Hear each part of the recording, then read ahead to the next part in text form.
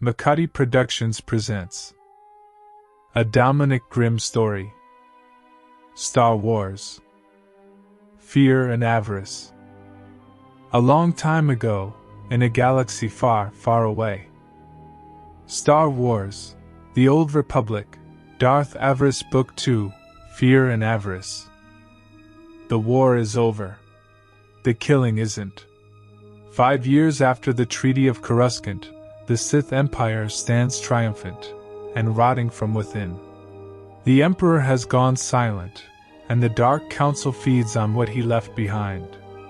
On Dromund Kaas, ambition is the only god, and the weak don't last long enough to learn its name. She was a girl once. A name, a family, a life, all of it burned away to make room for what her master needed, a weapon. Cold. Precise. Obedient. At least, that's what he believes. But every weapon has a trigger. Hers is about to be pulled. Chapter 1, Stormborn. Once again, a storm was building. Dromund Kaas, capital of the Empire and refuge of the Sith, was a world of many storms. Much like the Lords themselves, the world remained hostile, its inhabitants resisting any attempt to truly tame it. The dangers of the jungle world were many, and only through the strength of the Sith Emperor had those few citizens and lords of the Empire survived the great holocaust of over a millennium ago. The world remained dangerous, but now it was dotted not only by cities but by the estates of powerful Sith Lords. These masters were the ones who had made the Empire the threat it was today. The Emperor may have gone into seclusion, but through the Dark Council and the power of the dark side, the Empire he had saved endured. And as it endured, new generations of Sith rose, ready to take the place of those who came before, sometimes violently. One such of this generation was Avarice, apprentice to the Lord Darth Feer. For the moment, though, she felt only exhaustion. What she desired most at the moment was not power, but rest. The thunder rolled outside as she slipped into the small meditation chamber in her quarters. The young Sith had only just returned to her apartment after another day of running around the capital in service to her master. The master has many fools he needs collared. Tedious work, perhaps, but necessary. She had left no stone unturned.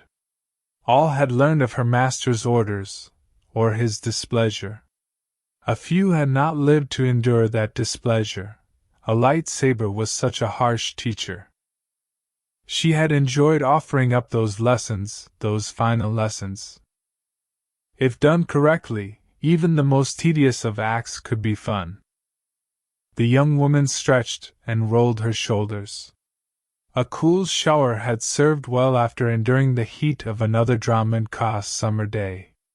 The cold water brought about gooseflesh on her arms as she stepped out into her chambers. For the moment at least, she was free of sweating in the wretched heat, a heat that barely went away even in the darkest hour of the night. As she had moved about Kaas City today, she found herself looking with pity on the Sith soldiers who remained fully armored as they carried out their duties. She had heard that their armor did have some temperature control, but doubted it could do much against the jungle heat and humidity. She smiled slightly at the thought. My pity is wasted on them. They are nothing compared to those of us that serve the power of the dark side. She had hoped that it would fade with time, that the stubborn light would go out. Yet that sense of compassion was still there. The realization made her frown. For a Sith, passion was power, compassion was something else entirely. It was troubling. The simple fact that I can still feel pity is troubling. It is a weakness that must be expunged. I'm going to have to work on this. During her evening meditations, she would endeavor to do just that. Before anyone realized what was going on with her, before they realized something was wrong. This was not the first time she recognized a flaw in her armor. Since truly embracing the dark side on the planet Korriban, she had worked hard and long to eliminate the small shard of light that still burned brightly within her. It had almost no sway over her actions, but at the same time, she recognized it for what it was. It is a weakness. One that an enemy might exploit one day. It is imperative that it is either minimized or destroyed utterly. There can be no compromise in that. The darkness had to be all. She knelt on the rough mat of her meditation chamber, the coarse fabric biting into her bare knees. She could have put on a robe, but for the moment she chose to enjoy the simple pleasure of the cool air on her bare skin. The black midriff shirt and briefs she wore left little to the imagination, but that was not a problem, not here in her own quarters. Here, at least, she was free to do as she pleased, provided it did not interfere with her training or her master's work. Here, in this room, she was free.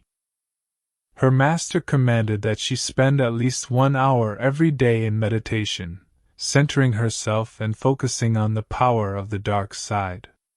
As she closed her eyes and began the breathing techniques necessary to find her center, she found her mind beginning to drift. Old pains and past wrongs tried to rise up, distracting her from going where she needed to be. She resisted the urge to let her mind wander.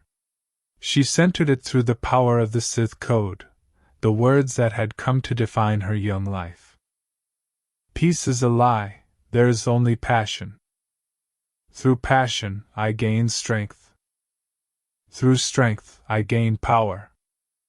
Through power, I gain victory, and through victory my chains are broken. The Force shall set me free. The words became a mantra. She repeated them over and over. Strong words. Words that were both to live by and kill by. Avaryss had killed many times in their service. As she found her center, the cold void that pulsed with the power of the dark side opened up to her. It was easy to find that place. The meditation chamber itself made it easy, not just the glyphs on the wall, but the rough and scratchy mat on which she knelt, and the incense burning in the brazier on the wall. She hated the smell, as her master well knew, so he made sure that it was the only thing burned here. Discomfort turned to anger and hate so easily. It was the simplest path to the dark side. She was drawn deeper into it, exposed to mysteries and powers she could not entirely comprehend. Visions of the past danced before her closed eyes as future possibilities rose and fell like the tides of some dark, unforgiving ocean. Avaryss smiled. She welcomed these moments. They were one of the few times she felt truly alive. Once again she tried to reach out to her lost love. It had become an obsession of hers. He had been taken from her in a most cowardly fashion. On Korriban, she had sensed his presence, it had been drawn to her. Now she thought to find it again, and only through the deepest heart of the darkness might that be truly possible. She reached out and again, found nothing. She felt nothing. That discovery, or lack thereof, annoyed her. She had once thought the dark side was limitless, that she could do anything with its power. Lately it did not seem that way. Lately, the power she sought did not meet her expectations. This experience should be more than what it is. It should have been better. It should have been a triumph. But now, all it does is remind me of my failure. It reminds me of what I have lost, and how I have been manipulated. She hated herself for allowing that. Once she had dreamed of being a Sith Apprentice, traveling the Empire and fighting in her master's name. She had had such grand plans. She had wanted to see the galaxy, and in doing so, begin construction of her own power base, to gather allies both great and small, and through those alliances prepare herself for her own ascension to lordship, and from there, rise to the title of Darth. That will never happen. Not at this rate. She frowned. Not with this master. When she had first come to the dark side, the death of Darth Feer was all that mattered to her. The man had ordered the deaths of her family, and that mission, that hatred of him, had driven her to race down the dark path and become the Sith that she was today. He was the monster in the dark, the driving force behind her rage, and the one true stumbling block on her road to finding true power. That is how Avaryss had felt when she came to the dark side at the tender age of 15. Now, 2 years later, she had come to realize just how naive she had been. Darth Feer was no monster. He was just another Force user who had managed to claw his way up the ranks and achieve the title of Darth. He was neither overly strong nor physically intimidating. He was of average height, with graying curly blonde hair, and an arrogance that only a Lord of the Sith could wield without consequences. When you first looked at her master, you did not see what he was, the cunning that he possessed, and the cruel manipulations that he was capable of. Avaryss knew both these things. She had learned them the hard way. He broke me. It had taken almost a year to admit to herself, but finally she had. He had manipulated her from the first day she had begun her Sith training. His agents had convinced her that her hatred was necessary to defeat him, while at the same time testing her, dropping enemies in her way to ensure she went down the path her lord needed. When she tried to deviate from that path, go off with someone she loved, she was punished severely, her lover ripped from her life and her arms. The realization of that, what he had done to her, how easily he had manipulated her, it was too much to bear. She broke, and accepted his offer to serve as his apprentice. That is where she had spent the last 6 months, serving his needs and dealing with his enemies. Though she did take some small pleasure in that work, she never forgave, and she never forgot. Her master hoped that she would let go of her hatred for him, and accept that everything that had happened was for her own good. That in time she would embrace him as a daughter might a loving yet stern father. Her eyes narrowed. In time he would learn how foolish those desires were. I am Sith. With few exceptions, the relationship between master and pupil among the Sith is never a loving one. I respect my master's power, and if I'm being honest, I am in awe of it. But I also seek to do everything that I can to surpass him. An apprentice to a Dark Lord is more than just a servant. He or she is the rightful heir to their master's power. And that power is not given by a loving parent looking to pass on what they have and know to the future generation. It is ripped from the master's dying hand by his successor. Power is never given. It must always be taken. The thought of doing so sent a warm tingle down her spine. The vision of Feer lying dead at her feet always made her feel warm and fuzzy. He wants me to be his heir. Fine. But he should be ready for the consequences of that. A Sith must arrange his or her own promotion. In time, I will have mine. The dark side responded to her hunger.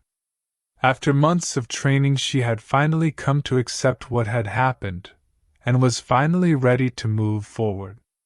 She had picked up the pieces of her shattered confidence, put them back together, and was now determined to move forward.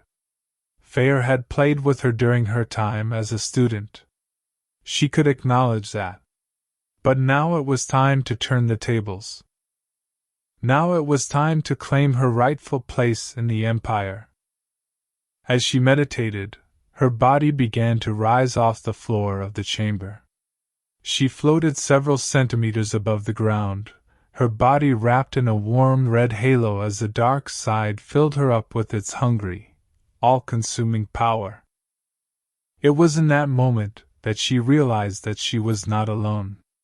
She could sense someone had entered without her notice, someone who was practically radiating malice. She only just held back a sigh. Not again! She lowered herself to the ground and waited. She could sense the intruder approaching.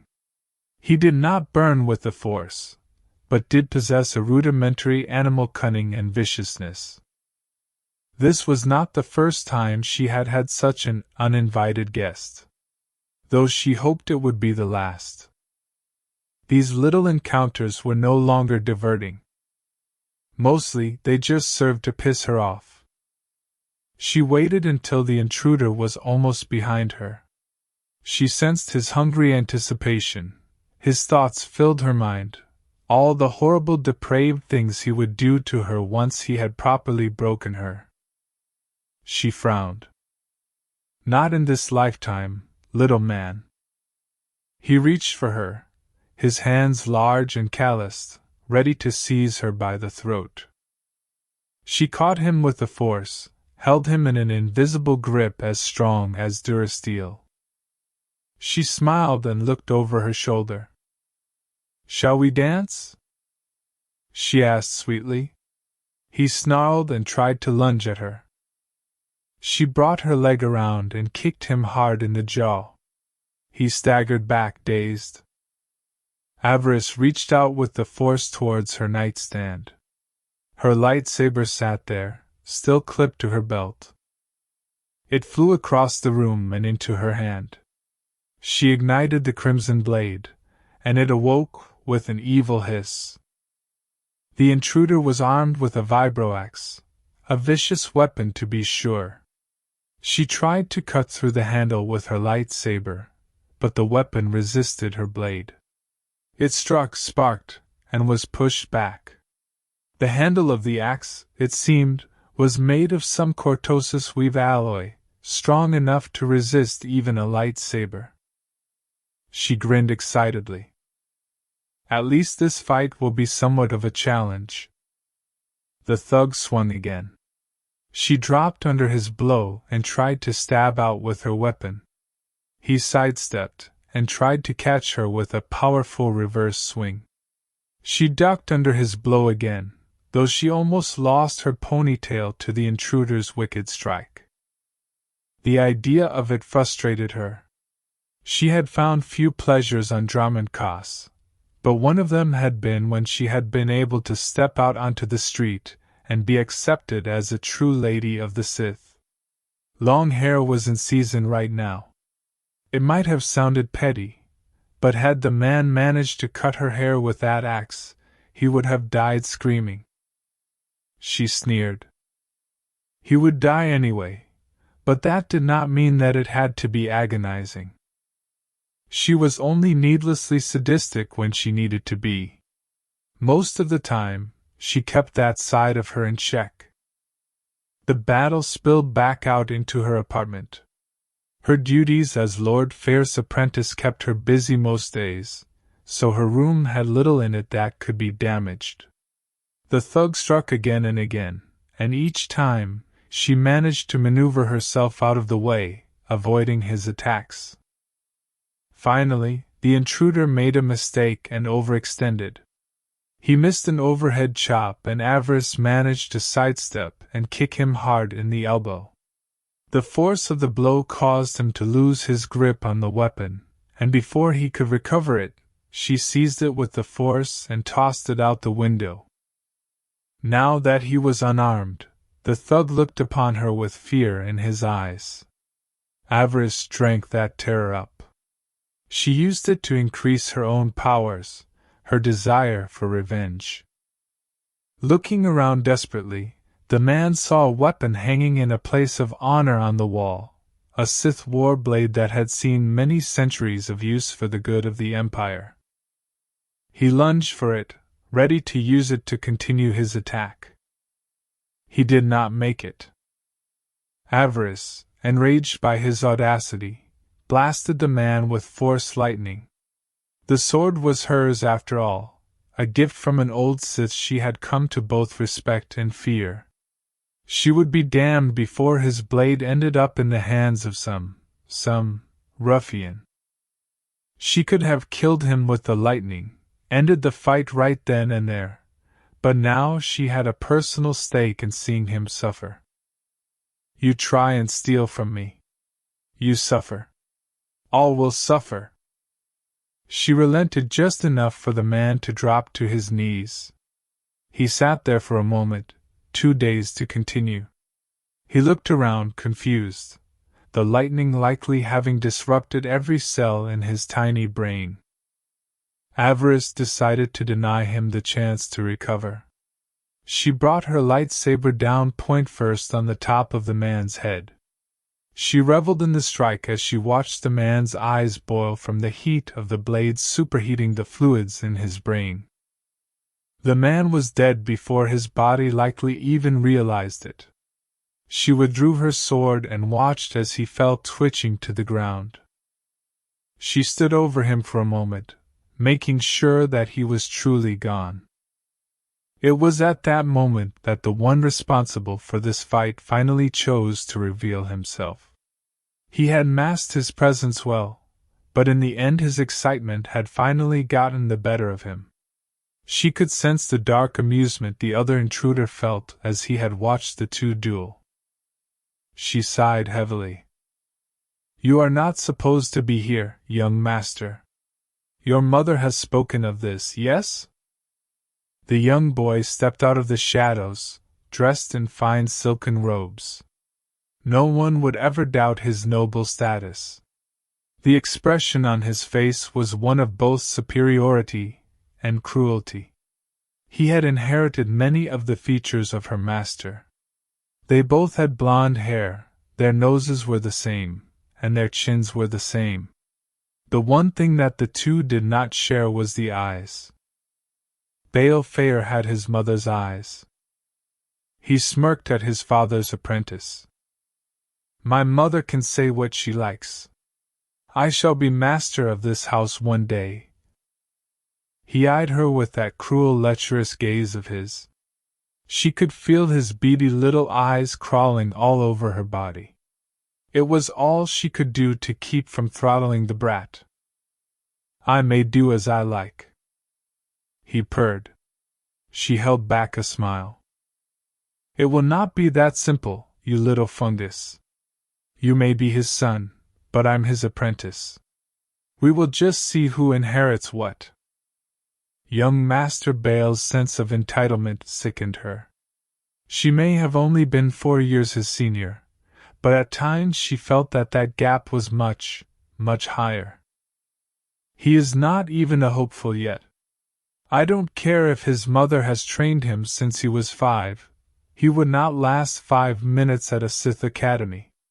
What has he done to be an heir to a Dark Lord? Nothing. Simply being born into a powerful family should not guarantee power. Power must be seized. She would be damned before this little wretch stole her legacy. She looked down at the slain intruder. She moved his foot with hers. Already the body was starting to stiffen. Where did you find this one? She asked her master's son. He showed some promise. Bael giggled like the sadistic brat he was. He was just a slave gladiator. I offered him his freedom if he managed to kill you. The boy cackled again. He looked her up and down, and in that moment she regretted that she had not chosen to wear a robe while meditating. The young master may have been a little sadist, but he was also a 13-year-old boy. Like other such adolescents, he was growing interested in new things. Such boys had curiosities. She was one such curiosity, or rather, her body was. Avaryss knew that she was not unattractive. Despite several scars, years of Sith training had left her body both muscular and toned. Age had also changed her. She had finally given up the last of the roundness of her youth, and grown into a slender yet curvy young woman. Her bone-white skin and burning red eyes did not take away from her beauty. In fact, to most Sith, it only enhanced it, and they could sense the dark power burning within her. She shook her head. This was the third time Bail had sent her something to kill. The first had been 3 young Kaelor slugs left in her bed, not as big as the ones found in the wilds of Korriban, but still quite large. The second attempt involved a rogue Sith acolyte that had been killing young girls here in the capital. She was not sure how the young master found the man, but he had, and given him access to her room. She had taken her time with that one, flaying first his mind and then his body. She had enjoyed that. And unfortunately, Bail had too. Now, he would not leave her alone. He had come to enjoy watching her kill, an enjoyment that only grew when she killed in a state of undress. The first fight had occurred when she had been climbing into bed. She had leapt back when the slugs had risen up and snapped at her. The serial killer had come just as she had been coming out of the shower. She had been wearing just a towel at the time. She sighed heavily. The fight with the gladiator had left her sweaty. Her shirt clung to her like a second skin. She could sense the young master's excitement as he stared at her. He could not totally hide the dark fantasies that ran through his limited mind. Most of these fantasies involved hurting her, making her beg him for mercy. Her eyes narrowed. Part of her was tempted to pluck out his eyes and give them to his mother. Maybe that would stop these nocturnal challenges.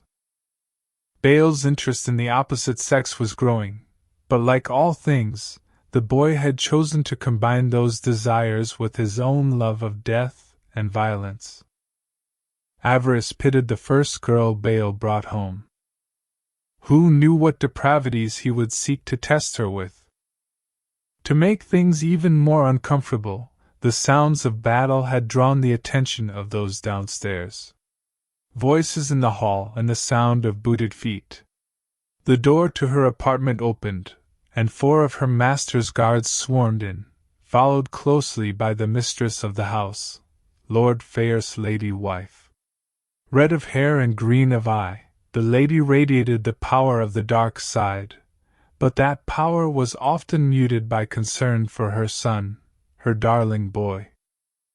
Such concern was not fitting for a Sith, but Avaryss understood it.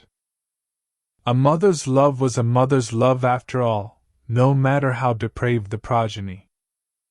Lady Sinestra Feer called out to her, but stopped when she saw Avaryss and Bael talking, seeing the apprentice in such a state of undress.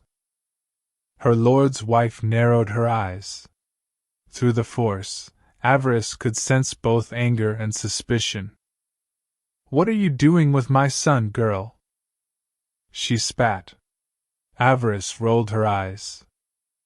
Several weeks back, her master had said, in passing, that perhaps he should consider wedding Avaryss to their son.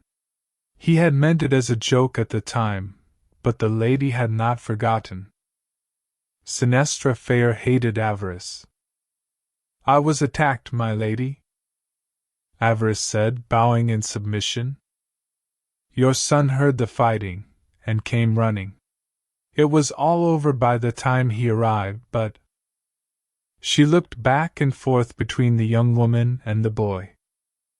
"Is that true, my son?" "Of course, mother. Lady Avaryss is a member of our house, after all." He gave her his most sly smile. "An attack against one of us is an attack against all. Is that not true?" Lady Feer continued to glare at Avaryss. The young apprentice could almost feel her mind working, imagining her own dark scenario for what had happened. Avarice resisted the urge to sigh. She thinks I'm trying to seduce the little wretch. As if she would ever soil herself with such an attempt. Since the death of her lover, a real man, back on Korriban, love and physical desire had had little interest for the Sith Apprentice. Power is what drove her now. She needed little else. Using the boy might have worked. In time, she might have been able to wrap him around her little finger. But what she would have to do in the meantime did not appeal to her. No. She would find her own path as she prepared to conquer House Feer and make it her own. There was a tense silence between the two Sith women. Avaryss feared that the woman would not buy her story, that they would come to blows. Part of her welcomed it. She did not care that the lady was a full Sith.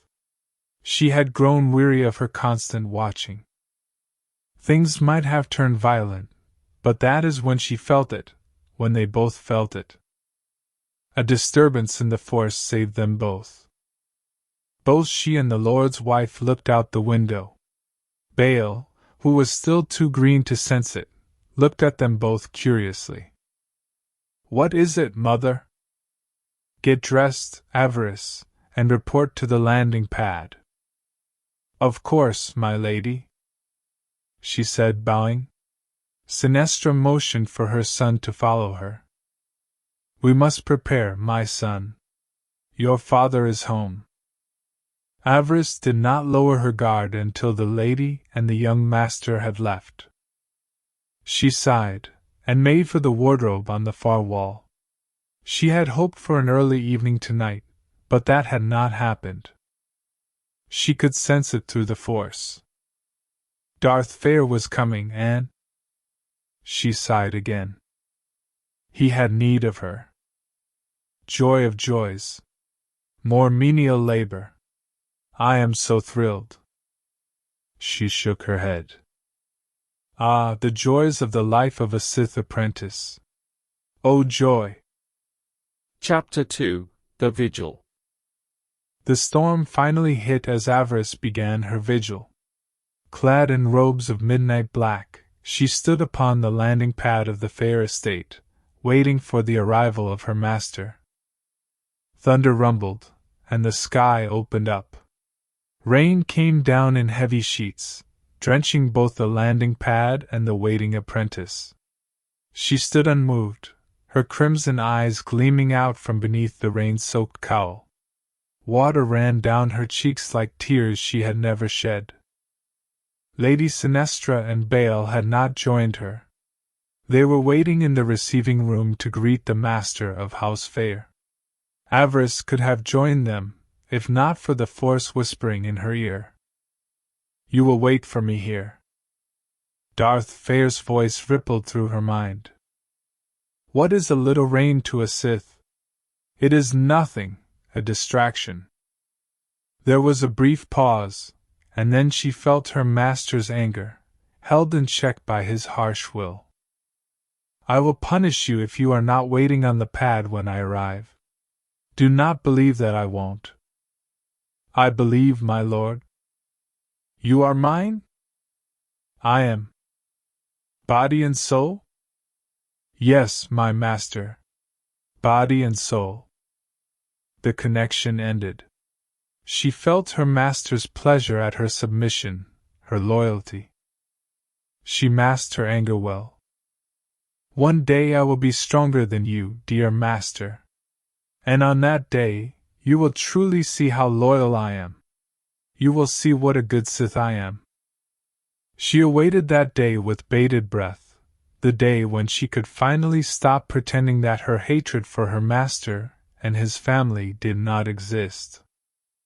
On that day, she would burn this entire place down, and from the ashes build her own house.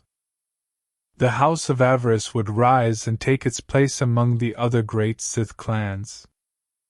She welcomed the coming of that day, but it was not yet here. Not yet. She heard the sound of engines over the pounding of the rain. Soon lights appeared in the sky as the Sith shuttle began its approach towards the compound. The defense towers that shielded the estate locked onto the ship, only to be deactivated by the Master's clearance codes. As the towers powered down, the shuttle began to fold its wings and begin the final approach to the landing pad. Avaryss dropped to one knee. She bowed her head in reverence, ignoring the cold rain that was soaking her. Her cloak no longer offered protection. The rain had soaked her through and through. Her robes, even her underclothes, were soaked. Yet, she remained silent, waiting for her master and his word. What did her discomfort matter when she was asked to pay homage to the man who offered her true power? What was a little water to a Sith? It was nothing. She remained where she was as the shuttle touched down before her. She listened as the hydraulics hissed and the ramp lowered. Through the force, she could sense her master inside, sense his curiosity. She remained silent, volunteering nothing with her emotions. She was a blank slate, waiting for his orders to fill her. Such was the way of the Master and the Apprentice. Such was the way of the Sith. She heard the footsteps coming down the ramp. She kept her head bowed, seeing only his boots as he stood before her. She did not rise. Not yet. It was up to him to give her that permission. Come to me, my darling wife. Embrace your loving husband. Come to me, my son. Let your father know that you have missed him. Avaryss heard nothing and said nothing. Clearly Lord Feer could see that they were not here, that only she, his loyal apprentice, had come out into the rain to welcome him. She heard her master sigh. Clearly he was unhappy with the greeting that awaited his homecoming. He walked past her without a word. Yet still she remained where she was. She could sense his annoyance at his family. She had no desire to become their scapegoat. In the first 6 months of their relationship, he had only needed to punish her once. It was not an experience that she was eager to repeat. She still had nightmares about it. Being trapped in her own mind, unable to move, subjected to the most horrific nightmares that she had ever endured. He will not need to do that again. I am a loyal apprentice. I will kneel here all night if that is what he wishes. I am his, for now. It sickened her to grovel like this, but it was all part of the game. For now, she was the good little servant, the loyal soldier. That would not be the case forever. At last he seemed to remember her presence. He paused and looked back. Arise, my child. Arise and follow. We have things to discuss. She did as she was bid. She stood and followed behind him, though she did not remain behind him for long. He slowed just enough for her to catch up, and moved so that they may walk side by side. I prefer you where I can keep an eye on you. To let someone walk behind you is to invite a knife in your back. Avaryss chuckled. Would I do something like that, my lord? She asked, her voice dripping with sarcasm, even as she batted her eyes innocently. If it was in your best interest. Sure.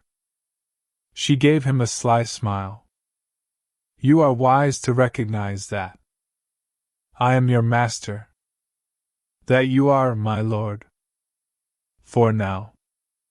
She stood patiently while he inspected his family and the rest of the household that had awaited his arrival in the receiving room. She watched the exchange between her master and the rest of his servants carefully, looking for weaknesses, trying to see who was truly loyal, or just appeared to be. Her teeth chattered from the cold and wet. Despite her cloak, The rain had soaked her through to the bone, but she dared not ask to go change, not without her master's leave, and certainly not when he was addressing the rest of his power base. It was all part of the game. It was all about dominance. And for the moment, Darth Feer held all the power. He was stronger than her, wiser than her, and knew things about the dark side that she did not. Those three facts would need to change before she could make her move. She needed not only power, but also information. Moments such as these were excellent teachers. No one could pull off a coup alone. She would need allies when that glorious day came. It did not hurt to start looking, even at so early a stage. She suspected that she was not the only one here who desired Darth Feer's end, and many of these had skills or access that she would need on that fateful day. "What do you think you are doing, girl?" Avaryss glanced over. Lady Sinestra was looking at her with wide, angry eyes. She tilted her head curiously. "What have I done now?" "She is awaiting my orders. Avaryss is right where she is supposed to be. She is dripping all over the Alderaanian rugs. They were spoils of war, and irreplaceable." She glared at her husband's apprentice. "Were you raised in a barn, girl?" "Perhaps she was, mother. She is from a farm world after all." Avaryss's cheeks burned. Her fingers curled into angry fists. They knew nothing of the life she had lived before. They knew nothing. Her master, no doubt sensing her anger, finally took pity on her. "Return to your apartment and dry yourself off, apprentice. Then meet me in the communication room. I have a task for you." "Yes, my master," she said, bowing. As she turned away, she heard him address both his lady wife and his son. His statement brought a hint of a smile to her face. Now that is how an apprentice is supposed to act. Avaryss may not have been born into the order, but at least she knows her place. Unlike others I know. She resisted the urge to laugh. That last statement was clearly directed at his son. Bael's mother had been training him in the dark side since he was 5. Yet Darth Feer remained unhappy with his progress, and rightly so. He seemed to believe that he would just be handed his father's estate one day. Such thinking on the boy's part was part of the reason that she was here. Her smile grew. She would never be friendly with Lady Feer, she knew that. When she had first arrived, Lady Sinestra had called her a stray. That and the bumpkin from nowhere. Clearly the lady did not see her as being worthy of being a member of House Feer. She is just jealous. Since you have come here, it has been you that the master has brought to official functions. No doubt there are many here in the capital who think that you are more than just Lord Feer's apprentice. That last thought made her a little nauseous. So what if people thought that she was Feer's paramour? The thought might have disgusted her, but it also served to keep her enemies off balance. If they did not see her as a true apprentice, it might give her an edge at a crucial time. Such an edge could be as precious as Kyber crystals. Of course, those rumors also deepened the dislike between herself and her master's wife. So far, Lord Feer had kept the lady in check, but if and when she made her move.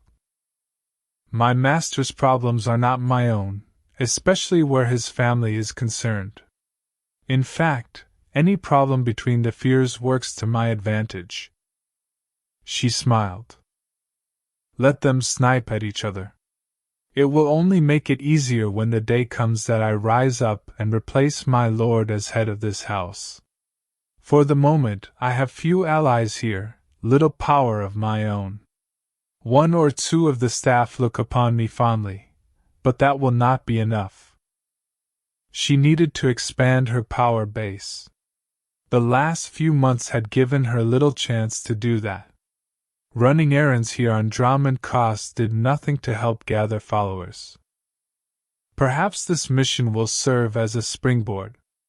Perhaps, at last, I will be able to start building. One thing at a time.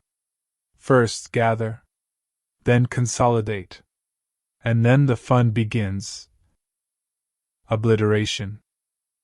Chapter 3: Dust and Silence.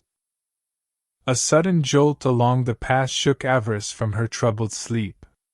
She bumped her head on the side of the rusty bulkhead, and was wide awake in seconds. Ow! She growled, rubbing the side of her head. For a moment she forgot where she was. The nightmares of the past and future still held her in their hungry grip. She had nearly risen and drawn her lightsaber. She glanced around quickly, noticing several optic sensors focused on her. No voices called out, no words of concern were heard, but that was not surprising. The restraining bolts did their job well. The droids that surrounded her could do little but stare. It was a bit disturbing, but not threatening. It seemed that these junk dealers, these Jawas, knew how to keep their merchandise secure. Lucky them. The vehicle rocked again, and she was forced to reach out and stop herself from being thrown off balance. Her eyes narrowed. We are in the middle of the desert. How could there be bumps along the path? She stood and dusted herself off, which did little in helping remove the sand from her robes. She had never dealt with so much sand before, not even on Korriban, which was basically a desert as well. Tatooine had a different feel to it than the Sith homeworld. Here, it seemed that the sand somehow got everywhere. It was an annoyance, but one that she needed to endure. Her master's orders were clear: complete the mission. Destroy the safe house. Come home. She intended to do just that, even if it meant putting up with the bumps and the strange feeling of random droids watching her. According to her master's agent in Mos Eisley, the sand crawler she was currently riding in was well known to the Republic agents living in the safe house. They had seen the massive vehicle pass by many times, and would not even blink an eye when it rumbled within a few kilometers of their base. The Jawas, these strange hooded alien races with the glowing beady yellow eyes, were not a threat. They were simply wandering junk dealers, selling to whoever chose to buy what they salvaged in the Tatooine desert. The Republic agents had grown used to seeing their sand crawler, and would not investigate further. Nor would they be suspicious when the vehicle ground to a halt. It did that sometimes. The Jawa that drove this beast were always having to stop to make repairs. When they stopped, she would emerge on her swoop bike, and make the final leg of her journey under the cover of darkness.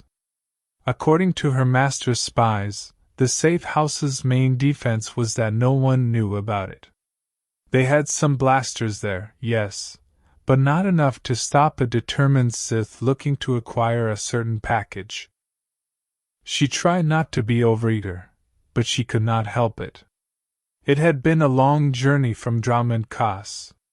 She had spent the bulk of that journey stuffed into a small passenger compartment of some barely functional tramp freighter, one of 20 passengers in a compartment meant to seat only 8 at most. Clad in heavy travel robes, she had avoided her fellows. Her disguise had covered her from head to toe. The other passengers probably did not even realize that she was female. She kept her head down, and her eyes covered by a pair of dark goggles. She could disguise herself as some random traveler, sure, but she could do nothing to change her Sith eyes. The goggles would simply have to do. She kept to herself during the journey, speaking to no one and avoiding eye contact. None of her fellow passengers forced the issue, so the journey had gone off without a hitch. Perhaps they were polite enough to respect a stranger's desire for privacy, or they might just have sensed the feeling of menace that radiated off the hooded and cloaked young woman in their midst. Whatever their reasons, they left her alone. No one said a word to her until they had landed on Tatooine. She was quite pleased with that. It was when they reached the planet Tatooine, that for the first time she had found herself on a world not totally in the Empire's grip. A wilderness that was almost completely alien to her. She could not imagine living outside of the Emperor's control. She had spent her entire life up to this point under his control. Seeing this planet, knowing that the Sith did not have complete control, it made her see why the Empire was needed, why the galaxy had to be theirs. As for Tatooine itself as a whole, the planet was different than any place she had been before, with its hot suns and strange denizens. The experience of it left her unimpressed. She stepped out of the transport in the height of the noonday suns. Even with her protective goggles, the brightness made her look away. The med droids back on Korriban had warned her that she would likely be oversensitive to bright light for the rest of her life. For someone with such an affliction, Tatooine was most unpleasant. She shook her head. 2 suns? What kind of world needs 2 suns? She pulled her hood down farther on her head, and made her way down the ramp. Her master had provided her with a cover story to get on planet. If anyone asked, she was a simple trader looking to pick up a shipment of cheap metals to sell on the Hutt black market. Mining had been a major source of revenue on Tatooine for many years, though no one had ever gotten rich in seeking to harvest it. Now most of the big corporations stayed away, which left Tatooine open to many small-time operators. It was as good a cover as any. As she made her way through the small town, she was surprised by just how many aliens made this place their home. She had seen aliens before, of course, but they were a rarity within the Empire. Most of the species she had met were those known to have an affinity for the dark side of the Force, Twi'leks, Zobrix, and once even a Gran. This place, though, there were dozens of different species, some she did not even recognize. She was intrigued. As a girl, she had not shared the Empire's dislike of alien species. She was curious about other worlds and cultures. Her duties back on Oridana had always kept her busy, but... She shook her head. Snap out of it. You are not here to gawk like some rube. You are here to complete your master's mission. Make your way to the cantina, and meet his agent. She nodded. For a moment there, she had gotten lost. What she had once been had bubbled to the surface. It still happened sometimes. But she would endeavor to make sure that it would not happen again. These species were nothing special. She could not even sense the Force strongly in any of them. They were an oddity, nothing more. She had no time to gawk at oddities. Like many small communities, the cantina was often the center of life. It was here that most people came to not only do business, but catch up on local gossip and learn about what was happening in the galaxy as a whole. Avaryss took a seat near the back. She ordered some local spirit, but did not drink it. Someone might have been suspicious had she chosen to simply sit and wait. When her master's Rodian pet finally arrived, almost an hour had passed. She had voiced her displeasure, but he assured her that it could not be helped. This was no mere game they were playing, many eyes were upon them. He had doubled back several times to make sure that he had not been followed here. Only when he was sure that they were safe did he finally give her the full details of the mission. He provided her with both a map and his most recent scan of the Republic's safe house, not an easy thing to get, considering that this was in fact a safe house. It appears that the bulk of the safe house is underground. Seismic scan suggests 2 levels down at least. I could not get more than that. The Republic are using some kind of jamming tech to protect against detailed scans. A military safe house then? Some kind of listening post? Not the right equipment for something like that. With the exception of the jammers, of course. I would guess Special Information Service. Republic SIS knows how to guard its secrets. Avaryss nodded. Spies then. She would have to move quickly. Spies knew how to destroy evidence. She would have to come in hard and fast, give them little or no time to react. What about transport? I will need to approach unseen. My old friend Tick is a boss on a sand crawler. He can get you where you need to go. Avaryss was not sure what a Jawa was at that moment, but she had nodded gamely. What is this package supposed to be exactly? I do not wish to miss it or destroy it during my search. The agent could not say for certain. All he knew was that it was quite large, and the Republic had sent a request for a ship to move it off-world. That transport was supposed to arrive in 4 days, which meant that she would have only 2 days to get to the safe house and be away with it before the pub reinforcements showed up. Plenty of time. It was all the time in the galaxy. Before striking out, he had supplied her with a swoop bike, a track and retrieval beacon, and a large high-tech box he called a jammer.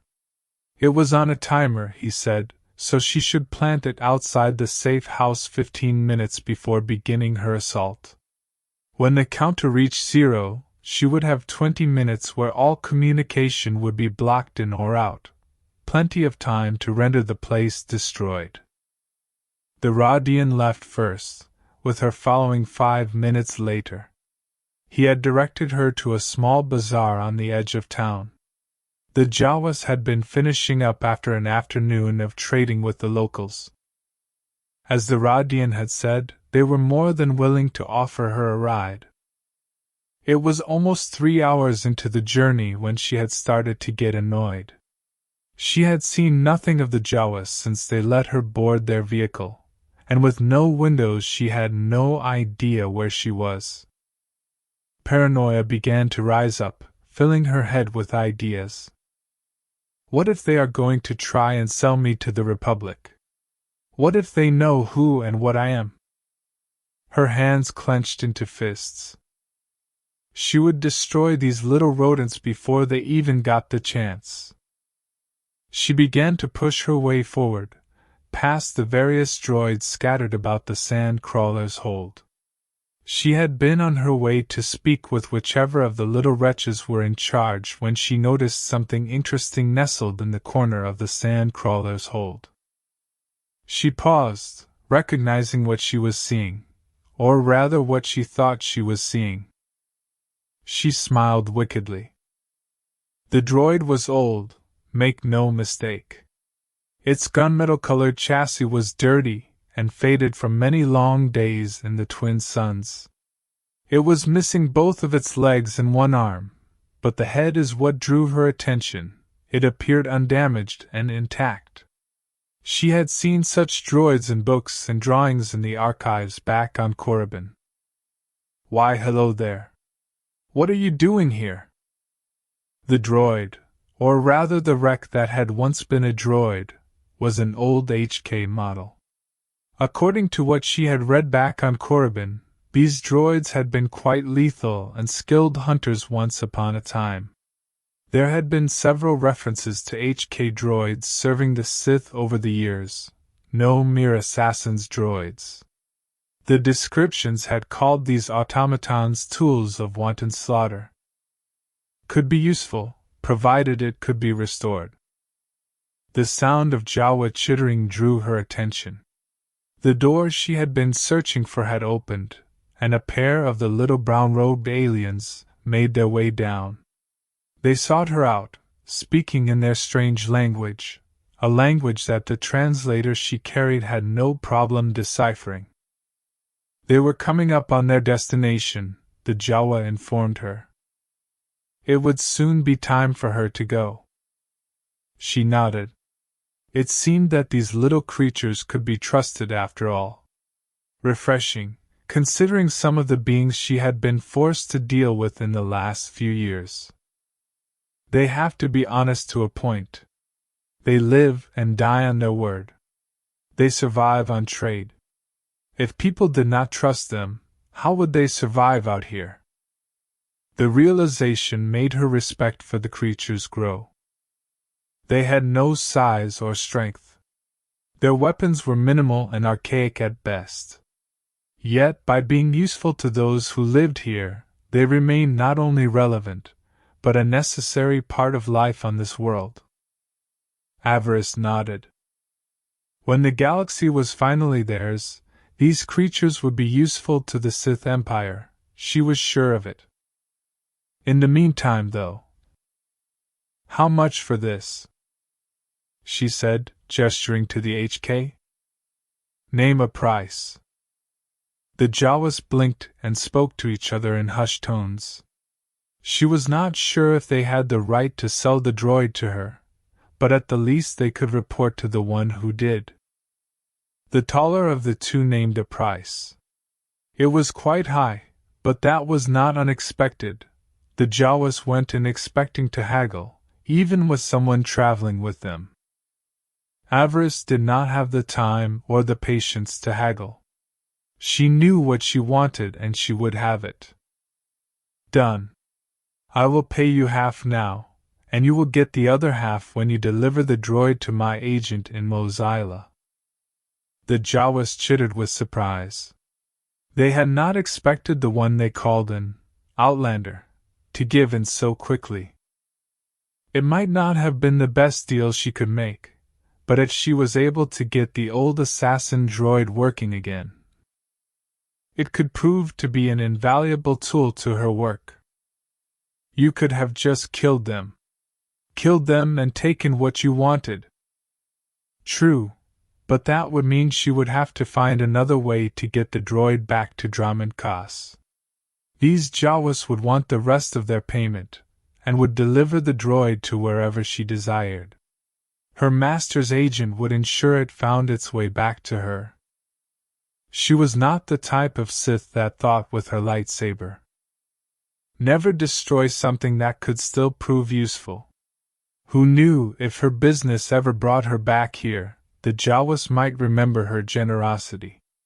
And if they found something else, something really intriguing, they might even bring it to her attention first. Making an ally was useful. The destruction of these little ones might provide a bit of a distraction, but it might also alert her enemies to her presence. No. She would be patient, for now. If she wanted blood, there was plenty waiting at the Republic's safe house. She would be able to satisfy her appetite for destruction soon enough. The Jawas left to get the datapad with the transfer of ownership for her new droid, while Avaryss made her way to where her swoop bike had been stored. She needed to check over her supplies, make sure that everything was ready. Once the fighting started, things would happen fast. A shiver of excitement ran down her spine. This would be the first time she got to engage Republic forces. She had fought prisoners during her student years, but those had already been broken by the Imperial prison system. She suspected that these SIS people would have far sharper teeth. She welcomed the challenge. For too long she had been forced to deal with thugs and sycophants back on Dromund Kaas. It would be good to spill the blood of their true enemy. The sand crawler lurched again, but this time she had not been caught off balance. The dark side was singing in her now. Her eagerness to face real opponents made her feel giddy. Ready or not, here I come. Chapter 4: Blood and Carbonite. It was at first dusk when the sand crawler finally stopped. No sooner had the ramp lowered, Avaryss shot out into the coming night on her swoop. Several Jawas squawked and fled as she blew past them, but considering what they had been paid to transport her, they could endure a little shock. The swoop the Rodian had found for her was faster than what she was used to. Growing up on Oridana, a swoop was the primary form of transportation for a young person doing her chores. Avaryss had first learned to ride one at 13. She smiled as she opened up the throttle. The desert floor zipped past below her. The coming evening had brought a cool breeze to the desert, a breeze that pushed back her hood and let her long dark hair blow free. She had forgotten how much fun a swoop bike could be, and the setting suns had turned the night sky a gentle shade of violet, much like the afternoon skies of her distant home world. For the first time in a long time, a twinge of homesickness ran through the young Sith. It had been years since she had last set foot upon Oridana, felt the gentle breeze on her face, looked out over the sea of blowing long grass and... "Stop it!" she snarled at herself. "Oridana is not your home, not anymore. You are Avaryss. Avaryss of the Sith. Dromund Kaas is your home. House Feer is your home." She shook her head. Distantly, deep inside, she could feel the last shred of what had once been a girl named Kira Lillo's wail pathetically. Avaryss ignored her. Ignored that voice. A Sith did not have time for feeling homesick, especially about a home that was no longer hers. Especially when she had a mission to complete. She checked the map that the Rodian had given her. At this speed, she would be at the Republic's safe house in a matter of an hour. She slowed down slightly, letting the suns get a little lower in the sky. She would not be able to simply ride up to the entrance. She would need to stash her swoop nearby, and move in on foot. She would plant the jammer as soon as she was in range. After that was done, things would happen very quickly. All joy of riding the swoop faded. She began to play the mind game she had been taught during her student years, psyching herself up for the confrontation to come. The world soon seemed tinged with red, and it had nothing to do with the fading light of the day. Avaryss continued to gather her power. She would need it soon enough. An hour later, she found herself creeping slowly through the desert, the Force offering her both speed and stealth as she drew in close to her objective. Her heart pounded with anticipation. Patience was not typically a virtue of the Sith. It took all her self-control to move silently as she crept up on the pubs and their little hidey hole. She had paused briefly on a small ridge overlooking the place. To anyone passing by, it would have looked like any other hovel common in these parts. The construction actually reminded Avaryss a little of the farms found on Oridana, built low and into the ground to shield them from sandstorms. The Oridana had done similar, but their farms were built to shield against the winds that could batter a building to dust if left unshielded. The young Sith frowned. This place seemed bound and determined to remind her of her former life. What she was experiencing, what she was feeling, only served to fuel her anger. She welcomed the chance to burn this place down, if for no other reason than to end the sense of nostalgia that was now haunting her.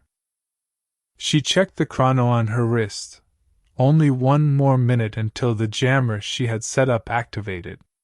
Soon the safe house would be cut off to the outside world, and in that moment, she would be free to strike. She reached out with the force, letting its tendrils extend to the enemy dwelling. She was surprised by the darkness she sensed.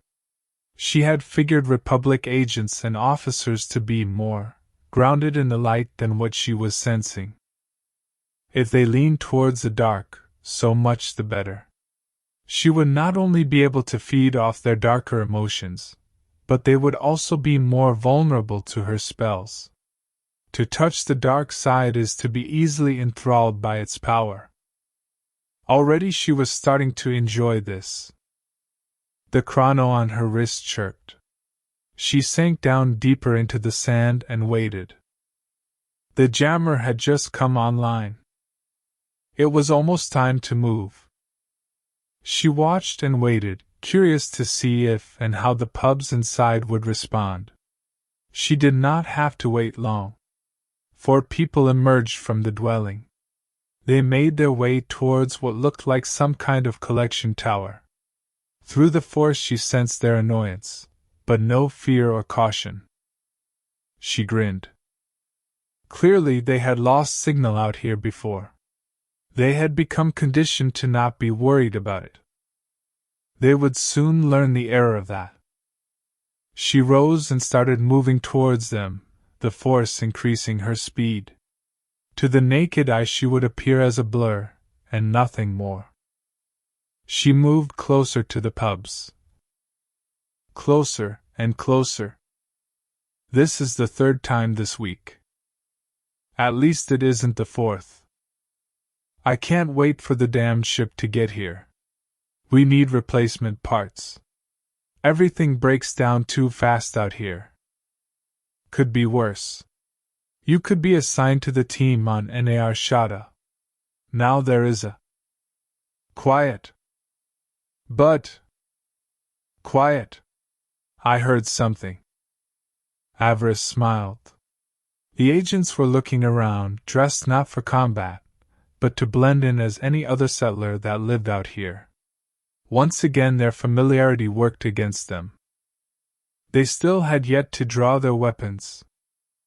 Tuskens? We saw no banthas on the scanner. The Sandys don't come in without their beasts. They... Avaryss rose. She stood as quiet and as still as a shadow. One of the soldiers finally noticed her. Halt. Who goes there? Avaryss smiled, removing her hood and slipping out of her robe. Underneath she wore a simple combat suit. She smiled hungrily at the 4 soldiers. Hi there, she said sweetly. She ignited her lightsaber. The world was bathed in scarlet light. She moved. The 4 agents never knew what hit them. One moment they were standing still looking at her, and the next she was among them. Her lightsaber hummed as it took off both limbs and heads. The 4 agents did not even have time to cry out, only a few surprised gasps and gurgles of pain as she ended their lives. One in the back started to run. He did not shout or try to raise the alarm, too scared perhaps, or... She noticed a small metal box on a pole, a large button blinking on its base. An alarm, she realized with a snarl. Sorry. I don't think so.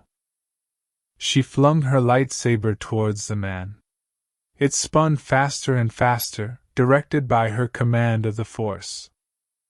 The remaining soldier lost both his head and the arm that had been reaching towards the button. Her lightsaber wheeled around and returned to her outstretched hand. He fell to the sandy ground with barely a thud. She closed down the lightsaber and reattached it to her belt. Killing the 4 had only taken 10 seconds, maybe 8, and not a single one had managed to call for help. She smiled triumphantly. Her master would be pleased. She looked down on the slain. An amused smile graced her lips. So you have friends on Nar Shaddaa. Good to know. I'm sure I will be visiting them soon. More voices drew her attention. She did not think she had made enough noise to draw attention, but perhaps she had been mistaken. She grinned and made her way towards the center of the safe house. Like the farm back home, the dome on the surface opened to a small courtyard below and out of the wind. She did not bother using the door. She simply ignited her blade and leapt down into the safe house. Cries of shock and surprise greeted her, cries cut short by the humming of her lightsaber, that and its red-hot blade. Bodies fell as the agents realized they were under attack. The alarm finally sounded, but it did not matter. She was already inside, and 8 of their number were already dead. She smiled. She was ready to make it 9. This would not be a battle, she had decided. It would be an execution, an extermination. Her eyes flashed with dark glee. Who's first? She cried out, cutting down another pub agent. She laughed wickedly. So, who's next? She stepped gingerly among the corpses as she made one final search of the ruined safe house. Reaching out with the force, she tried to sense anyone left alive among the dead, either hiding or merely feigning death. So far, she had found nothing. Avaryss chuckled. So far, this had been a most diverting mission. Her heart pounded and her blood raced. She was still feeding off the adrenaline, the excitement of the hunt through all 3 levels of this pub installation. This feeling, this is what it meant to truly be Sith. This was what real power felt like. She kept her blade at the ready as she came to yet another sealed door. She tried the control first, and the door slid open easily, revealing only an empty office. She hissed with disappointment after reaching out with the force and finding no one hiding inside. She glanced down at the bodies scattered through the now silent hall. Including the 4 she had killed outside, 20 men and women had made this place their home. Now 20 corpses lay cooling in her wake. Some cut by her lightsaber, others destroyed by the power of the Force. The dark side radiated from the carnage, making her giddy as she continued her search. They had fought bravely, these people. None had begged for mercy or tried to run. Most died trying to stop her advance, and those that had not had spent the last few moments trying to destroy the secrets of this place, to deny her any advantage of having cleared it. Neither had met with success. She had been moving too fast. She had swept over them like a sandstorm, their lives ending before they had a chance to complete their mission. She smiled. Brave men and women, yes, they had been, but in the end foolish. Their feeble skills and training were no match for the power of the dark side. No match for the will of the Sith. It was why the Empire would one day rule the entire galaxy, and then, at long last, security and order would reign throughout the stars. The chrono on her wrist beeped, warning her that she had only 5 minutes left before the jammer she had planted finally ceased to function. If the pubs had had any automated distress call active, it would be heard as soon as her jamming signal stopped. She was not sure if these people had any reinforcements close by, but why take chances? Her eyes narrowed. She no longer had time to revel in her success. The time had come to find her master's prize, this mysterious package. It was time to get out of here. She began her search on the lowest level of the facility. She found nothing but a generator system and fuel storage for it. Smiling, she opened up the fuel barrels with the force, letting their contents spew out onto the floor.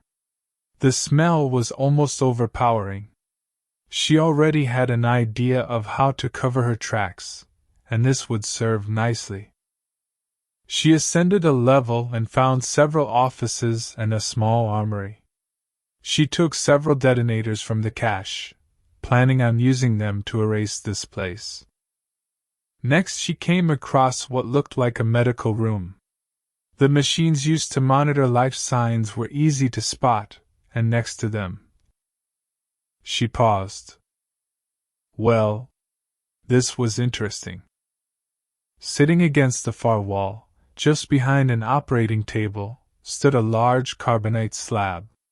The controls blinked softly in the dim light, and if she was not mistaken, inside the slab, the features of a young man were barely visible, his face twisted in a look of pure agony. The pain that he had endured washed over her like a blast of icy water.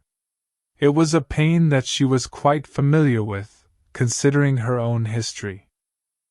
Her brow furrowed. Torture. These pubs had been torturing this man. She was stunned. Pubs don't act like this, or at least they are not supposed to. Their Jedi lapdogs would not approve. Perhaps that is why there were no Jedi here to defend this place. Perhaps the Jedi did not know. Maybe the Republic had been up to something here, something they did not wish their Jedi friends to know about. Most intriguing. Avaryss shuddered as she reached out to the frozen man with the Force. She could sense life signs, faint, but they were there, and underneath that. She shook her head, confused. Whoa! Who are you? Even in a state of hibernation, she could feel the Force swirling around this person. He was not Force sensitive. She would have recognized that right away, but still, the Force moved strangely around him, spinning like a hurricane. She licked her lips, her mouth suddenly gone dry.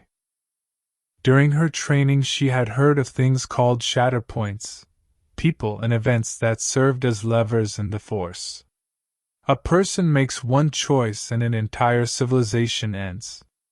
They chose differently, and that same race goes on to conquer the entire galaxy. Such shatter points were rare. The Force did not seem willing to create something so powerful often. She smiled slightly. This boy, whoever he was one such shatter point. She nodded. She had found the mysterious package. This boy was her master's prize.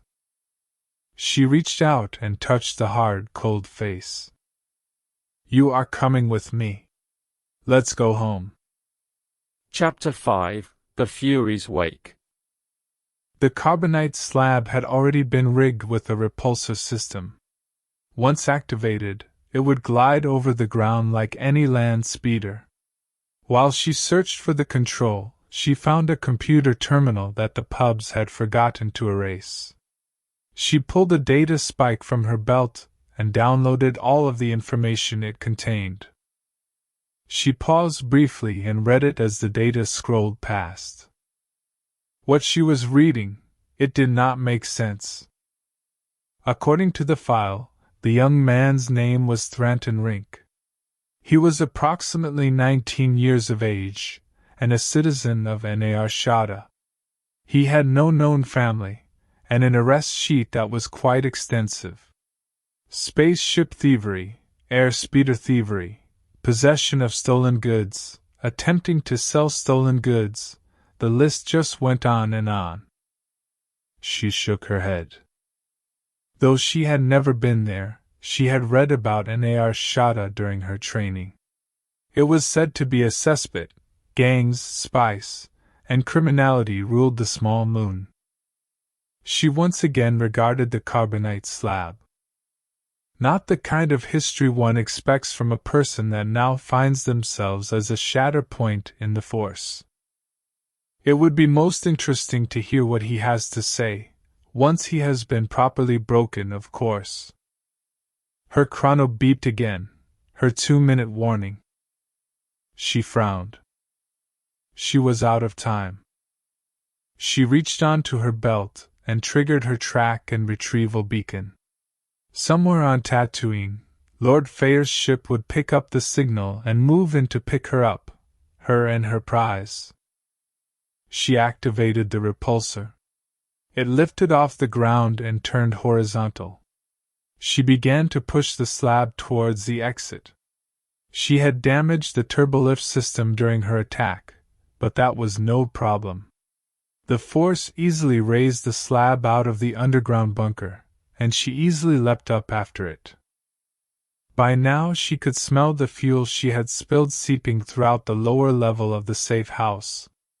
All was in readiness, she thought. She set the detonators she had taken with a 10-minute delay. That would give her ride 8 minutes to get here and for them to be gone after the jammer shut down. After that, this entire place would be a smoldering crater. Any evidence of her being here would be gone. Her master would be pleased. As she entered the courtyard, she thought she could hear the distant sound of engines. She blinked. Could her ride be here already? That was fast. She used the force to lift the slab out of the courtyard, and leapt after it. She tossed her last detonator down. It bounced off one of the bodies of the Republic agents, and rolled back down into the bunker. She nodded, pleased with her work. At least I can offer you a funeral pyre. At least no animals will get your bodies. Take solace in that. As she began to move the package away from the doomed safe house, a ship roared past her overhead, roared past, and made a quick turn. She smirked. Beautiful. The ship was a Fury-class interceptor, one of the most versatile vessels in the Sith fleet. It was also a favorite among Sith apprentices, offering the maneuverability of a fighter with the firepower of much larger ship. She was pleased. Her master had made a most excellent choice. This ship. She paused.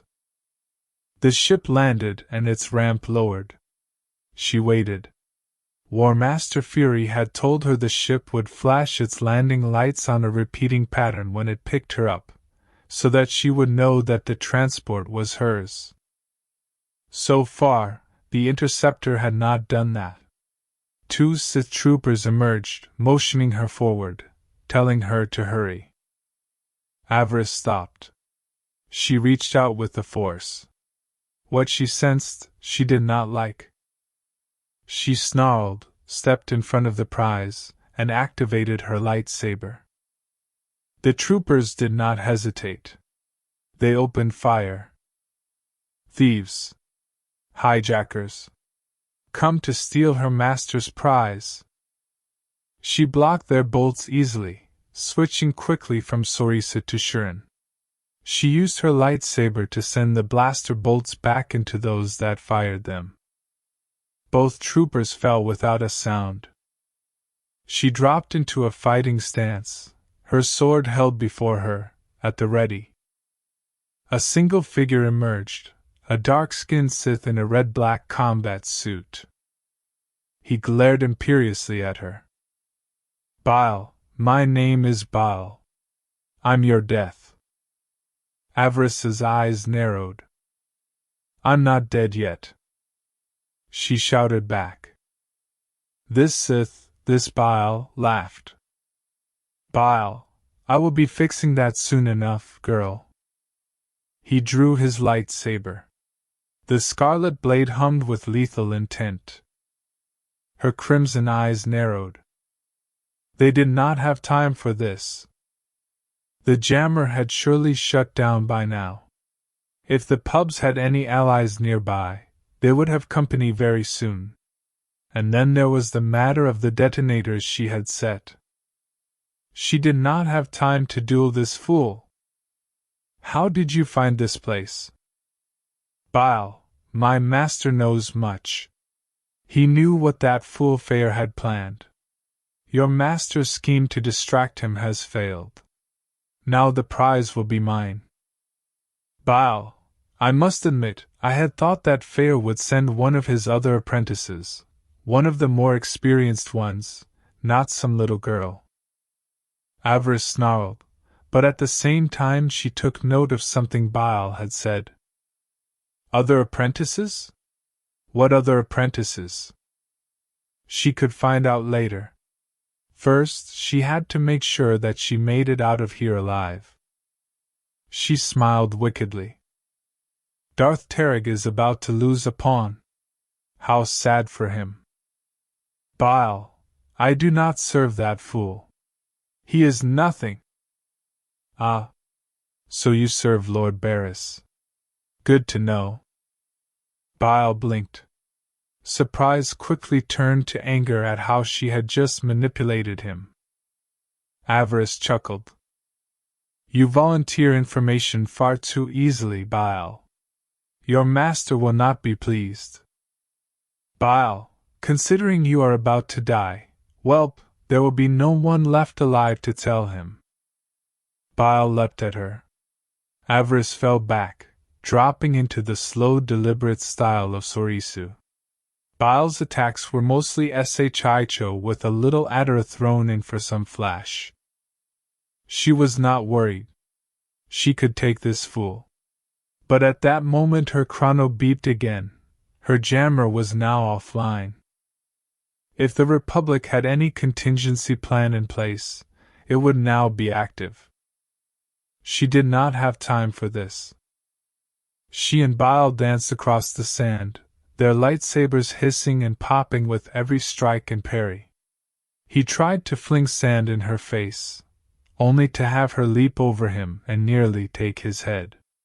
Again he lashed out viciously, pushing her back with fierce and heavy strikes. It was then that she noticed what was happening with her prize. Two more of Bile's Sith troopers had emerged and were pushing the slab towards their waiting ship. No! She snarled. She gestured, the dark side responding as she cast a spell. The soldiers stopped in their tracks. They shrieked and ran, the nightmares she had unlocked in their tiny minds overwhelming their training. Bile took advantage. He was on her again. The slight distraction was all he needed. His lightsaber burned into her shoulder. The wound was not deep, but it was enough. She staggered back, only just being able to hold onto her weapon. Bile did not move in for the kill. She could feel the arrogance radiating off him. He was savoring this moment, enjoying it. Bile, the prize is mine, girl. Lord Avaryss will reward me well for both the prize and your head. I will. Bile's ship rocked where it had landed. Laser fire raked its upper hull. The brightness of the blast shocked Avaryss's light-sensitive eyes, but at the same time threw Bile off balance. He did not have the chance to take advantage. Avaryss blinked, but at the same time laughed. A second Fury had joined the fight. Bile's ship had been caught flat-footed as the interceptor made another pass. It seems that my ride is here. It was about bloody time. Bile backed up, his sword up as he shrieked into a comm link on his shoulder. Bile, get airborne. Bring down that ship. Do not. Avaryss did not attack, not with her lightsaber. She used Bile's brief moment of distraction to breach his weakened mental shields. He had been surprised by the arrival of her ship. It was all the opportunity she needed. She cast another spell. Bile's eyes widened. He cried out in horror. Avaryss was not sure exactly what he was seeing, but it appeared that the nightmare was centered on his lightsaber. Bile, get away! Get away! Snakes! Snakes. Avaryss giggled. Snakes, Bile? You don't like snakes? She opened her mouth, moving her tongue in a snake-like fashion. In that briefest of moments, she saw what he was experiencing. His lightsaber had become a long red serpent. When he looked at her, her long hair had become a nest of serpents, her tongue a long pink hissing monster, its fangs dripping venom. It was enough to make him retreat in horror from her. She advanced, feeding off his terror. Savoring it. Glorious. Delicious. Bile fell back, caught in the imagined coils of the serpent that had once been his lightsaber. His own blade cut 2 small wounds in his face, leaving an X-shaped burn across his brow. Finally he managed to throw away his lightsaber. He lay whimpering at her feet, holding his burned face. She stood over him, reveling in his suffering. "Your master will not be pleased," she said grimly. Then she kicked him hard between the legs. He groaned and lay in the sand whimpering in a fetal position. She smirked. "Say hello to Darth Avaryss for me. If you survive the explosion." She left him where he lay. Her chrono was beeping again, warning her that the charges she had set were getting close to detonation. She had played long enough. Now she really had to get out of here. Bile's ship was trying to take off, but its repulsors had been hit. It spun like a drunken spacer on shore leave. Avaryss stood before the carbonite slab, waving her hands, trying to get her ship's attention. The Fury broke off its attack run and clumsily made a quick and hard landing. Avaryss's eyes narrowed. If the pilot had damaged her only way off this rock, he would answer. The ramp lowered as the ship flashed the all-clear signal with its landing lights. Finally. Time to go. She pushed the carbonite slab towards the waiting ramp. Bile's ship opened fire. Explosions tore up the sand behind her. She willed the force to give her a burst of speed. She shot forward, just avoiding the lethal blasts from the other Fury. She flew up the ramp. The carbonite slab slammed into the bulkhead and she hit it hard, all the wind knocked from her body. She slumped down, but at the same time tried to rise. Behind her, the ramp was closing. Lift off. Lift off. A female Imperial ran up to her, helping her to her feet. A pale-skinned girl with a heavily freckled, grease-stained face and a tangled mass of bright frizzy red hair sticking out from beneath her cap. "Are you okay? You hit." Avaryss pushed her away. She found her feet and rushed to the bridge. "Lift off. Get us out of here." The Fury bucked beneath her as the engines fired. She staggered back as the acceleration picked up. The ship shuddered as a laser strike caught them. Avaryss staggered but still managed to keep her feet. She made her way to the bridge. The Fury banked. A lone Imperial pilot sat at the Fury's controls. Long of face, skinny, with stringy brown hair, he brought the ship around and began a run at the second Fury, which was even now climbing in pursuit. "Welcome aboard, my lord. I'm Captain Slynen. The pursuer will be neutralized shortly." Avaryss growled under her breath. Bile's ship did not matter. They had to get out of here before. The sky lit up as the safe house below exploded. The fuel and the detonators combined nicely to make a nice boom. Avaryss shielded her eyes as the other Fury was caught in the shockwave and battered. Their own ship bucked as the blast struck. Captain Slyn wisely broke off his attack and started to climb. Avaryss was thrown against the navigation console. The galaxy map flickered as she hit. She glared at the Imperial. She did not approve of being thrown around like a piece of cargo. She sighed heavily. The dark side wanted her to lash out violently at the man, but she held it in check. She needed him to fly the ship. She needed him to get them out of here. They had the prize. They needed to get it back to Dromund Kaas. Is the other ship still after us, Captain? No pursuers on the scanner, my lord. It looks like we have made good our. The ship bucked as it was raked by laser fire. Avaryss glared at him. No pursuers? They were not behind us. They were coming in from high orbit. Another blast struck. Alarms wailed on the command console as 4 fighters screamed past the Fury and began to circle around for another pass. She hissed at the sight.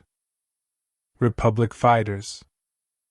It seemed that the safe house did manage to get out some kind of distress call. Now they were under attack. Take evasive action. Get us into hyperspace. Holly is working on that now, my lord. I've angled the deflector shields. We will be fine until we make the jump to hyperspace. The ship bucked beneath them again. Another alarm went off. Slyn brought the ship into a spinning motion as a missile sped past the Fury and exploded off their port side. She glared at the pilot. Get us into hyperspace. Now. Holly. We need to jump now. You ready? I've just brought the drive back online. You may jump when ready. Avaryss's eyes widened. They had not even had the hyperdrive online when they picked her up? The fools! They should have been prepared. Slyn was oblivious to her anger as he pulled the hyperdrive handle down. The stars elongated as there was a brief pause in their forward momentum. The ship shot forward into hyperspace. Avaryss did not stop gripping the back of the pilot's chair until the ship was safely moving through the blue spinning tunnel of hyperspace. She sighed heavily. She had done it. They were away. We are clear, my lord. We are safe. She nodded grimly, and left without another word. She did not trust herself to keep from strangling the pilot. His sloppiness had nearly gotten her killed. They had not been ready to pull her out when she called. She was tempted to execute both the Imperials, but again they were lucky. Avaryss did not know how to fly a starship. They would get to keep their lives, for now. She made her way back to the hold, to check on the prize. She found the red-haired officer securing it, while at the same time checking it over with some kind of medical scanner. Avaryss let her finish, curious what the woman might find. Is it intact? Is he still alive? Yes, sir, I mean, my lady, my lord, ma'am. He is alive. In hibernation, but alive. Avaryss nodded. Good. At least something had worked out with her escape. It was then that the Imperial noticed her wounded arm. Her green eyes widened. Oh. You're hurt. Let me get the medical kit. Before Avaryss could tell her otherwise, the girl rushed off. Avaryss sighed. Eager to please, much? Still, the girl had done her duty without being told. That was a step up from some Imperials she encountered. The officer returned, and got to work on the lightsaber burn on Avaryss's arm. It is not bad. Sure, but we don't want it getting infected. I don't think it would kill, but it would definitely make you grumpy. The girl gave her an infectious smile. Nothing worse than a grumpy Sith Lord. Avaryss snorted. The girl had no idea. Are you a medical officer? Oh no. Ensign Lejane Holly, Imperial Engineering Corps. Avaryss. Welcome aboard, my lord. Holly went back to work on her arm. Avaryss said nothing further as she worked. Why was the hyperdrive offline when you came to get me? SLYNN wanted it checked. Made sure that everything was ready before we were called. I don't think he expected you to call so soon after dark. Avaryss reached out with the force. She felt no deception in the engineer, which meant she was likely telling the truth, not simply trying to pass the blame. Avaryss nodded grimly. Bad timing on his part, then. Either that or stupidity. She would need to watch him, just in case. She said nothing more while the girl worked tending her burn. All done, she said, applying some colto-based sealant to the burn to prevent infection. Avaryss nodded her approval. It was not as good as a med droid could do, but it was adequate. Inform the captain not to make a straight run to Dromund Kaas. I don't want us being tracked by those pug dogs. Yes, my lord, Holly said, stepping back and saluting, her red eyes sparkling with an eagerness to please. How far are we out from Dromund Kaas? We should be there in about 6 hours. 7 if you wish us to evade any possible pursuit. Do so. Now, where are my quarters? Down that corridor, my lord. First cabin on the right. I take it that you will not wish us to disturb you until we reach home? Avaryss nodded. If an emergency comes up, contact me. Otherwise, unless we have word from home, I do not wish to be disturbed. Very well, my lord. Have a good rest, and congratulations on a successful mission. The girl blinked. We, did succeed? Yes? You are still alive, yes? Yes. Then we succeeded. That is good to know. Avaryss said nothing more as she made her way to her cabin. She considered her crew. She was not sure what to make of them. An odd pair. SLYNN does not strike me as entirely competent. I will need to evaluate his performance later. Holly is... Avaryss blinked. Wait a minute. She thought back over her encounter with the engineer. Hadn't the girl had green eyes when Avaryss had first met her? She remembered that. But then again, the girl's eyes had been crimson when she was dismissed. Avaryss blinked. Had her eyes been green or red? You are imagining things. This mission has you seeing things that are not there. Holly is just another Imperial. They are nothing. Disposable. Avaryss nodded. Yes, she must have been mistaken. She had sensed no force potential in Holly, in either of the two officers. She must have imagined what she saw. The Imperial does not matter. The prize is yours. Avaryss grinned. She could return in triumph to her master. She collapsed onto the bed with a final groan. Force exhaustion finally got the best of her. She was asleep in moments. It was the dreamless sleep of the victorious. No nightmares, no ghosts. Tatooine was blissfully behind her now. Hopefully her next assignment would be as successful. She had found something in that safe house, a wondrous mystery. She was eager to see where it led. To the future. To the future, and greatness. Chapter 6: The Counselor's Gaze. Wonder. It was not an emotion that Avaryss had had much experience with lately. Her duties as Lord Feer's apprentice had consumed her. Pretty much everything in her life was now dedicated to serving his interests and her own dark ambitions. But that did not mean that she was now incapable of feeling more than her lust for power. Wonder, like innocence, was pointless. She was still capable of feeling it, but it seemed more like foolish sentiment than a necessary part of her life. Wonder was something a child or a young girl might feel. It had no place in the life of a Sith apprentice.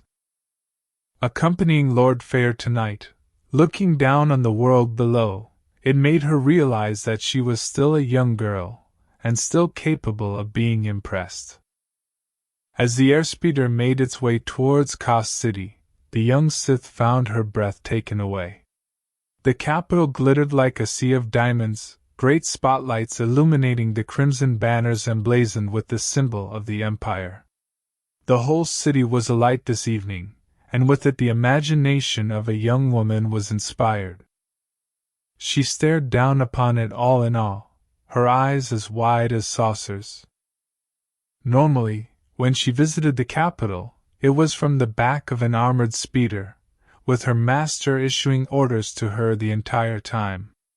During those trips she had never had a chance to simply look down and see Kaas City for the amazing place that it truly was.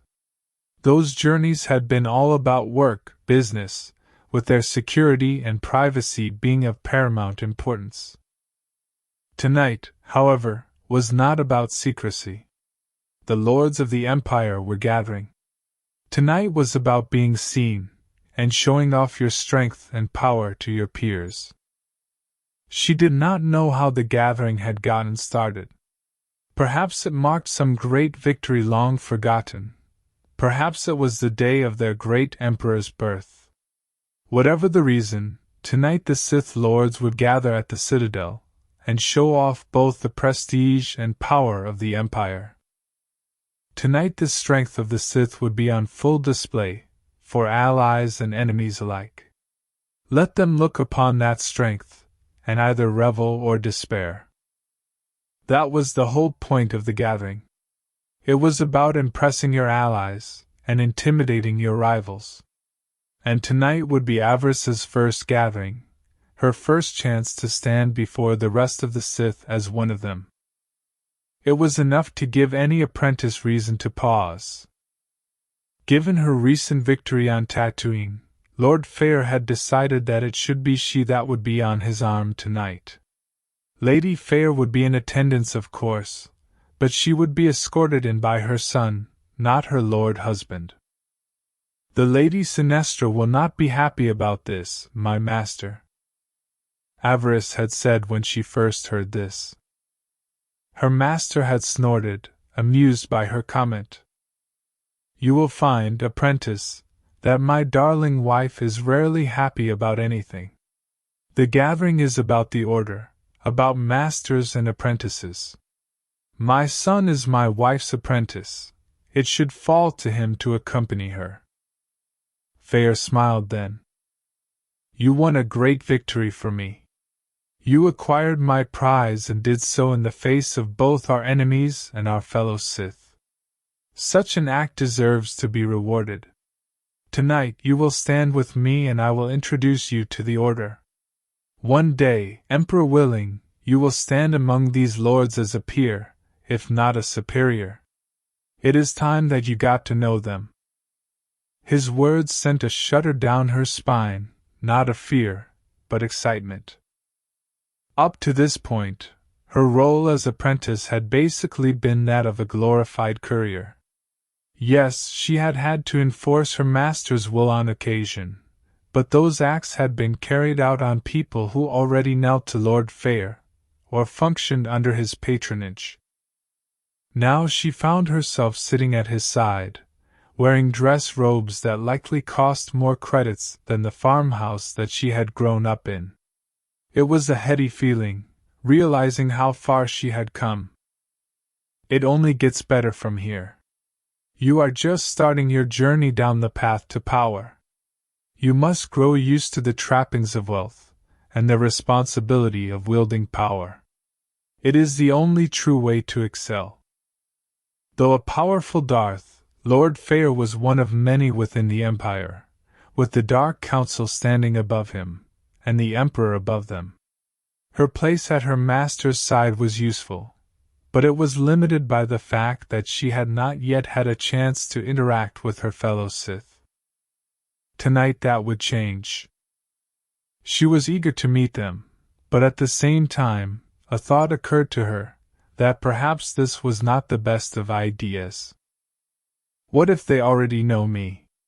That business on Korriban, I doubt I made many allies with my choices. You refer to the incident involving that pure-blood boy, the one who seduced you? Avaryss nodded.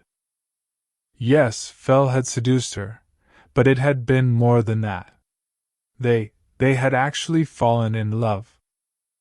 His death, his poisoning at the hands of a former ally, still pained her.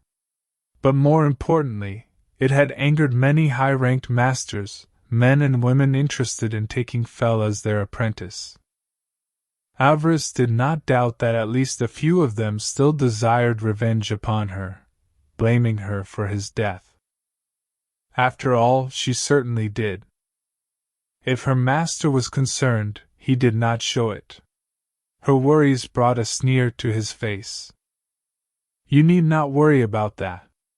Yes, some may still hold a grudge, but for the most part, my fellow lords are far more practical than they appear. The boy had talent, no one doubts that. But the manner of his death also proved his weakness. If he could be destroyed so easily, then he certainly was not worthy of taking his place among us. I don't need to remind you that you nearly died during that incident. But in spite of the best efforts of your enemies, you not only survived, but grew stronger. The fact that you excelled is the whole point, apprentice. The boy is dead and gone, forgotten. You are still here and growing stronger with each passing day. Feer placed a hand on her shoulder. You should be proud, my child.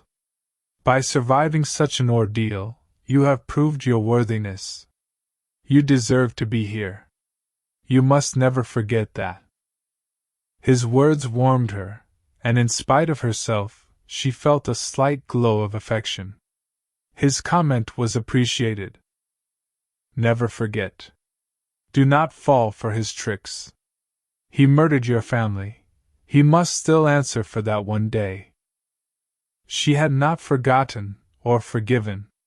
But for now, it was wise to say nothing. She still needed to build her power base, and he was finally offering her a chance to do that. She smiled at him. You flatter me. Flattery is cheap. I'm simply stating a fact. Avaryss accepted his words for what they were. Let him continue to look fondly on me. Let his affection grow. It will only make it easier to remove him when the time comes.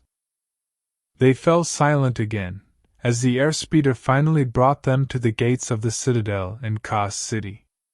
Once it landed, 2 guards approached, opening the door. Lord Feer stepped out first, before offering his hand to Avaryss. He helped her out, and the two walked arm in arm into the gathering. They passed by a crowd of workers and free citizens watching the affair from behind a wall of guards and security barriers. They came to see us. To get a glimpse of their masters, their gods. The thought excited her. They were disciples of the dark side, masters of the galaxy. Did they not deserve to be worshipped? They arrived to find the gathering in full swing. The main atrium of the citadel was buzzing with activity. Sith from across the Empire had gathered for this event. Servants wove in and out of the crowd as the masters of the Empire mingled and broke off to discuss business with their allies in private.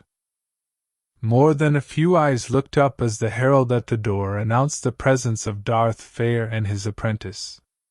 Avaryss felt a moment of self-consciousness.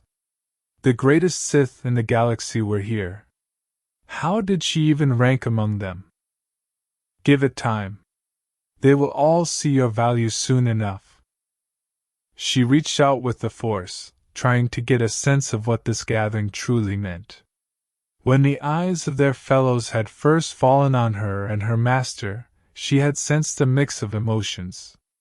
There were many here that envied anyone who held the rank of Darth. There were also those who looked upon her and thought her unworthy of her master, or were jealous that he had such a woman at his side. It was not the first time she had experienced those emotions from others.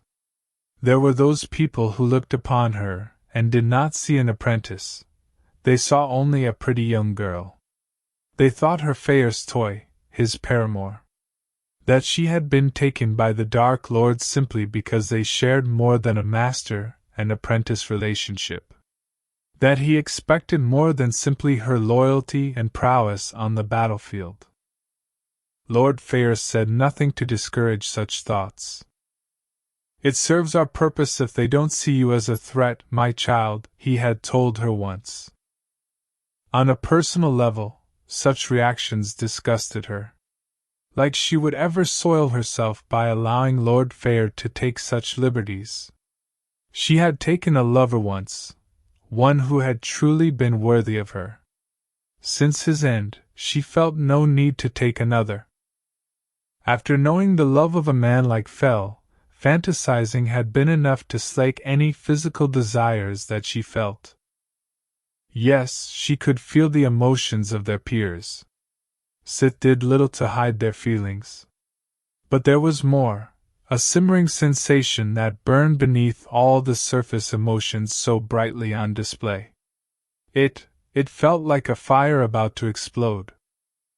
This sensation almost took her breath away. It was resentment in its purest form, a disdain that seemed to blanket the gathering. Many of the lords gathered here looked up and saw enemies sharing the room with them this night. The desire to strike out at those enemies, to feed that animosity, was strong. All it would take was one little push and the neutrality of the gathering would be abandoned. She shivered. In that moment, the greatest lords of the Empire would rip themselves apart in a frenzy of fire and retribution. If that happened, the Empire itself might end this night. That realization, how close the Sith danced to the edge of their own destruction, caught the young Sith completely off guard. Foolish. We have real enemies, the Republic, the Jedi. We should be focusing our destructive energies on them, not directing them at our fellows. Power games happen in the Empire, everyone knows that. But the animosity, that must be held in check. How can we master the galaxy if we cannot master ourselves? We must be strong, and willing to put the Empire's needs ahead of our own. For all our sakes, at least until the Jedi and the Republic are defeated. Then we can turn our attention to who is the strongest here. It will come in time, but not now. Not right now. We must remember that we are all Sith. She shook her head. It was easier said than done. As the two made their way deeper into the gathering, Avaryss's eyes wandered over the various lords in attendance. Some she knew on sight, having acted as go-between with them and her master. Others she knew by reputation only. She spotted several Dark Council members surrounded by their entourages. The lesser lords flocked around them like moths drawn to a flame. She shook her head. It seemed that the entire Empire was here, that the full might of the Sith Order was on display. All save one. In the center of a high walkway, overlooking the proceedings, sat a high-backed, empty throne. Impossible to reach from this level, the two connected walkways were protected by two pairs of guards in crimson armor and helms, force pikes held at the ready if anyone proved foolish enough to attempt to make their way towards the vacant throne. Avaryss pursed her lips.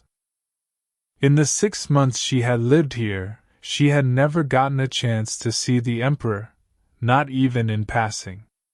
Many times she had looked up at that walkway while running errands here for her master, and always the throne had sat vacant. She had hoped the gathering would have been enough to draw the master of them all out of seclusion. It was said that no one had seen the Sith Emperor in years. The fear of him remained strong, you could feel it whenever someone looked up and saw that throne. But at the same time, the fact that it remained empty also fueled ambitions. Sith were nothing if not opportunistic. A vacant throne was just waiting for someone to sit in it. It gave people ideas. She could not help it.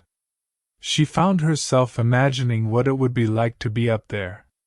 How it would feel to sit up there, and look down on the Lords of the Sith, and know, beyond a shadow of a doubt, that she stood above them all.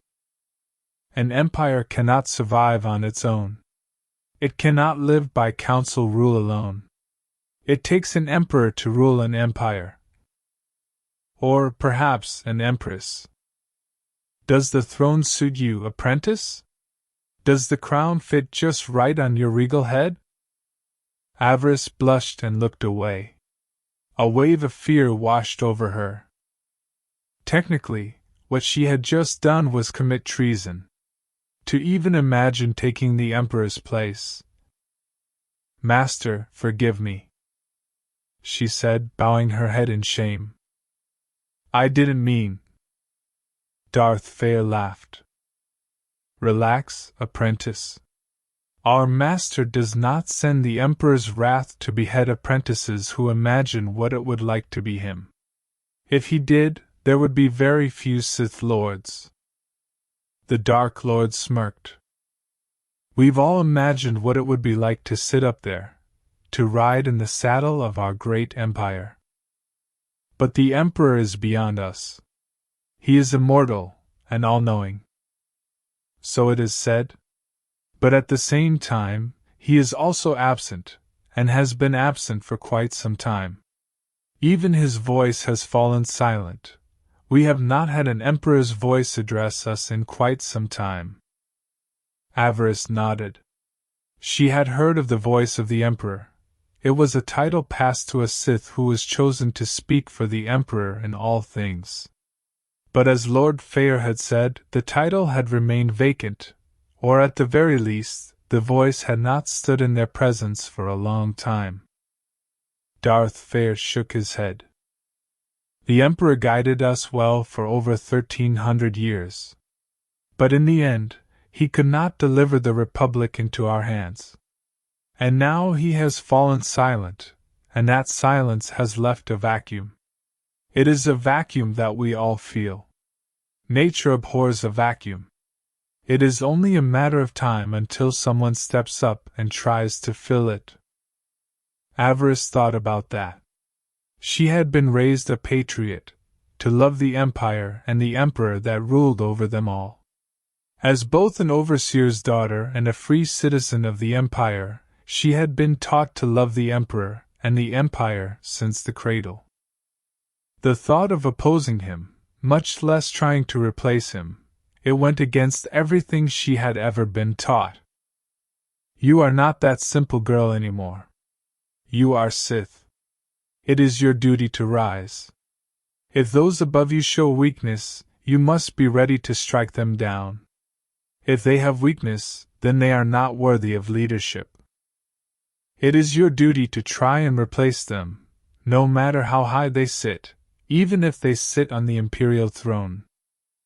It was a frightening thought, but at the same time, intriguing. As she contemplated her future, she looked up and saw other lords approaching them. She recognized a few of them from hollow communications that her master had had in the last few months. He put a hand on her arm and squeezed it tightly. "Say nothing of Tatooine, or what you recovered there." Avaryss nodded. Yes, it would be wise to keep such a thing secret, at least until they knew exactly what they had. War Master Feer was working to thaw the prisoner and begin his interrogation. Not an easy thing, apparently. The pubs had been vicious in trying to extract their own answers. The boy's heart had stopped twice after his removal from the carbonite. They needed to be careful. They could not afford to lose what they had gained. Feer. The Sith that had called out did nothing to hide his contempt. He said her master's name like it was a curse. She started to move in front of him, ready to defend him with her lightsaber if she needed to. Feer stopped her with a gentle touch on the arm. He stepped forward, grinning. "Lord Tereg. How nice to see you again. It has been far too long."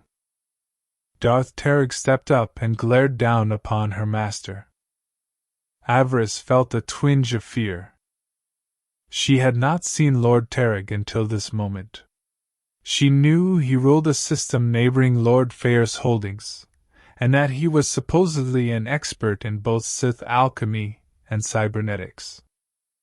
Seeing him for the first time, it made her question her master's wisdom of opposing such a brute. It was the only word she could think of to describe the monstrous Dark Lord. He stood head and shoulders over the tallest Sith in the room. He had both massive shoulders and a thick neck. Muscles bulged in his arms beneath his Sith robes. He looks more like a warrior or a marauder than a scientist. Of course, knowing what she knew of Sith alchemy, it was possible that his physique was more the result of his experiments than actual work. The dark side had been used to turn even the smallest and most gentle creature into ravening monsters. Maybe that is what had happened to Lord Tereg. The Dark Lord's face was mostly hidden by a hood, but what she could see horrified her. His lips were mostly gone. Cybernetic wires and implants ran up his forehead and down his jaw. His eyes had been replaced with two optics that resembled two large silver coins. If you looked just right, you could see your distorted reflection looking back at you from those eyes. She shuddered. The spoils of war. Many Sith on Dromund Kaas had become more machine than man thanks to the last battle with the Republic. Replaced limbs, eyes, and ears were quite common among the members of the Order. In seeking to survive, most Sith had eagerly accepted the change, even though it did leave them looking quite unusual. "We do what we must to survive. Are you really so different from anyone here?" Avaryss's hand went to her ears. She wore sonic bafflers in them to help compensate for her oversensitivity to loud sounds, the result of surviving a Sith interrogation on Korriban. The medical droids had offered to remove her ears and replace them with cybernetics, but she had refused. Call it vanity, perhaps, but she still wanted to try and stay human. Tereg, apparently, did not have that desire. Her master continued to smile as he looked up at the Dark Lord. Though his face showed little emotion, she could feel the anger and dislike radiating off the massive cyborg. Tereg crossed his arms over his massive chest. "You sick Darth Avaryss on me. That was unwise of you, unwise and dishonorable." "Did I? Oh, I have been a busy boy, haven't I?" He laughed dismissively. "We both have our desires, Tereg. Mine is to oversee the glory of our empire. Yours is to find bigger and better bugs to kill our enemies with. You speak of honor, but I see little honor in creating a virus and then using it to kill every living thing on a planet. Tarig's interest in viral weaponry was well known. Avaryss had heard stories from her master. Not the way she would choose to fight. But you went with what worked, didn't you? If Tarig took offense, he did not show it. He stood taller. My children do not simply kill, they help evolve. What is strong enough to survive is left changed, and more dangerous than what it was before. Life exists to serve the will of the Sith. What I do is merely take that idea to its next logical step. It was then that his eyes, or rather his optics, fell upon Avaryss. She did her best not to quail under his strange regard. So, this is your new apprentice. Tiny thing, isn't she? Great power can be held in small packages. Tarig made a sound that might have been a laugh. I see no power. Only raw potential. Korriban does not go far enough in preparing our acolytes for what comes next. True apprentices are not simply trained, they are created. The dark side offers many gifts. We should insist that our young people accept them. Yes. I can see the gifts the dark side has given you, old man. Yet I see no apprentice at your side. What is the matter? Having trouble finding one? Again Tarig made the laughing sound. My new apprentice is not quite ready. He is still evolving. When I do unleash him, the entire Empire will finally see the value of my work. They will see it, and they will tremble. Tarig took a step forward. You would be wise to stay out of my way, Feer. What is mine will never be yours. I'm not weak like that fool Avaryss. His large hand began to drift to his belt, to the lightsaber hanging there. Perhaps you need a demonstration, a reminder of your place. Darth Feer began to reach for his own weapon. Avaryss stood back, unsure of what to do. Her hand drifted to her own blade, just in case. She need not have worried. The tension between the two rivals had more than drawn attention. The crowd parted for 3 Dark Lords, 3 council members. They made straight for them. Tarig! Feer! You will stop this at once. Avaryss's eyes fell on the speaker, a tall Dark Lord wearing a full mask and heavy cloak. He radiated the power of the dark side, power that she had only experienced in her most dizzying daydreams. Her master smiled as he regarded the newcomer. Hello, Lord Mar. Pay us no mind. We were simply conversing. Darth Mar sighed. Avaryss could not see his face, but she did not need to. She could sense his anger at these 2 lords who had almost caused the disruption of the gathering. We all agreed to neutrality this night. We are all here as a show of unified strength. He took a step towards both of them. Your rivalry can keep until tomorrow. For now, honor the truce, or face the consequences. Both Tarig and Feer looked at one another. You could feel the tension that still remained. But finally, both men nodded and stood down. I honor the truce. As do I. Darth Mar nodded. Avaryss felt satisfaction, but also a slight sense of disappointment. Clearly Lord Mar would have preferred to punish one or both of the offenders. His eyes fell on Avaryss. For the first time, she felt the full attention of a Dark Council member. It was unnerving. I know you, girl. Or of you, at least. You are the one from Korriban, the poisoner. He crossed his arms. She could sense the glare beneath that mask. By what right do you think yourself worthy to stand among us? Avaryss winced. All eyes were upon her now, not just Lord Tereg and Lord Feer, but many of the others in attendance as well. Not how she planned to make the acquaintance of a member of the Dark Council. No, this was not good at all. She took a deep breath. Hopefully, this would not be unpleasant. She stood before the Dark Council member, a predator caught by a much larger one. It felt like all eyes were suddenly on her. The entire gathering had seemed to have stopped. To say that she felt intimidated would have been an understatement. Show no fear. Show fear before Lord Mar, and your days among the Sith will be over before they even have a chance to begin. She could have knelt, she supposed. As a Dark Council member, Darth Mar would have expected it. But at the same time he had insulted her, questioned her reason for even being here. Anger would not serve. She was smart enough to know that. Defiance would be equally useless. Even if she explained what had truly happened with Fel, it would look like she was making excuses.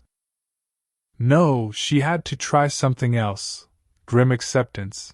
Perhaps try to turn things around on the Dark Lord. It could work, but it could also blow up in her face.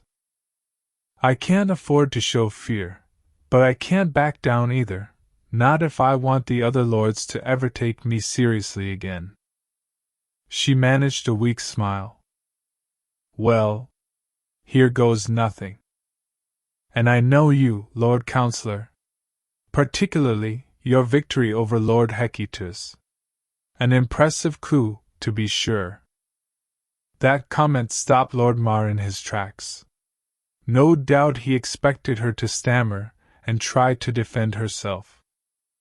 Now, she had forced him to explain himself, or at the very least seek a more reasoned explanation from her.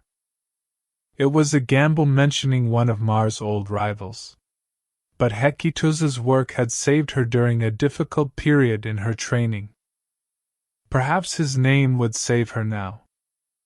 If anything else, mentioning him gave Darth Mar pause. Hecatus. There is a name I've not heard for a long time. Where did you hear it, I wonder? You would have been an infant when that battle occurred. She bowed her head slightly in submission. He was still a Dark Council member, after all. Offering some submission before one of the 12 most powerful Sith in the Empire was never a bad idea. I was educated by one of Lord Hecatus's students for a time. He taught me much about the Lord's history, his work, and finally his death. Air hissed out of Lord Mar's mask. It was not a good sound. I see. So you are one of Hecatus's disciples then? You are one of those few Sith trying to keep his name and work alive. Mar stepped forward. Tell me, youngster, how do you feel standing before the man who slew your master? As you said, my lord, I never knew the man. It is impossible for me to blame or condemn the actions of one taken in the past. It is not Lord Hecatus I choose to honor, it is his work, his ideas of how we should deal with the Jedi. She let her smile become more sly, more seductive. There are many weak Jedi out there, just waiting to find their way to our side. It works to our advantage to bolster our numbers with them, even if they are unworthy of joining the ranks of the Lords. They would still have their uses as cannon fodder, I suppose. She gave Lord Mar a hungry look. You were Lord Hecatus's superior, and for his attempt to oppose you, you destroyed him. That is the way of the Sith. You die, then you are forgotten. But ideas, they should have more staying power. I do not believe that his work should be forgotten out of turn. Had he chosen to ally with you, rather than opposing you, the two of you could have gone far. Why do I belong here, you ask? Because I would see his work, my work, turn to your service, yours and the rest of the Dark Council. It is for the good of the Empire that I seek to serve, and by serving well, my star will grow, and greater power will be brought into my orbit. She bowed slightly then. I only wish to serve, and to increase my own powers, of course. Should I expect anything less? Darth Mar did not respond right away. She sensed that she had thrown him off slightly with both her admission and her argument. Admitting she had great respect for one of his late rivals did carry some risk, but at the same time, she had tried to turn it around into a matter of serving the Empire, a matter that was never a crime, not before a member of the Dark Council. She could almost hear the wheels turning in the Dark Lord's head. He was evaluating what he had just heard, and trying to sense any deception on her part. In this, he would find none. She had spoken honestly, from her heart. She had let her emotions guide her answer as well as her will and intelligence. Hopefully Lord Mar would appreciate that. She heard him murmur softly. Finally, he turned to her master. Darth Feer had remained quiet, watching the exchange with interest. It was to him that the counselor turned his attention first. I think I like this one, Feer. She is a vast improvement over your previous apprentices. Lord Feer chuckled dismissively. Avaryss was a gemstone in the rough, Lord Mar. Had I not scooped her up, another Darth would have. She will serve us well in the years to come, the dark side willing. Indeed, Mar said, turning his attention back to Avaryss. You are not wrong, youngster. Had Hecatus come to me as an ally, and not used his work as a bludgeon to try and replace me, he would have found a willing ally. The mistake was in the man, not the message. He stepped in closer then, so only she and perhaps Darth Feer could hear. If you seek to know more about Hecatus, if you truly wish to follow his work, you should contact me after your training is done. Much of my old rival's records and research tools fell into my hands after his fall. You may find these materials most interesting. Avaryss bowed slightly. You honor me, Lord Counselor. I shall endeavor to do just that, after my training is complete. He gave her one final nod before turning his attention back to the gathering. The other council members that followed him did the same. Darth Terig, who had also remained close by, sniffed and retreated. Any chance of gaining the advantage over his rival had vanished with the Dark Council's scrutiny. It is not over. If anything, Lord Terig will increase his efforts against House Feer. Lord Mar may have blocked him, but it is us that will take the blame. She watched as the cyborg wove his way back into the crowd. I think the rivalry between Feer and Terig just went beyond being a simple clash between two Dark Lords. A vendetta has been born tonight. We will need to move cautiously. Darth Feer smirked as he regarded her. He had stayed out of her confrontation with Lord Mar. Perhaps he would be angry that she took it upon herself to deal with the Dark Council member. She bowed her head. My apologies, my master. I did not mean to speak out of turn. No apology is necessary, apprentice. You took your first step into a much larger world with that conversation. You have both gained Darth Mar's attention, and dismissed his concerns about your being here. In time he may grow suspicious of your motives, but for now, you have bought yourself some breathing room, and at the same time garnered the interest of several other council members as well. The men with Lord Mar? Her master nodded. Lord Mortis and Lord Vengian. Vengian has an interest in taking the Empire back into open war again. Corrupting enemy Jedi may prove useful in that goal. Mortis has voted with Mar in the past, so we may have gained 2 allies here, rather than 1. Her master was beaming with pride. The real success here was Vengian. He was Darth Barris's master, and considering your encounter on Tatooine, the old master may do much to curb his apprentice's ire, at least until we are ready to face it. Avaryss nodded. She had not forgotten her encounter with Barris's man on Tatooine. She was not sure if the man had survived the explosion, but if he had, then Lord Barriss knew what had happened, and now had another reason to oppose Darth Feer and his interests. She smiled slightly. So the great game continued, plots and plans, moves and countermoves. It was enough to frighten the unwary, but in that moment Avaryss felt very much alive. She felt like they were walking a tightrope with enemies on both sides willing to shake that rope at the merest provocation. They did live in interesting times. They were most fortunate indeed. It was at that moment that they were joined by Lady Sinestra and young Master Bail. Both were clad in fine blue and black robes, bearing the sigil of House Feer. Her master's son looked bored by the proceedings, not truly grasping what was going on around them. His mother was not as foolish. The lady of House Feer had a concerned look on her face. "What was that about, my love?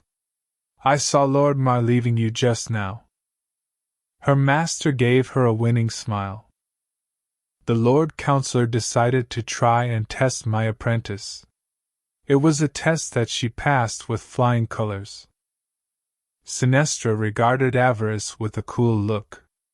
It was clear that she did not like the idea of her husband's apprentice garnering the positive attention of a Dark Council member. Avaryss just avoided sneering at the other woman. She would have been happier if it had been her son, no doubt. Of course, she doubted that Bail would have been able to work his way around Darth Mar's contempt. She did not believe him smart enough to turn what had been said to his advantage. He likely would have tried to confront the Dark Lord, which would have ended poorly for young Bail, fatally, if he had truly been unlucky. Oh well. It was a pleasant thing to consider at least. Was there anything else? Terig was here. He knows that it was I that put Barriss on to him. He was not pleased, but was unwilling to violate the truce over it. Bail grinned maniacally, excited by the potential for violence that was in the air. "It is a shame that I was not at your side, father. I would have given that cyborg a new red smile from ear to ear." Avaryss rolled her eyes. "And in doing so you would have violated the truce and made House Feer a pariah, if Darth Terig did not kill you first for merely attempting such a foolish move." She shook her head. "Do not be an idiot." Bail's eyes widened. His cheeks began to turn red and anger flashed in his eyes. "How dare you speak to me that way? I was merely speaking the truth. Is that so wrong?" He glared at her, looked like he might lunge at her. He turned to his mother, who was already pinning Avaryss with a disapproving gaze. "She cannot talk that way to me, mother. I will be the Lord of House Feer, one day. She cannot talk to me that way." Unsurprisingly, the mother took the side of the son in this argument. "No, she cannot. You are quite right, my son." Bail grinned triumphantly, while Sinestra Feer continued to glare at Avaryss. She turned to her husband. "Are you going to let her speak that way to our son? It is not her place to speak so, not to her betters." Feer gave Avaryss a cold look. "My wife is right, apprentice.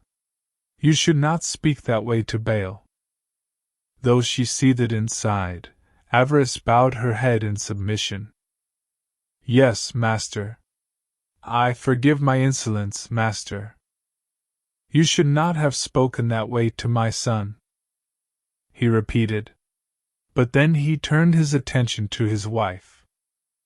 But as his master you should have. The rebuke stopped the lady in her tracks. It killed any satisfaction she felt at her husband's rebuke of his apprentice. My sweet? Feer regarded them both with barely contained rage. When we agreed that you would train our son in the ways of the dark side, you assured me that you were more than capable of doing so. I am. Then why does my apprentice need to correct him? Even hinting at violence here is foolish, bordering on stupidity. He glared at Bail, who at least had the brains to be afraid in that moment. You are my son, the son of a Darth of the Sith Empire. You cannot afford to behave like a bloodthirsty fool. Our enemies are all around us. One false step, and we will fall into nothingness, despite all of my hard work. He reached out and took his son by the chin. Bail did not resist. If anything, he looked like he was about to cry. You have my blood, and the potential to be greater than even I. But you need to learn to control yourself. He once again turned to his wife. Her expression turned stony. Clearly she did not like being called insufficient in her duties. Soon our son will be old enough to be sent to the academy on Korriban. You know how difficult the trials there are. He will not be able to hide behind your skirts, not when threatened in the Valley of the Dark Lords. He will not need to. I'm strong, father, Bail said quickly. But any further argument was stopped by the cold look in Lord Feer's eyes. The boy quailed under that gaze, which only insulted his father more. Then prove it to me, he said, looking at his son, who was now glaring at both his father and his apprentice sullenly. He is not ready. She knew what it took to survive on Korriban. She knew it because she had done so. Bail was not ready. She was not sure he would ever be ready. Darth Feer sighed and shook his head. Now is not the time for this. We still need to make a good impression, and this house will make a good impression. He looked at them all in turn, the members of his loyal house. Do you all understand me? They nodded, murmured in the affirmative. Do you all understand me? He repeated, anger rising in his voice. Yes, Avaryss said, her head bowed. She heard her master's wife and son do the same. Finally, Feer's smile returned. Excellent.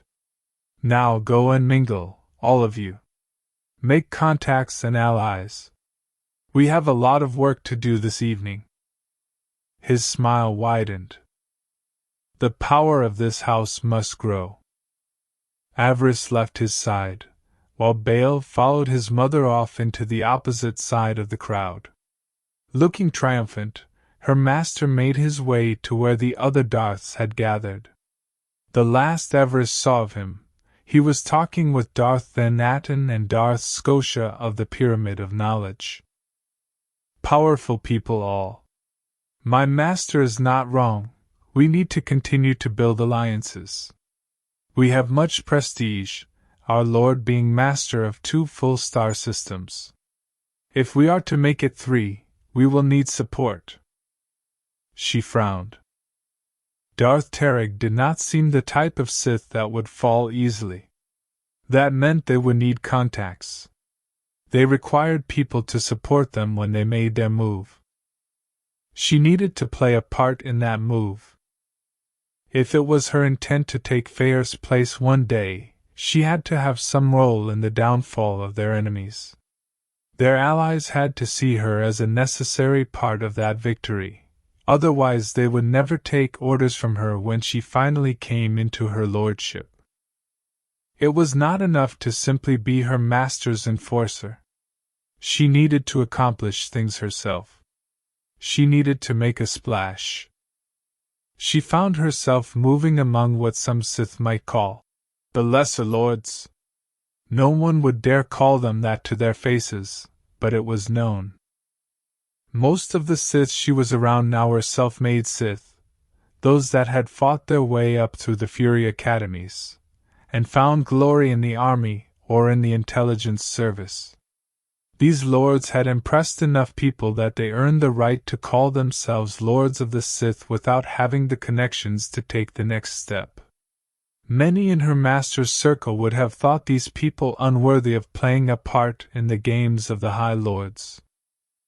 Avaryss was not among them. She did not feel that she was better than these people. In fact, her own origin mirrored their own. The only reason she was not among them now was because of Darth Feer's sponsorship and patronage during her student years. She could have just as easily ended up being considered a lesser lord as well. Perhaps that was why she went among them now. She knew what ambition could accomplish if given the chance. Many of these were resourceful and courageous. They needed to be to survive and excel. The foolish would have been culled from their ranks long ago. These Sith had survived on merit alone, not because they had an old or well-known name. They were hungry, she could feel it. Now she just needed to find the right ones willing to come over to her side. Avaryss stopped. She felt something, a presence she had not felt in a while. She grinned. She had hoped to renew this particular acquaintance. She made her way through the crowd, these lesser Sith parting when they saw the house symbol on her robes. It was not hard to find the one she sought. Their history had linked them through the Force, and such a link was not easily broken. She found them near the back of the gathering. Though dressed well, it was clear the family standing before her was not from one of the many old or powerful houses. The man was dark-skinned with a fine goatee. Though he was approaching middle age, he still cut a handsome figure. His dark eyes and smile were welcoming, the long-practiced smile of a good merchant. His wife was both cool and beautiful. Though her blonde hair was now dusted with gray, she did not appear either weak or infirm. Her features, though beautiful, looked like they had been cut from some fine stone. Her blue eyes were frigid, taking in but not letting anything out. That gaze was pitiless, and given the strength of the Force radiating off her, she was guessing that many a Jedi had perished looking into those cold blue eyes.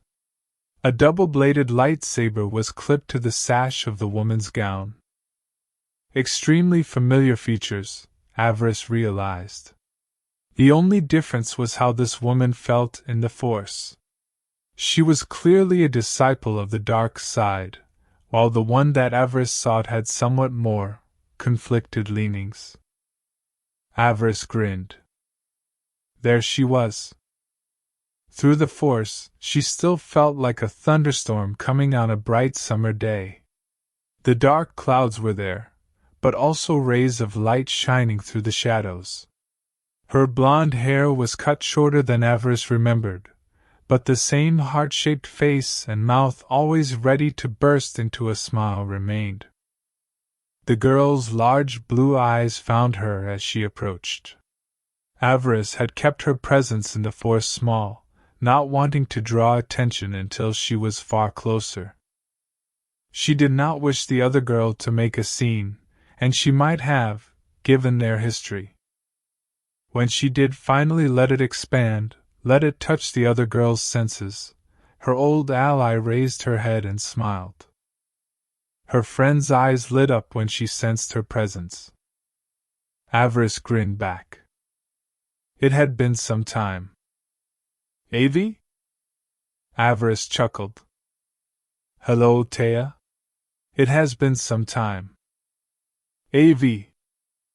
Itae, her ally and fellow Sith, squealed with delight and hugged her. Avaryss was grateful that the crowd was so large. She hoped none of the senior Sith saw her being crushed by her old ally. She doubted they would understand. It was a rare thing for a Sith to take a friend. Most considered friendship just another chain, a means to be controlled. Avaryss had come to accept the fact that she had found a friend in Itae. If it was a chain, so be it. Such a chain had advantages in being worn. The girl was from a wealthy family with many connections. She could endure the stigma of having a friend in the face of that. The other lords paid the two girls no mind. They probably thought it foolish that one of their own would show her emotions so openly. It was a risk. It was showing a possible weakness. Avaryss would have explained that to her old ally if she let her breathe. When Itae finally broke their embrace, she was grinning widely. She might even have had tears in her eyes. Avi! Oh, Avi! Praise the Emperor! You are all right. You are here. So it seems, Avaryss replied, smiling. She looked up, noticing the looks from the people that could only be Itae's parents. Perhaps it would be a good idea to bring them into this. You should introduce me, Itae. We are starting to get looks. The blonde nodded, blushing. Her happiness flooded the Force. Avaryss rolled her eyes. Some things did not change. She had always considered Itae a light-leaning Sith. Though there was darkness in her, it was clear that the simple acquisition of power was not her driving motivation. She could be as loyal as a Wookiee if she found someone she thought was worthy of it. And as luck, and the Force, would have it, she considered Avaryss worthy. It had worked out quite well when Avaryss had been badly wounded during her time on Korriban. Itae's aid had been useful in staying one step ahead of those that would have done her harm. She would always be grateful for that. Of course, it was not loyalty alone that drove her, Avaryss realized. She could sense it now that she knew to look for it. Itae was loyal to her, truly loyal. She had sworn an oath on Korriban, and she would honor it. That was the kind of person Itae was. Her connections would prove most useful to her, and her master. She was determined to make use of them.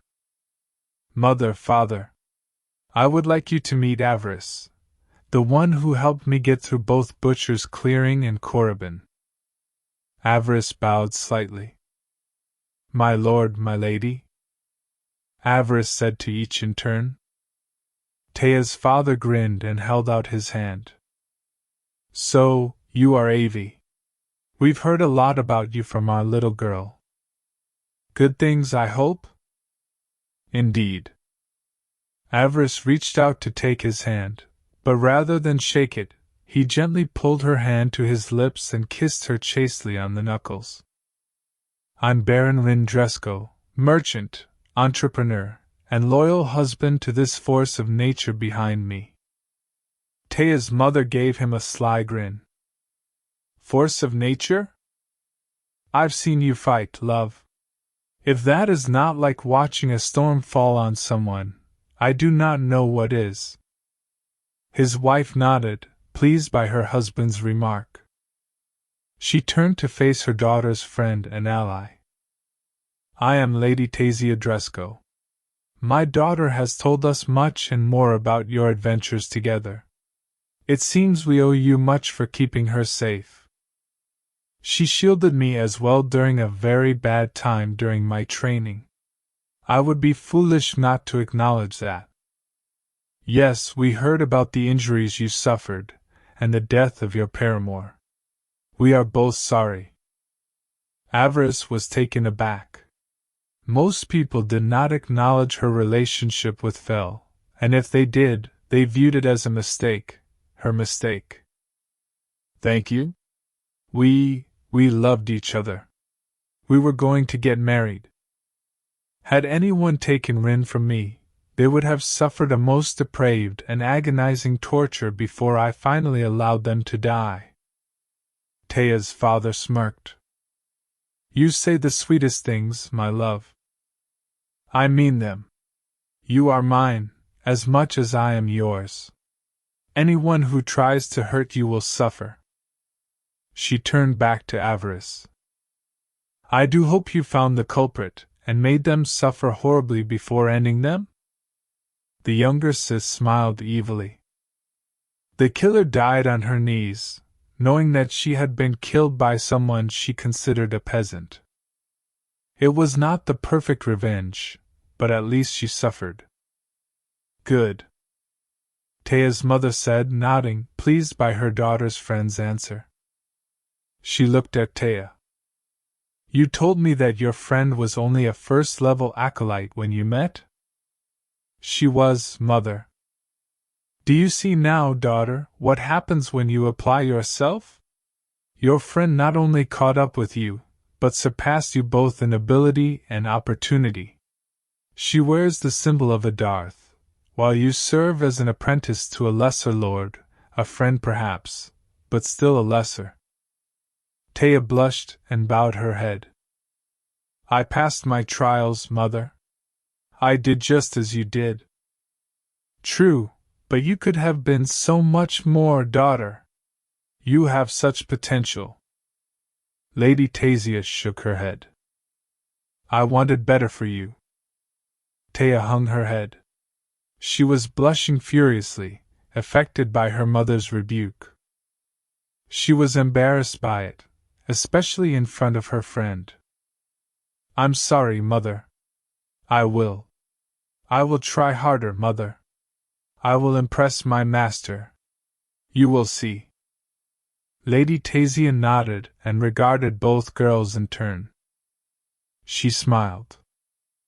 Perhaps renewing a relationship with this girl will help you progress further than you have on your own. Tea grinned, but Avaryss felt a slight twinge of discomfort. She was not quite sure how far Tea was willing to go, what kind of relationship her mother sought for her daughter to have. Again, Avaryss realized she must be cautious. Tea was a good friend, and a useful resource, the first true friend she had ever had, if she was being completely honest.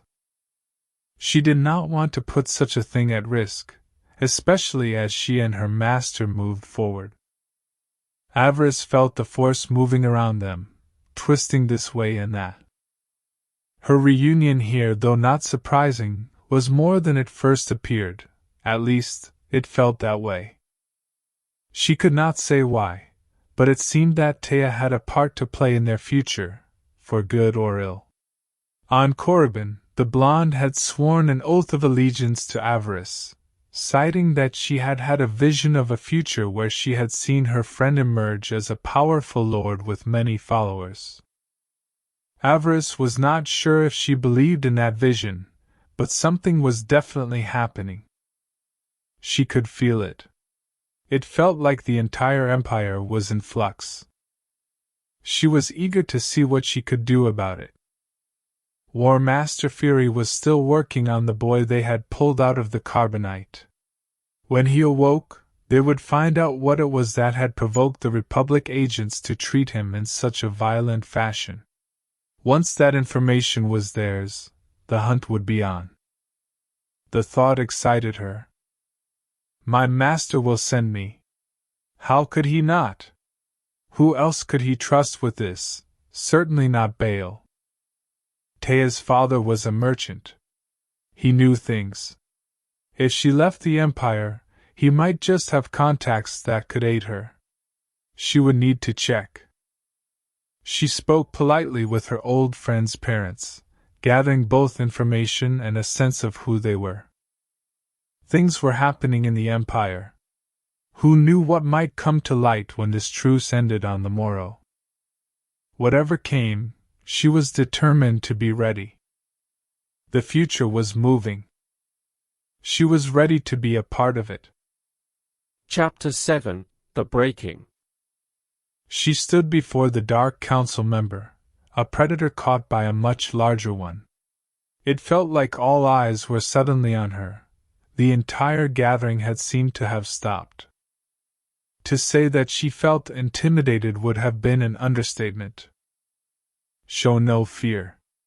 Show fear before Lord Mar, and your days among the Sith will be over before they even have a chance to begin. She could have knelt, she supposed. As a Dark Council member, Darth Mar would have expected it. But at the same time he had insulted her, questioned her reason for even being here. Anger would not serve. She was smart enough to know that. Defiance would be equally useless. Even if she explained what had truly happened with Fel, it would look like she was making excuses. No, she had to try something else. Grim acceptance. Perhaps try to turn things around on the Dark Lord. It could work, but it could also blow up in her face. I can't afford to show fear, but I can't back down either, not if I want the other lords to ever take me seriously again. She managed a weak smile. Well, here goes nothing.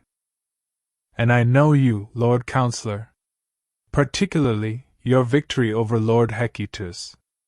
An impressive coup, to be sure. That comment stopped Lord Mar in his tracks. No doubt he expected her to stammer and try to defend herself. Now, she had forced him to explain himself, or at the very least seek a more reasoned explanation from her. It was a gamble mentioning one of Mar's old rivals. But Hecatus's work had saved her during a difficult period in her training. Perhaps his name would save her now. If anything else, mentioning him gave Darth Mar pause. Hecatus. There is a name I've not heard for a long time. Where did you hear it, I wonder? You would have been an infant when that battle occurred. She bowed her head slightly in submission. He was still a Dark Council member, after all. Offering some submission before one of the 12 most powerful Sith in the Empire was never a bad idea. I was educated by one of Lord Hecatus's students for a time. He taught me much about the Lord's history, his work, and finally his death. Air hissed out of Lord Mar's mask. It was not a good sound. I see. So you are one of Hecatus's disciples then? You are one of those few Sith trying to keep his name and work alive. Mar stepped forward. Tell me, youngster, how do you feel standing before the man who slew your master? As you said, my lord, I never knew the man. It is impossible for me to blame or condemn the actions of one taken in the past. It is not Lord Hecatus I choose to honor, it is his work, his ideas of how we should deal with the Jedi. She let her smile become more sly, more seductive. There are many weak Jedi out there, just waiting to find their way to our side. It works to our advantage to bolster our numbers with them, even if they are unworthy of joining the ranks of the Lords. They would still have their uses as cannon fodder, I suppose. She gave Lord Mar a hungry look. You were Lord Hecatus's superior, and for his attempt to oppose you, you destroyed him. That is the way of the Sith. You die, then you are forgotten. But ideas, they should have more staying power. I do not believe that his work should be forgotten out of turn. Had he chosen to ally with you, rather than opposing you, the two of you could have gone far. Why do I belong here, you ask? Because I would see his work, my work, turn to your service, yours and the rest of the Dark Council. It is for the good of the Empire that I seek to serve, and by serving well, my star will grow, and greater power will be brought into my orbit. She bowed slightly then. I only wish to serve, and to increase my own powers, of course. Should I expect anything less? Darth Mar did not respond right away. She sensed that she had thrown him off slightly with both her admission and her argument. Admitting she had great respect for one of his late rivals did carry some risk, but at the same time, she had tried to turn it around into a matter of serving the Empire, a matter that was never a crime, not before a member of the Dark Council. She could almost hear the wheels turning in the Dark Lord's head. He was evaluating what he had just heard, and trying to sense any deception on her part. In this, he would find none. She had spoken honestly, from her heart. She had let her emotions guide her answer as well as her will and intelligence. Hopefully Lord Mar would appreciate that. She heard him murmur softly. Finally, he turned to her master. Darth Feer had remained quiet, watching the exchange with interest. It was to him that the counselor turned his attention first. I think I like this one, Feer. She is a vast improvement over your previous apprentices. Lord Feer chuckled dismissively. Avaryss was a gemstone in the rough, Lord Mar. Had I not scooped her up, another Darth would have. She will serve us well in the years to come, the dark side willing. Indeed, Mar said, turning his attention back to Avaryss. You are not wrong, youngster. Had Hecatus come to me as an ally, and not used his work as a bludgeon to try and replace me, he would have found a willing ally. The mistake was in the man, not the message. He stepped in closer then, so only she and perhaps Darth Feer could hear. If you seek to know more about Hecatus, if you truly wish to follow his work, you should contact me after your training is done. Much of my old rival's records and research tools fell into my hands after his fall. You may find these materials most interesting. Avaryss bowed slightly. You honor me, Lord Counselor. I shall endeavor to do just that, after my training is complete.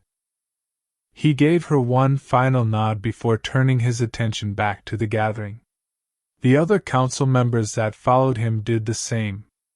Darth Terig, who had also remained close by, sniffed and retreated. Any chance of gaining the advantage over his rival had vanished with the Dark Council's scrutiny. It is not over. If anything, Lord Terig will increase his efforts against House Feer. Lord Mar may have blocked him, but it is us that will take the blame. She watched as the cyborg wove his way back into the crowd. I think the rivalry between Feer and Terig just went beyond being a simple clash between two Dark Lords. A vendetta has been born tonight. We will need to move cautiously. Darth Feer smirked as he regarded her. He had stayed out of her confrontation with Lord Mar. Perhaps he would be angry that she took it upon herself to deal with the Dark Council member. She bowed her head. My apologies, my master. I did not mean to speak out of turn. No apology is necessary, apprentice. You took your first step into a much larger world with that conversation. You have both gained Darth Mar's attention, and dismissed his concerns about your being here. In time he may grow suspicious of your motives, but for now, you have bought yourself some breathing room, and at the same time garnered the interest of several other council members as well. The men with Lord Mar? Her master nodded. Lord Mortis and Lord Vengian. Vengian has an interest in taking the Empire back into open war again. Corrupting enemy Jedi may prove useful in that goal. Mortis has voted with Mar in the past, so we may have gained 2 allies here, rather than 1. Her master was beaming with pride. The real success here was Vengian.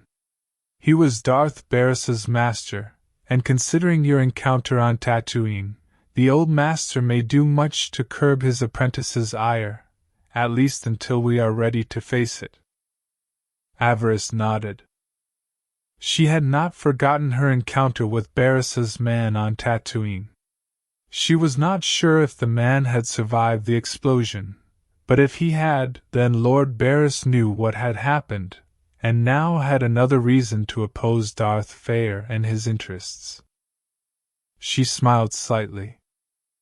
So the great game continued, plots and plans, moves and countermoves. It was enough to frighten the unwary, but in that moment Avaryss felt very much alive.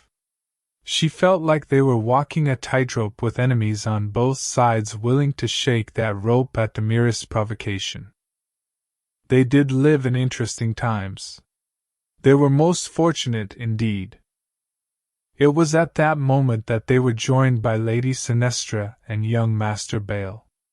Both were clad in fine blue and black robes, bearing the sigil of House Feer. Her master's son looked bored by the proceedings, not truly grasping what was going on around them. His mother was not as foolish. The lady of House Feer had a concerned look on her face. "What was that about, my love? I saw Lord Mar leaving you just now." Her master gave her a winning smile. "The Lord Counselor decided to try and test my apprentice. It was a test that she passed with flying colors." Sinestra regarded Avaryss with a cool look. It was clear that she did not like the idea of her husband's apprentice garnering the positive attention of a Dark Council member. Avaryss just avoided sneering at the other woman. She would have been happier if it had been her son, no doubt. Of course, she doubted that Bail would have been able to work his way around Darth Mar's contempt. She did not believe him smart enough to turn what had been said to his advantage. He likely would have tried to confront the Dark Lord, which would have ended poorly for young Bail, fatally, if he had truly been unlucky. Oh well. It was a pleasant thing to consider at least. Was there anything else? Teetering was here. He knows that it was I that put Barriss on to him. He was not pleased, but was unwilling to violate the truce over it. Bail grinned maniacally, excited by the potential for violence that was in the air. "It is a shame that I was not at your side, father. I would have given that cyborg a new red smile from ear to ear." Avaryss rolled her eyes. "And in doing so you would have violated the truce and made House Feer a pariah, if Darth Teetering did not kill you first for merely attempting such a foolish move." She shook her head. "Do not be an idiot." Bail's eyes widened. His cheeks began to turn red and anger flashed in his eyes. "How dare you speak to me that way? I was merely speaking the truth. Is that so wrong?" He glared at her, looked like he might lunge at her. He turned to his mother, who was already pinning Avaryss with a disapproving gaze. "She cannot talk that way to me, mother. I will be the Lord of House Feer, one day. She cannot talk to me that way." Unsurprisingly, the mother took the side of the son in this argument. "No, she cannot. You are quite right, my son." Bail grinned triumphantly, while Sinestra Feer continued to glare at Avaryss. She turned to her husband. "Are you going to let her speak that way to our son? It is not her place to speak so, not to her betters." Feer gave Avaryss a cold look. "My wife is right, apprentice. You should not speak that way to Bail." Though she seethed inside, Avaryss bowed her head in submission. "Yes, master. I forgive my insolence, master. You should not have spoken that way to my son," he repeated. But then he turned his attention to his wife. "But as his master you should have." The rebuke stopped the lady in her tracks. It killed any satisfaction she felt at her husband's rebuke of his apprentice. My sweet? Feer regarded them both with barely contained rage.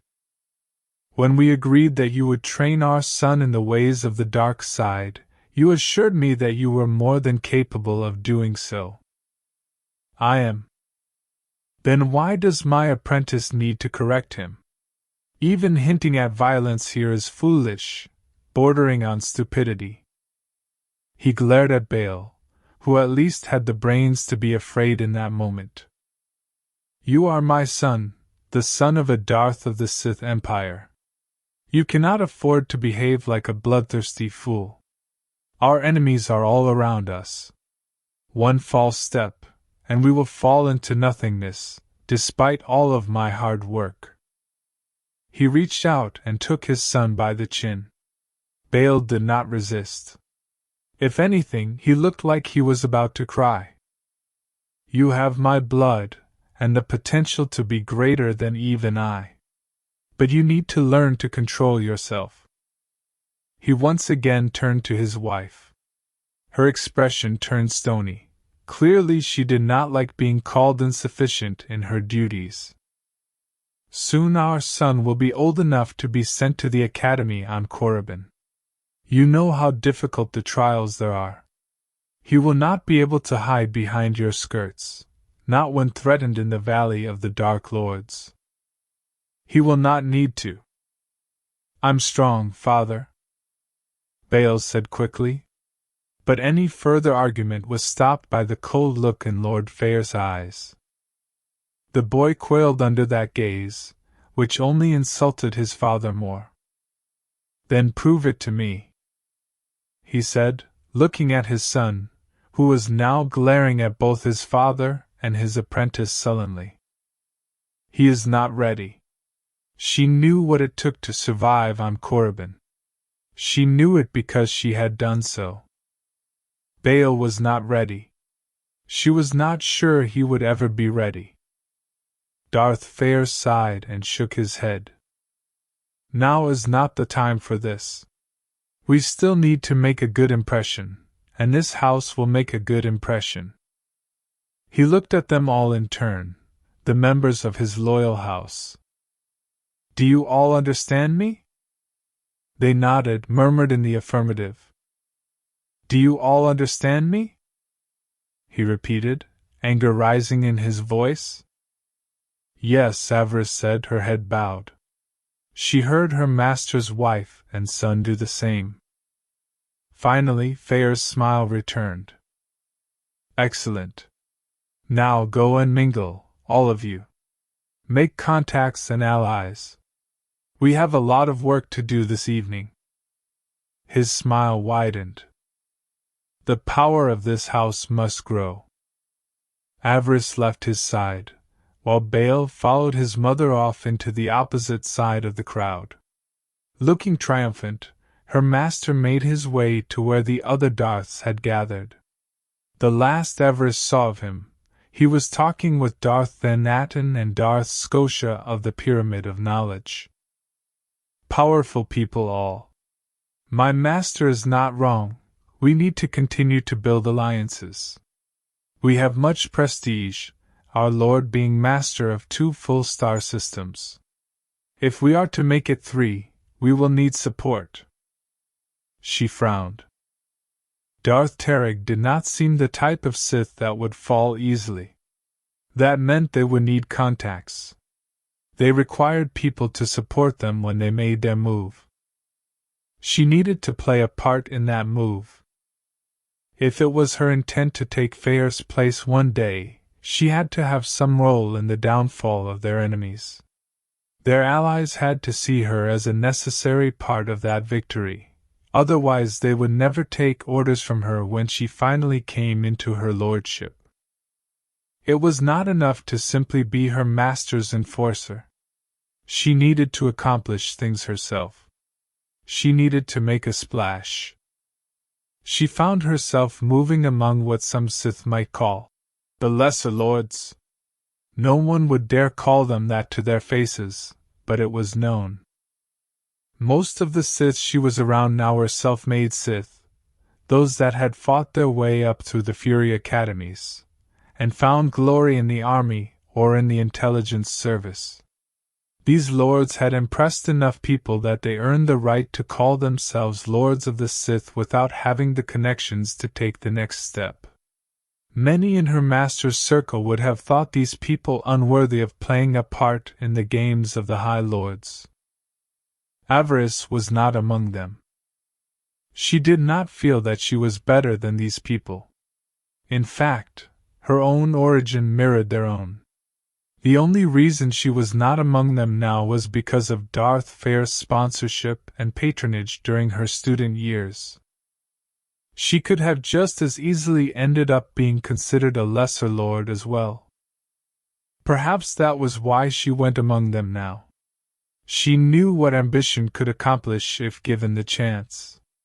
Many of these were resourceful and courageous. They needed to be to survive and excel.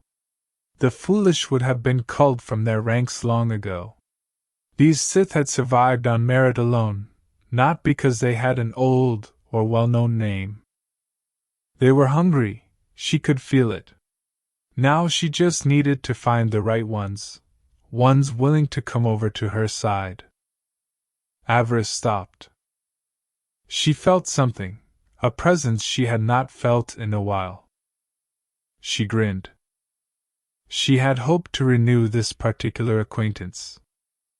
She made her way through the crowd, these lesser Sith parting when they saw the house symbol on her robes. It was not hard to find the one she sought. Their history had linked them through the Force, and such a link was not easily broken. She found them near the back of the gathering.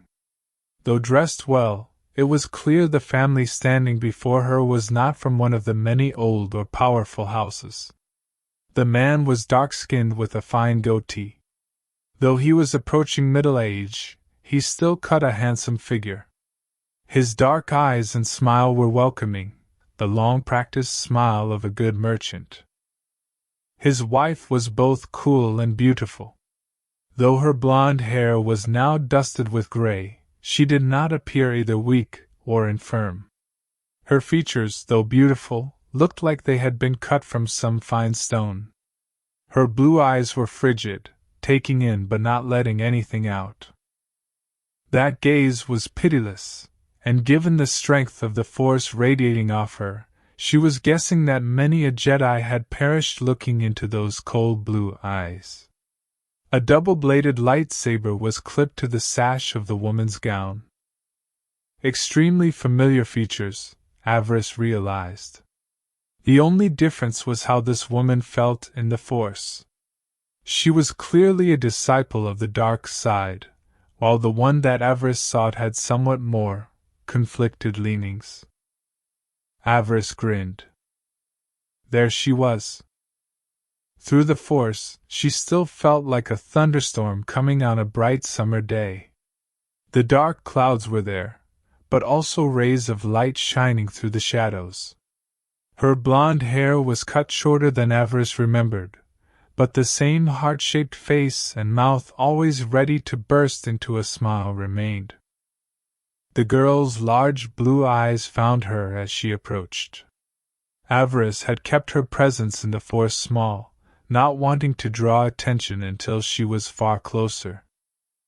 She did not wish the other girl to make a scene, and she might have, given their history. When she did finally let it expand, let it touch the other girl's senses, her old ally raised her head and smiled.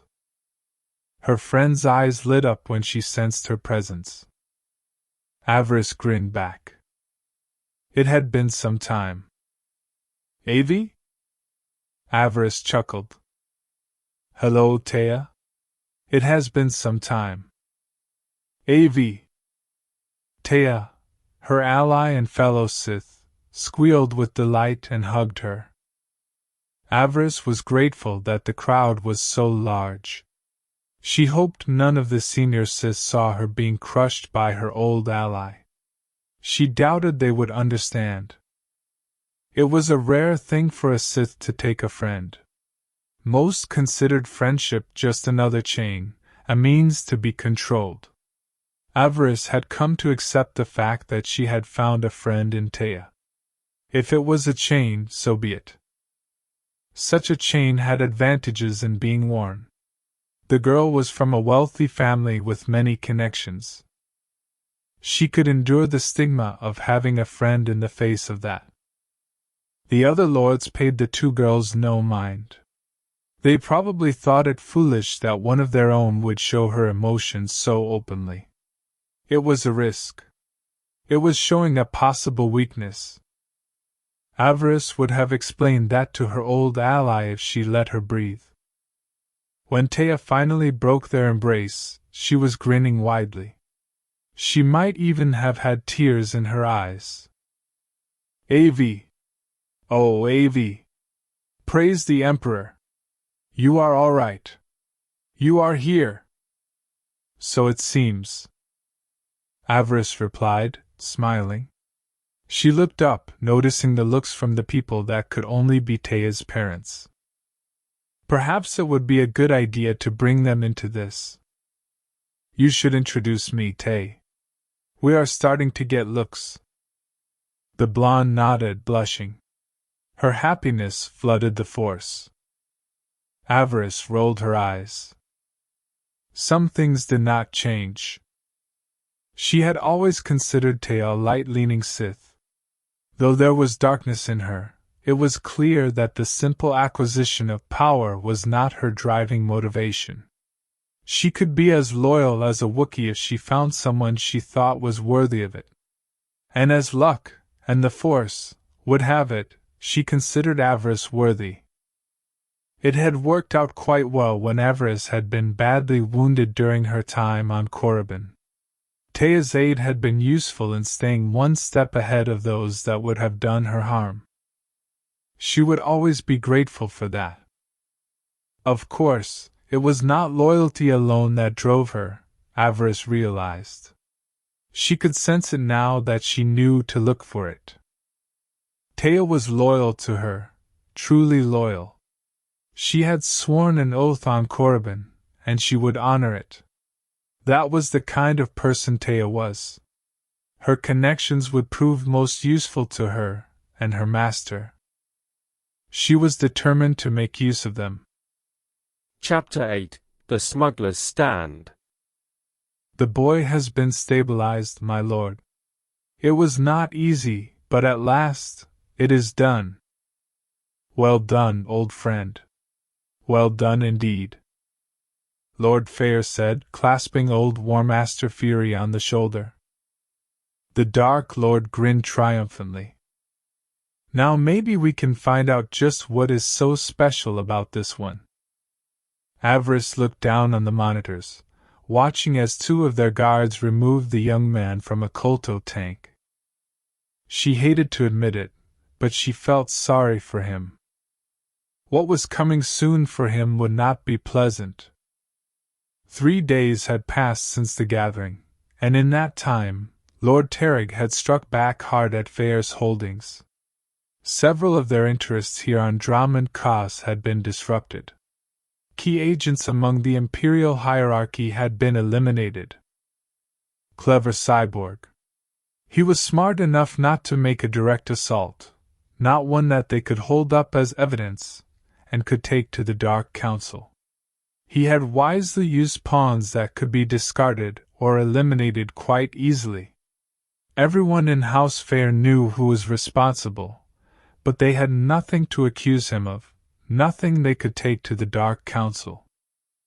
All the brazen power plays on Dromund Kaas of late had made the Council quite nervous. So many games were playing out, with little caution or thought to what would happen if they played out all at once. No one was exactly sure what was happening.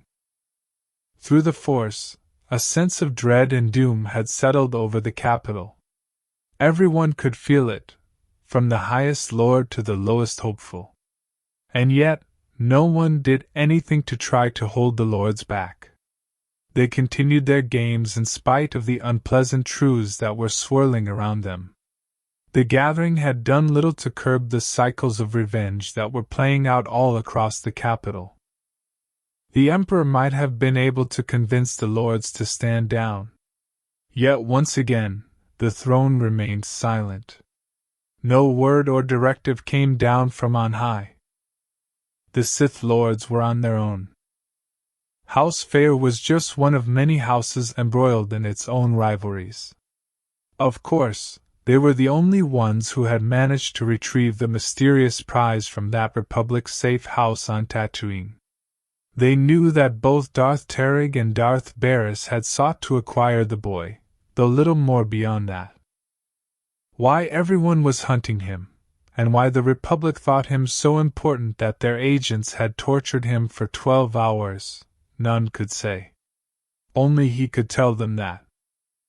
And right now, there was a debate going on. No one was sure exactly how to proceed. All of the main players of House Feer had assembled to discuss the matter.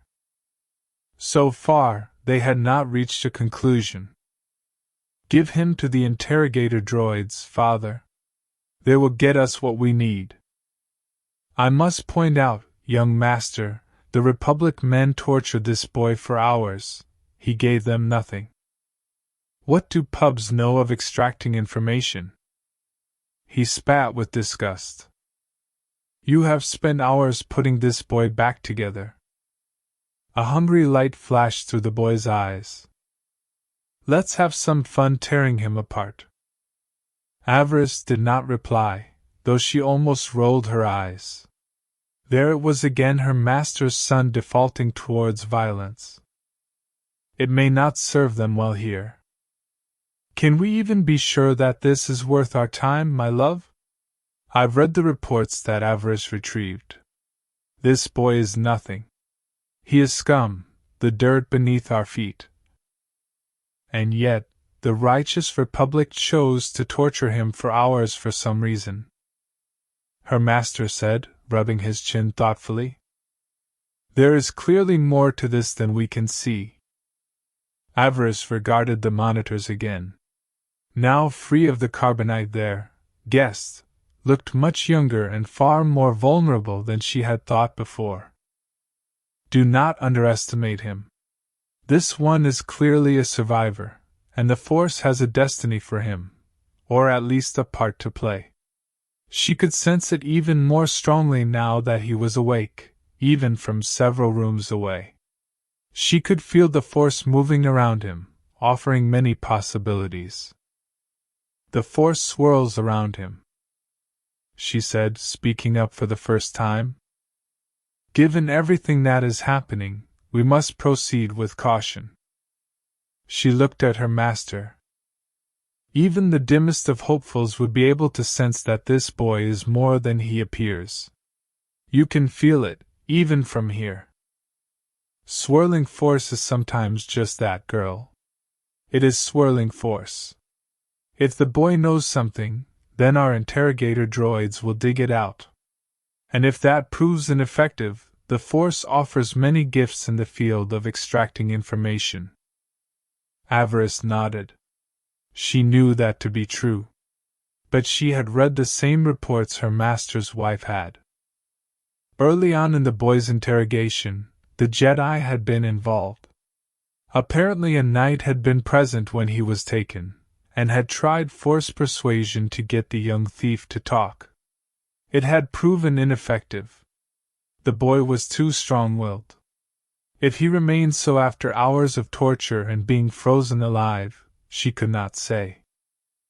The dark side was powerful, possibly limitless. But the Sith themselves were not yet. I do not deny what you are saying, milady. I only think that we should not risk destroying the only leverage we possess when we are not exactly sure what we have in our hands. The apprentice speaks wisely, my lord and lady. Whatever we do, we should proceed with a delicate hand. If the boy still proves resistant, then we turn to stronger methods. Still stroking his chin and pacing, Darth Feer nodded. I cannot deny my desire to see this matter handled quickly. I would like nothing better than to let the droids down there tear the boy apart, and extract everything of use from him. Time is of the essence. Terig moves against us, and no doubt even now Avarice is scheming. Time is a luxury we do not possess. Feer shook his head. No, I do not believe that rushing ahead is the right call. Feer and Avaryss are correct. We must move slowly. Terig's agents sought this boy, and Avarice was willing to risk one of his apprentices to acquire him. Avarice is not the type of man who leaps into things lightly. He likely knows what value the boy has already, or at least has an idea of why the Republic treated him as they did. Torture proved ineffective. According to the interrogation reports, as they tortured this man, the pain just made him dig in his heels more, and he became more resistant. If not torture, then what? He glared at Avaryss. What do you think? Do you think we should be nice to this scum? That we should be respectful and ask him to tell us what he knows? That is ridiculous. Perhaps not so ridiculous, my son. All conversation stopped. All eyes fell on the lady of the house. She was smiling wickedly. Pain and terror are not the only weapons the dark side offers us. Sometimes what we seek can be just as easily acquired through temptation as it can through brute force. Perhaps. Bale agreed grudgingly. But brute force is underrated, and far more fun. Fun is not what we are here for. This is about getting what your father needs, what our house needs. I take it you have an idea, my darling? I do, husband. The Republic dogs tried a mailed fist. That proved ineffective. Perhaps what is needed now is a softer touch, a velvet glove, so to speak. She gave Avaryss a wicked look. A woman's touch. She purred. It took Avaryss a moment to grasp what the lady meant. Her red eyes widened. No. I refuse. You don't even know what I was going to ask. I can guess. The answer is no. Her master looked at her. That does not sound like you, apprentice. Normally, you are more than eager to serve and do what is necessary. In battle, yes. Against your enemies, of course. She said quickly, trying not to provoke her master's anger. She did not want to do this. She couldn't do this. Not after Fel, maybe not ever again. Lady Sinestra no doubt suspected the reason for her hesitation. The older woman leapt on her weakness like a shark. Is the idea so repellent to you? The boy is not unattractive, and it is not like that we are asking you to do something that you have not done before. Yes, milady, that is not the reason for my hesitation. Then what is it then? To flirt with a young man, and lie to him? Your lady mother should have taught you to do those things long ago. Avaryss frowned, but managed to keep her other emotions in check. Once again, the lady of the house presumed too much. She had no idea what kind of woman Maya Lillos had been, how she had raised her eldest daughter. Avaryss had always been more of a tomba than a little lady. She had been her father's daughter first, definitely a daddy's girl. She had preferred riding her swoop bike and getting into trouble with Ro, over being a prim and proper lady. Pamir had been the sweet little girl in their family, her mother's pride and joy. And that had ended so well for her, hadn't it? Avaryss's eyes narrowed. It was not until she met Fel that she had finally realized what it meant to be a young woman. The desires he had inspired had made her submit in ways that she had never thought possible. I gave myself to him. But it was not like he gave me nothing in return. We shared much together in our private moments. She immediately regretted thinking of Phil. Those emotions were strong, too strong. The lady picked up on them immediately. Her smile turned slyer. If it makes you feel any better, girl, try to imagine the boy as your pre-ubed toy. I'm sure you learned quite well how to please him, before you poisoned him, of course. Anger flashed in Avaryss's eyes. Her hands clenched. She had been willing to endure much because Sinestra was her master's wife. She had shrugged off the superior attitude and the snide comments about her origins. Bringing up what had happened to Fel into this, however, was something else, something far else. She had gone too far. In that moment, Avaryss did not care that the lady was her master's wife. It was all she could do to keep from drawing her lightsaber and making the old witch answer for speaking of things she knew nothing about. Enough, Sinestra. Leave the girl alone. The lady nodded, but never lost her triumphant smirk. As you wish, husband. As you wish. Apprentice.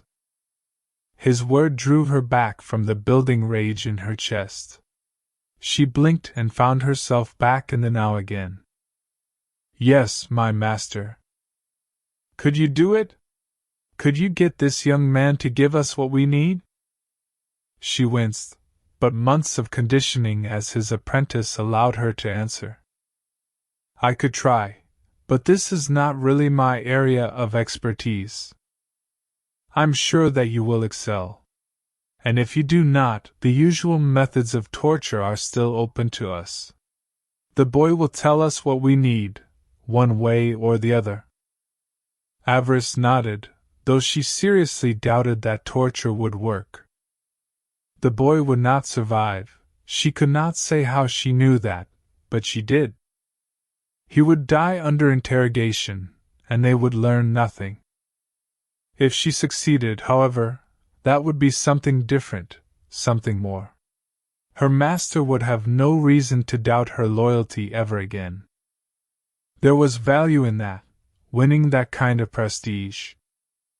Again she felt a desire to resist, to deny, rise up. But this time, she clamped down on it, hard. The things we do for power.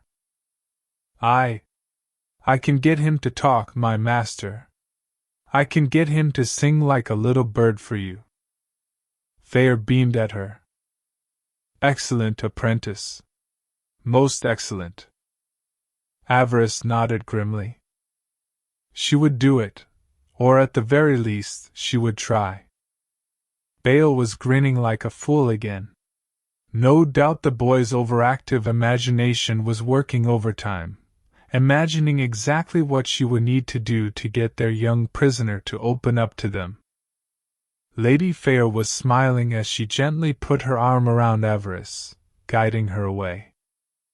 Come with me, child. I think the combat suit you are wearing is not appropriate for this type of mission. She laughed lightly. Fear not, though. I think I can see you fully outfitted for what is to come. At the very least, you will make a good first impression. Avaryss let herself be led away. Surprisingly, she felt more worried about this than she had when standing outside that safe house in the Tatooine desert. Battle was an arena she had come to know well. What she was about to face with the prisoner was unfamiliar territory. Yes, she had learned to speak with a man, with Fel. She doubted that this boy would react in the same way. It had been her power and grace that had first drawn Fel's attention. It had not been about flirting. She had not wiggled and giggled to get his attention. Plus, what she and Fel had could not have been considered a courtship. Yes, they had dined together and trained together, but that had been work. Everything had been about work, except when they were alone. When they were alone, well, No one could seriously call that courting. It had been more like the mating of two vicious predators. That part of her had been for Fel, and Fel alone. She was not eager to share it with someone else, not even for power. Your bloodline must not end with you. The words struck her like a slap. They sounded like they had come from Master Adaz, her teacher and mentor on Fury 9. You are too young and too powerful to think that you should be the last of your line. Eventually, your heart will heal, and you will produce heirs, both for the good of your family and the good of the Empire. I did not give you my family's sword so it could end up as some fool's trophy of war. It is for your children, and your children's children. She could almost see the old purebloods' disapproving gaze. Your line must not end with you. In spite of herself, she found that she was nodding. What had happened to Fel had hurt her, she could not deny that. But at the same time, she owed it to her family to build a dynasty. On Oridana, the Lillos family line had ended with the destruction of her family. But that did not mean that it could not survive in some form. She still drew breath, and that meant that there was still a chance to ensure that her family was never just a mere footnote in the history of the Empire. But this, what her master was asking her to do now, was not about her bloodline. It was just another mission, though how she would choose to fight would be quite different than she had on other jobs her master had asked her to carry out. She tried not to appear sullen as Lady Feer led her away, led her off to prepare her for her meeting with the young man they had pulled from the carbonite. What would she do to get what House Feer required? Whatever it took, she supposed. The thought made her shudder. Whatever it takes. Chapter 9: The Assassin's Shell. Avaryss spent the next hour in Lady Sinestra's private chambers. Her master's wife was bound and determined that she would look presentable before unleashing her on their prisoner. Avaryss once again resisted the urge to roll her eyes. The boy was not the son of some high lord. He was a street rat from an Airshada. A little makeup and a pretty dress would not change who he was or what he knew. Still, she understood the tactic. Appearances mattered. A Sith in full battle regalia inspired fear. A Sith in civilian attire could inspire something else entirely. Trust. Vulnerability. The illusion of safety. Sinestra circled her like a predator evaluating prey. First impressions matter. He must look at you and see someone he can speak to. Not a torturer. Not an interrogator. Someone who might understand him. She gave Avaryss a knowing look. My dear husband would be most displeased if his little apprentice could not pull off such a simple deception. Oh, how disappointed he will be. She chuckled. Let us try not to disappoint him, shall we? Avaryss could sense the lady's desire to see her fail. The fact that it would hurt their house did not seem to bother her one bit. It was the type of short-sightedness that she had come to expect from Bail. At least she now knew where the boy got it from. Once they were sealed inside her chambers, the lady of the house got to work. She summoned her personal servants, and they got to work on turning Avaryss into an unassuming young woman. She was bathed and perfumed, and once that was done, one of the servants applied a small dose of makeup. They braided her dark hair and put it up in the most fashionable of styles. They painted her nails and showed her various pieces of jewelry. Icing on the cake, one of the servants called it. Avaryss was sorely tempted to break the girl's neck. She'd ice her cake. It was only the presence of Lady Sinestra that kept things from turning violent. She likely would not have approved of her husband's apprentice destroying her personal servants, no matter how much they annoyed her. They fluttered around her like birds, commenting on this and that, giggling like this was all some private joke. It was all Avaryss could do to hold her temper. And watching over it all was the Lady Sinestra. She watched with a mix of curiosity and enjoyment. Clearly she was taking pleasure in Avaryss's discomfort. The apprentice tried to not let it bother her. She tried to ignore her master's wife.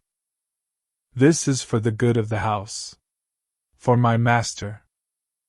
As the servants worked, it gave her a chance to finally get a good look at Lady Sinestra's inner sanctum.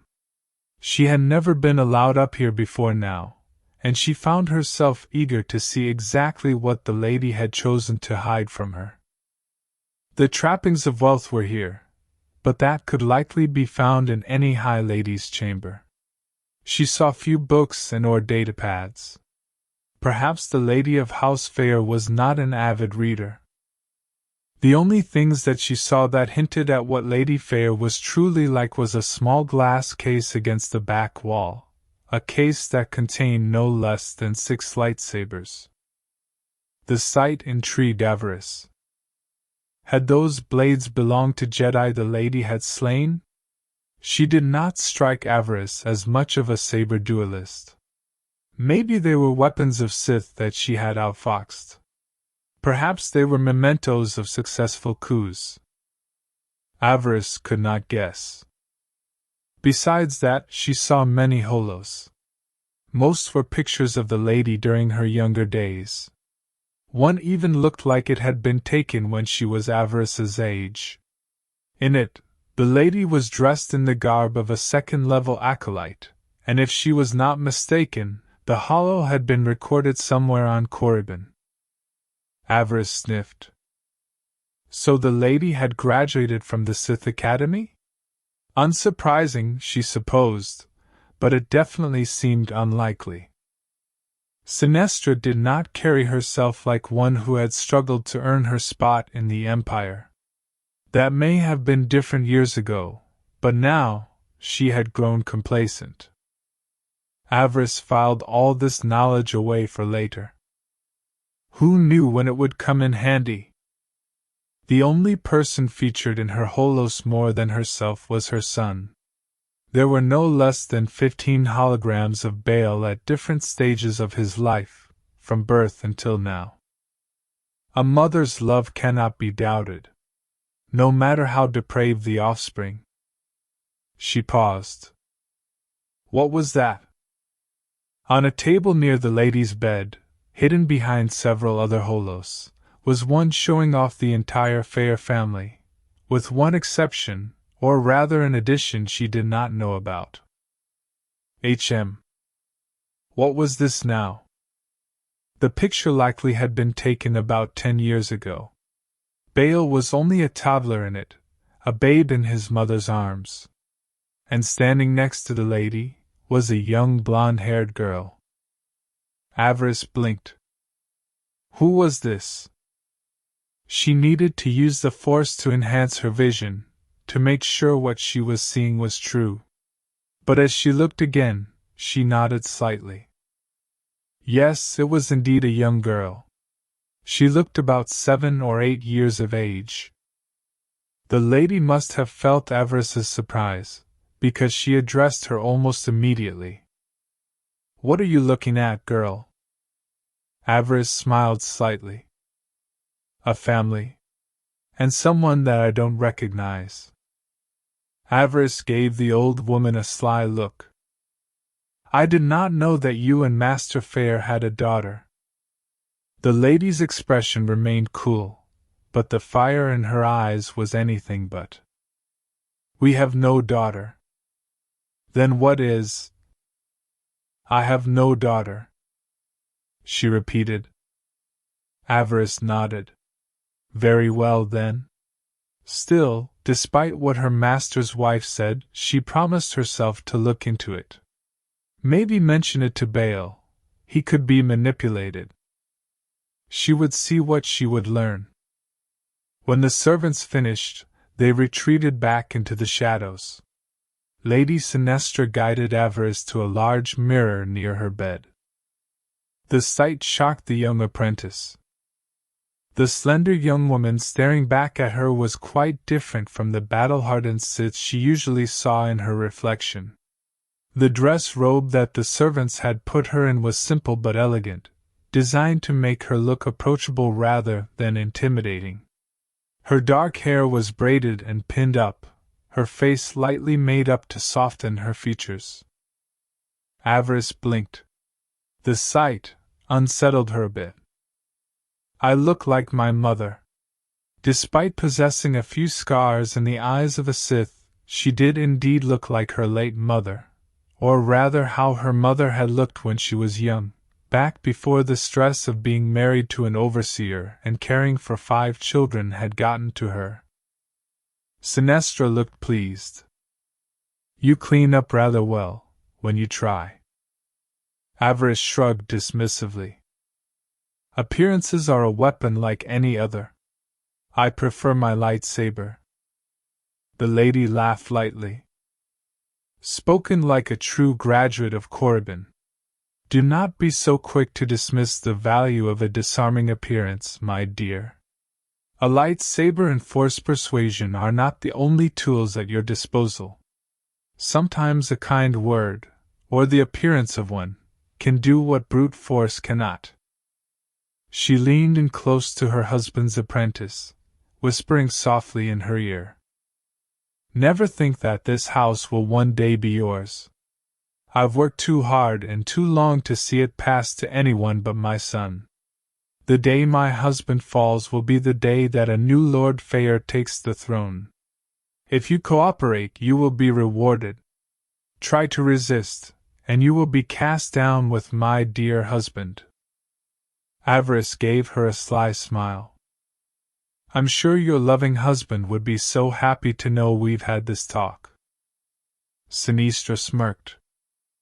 You think he is not aware of my desire to see our son advance? He knows, dear. And I'm sure he also thinks that such an occurrence is as unlikely as you ever becoming a full Lord of the Sith. The lady laughed lightly. My husband did not get where he is by elevating potential rivals. You have use for him, for now. But never think that you will be anything more than a humble tool. Avaryss shrugged. We will see, milady. We will just see. If Sinestra picked up on that thought, she did not show it. Come. My lord is waiting. They should have the boy cleaned up and prepared for you by now. She took Avaryss by the hand and led her out of her chambers. Do not fail, child. My lord husband would be most displeased with you if you failed. Avaryss nodded. Lady Feer had nothing to worry about. She did not fail. The guest suite where the boy was to be brought was typically reserved for visiting Sith Lords and Moffs. Darth Feer was the type of lord that never wished for his guests to be left wanting. He was more than willing to play the generous host if it ensured that his interests were looked after by those that had been his guests, after they had departed. A gentle word and open hand could be just as useful as a clenched fist and a lightsaber. The Dark Lord understood that, and made sure that the needs of those that stayed with him were tended to. Avaryss arrived first, accompanied by Lady Sinestra. Their final encounter in the ladies' quarters had had a chilling effect between the two. It was clear that the lady hoped that her husband's apprentice would fail to get what they needed, and it was clear from what she had said to the young girl that she would use everything she knew to deny Avaryss the chance at advancement, that she would do all in her power to block Avaryss's advance, and make sure that her son ascended to power on the day that Lord Feer finally fell. None of this was either shocking or surprising to her. She had long suspected the lady's goals, and knew that one day she would have to take steps to stop her. For now, though, she needed to remain in her master's good graces, which meant succeeding in this endeavor and getting the young boy to talk. Whatever it takes, I must do. Whatever it takes. Both her master and Bail had been waiting outside the suite when they arrived. Both men had complimented her on her appearance before she entered. As always, Avaryss could sense Bail's twisted fantasies that now had new fuel seeing her dressed so provocatively. Her master had been more respectful, but had subtly reminded her with a harsh, painful squeeze of her arm that he required her to do whatever was necessary to make the boy talk. He need not worry. She had given up most of her inhibitions long ago. She knew what was expected of her. But at the same time, she was still hesitant. What I shared with my love was for him, and him alone. She was not eager to offer it up to some rodent in exchange for his knowledge. Once she was inside, the door was locked behind her. Their prisoner would be brought up within the hour. And so, for that moment, she had time to explore her surroundings and see if there was anything here that might help her carry out her mission. The room was well decorated with the trappings of wealth. The rug, curtains, and bedding were of the highest quality, and a small bar in the corner boasted only the finest liquors. Avaryss was tempted to pour herself a drink, but decided against it. She would need all her faculties to carry out what needed to be done. The temperature in the room was kept quite cool, no doubt to counter the jungle heat that was the norm on Dromund Kaas. It was so cool that Avaryss was tempted to wrap a blanket around herself as she waited. The dress she was wearing left little to the imagination. "What are you doing? You are Sith. Act like one. Why should you be nervous about this meeting? If the boy realized who he would be meeting, then he should be the nervous one. If he does not give you what you need, you will tear it from his mind. You know spells that can turn someone's very will and soul inside out. What street scum could dare hope to match the will of a Sith?" All these things she knew, but she could not shake the feeling that if this turned into violence, then she had failed. No, she needed to exercise self-control. Brute force was not always the answer. As she waited, she began to pace nervously. She felt like a predator locked in a cage, a gilded cage perhaps, but still confining. Normally before a mission she would be playing mental games, psyching herself up for what she would soon face. She would be harnessing her anger and rage until she was an unstoppable force. Unfortunately, her rage would not aid her here. This battle would be fought under different rules. She needed to remember that. How am I going to play this? She had never been the flirty type, not even with Phil. She would try to be disarming, but at the same time, remain in control. She would give him nothing more than she was prepared to offer. If he did start getting fresh, he would find out quickly how far above him she truly was. I may be only an apprentice, but I'm still Sith. No Sith would ever let themselves be taken advantage of, not when they could rip what they needed from the hands of those that tried to deny them. She continued to pace, well aware of the hidden spy cams that had been placed throughout the suite. War Master Feer had warned her about those. Picture, but no sound, to ensure her that if things did turn violent, then the guards would be able to see and come running if she needed help. It was sweet of the old man to worry, but he did not need to. If the boy did turn violent, he would be the one that suffered, not her. A chime sounded overhead, warning her that the guards were finally bringing her mark into the chamber. She took a deep breath and tried to center herself. You can do this. If it starts to get hard, just think of Phil, how he made you think, how his hands on you made you feel. She swallowed hard and nodded. She could do this. The door hissed open. She smiled up at the two guards. Here we go. The two guards dragged him into the room and dumped him on the bed. He groaned weakly as they turned to leave without saying a word. Avaryss reached out with the force, feeling his consciousness flickering at the edge of awareness. She withdrew her touch, letting him surface on his own. He groaned again, his eyes fluttering open.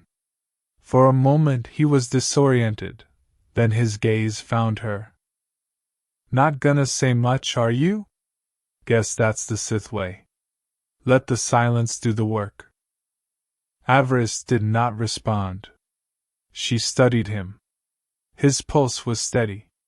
His eyes were clear. He was not as afraid as he should be. You're not afraid. Terrified. But I've been terrified before. You get used to it. She reached out with the force, brushing against his mind. He flinched, a tiny crack in his armor, but he didn't break. He pushed back, raw and stubborn. His resistance was impressive. A woman. Tia. He went still. What did you just say? Your thoughts are not as guarded as you think. She leaned forward. You care for her. Fiercely. She is the reason you survived the Republic's interrogation, isn't she? The reason you didn't break. He said nothing. But she could feel the weight of his silence. Avaryss sat back. I am not your enemy, Mr. Rink. I am your way out. And what do you want in return? The droid head. The one you stole. Take me to it, and you will have my protection. And Tia? What about Tia? If you serve me well, I will help you find her. Rink stared at her for a long moment. Then he laughed, a dry, broken sound. You Sith don't do anything for free, do you? No. But I am not unreasonable. A motivated tool is sharper than a broken one. And you, Mr. Rink, are still sharp. He shook his head. You're offering me a deal. I am. And if I say no? Then I will find another way to get what I need. She stood. But I suspect you will say yes. He watched her for a moment. Then, slowly, he nodded. Deal. Avaryss smiled. Good. Then let us begin. She rose and walked to the door. Before she left, she glanced back. One more thing, Mr. Rink. Yeah? I meant what I said. If you serve me well, I will help you find her. I keep my word. She left him sitting on the bed, staring at the door, wondering if he just made the best or worst decision of his life. Chapter 10: The Humiliation. The journey to Nar Shaddaa proved to be most uneventful. Slyyn had picked them up at the Feer estate, and they had left with no incident. Mr. Rink was most impressed by the interceptor. He looked upon it as it landed like one would look on a future lover. Once they were aboard and safely traveling at light speed, he divided his time between the engineering section and the bridge, spending his time asking Slyyn and Holly questions about the Sith's ship. Avaryss did not discourage him. As long as he was busying himself with the crew, he was leaving her in peace, which was good. She spent the bulk of her time in her quarters, meditating and gathering her power for when they arrived on Nar Shaddaa. Only her new protocol droid had been allowed inside her chambers. He had not been available on her last mission, having been off-ship receiving a series of new upgrades to enhance his performance. But now, He was all hers and she was free to do with him as she pleased. 2VR9 was an older model servant droid programmed to see to the day-to-day operations of her new vessel.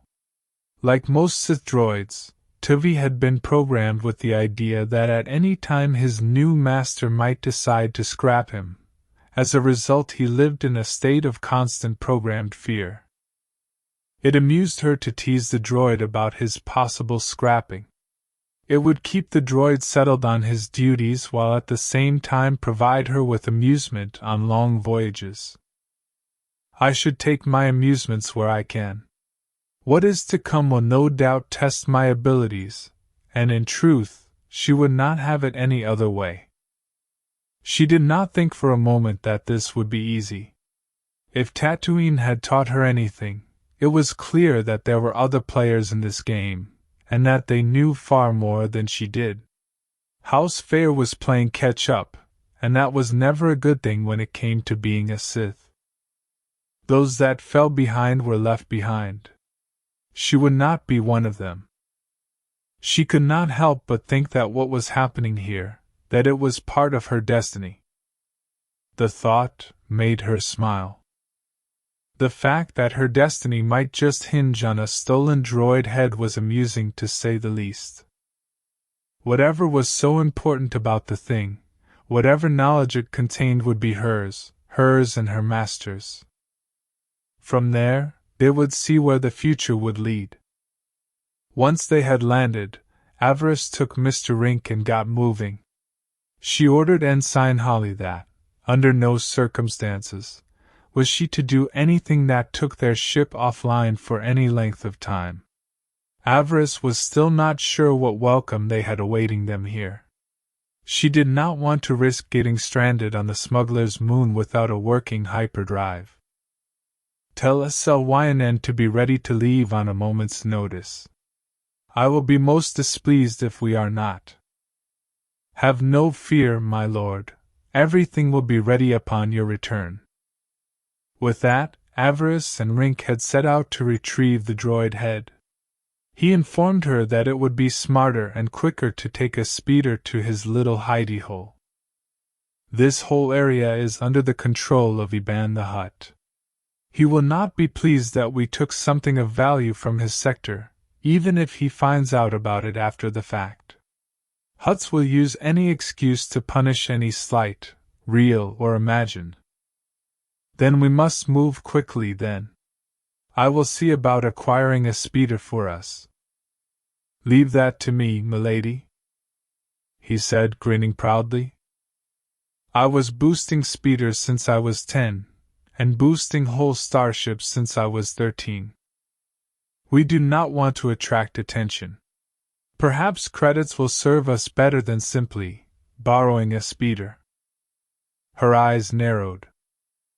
And do not call me milady. I am Sith. You may call me my lord. But you are a lady, yes? She smiled. I'm female, yes, though few would call me a lady. She laughed lightly. Sith do not bind themselves to gender-based honorifics. A full Sith may be called Lord, regardless of gender. Lady is usually a title reserved for their wives. What do they call the female lord's husband? They hold the title of High Consort, though it is rare that a female lord marries beneath her. Typically her mate is a lord himself already. If both hold the title of Dark Lord, then they are honored equally, regardless of their gender. She stepped forward, giving him a cold smile. So remember your place, and my title. I will not ask again. Sure thing. You are the boss. Avaryss rolled her eyes. Boss wasn't. No, wait. She smiled. Boss. Yes, that works too. You may refer to me as such from now on. Gotcha, he said, standing at attention and saluting her. She shook her head. Emperor, give me strength. It would not be easy to resist the urge to kill this man. He seemed eager to push her buttons. She would have to resist temptation, at least until she had what she needed.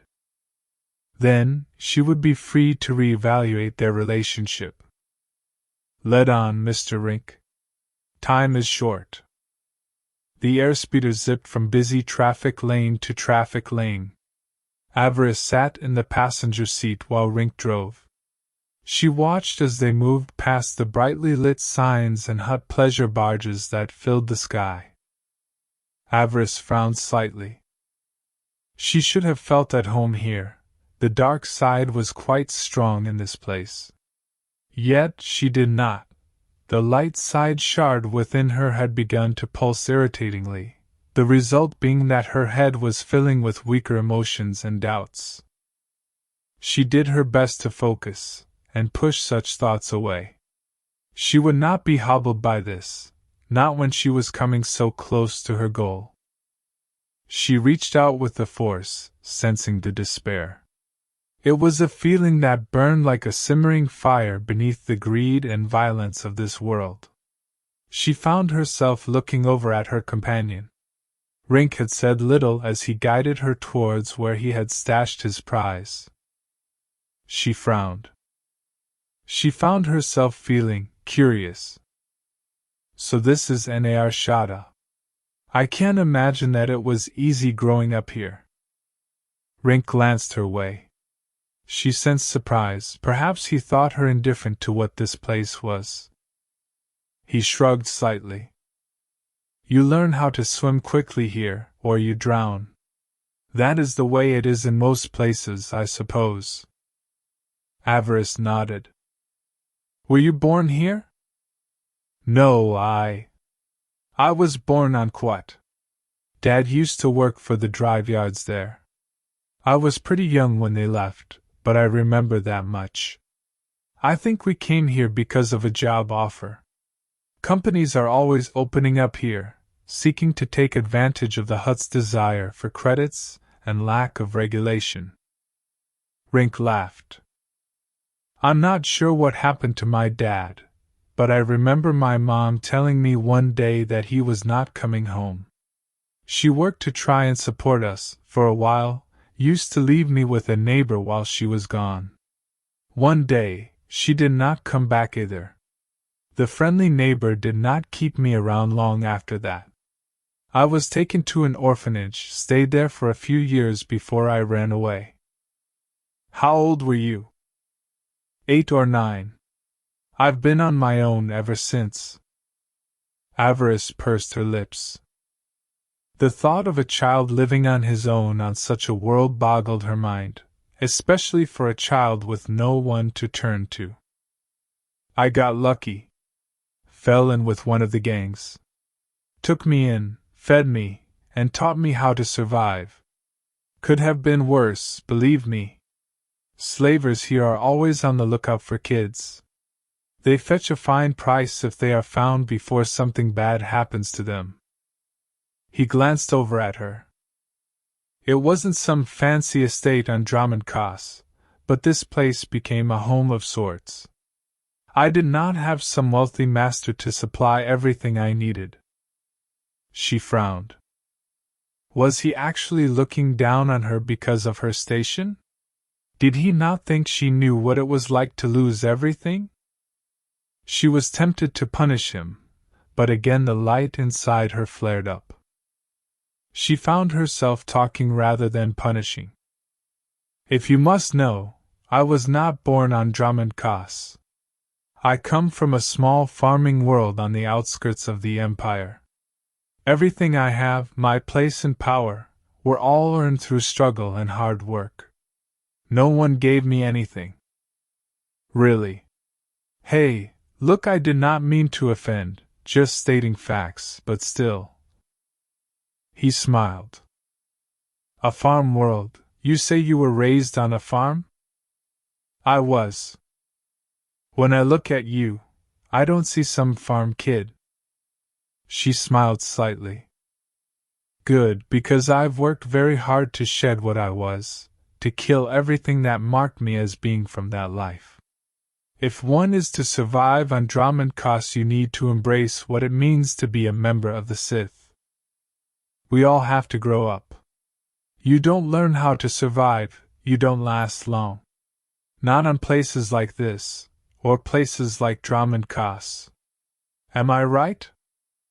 You are indeed, Mr. Rink. She sighed and shook her head. Why she had felt the need to share this with him, she did not know. It was not like she needed his compassion or understanding, only the item that he had hidden. Once she had it, she would decide what to do with him. You will need to think hard on this.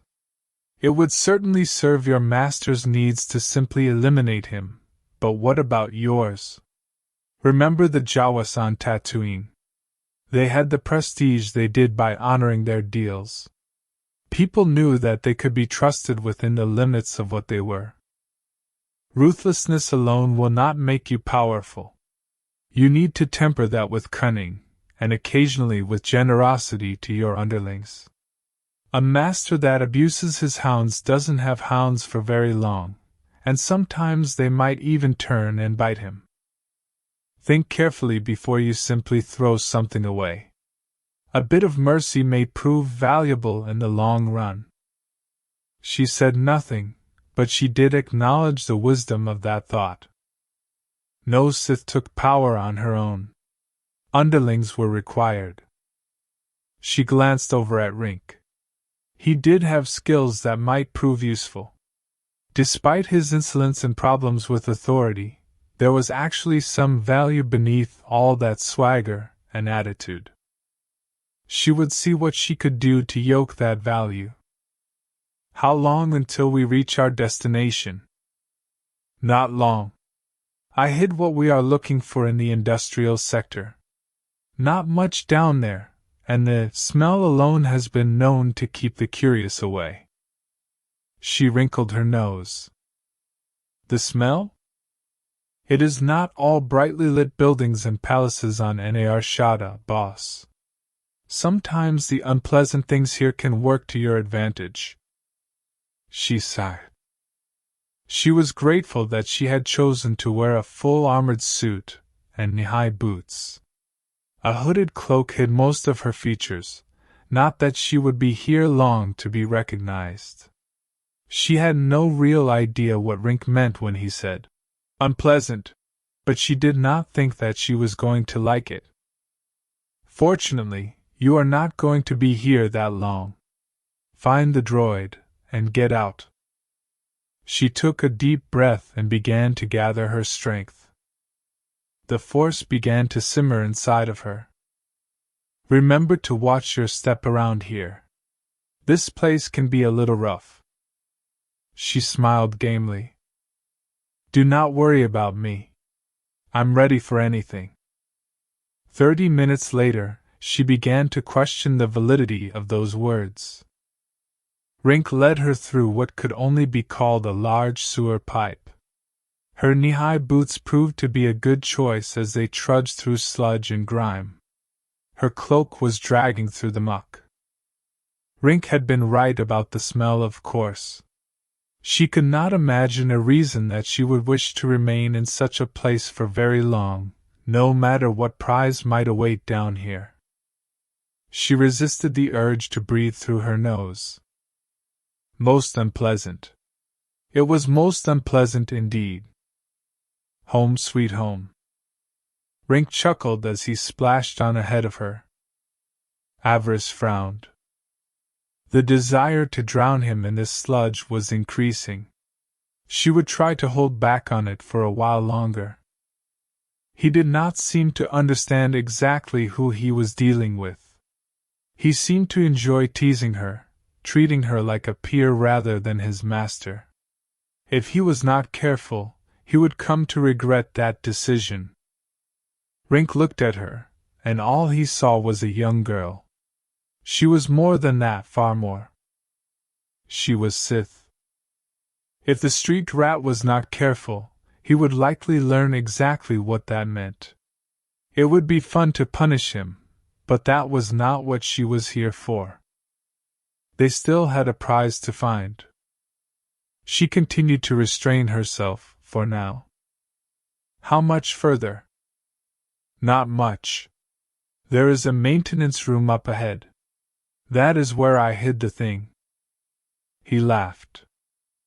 When I think of how close I came to simply turning over the head to my fence, I have to laugh. It is a good thing that you didn't. Your Republic friends probably would have killed you on the spot had they had it in their hands in that moment.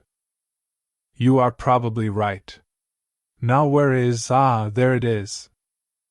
In the dim light, she saw Thranton step out of the water and onto a small ledge. She heard the sound of a keypad being activated, buttons being pressed. A section of pipe to their right slid upward, revealing a door. Avaryss sighed with relief. It seemed that they had reached their destination. Praise be to the Emperor! She let him help her up onto a short metal walkway. Several cubbyholes lined the walls, some with locked doors. Rink walked up and knelt down before one. A few months ago, I stole a ship that had a genetic scanner on its entry system. The people I sold it to had no real interest in it, so I acquired it for my own personal use. He gave her a proud smirk. That is why you needed me here. You would not have been able to open this safe without my genetic material. Avaryss gave him a sly look. Oh, I don't know. All I would have needed was your hand. The rest of you could have stayed behind on Dromund Kaas. Whoa there. That is a little dark for you, isn't it? Her smile widened. Oh, Mr. Rink, you have not seen dark yet. He said nothing more, choosing to return to his work. She stood watch as he entered a code on the keypad next to the shelves. The door finally hissed open. She watched as he reached inside and pulled out a large black bundle, wrapped in a leather cloth. He opened it up to reveal a shiny chrome surface. Is it safe? Seems to be, he said, turning the droid head over. She could see the leads where it had been removed from its body. Avaryss frowned and looked up. The force shifted slightly, and with it, the sound of splashing coming up from the way they had come. She could sense several people approaching. 7, maybe 8 of them. She could feel both hostility and arrogance. Did anyone else know you used this place as a hideout? Where it was exactly, no. Of course, this wasn't the first time I hid something down here. Avaryss cursed under her breath. It seemed that they were about to have company. Thranton slipped the prize into the duffel he had brought with them. He also pulled out a small hold-up blaster from the hiding place as well. Avaryss glared at him. Were you planning on using that on me? Nope, we had a deal, remember? You can't reward me if you're dead. And besides, hopefully, I will not even have to use this. He put on his most welcoming smile and stepped before her. Let me do the talking. A few choice words might get us out of here faster than that Nerf sticker you are carrying. Nerf sticker, she said, feeling mildly insulted. A lightsaber was no mere Nerf sticker. She was about to say as much when the people she sensed came around the corner. Evening, gentles. What can I? He paused mid-sentence. Avaryss got her first real look at their uninvited guests. They did not look friendly. All were clad in black leather, and all had their faces painted bright red. A single symbol adorned their foreheads, the mark of their gang, she supposed. There were 3 humans and 4 aliens in their group. She recognized 2 of them as Rhodians, the third and fourth she thought were a Godel and a Qualish respectively. Great! The Darths have found us. Avaryss's eyes narrowed. Darths? Did these ruffians actually refer to themselves as Darths? Her temper began to grow. Such scum did not deserve to call themselves by that name. A Darth was death itself, the dark side personified. It was a title that was respected. It was not meant to be a lark for street scum. So the little rat finally returned to his hole. The boys and I were starting to wonder if we were gonna have to search this place ourselves. I'm sure we can come to an arrangement. There is no need for violence. Oh, there is a great need for it. It is kinda fun. Avaryss rolled her eyes. She could feel the hate rising inside of her. Normally she simply let it flow through her body serving as a conduit to feed the dark side. Now she let it build within her, feeling the power build. This scum was an insult to the Sith Empire, she had decided. They would answer for that outrage. We've been paid to watch this place. Anyone tries to take anything out of here, we take it from him. Of course, now that we have it, we can see how high we can push the price up, boys? A word to the wise. You don't want to do that. The people that want this thing, they play rough, trust me on that. The Darths aren't afraid of nothing, you little worm. We are. Avaryss had heard enough. She started laughing. That laughter drew the attention of everybody. Rink looked at her like she had gone mad. The gangsters looked insulted. What you laughing at? Avaryss shook her head. At you. How little you truly understand. She stepped before Mr. Rink. What she had in mind was for him too. He needed to learn exactly who he was dealing with, and these fools would provide the perfect example. She stepped forward, lowering her hood, letting their adversaries see her face. The leader looked surprised at first, a look that shifted into one of greed. Pretty lady. You will fetch us a pretty price with the Hutts. Oh, I really don't think so. Avaryss answered, her mirth fading to a few giggles. She looked up at them, her power continuing to build inside her. These Darths saw her as no threat. They still believed they were in control here. They were about to learn a valuable lesson. You call yourselves Darths, but you do not understand the title. You make light of the Sith, and what it means to be Sith. You do not understand the power of the dark side. You understand nothing. She shook her head, her fury continuing to build. The world around her was tinged with red. The tunnel around them seemed to lighten. A soft crimson light was building, despite the fact that she had not activated her lightsaber. She felt a slight shift in some of the gang members.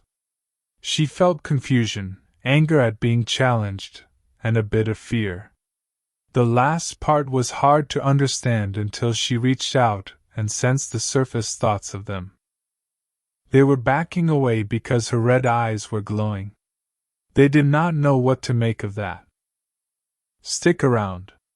What happens next will be even more amazing. A Darth is death. It is the highest level of Sith, a name that inspires both fear and speaks of the Lord's refinement. What do you know about the Sith, lady? You're just some shoulda, you know nothing. Avaryss sneered. Here is how much I know. She purred. She gestured with her right hand. She unleashed the power that had been building inside of her. She cast the spell, and the dark side washed over these so-called Darths. The result was quite impressive. The screaming started first, shrieks of terror and howls of rage. In that moment the gang members forgot all about profit from the droid head and trying to sell Avaryss to the Hutts. They spun around and realized that they were surrounded by enemies. They responded not with controlled violence, but with panic. They lashed out with their bare hands, ignoring their weapons. Avaryss and Rink stood there and watched as the gang tore into each other, attacking with fingers, teeth, and claws. They quite literally tore each other apart. Avaryss reveled in the show. It only took a few minutes. The hate and fury the gang members possessed was quite strong. Her spell merely amplified what was inside of them, stripping them of any inhibitions. Soon the sludge at their feet turned red, and the cries of rage were replaced by gurgles cut short and then silence. She waited until the very end, to see who was left. Once again, the Sith's adage of the strong surviving proved true. Only the leader, the gang's spokesman, remained, though he was quite beyond saying anything at that point. In that moment he was beyond almost everything. He sat in the muck curled up in a fetal position, whimpering pathetically, nursing a broken arm and sobbing, his eyes squeezed shut. Avaryss stood triumphantly over him. "You are no Darth. A Darth would not have fallen so easily." She looked over at Mr. Rink. He looked pale, and a little green. His eyes were wide with disbelief, and perhaps a little horror. She smiled at him. "As you can see, Mr. Rink, I am more than my nerf sticker. A Sith is far more than a laser sword. The ancient arts still live in me. The power of Sith sorcery is very much alive." She stepped closer to him, so that they stood eye to eye. "Let this be a lesson to you, 2 lessons actually. The first being that I am no mere girl." Sure, boss. Whatever you say." She nodded, pleased by his answer. "And, the second lesson, you said there were 2. The second lesson is even easier to remember. Beware the dark side." She took one final look around them, at the carnage she had wrought. She found it good. "Let us be off. These might not have been the only ones watching this place. We need to get back to the ship." "Right behind you, boss," he replied, trying to regain some of his swagger even as he stepped over the bodies of the gang members. "Lead the way." She smiled as she turned and made her way back down the sewer pipe. "Lead the way," he had said. Avaryss grinned triumphantly. How could she do anything else? Chapter 11, Ghosts of the Past. Behind them, the billboard exploded in a shower of sparks. Avaryss looked over her shoulder as the speeder bike that had been chasing them went down in a ball of flame. She could not see what happened to the pilot, and would not care even if she did.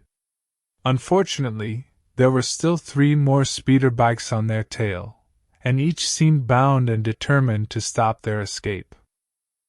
The world tilted crazily as Rink sent their speeder into a spinning dive. The wind screamed past her ears, the engines whined, and for a moment she felt weightless. The street rat somehow managed to bring them out of the dive and accelerated between 2 buildings that no airspeeder had any business going between, but somehow just managed to fit, and shot out the other side. Again Rink banked hard and shot back up into traffic, no doubt trying to get lost among the many other floaters, speeders, and swoops that were moving quickly through the space lanes of Nar Shaddaa. Avaryss glanced behind her again. She saw no sign of pursuit. "We lose them? I don't see them back there." "But—" A droid floater behind them banked crazily, its repulsor lift struck by blaster fire. It banked into incoming traffic and two speeders struck it, vanishing in a giant ball of orange flame, and through that flame roared their pursuers, firing their blasters all the way. Again Mr. Rink went evasive, and again Avaryss was pushed back in her seat by the acceleration. From his place next to her, Rink was laughing and grinning like a fool. Damn! These boys don't know when to quit. He dove again, only pulling up when their speeder was only a foot or so above the pedestrians on the walkways below. People ducked, curses, squawks, and shrieks filled the air as panicked civilians scattered, trying to avoid both the speeder and the blaster bolts peppering the ground behind them. Hold on to something, boss. We're in for a bumpy ride. You are enjoying this, aren't you? Yeah. Aren't you? Avaryss shook her head, but on a small level she could not deny the excitement of this, the adrenaline flowing unchecked through her veins. She smiled slightly. Yes, she hated to admit it, but she was enjoying this. But they were not here to have fun. They needed to lose these fools. Now. Avaryss gestured ahead of them, not an easy thing when they were moving so fast. A dumpster, two parked speeder bikes, and a large street sweeper droid rose up and jumped into their pursuer's path. There was a loud crash and a flash of light behind them. Avaryss again dared a look over her shoulder. One down, she thought, grinning. 2 to go. Thrant and Rink shot the speeder on a sharp vertical path. The two remaining speeders shot past, but Avaryss did not think they had lost them. Whoever these people were, they were proving to be more skilled than the scum they had faced in the sewer. Their arrival had clearly not gone unnoticed, and now that they had brought Rink's prize into the open, many were rising up to claim it. Avaryss was determined to see that they all failed. We need to get back to the ship. I'm game if you are, boss, but I don't think these guys are going to give us much chance. Avaryss cursed under her breath.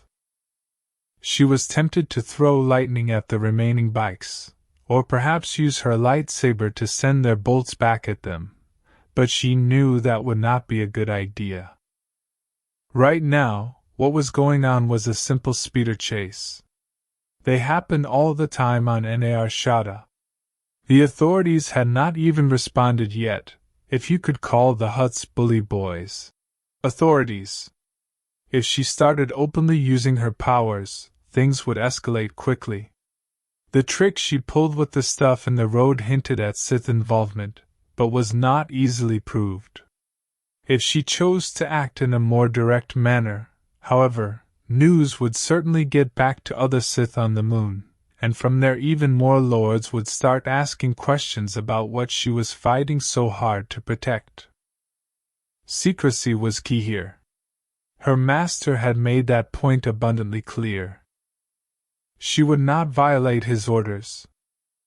Which, of course, left her right back where she started. They still needed to either lose or destroy their pursuers. The only question was how. A blaster bolt flashed past her head, forcing her to look away. Again the two riders began drawing in close. Avaryss frowned. Was it her imagination or were they slowing down? She looked over at Rink. He seemed focused, but at the same time she could tell he was thinking. She could almost sense the ideas bouncing around inside his head. They slowed a bit more. The bikes began to catch up. What are you doing? You know much about speeder bikes? Yes. I rode one every day for 2 years back home. Do you know where the fuel cell is on one? Of course. Rink smiled slyly. Those creepy powers of yours, you think you could yank out the fuel cell or something? Avaryss was about to balk at the idea, but then realized what he was saying, considered it. She smiled wickedly. I could do something along those lines, yes. Do you need line of sight? It helps. He nodded gamely, still smiling. Get ready. You take the one on the right, I got the guy on the left. Another blaster bolt flew past her head. The Force had warned her just in time. Their pursuers were closing in for the kill. They might have thought their quarry was damaged, or that Rink had decided to give up. Over the whine of the speeder engines, she could almost hear the men on the bikes shouting at them, ordering them to land. That is not going to happen, she thought. She looked over as the two bikes made their move, one on Rink's side, one on hers. Sneaky, she thought. It seemed that Thranton Rink had a clever mind, and it was clear that his boasts about knowing his way around a speeder was more than simple bravado. She wondered if he could handle a ship as well as he could an airspeeder. It might be to her advantage to find out. The men chasing them drew closer still. If this worked, she decided, then she would definitely be letting Mr. Rink live. Usefulness should be rewarded, and he was clearly more than a bit of swagger and a handsome face. She could use him. The bike on her side drew closer. She could see the rider's face now, a human wearing goggles and a mask to protect his face from flying debris. The man's blaster was up, ready if she tried anything. She took a deep breath, closed her eyes, and reached out with the Force, finding his machine. It was quite simple. Her ability to manipulate energies with the Force drew her to the potential energy in the bike's fuel cell, and now that things had slowed down a bit, she had no problem reaching out with the Force and finding it. Child's play, she thought. Hands up! She reached out with the Force, wrapped her will around the speeder bike's fuel cell, and crushed it. The result was instantaneous. The fuel cell exploded, but not before it sent just one final burst of speed into the engine of the bike. The vehicle shot forward, no longer a speeder bike but a ball of flame being ridden by a screaming man. She felt the man's panic right up until the burning speeder slammed into a concrete wall at high speed. The man's presence winked out. She took a moment to savor his end, his panic and final pain. Delicious. She was jolted out of her reverie when Rink suddenly flipped their speeder over in a full 360. The other rider had seen what had happened to his ally, and for that brief moment had been distracted. It was all that Rink needed. The larger airspeeder caught the smaller bike from beneath and caused it to flip over hard. The pilot did not even have time to respond. The bike stalled in the air as the man hit the brakes, only to have his own repulsor lifts fail and cause the bike to go tumbling end over end out of the sky. It vanished somewhere below them in a flash of orange light. Rink laughed. Well, they won't be bothering us again. In spite of herself, Avaryss cackled. Well done, Mr. Rink. Very well done indeed. Thanks, boss. Now back to the ship? She nodded. He brought the speeder up and around, and began accelerating towards their destination. Avaryss pulled out her comm link. Holly, respond. We are on our way back now. Holly? There was no answer. All that she could hear was very loud static. Frowning, Avaryss reached out with the Force, trying to sense if there was a problem. She sighed heavily. There was. Can't raise the ship? Our communications are being jammed. I think the ship is under attack. Rink's eyes narrowed as he put on even more speed. We better get back there then. Yes. Her expression was cold as a glacier. It seems that I have some killing to do, she thought. She would hate to be late.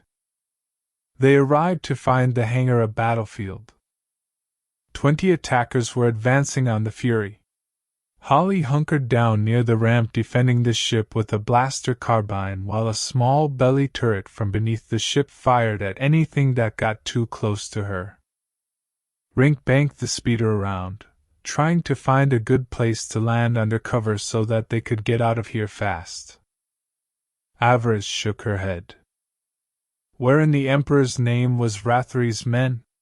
He had promised her master that they had safe passage for the duration of this mission, and now not a single Sith soldier was to be found. This could have been a trap, she realized.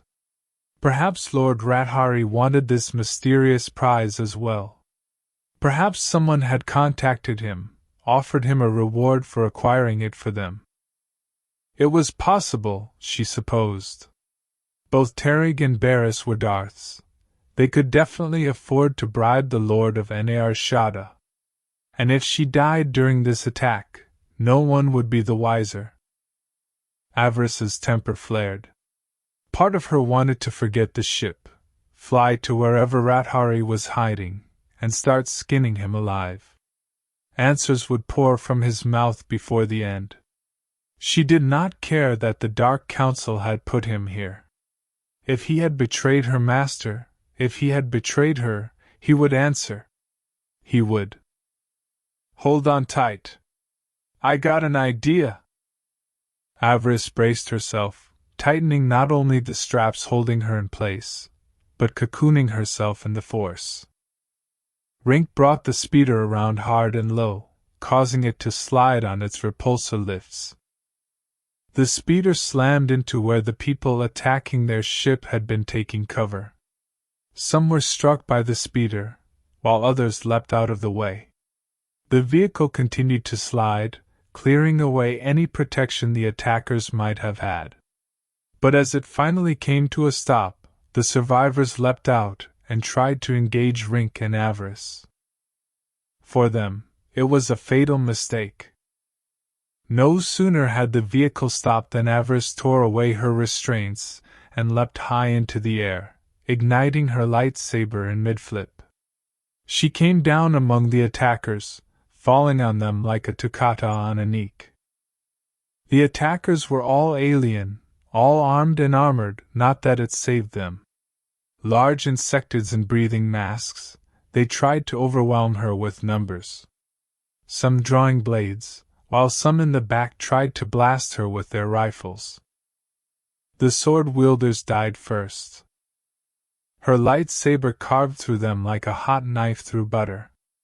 As they died, the stink of ammonia filled the hangar, having come from the dying creature's breathing gear. She turned away a few blaster shots using the Shuren form, but after having been stripped of cover, the gun-wielders now found themselves easy prey to Holly, the turret, and even Mr. Rink, who was covering her with his hold-out blaster. The aliens did not beg, nor did they try to surrender. They fought to the last. The final one dying when Avaryss caught him in a Force grip, and cracked his exoskeleton like an egg. Once again a puff of ammonia escaped the body as she let it fall broken to the hangar floor. Avaryss shook her head. The stench of ammonia was making her a little dizzy. She deactivated her sword and returned it to her belt.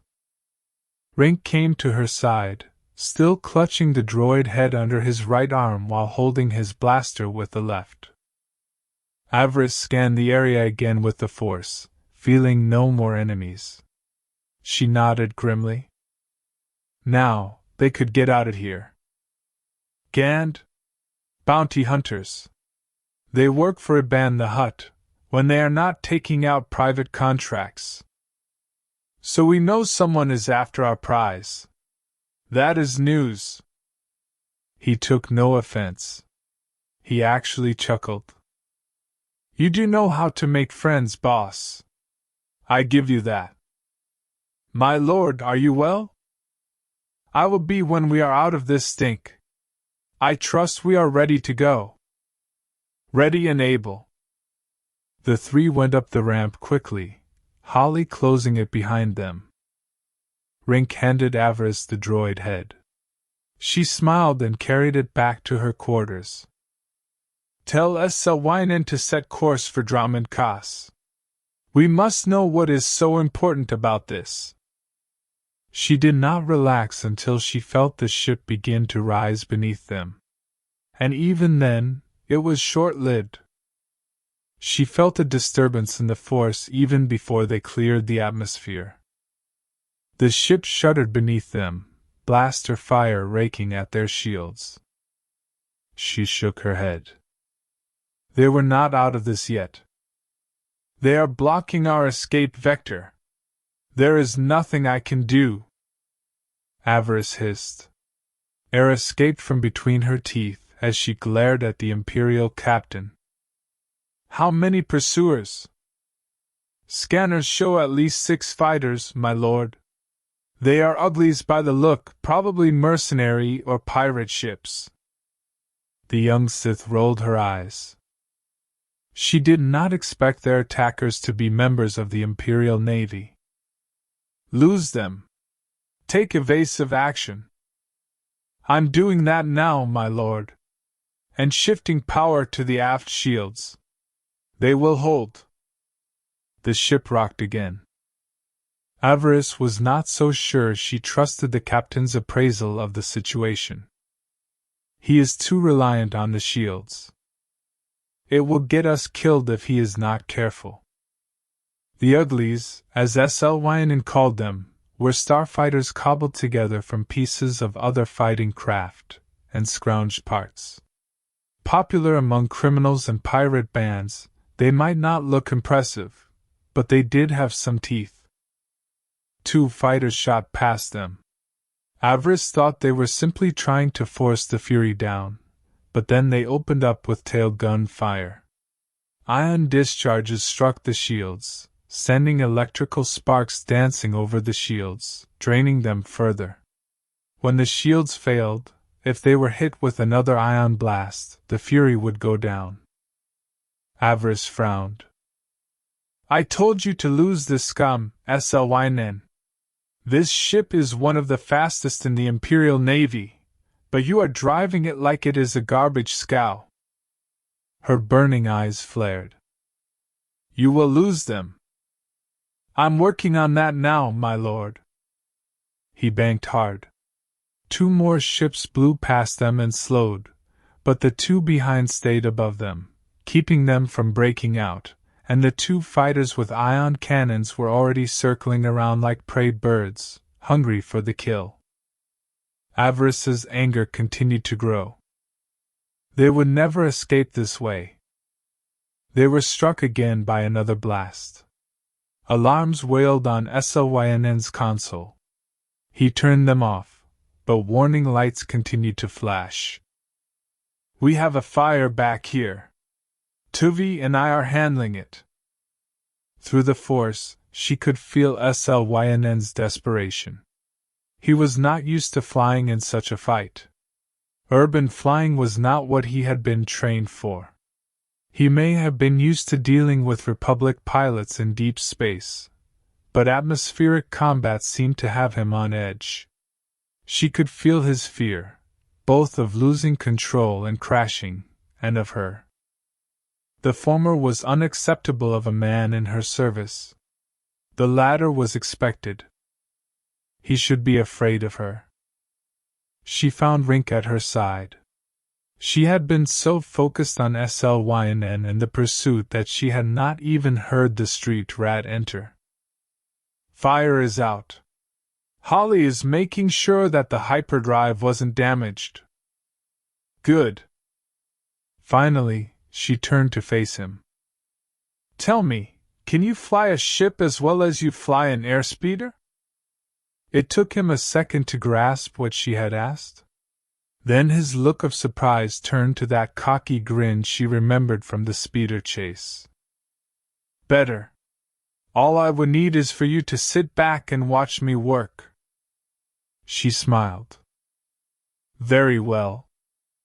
She stepped over and struck Slyn across the back of the head with the hilt of her lightsaber. Using the force, she yanked his body out of the pilot's seat and flung him down behind them. He groaned when he hit, likely not even realizing what had happened. Rink was in the pilot's chair even before the Imperial hit the deck. Immediately he got to work. The first thing he did was fire the main guns. He managed to destroy one of the uglies, but it was clear that destroying them had not been his intent. He had only needed to clear a path, get some room. He gunned the accelerator, and the ship shot forward. With the barest of margins, he just missed clipping the top of a building. Anyone standing on the roof likely had to dive for cover. "Whoa! This lady has some legs under her." He grinned at Avaryss. "Let's see her strut." His hands danced over the console. The Fury shot skyward with the 5 remaining fighters in pursuit. He dove into the busiest of space lanes, juking in and out like some slave gladiator in the middle of a melee. Ships banked hard to get out of the way, as Rink spun and juked through them like they were barely even there. Avaryss's heart was pounding. How close they were coming to death. But at the same time, it was clear that Rink had it well in hand. She looked at him through the Force. What she saw surprised her. He was not Force-sensitive, that was clear. But again, the Force seemed to be swirling around him like a hurricane. She had thought that it was simply because he had stolen that droid head, and that it was that had made him a shatter point in the Force. That was clearly part of it, but it was not the only thing that made the young man special. He might not realize it, but the Force was with him, lending a suggestion at times, giving the boy help he did not realize that he was getting, enhancing his already quick reflexes and allowing him to fly through the minefield of ships before them. It happened sometimes, she knew. The boy would never be Sith, but he could be classified as a savant in the Force. He was one of those 1 in a million fools that just happened to find favor in the will of the Force. She smiled warmly. She knew in that moment that she would not be killing Mr. Rink. Not now. Maybe not ever. He was something more. A fool, yes, but one that she was curious to see what the Force had in store for him next. Yes, she decided. He would live. Some fools did deserve to. There was a beep on the console. She glanced over and saw another of their pursuers wink out. It was destroyed trying to keep up with Rink's rather exotic path. Yes, this fool did deserve to live. She turned her attention to the Imperial lying bleeding on the deck. And some fools did not deserve such mercy. She stood before Slyn. He was shaking his head, trying to clear away the cobwebs. He looked back at the pilot's seat, seeing Rink sitting there. He growled. "That scum has no right to that seat. This is my ship. I'm... Ack." Avaryss stopped him mid-sentence. She raised her hand, her fingers twisting into claws. She wrapped the Force around his throat like a garrote. The man began to struggle, his fingers clawing at his throat.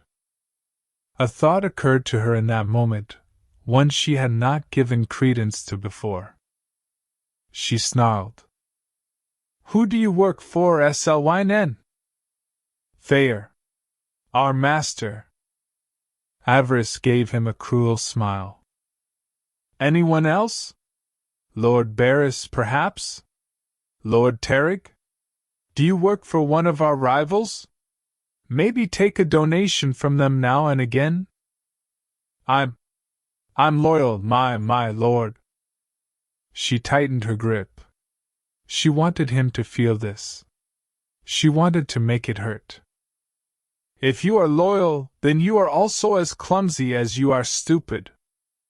Her rage was building, her anger boiling. Holly said you asked her to take the hyperdrive offline back on Tatooine? We were almost caught there. And now, here, our enemies seem to know our every move, and they have found us at every turn. How did they do that? Selwyn did not answer. His face had gone from red and was starting to turn purple. Avaryss did not let up. She was too angry to let up. The ship shook underneath them, not a laser blast, but the shockwave from a close-by explosion. Rink? We're good, boss. One of those nerf herders just struck a floating billboard. They were destroyed. Still have 2 more behind us. Can we clear the atmosphere? Make a safe jump to hyperspace? Those surviving fighters could scan our trajectory. You worried about them tracking us back to Dromund Kaas? Not a problem. We will make a micro jump to a random location and then make the jump to Dromund Kaas from there. It will throw off any pursuit. Clever. Did that before, did you?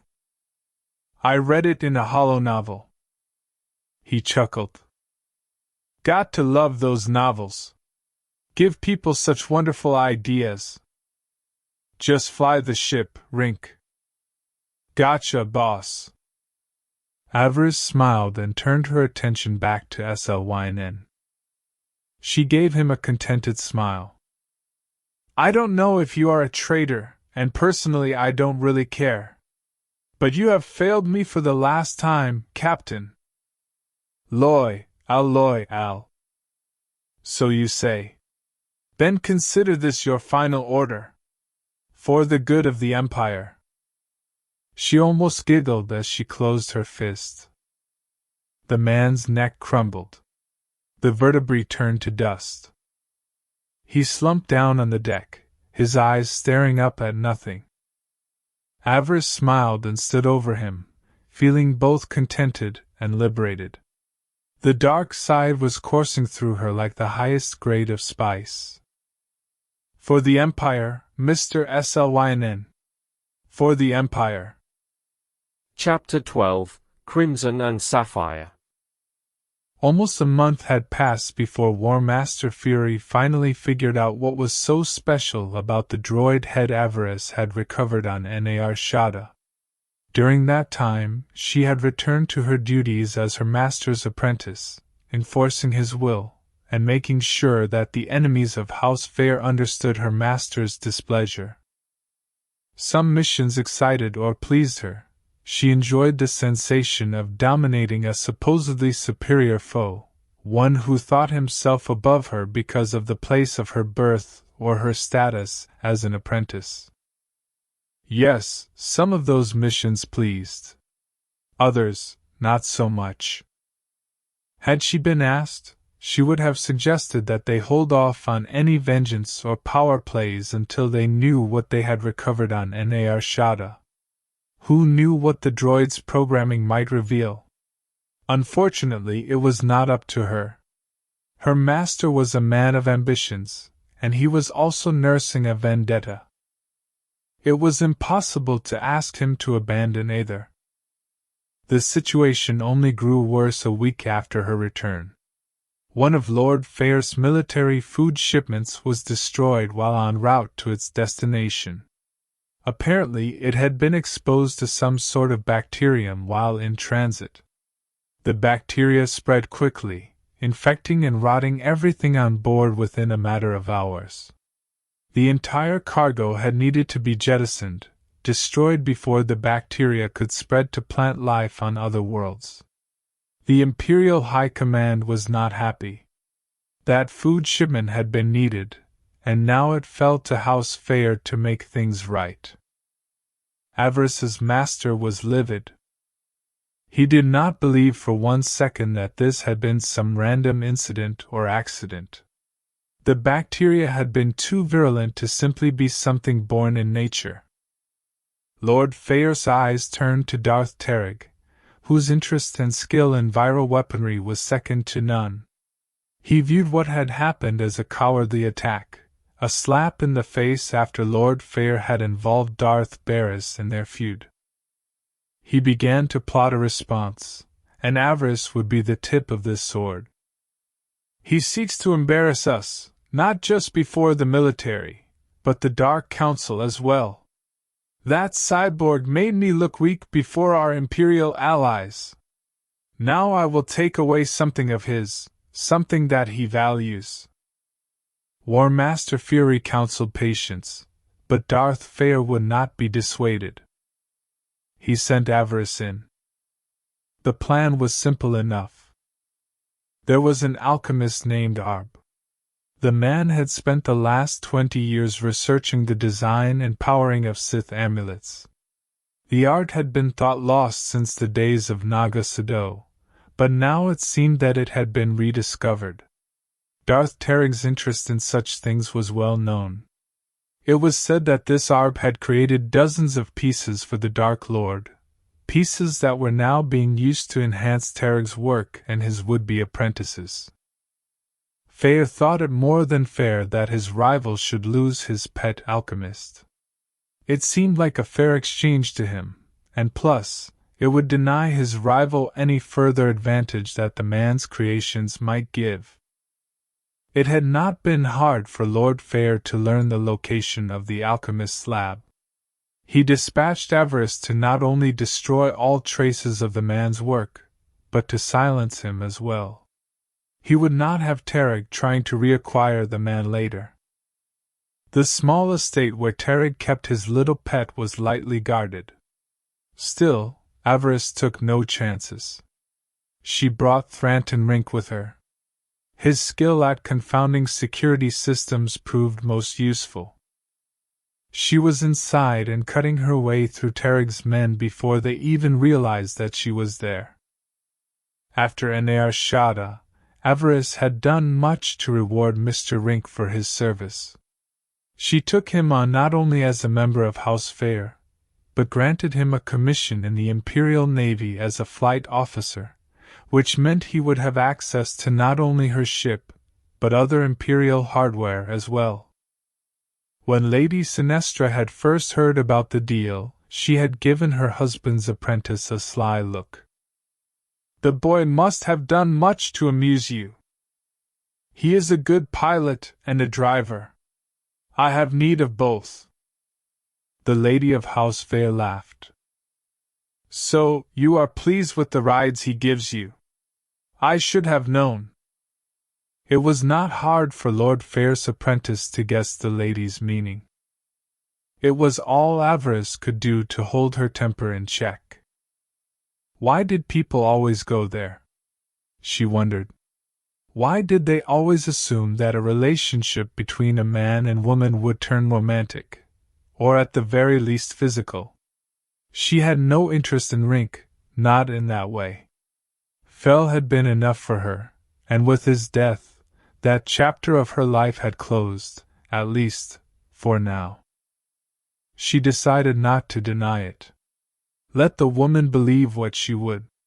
Who knew, Rink might prove useful when she made her final move against House Feer. She would let them think whatever they wanted about the two of them. All it would do was keep her enemies off balance.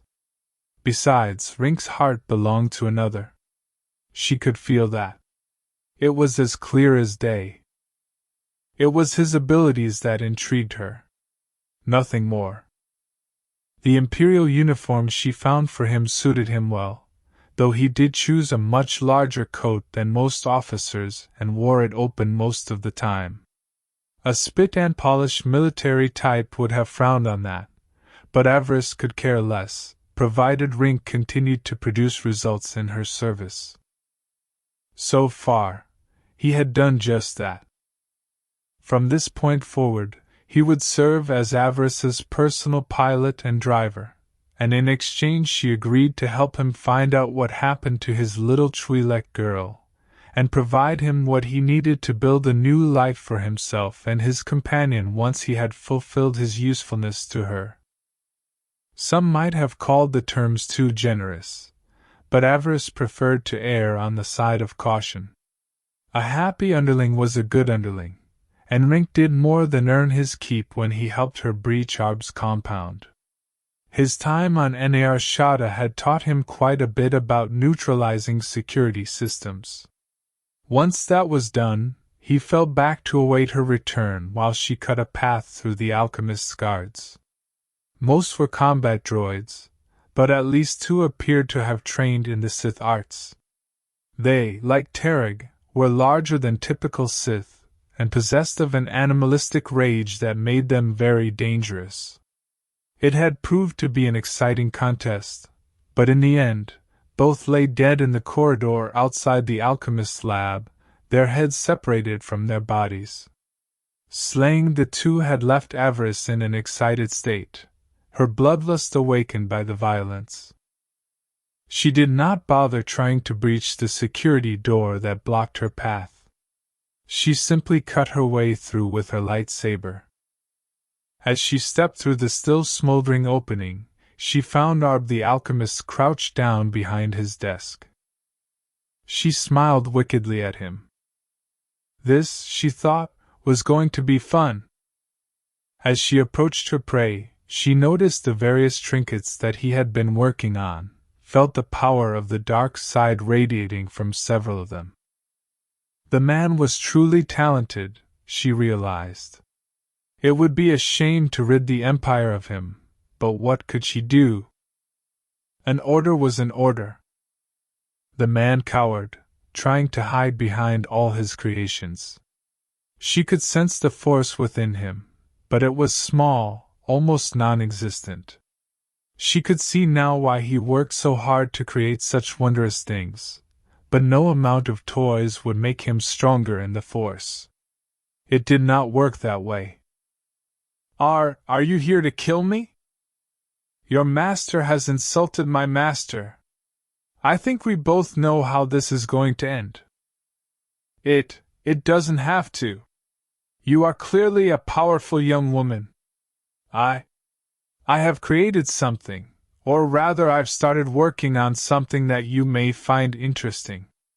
It is yours if you agree to spare my life. Avaryss suppressed a laugh. The man was actually trying to bargain. Still, she could not deny that she was tempted. Of course, if her master found out, she would surely be punished. She had no desire to experience that again. I do not doubt your skill, but that does not change my master's orders. He would not be pleased if I spared your life. As she approached, she felt a slight shift in the Force, a ripple, if you will. She continued to watch Arb. The man seemed intent on holding her attention. He is baiting a trap, she thought. She reached out with the Force, trying to sense what it was. Her right hand shot out. She heard a sharp gasp as she caught someone hiding behind several large crates. Arb's reaction was instantaneous. No! No! Please!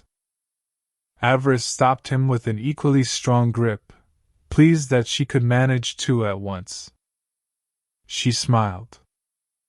I'm getting stronger, she realized. Holding 2 prisoners at once should have been taxing, but she felt little strain at all. It seemed her master was true to his word. His teachings did have positive benefits. She used the Force to lift her would-be ambusher out of hiding. Arb was gasping, trying to stop her, struggling against her grip. His reaction surprised her, at least until she realized who and what it was that had been hiding behind those crates. She glanced over, only just being able to hide a look of surprise. Daddy? The girl looked to be about 10 years old. She floated before both Avaryss and her father like a bug caught in amber. She could feel the girl's fear shining like a beacon through the Force. It was so strong that the young one did not even try to struggle. Avaryss was shocked. For a moment she could not move. She found herself trapped in a nightmare. "Spare her, my lord. Please! She is all I have left in this world. I beg of you. Please do not harm my little girl." Avaryss blinked. She was no longer standing in the alchemist's compound. She was back on her home world of Oridana. She was facing a disgraced overseer while Sith troopers restrained his daughter. Darth Feer had ordered this man's death. It was her duty to carry it out. "You've moved past this," the dark side within snarled. "It is not your past. The girl that this happened to is long dead, blissfully forgotten. Enjoy this moment. Kill the child in front of her father. Revel in his pain and hopelessness, and then grant him a quick death. That is all the mercy that such a man deserves." She shuddered. Her eyes darted back and forth between the two, the girl and her father. Yet in that moment they looked so much like Kira and Anderlillos. She shook her head. Had her master known about this? Had he known what she would have to do? It wasn't right. It wasn't fair? Her anger continued to build. "Daddy! Help!" The alchemist whimpered, yet in that moment he was trying to be brave, trying to give his child hope, right up until the end. "It will be okay, dear. Daddy loves you." Avaryss's eyes narrowed. She did not hear. "Daddy loves you?" She heard the words. "I love you, Blossom." Those words were burned into her heart, her very soul. They were Kira's father's last words to his daughter, to his little girl. Anger turned to rage, yet it was not directed at the alchemist and his daughter. It was directed at her master, at Darth Feer. She could see his cruel grinning face floating before her. She was filled with an almost uncontrollable urge to smash that smile into splinters. To drive that face from her memory for all time. Had he been standing there at that moment, he would have tasted Force lightning. "How dare you," she thought. "How dare you put me in this position? Was this all some kind of test? Did he think it was amusing to put her in a position to face her own past? Had she not dealt with this nightmare on Korriban? Had she not proven she was worthy? Perhaps he had not known that this man had a daughter. Perhaps he had not thought of it at all. Maybe he simply saw her now only as a weapon, his weapon. She smiled cruelly. If that was the case, he was in for a big surprise. She looked over at the alchemist. "You offered me something in exchange for your life, for both your lives. What was it?" She felt the alchemist's fear drop considerably. He must have sensed the shift in her. He was still under threat, but now he knew she was open to talk shop, to do business. His desire burned like a beacon. He sought only to protect his child from her. "I do have something. A helmet, mask, and bracer. I was making it for a specific client, to help shield them from an attack by a more powerful Force user. But it could just as well serve you as them. The designs are on the holo projector on the table if you wish to see them." She released the alchemist, but made sure that he was aware that she had not released the grip on his daughter. If he tried anything funny, they would both die, and she would feel no shame doing so, since she had offered him a way out, and he decided to act the fool. She nodded. "I'm interested. Let's talk business." The man grinned and bowed respectfully. As you wish, my lord. Right this way. An hour later, the alchemist's home was in flames. Another one of Dromund Kaas's rainstorms had come up, so there was little chance of the fire spreading. Avaryss left the facility alone. She used her comm link to summon Mr. Rink. The mission was completed. Darth Tarag had suffered a bloody nose today. Everything was burning, except for a single large packing crate just outside the estate's back entrance. It was large enough to fit 2 people, and a bit of the alchemist's research snugly. 10 minutes after the fire started, a transport ship arrived and picked up the crate, taking it to a secure location. The men who loaded it wore the colors of no house, but that was by design. Avaryss had used the man's hypercom to contact Itae, who in turn had contacted her father. As far as the Baron knew, he was doing a favor for Lord Feer. The alchemist would be kept safe and hidden and allowed to work. His daughter would serve as a hostage, but a well-treated one. She would be a servant in Itae's family's household while the work was being done. The girl would come to no harm and would be returned to her father upon completion of his task for Avaryss. After that, they would be free to go. They could not remain on Dromund Kaas, but at least the man and his child would have their lives, provided they wished to leave, of course. Itae's father had been excited to get someone as skilled as the alchemist in his service. He might even offer the man a contract if his work proves as formidable as it seemed. Who knew, in the end, the man might not even want to leave. Avaryss felt a surge of excitement as she made her way back to House Feer. There was risk in what she had done, but at the same time, without risk there was no reward. Feer had put her in this position, and in doing so had reminded her that they were still enemies, even if he had forgotten that point. She smiled as she climbed back into the speeder. Rink gunned the engine, and they were on their way back to the Feer estate. What she had done tonight had excited her. She was almost glowing. She looked forward to seeing what Arb would come up with. Protection against the attacks of a powerful Force user, he had promised. If he delivered, she would be most pleased. She found herself thinking of her master, the lesson he had taught her this night. Thank you for reminding me, my lord, she thought to herself. Thank you for helping to hasten your own demise. She laughed at the thought. Rink glanced over at her, but said nothing. She smiled at him.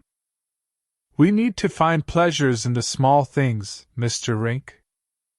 Of course, small things could become big if given the proper time, and time is what she had.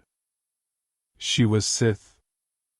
She was nothing if not patient.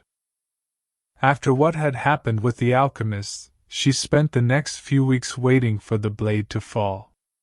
Every time she met with her master, Avaryss expected to be punished. Days turned to weeks, and he seemed to remain ignorant of what had happened. Avaryss was still not sure what to make of that. Had she managed to fool her master? Was he so focused on Tarag and the droid head that he had missed her moment of rebellion?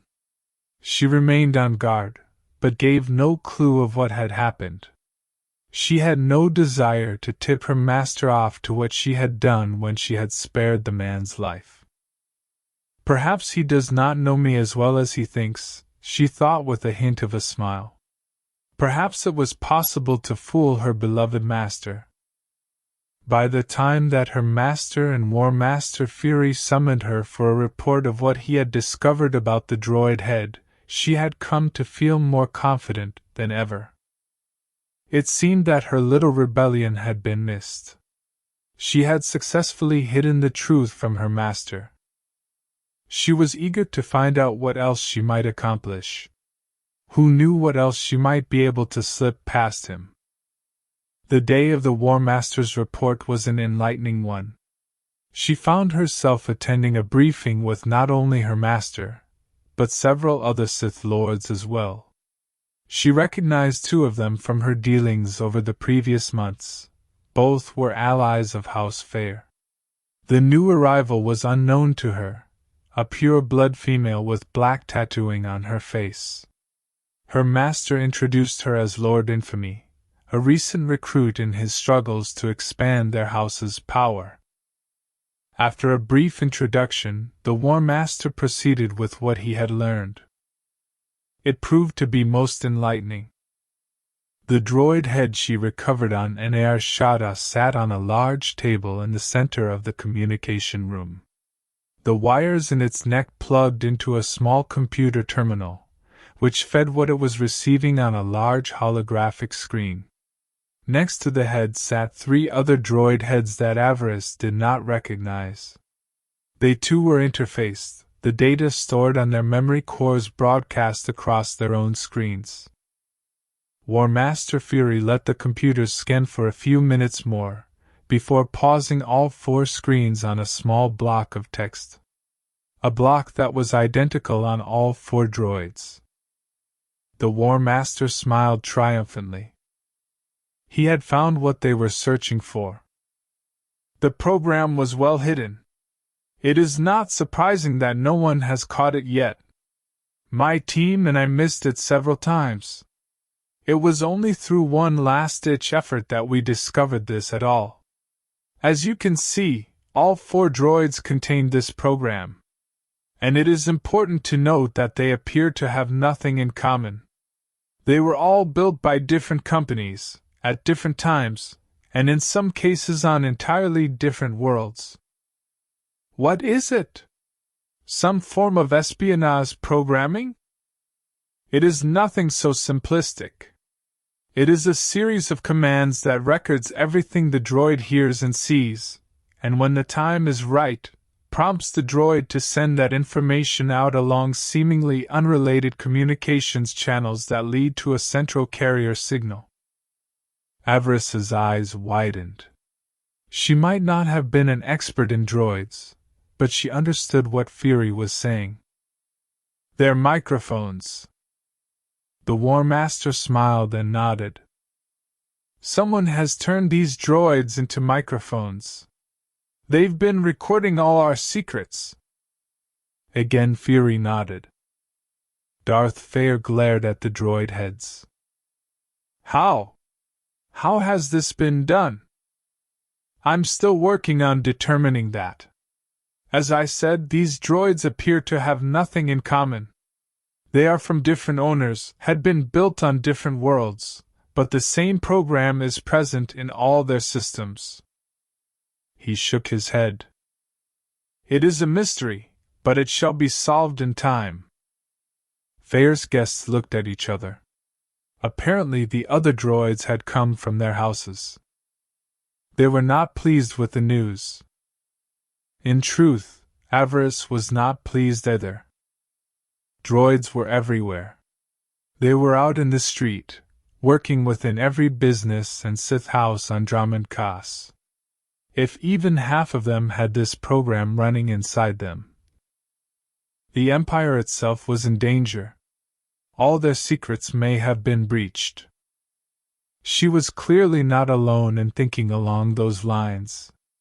The lords that joined them also looked concerned. How did these espionage droids miss our security checks? Indeed. My droid was inspected before it entered my service. This program could not have been there when it was purchased. Actually, it probably was. Feer gave him a curious look. Explain, old friend. Fury entered a few commands on his datapad. All four screens changed. When a droid first goes online, its brain evolves quickly. It solves dozens of problems in mere seconds, self-correcting any issue that might affect its function. A droid learns how to walk and talk in seconds of becoming active. But those original programs that helped it reach that point are not erased. They are shunted into a file in the droid's brain until they are needed again. It is a basic function. Any droid, regardless of position or programming, possesses this secure file. Why not erase them? If they are no longer needed, what is the point of keeping them? Mainly for when the droid receives a complete memory wipe. The memory core is left as a blank slate, but basic programming is still needed to keep the droid from having to be rotated out of service. It simply accesses the old files, and relearns its basic functions, and adapts them to its new personality. The file, the one that contains this spy protocol, is safe within that file. These programs are stored in a place where they are never erased.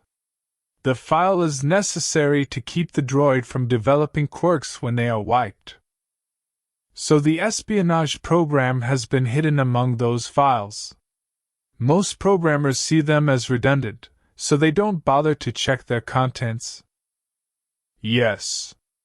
Think of it as a droid's subconscious. The program runs silently within the droid, and its carrier is never the wiser. The droid fulfills its duties, and it has no idea it is spying on its master. The old pureblood nodded. It is quite ingenious, if I do say so myself. Avaryss looked at her master and his fellow lords. They did not seem to share the War Master's opinion. Who is doing this? I'm not sure yet. I'm not sure yet how this program got into the droid, so it is impossible to guess who has been receiving this information. Can we isolate the carrier signal these droids are using? Not yet. As I said, these droids all have different functions. The information certainly must go to a main carrier frequency, but we have not found it yet. The other lords looked at Darth Feer.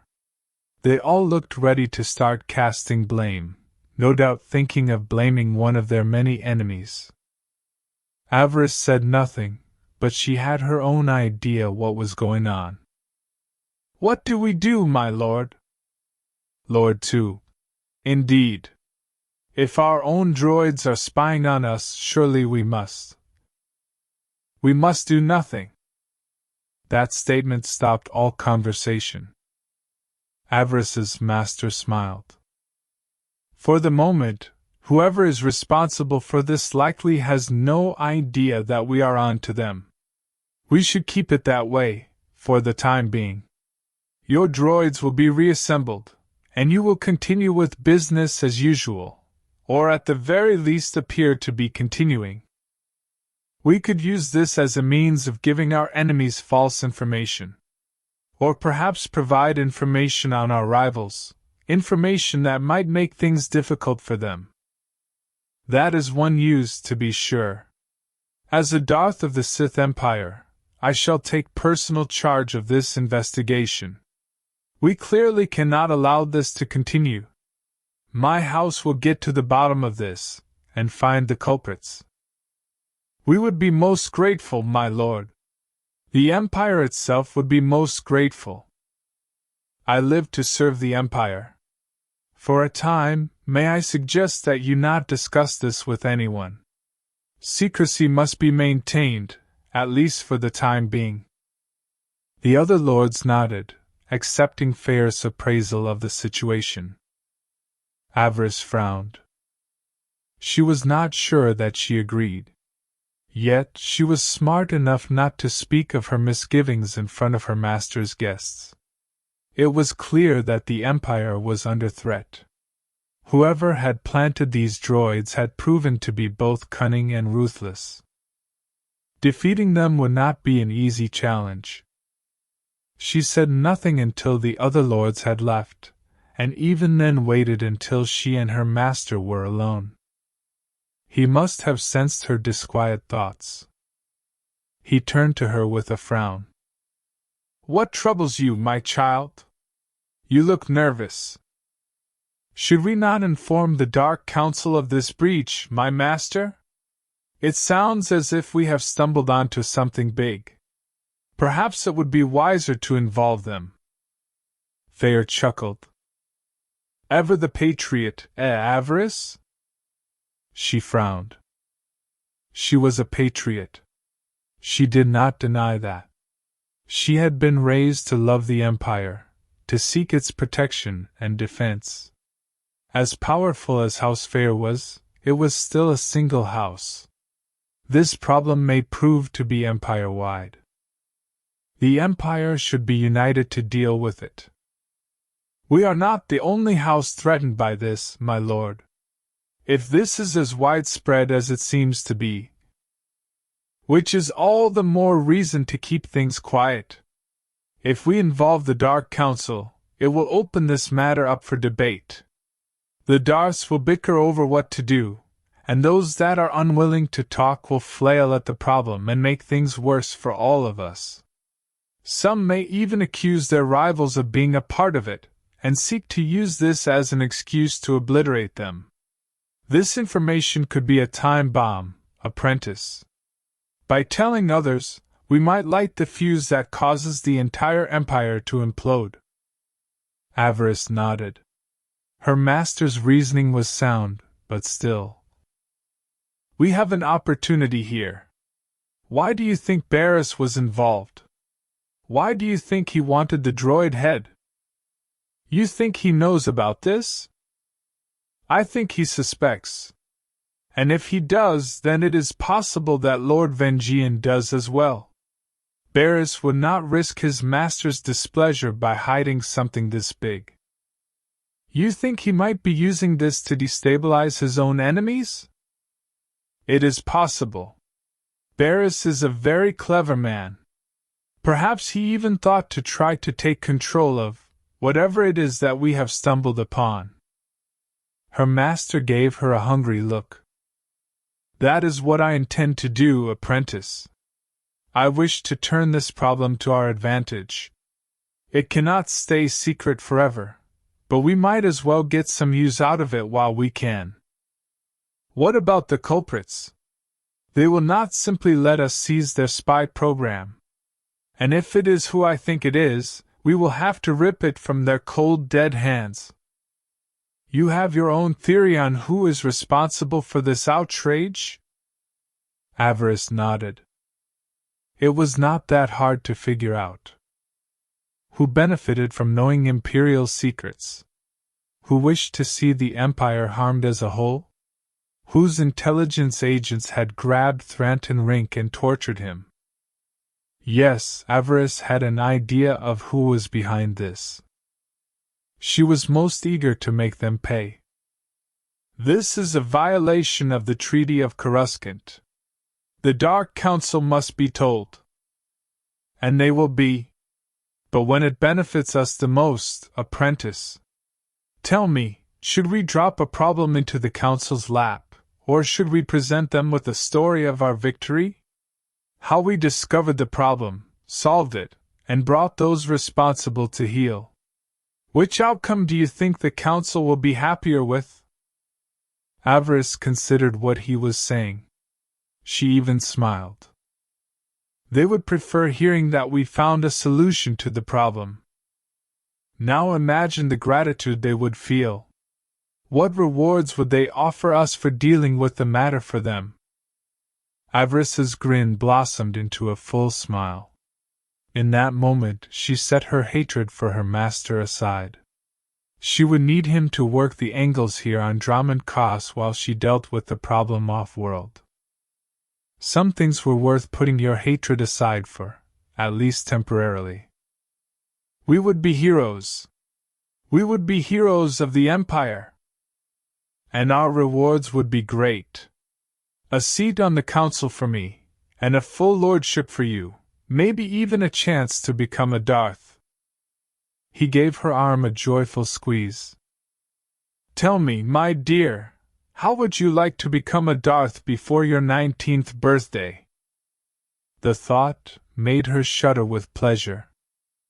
Darth Avaryss. She had thought it a goal for much later in her life, a lordship she could have early on. But if she did this, she might just be able to become one of the youngest Darths in the Empire. Could she pass that opportunity up? Who could?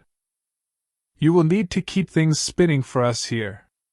When War Master Feer learns who created this spy program, we will need to move quickly and quietly before our rivals get wind of it. Agreed. I will keep them occupied. He gave her a warm look.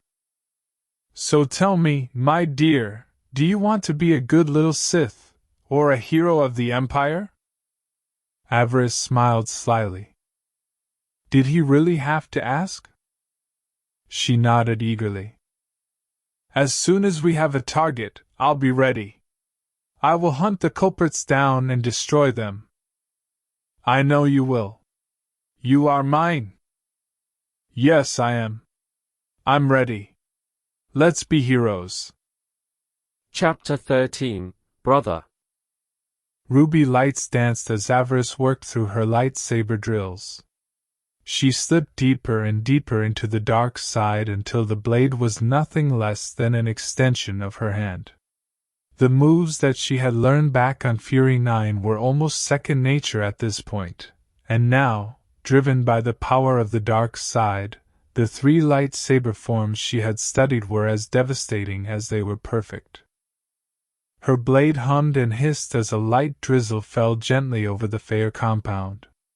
Steam rose from her lightsaber blade with every drop that found it.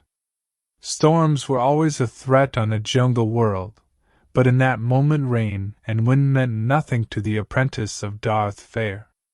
She was nothing less than an extension of the dark side. Her blade and will were one. And in that moment, her will wanted nothing more than to begin her next mission. The House of Feer was on lockdown, nothing in or out. War Master Feer continued his research into what they had learned about the secret program that was hidden within the droids of the Empire. He continued to have droids brought into the compound, likely borrowed from other houses and businesses. According to him, 6 out of every 10 of the droids he had examined had the hidden program.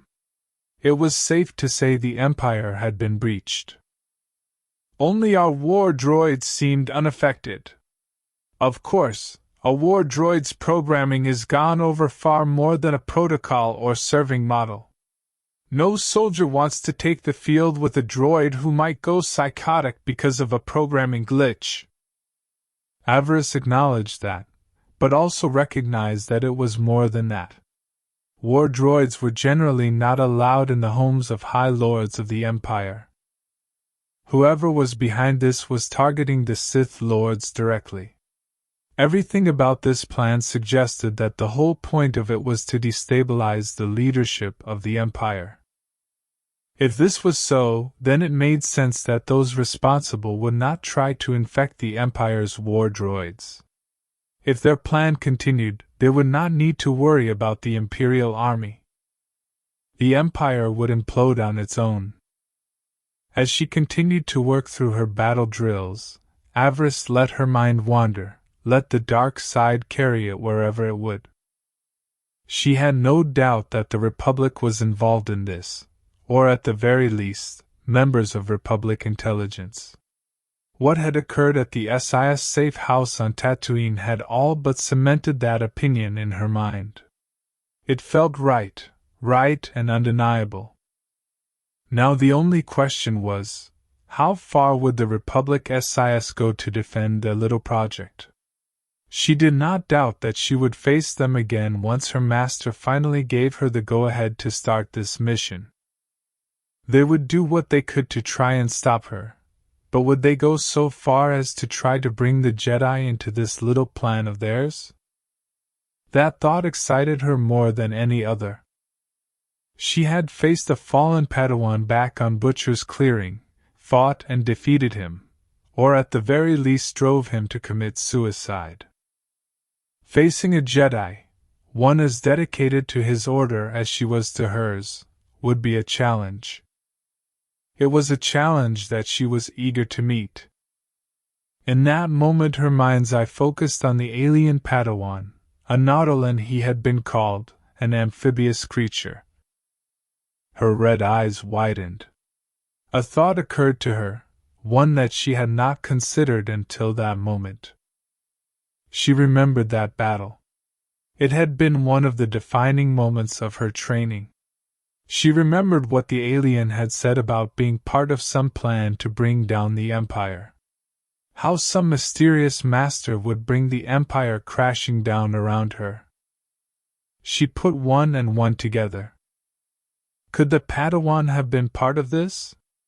Could this droid scheme be part of a much larger plan? Could the Jedi Order be involved? Were they directing this from afar? It was possible. From her readings she knew that all Jedi were liars. They craved power, but they hid it behind some false sense of self-righteousness. They claimed to be defenders while the whole time cozying up to the Republic Senate and military. They showed no initiative. They could have made the Republic a paradise, but instead chose to allow corrupt politicians to shape the destiny of the Republic. They allowed those politicians to run wild without any true oversight, and as a result, made themselves appear invaluable to the Republic. They courted chaos so that they could leap into the fray that they were responsible for, and claim that they were protecting the weak and the innocent. On one hand, such cunning should have been admired. But considering what they did to preserve their power, it was clear why their order had to be destroyed. The Jedi, she had heard, considered themselves guardians of the peace. It was their greatest lie and failure.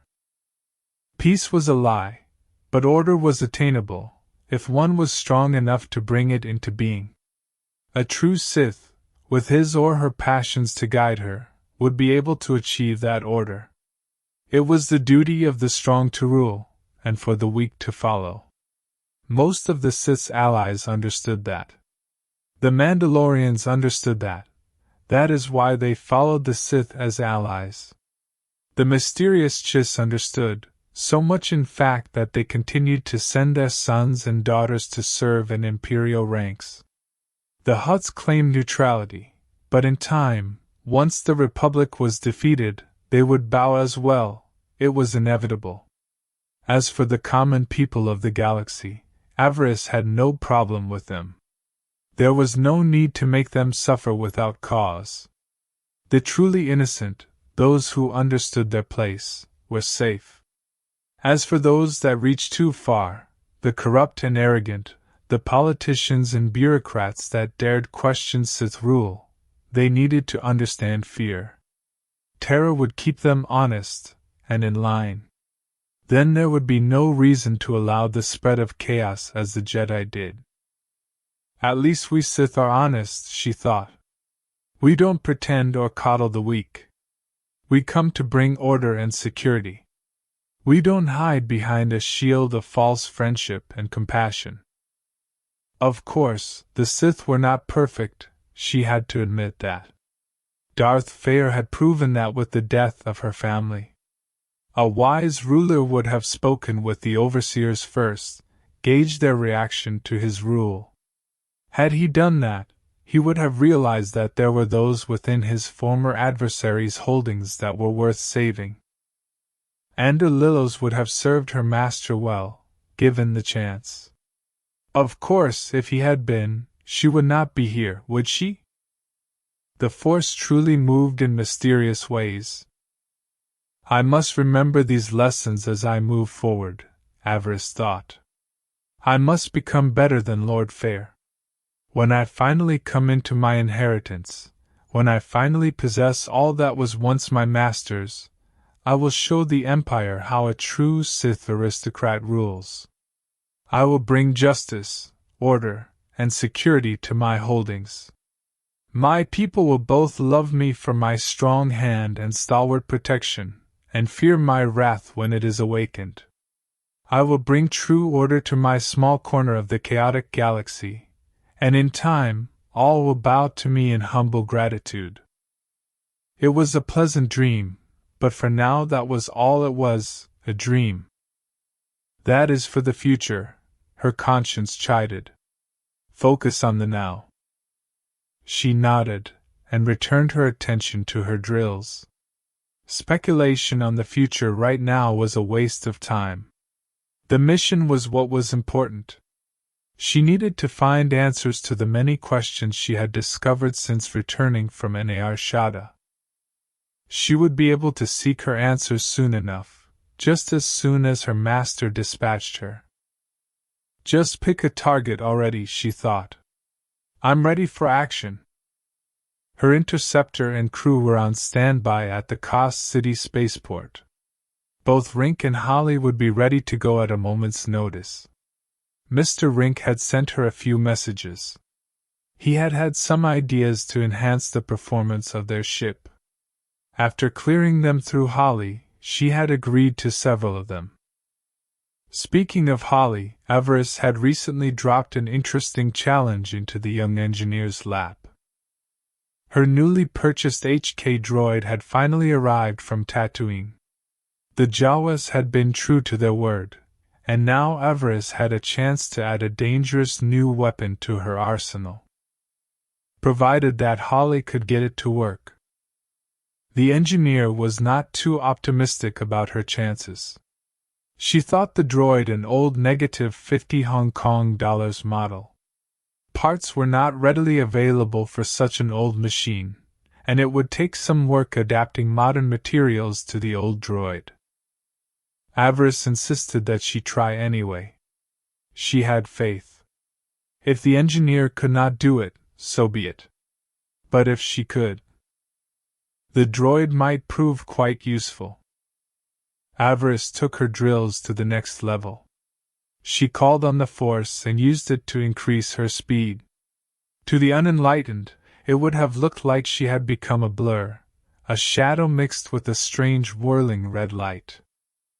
It was not difficult to find the heart of darkness, to go to the place that made such a feat possible. Her frustration at not being able to start her mission, her feelings towards her master and his family, these all brought her closer and closer to the true pulsing power of the dark side. She welcomed its cold embrace. It left her hungry and scoured clean. She felt the weakness of the light retreat when she found that cold dark center. She welcomed these moments, the freedom of them.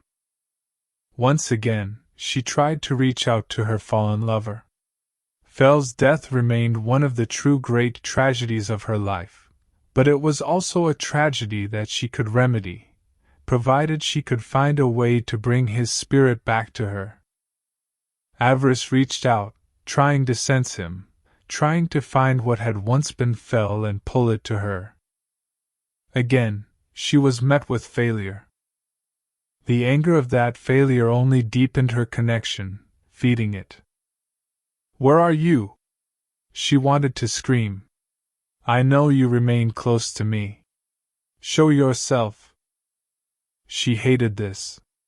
Back on Korriban, it had been Fel's spirit that had finally given her the strength to break through the mental barriers that had cut her off from her powers for a time. She had sensed it, felt his power, his hungry desire for her. That desire, it should have been enough to bring him back to her. Her connection to Darth Feer had allowed her access to many hidden or forgotten texts. She had learned much since her coming to Dromund Kaas. Among them were ancient scrolls and manuscripts discussing the art of essence transfer. Avaryss had come to believe that she could use that power to have her lover back, to restore him to true life. All she would require would be his spirit, and a male body that was both strong in the Force and physically appealing to her. Once she had all those elements, she would draw Fel's spirit out of the madness beyond death, and place it within a new strong body. Then, reunited once more, they would build a new future for themselves, and the Empire. The thought made her smile. She told no one of her plans. She doubted that they would understand. Few Sith would risk bringing back one as powerful as Fel, especially one who had been gone so long. It was said that in death, a Sith's unbound spirit could be lost within the dark side itself, that it could be consumed by an unending madness. But at the same time, this place was near the heart of the dark side. Who knew what secrets that fell spirit had been exposed to? Who knew what secrets he would bring back with him when she finally returned him to the world of the living? We will be invincible, she thought. We will be indomitable, and no one in the galaxy will be able to stop us. The thought held great appeal to her. She welcomed their reunion, but at the same time recognized the need for caution. She needed to find just the right body. Fel deserved nothing less than the best. She would have to tread very carefully, once she had found his spirit, of course. Then the real work could begin. It might have worked better had she known what had happened to his body. But sadly, there were no records. All she had was a few trinkets of their time together, and so far, that had not been enough. I need to grow stronger, she realized. Only then will I have the power to save my beloved and return him to my arms.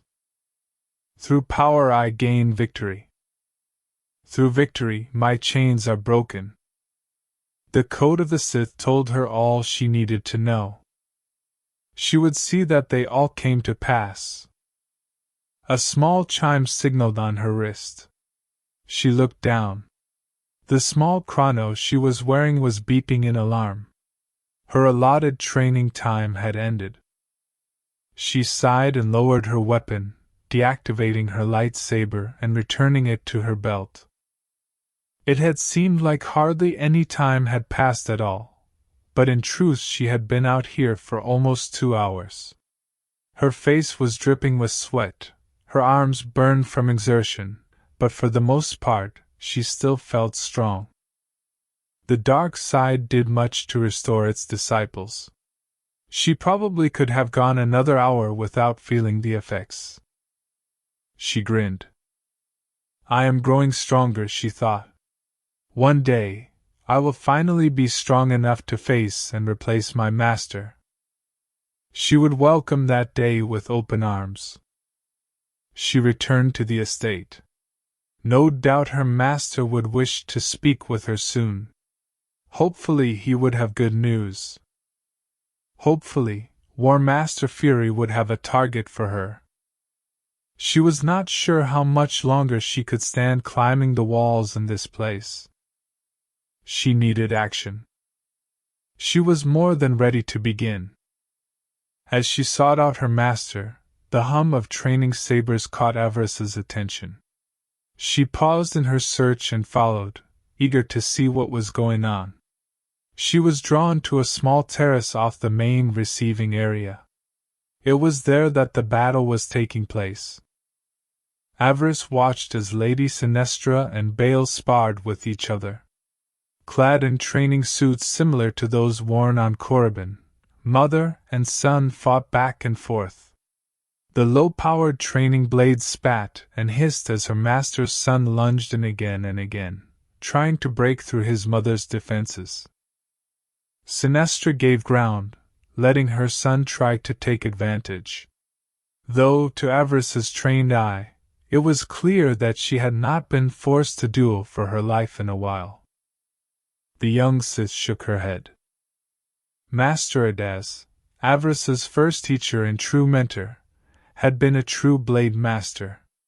In a way, she had loved and respected the vicious old Kath-hound.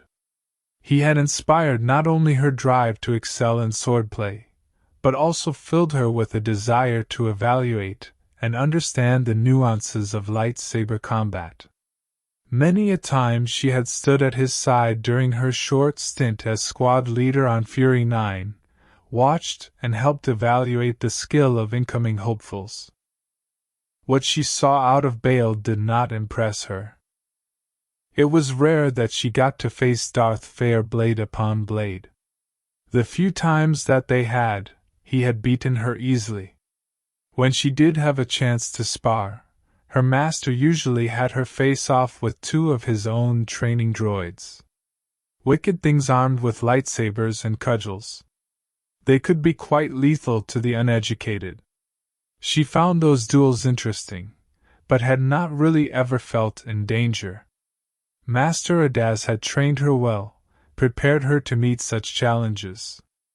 Only another Force user could likely challenge her now. That knowledge only made her want to be off on her mission even more. She longed to test herself against a true enemy. As she watched, she became aware of a shift in the Force. She bowed her head respectfully. "My master!" Darth Feer came up beside her. The Dark Lord said nothing, merely joined her in watching Lady Sinestra and Bael's duel. He sighed. "What do you think, my child? Will my son lead a Sith army into battle one day?" Avaryss was not sure how best to respond. Surely her master must be able to see the truth. She worried her lower lip with her teeth. "It is not my place to speak out against your family, my master." "True. But you are expected to give an honest answer when your master asks you a question. So, by all means, speak your mind." Avaryss sighed. This would not end well, she feared. His understanding of Shicho is that of an amateur. His moves are sloppy. He seems to have some understanding of Ataru, but without the basics, he will be more of a danger to himself than his enemy. Feer nodded. He had made no comment on her opinion, so perhaps he had given what she had said credence. "Sinestra." The lady motioned for her son to lower his blade, just as she lowered hers.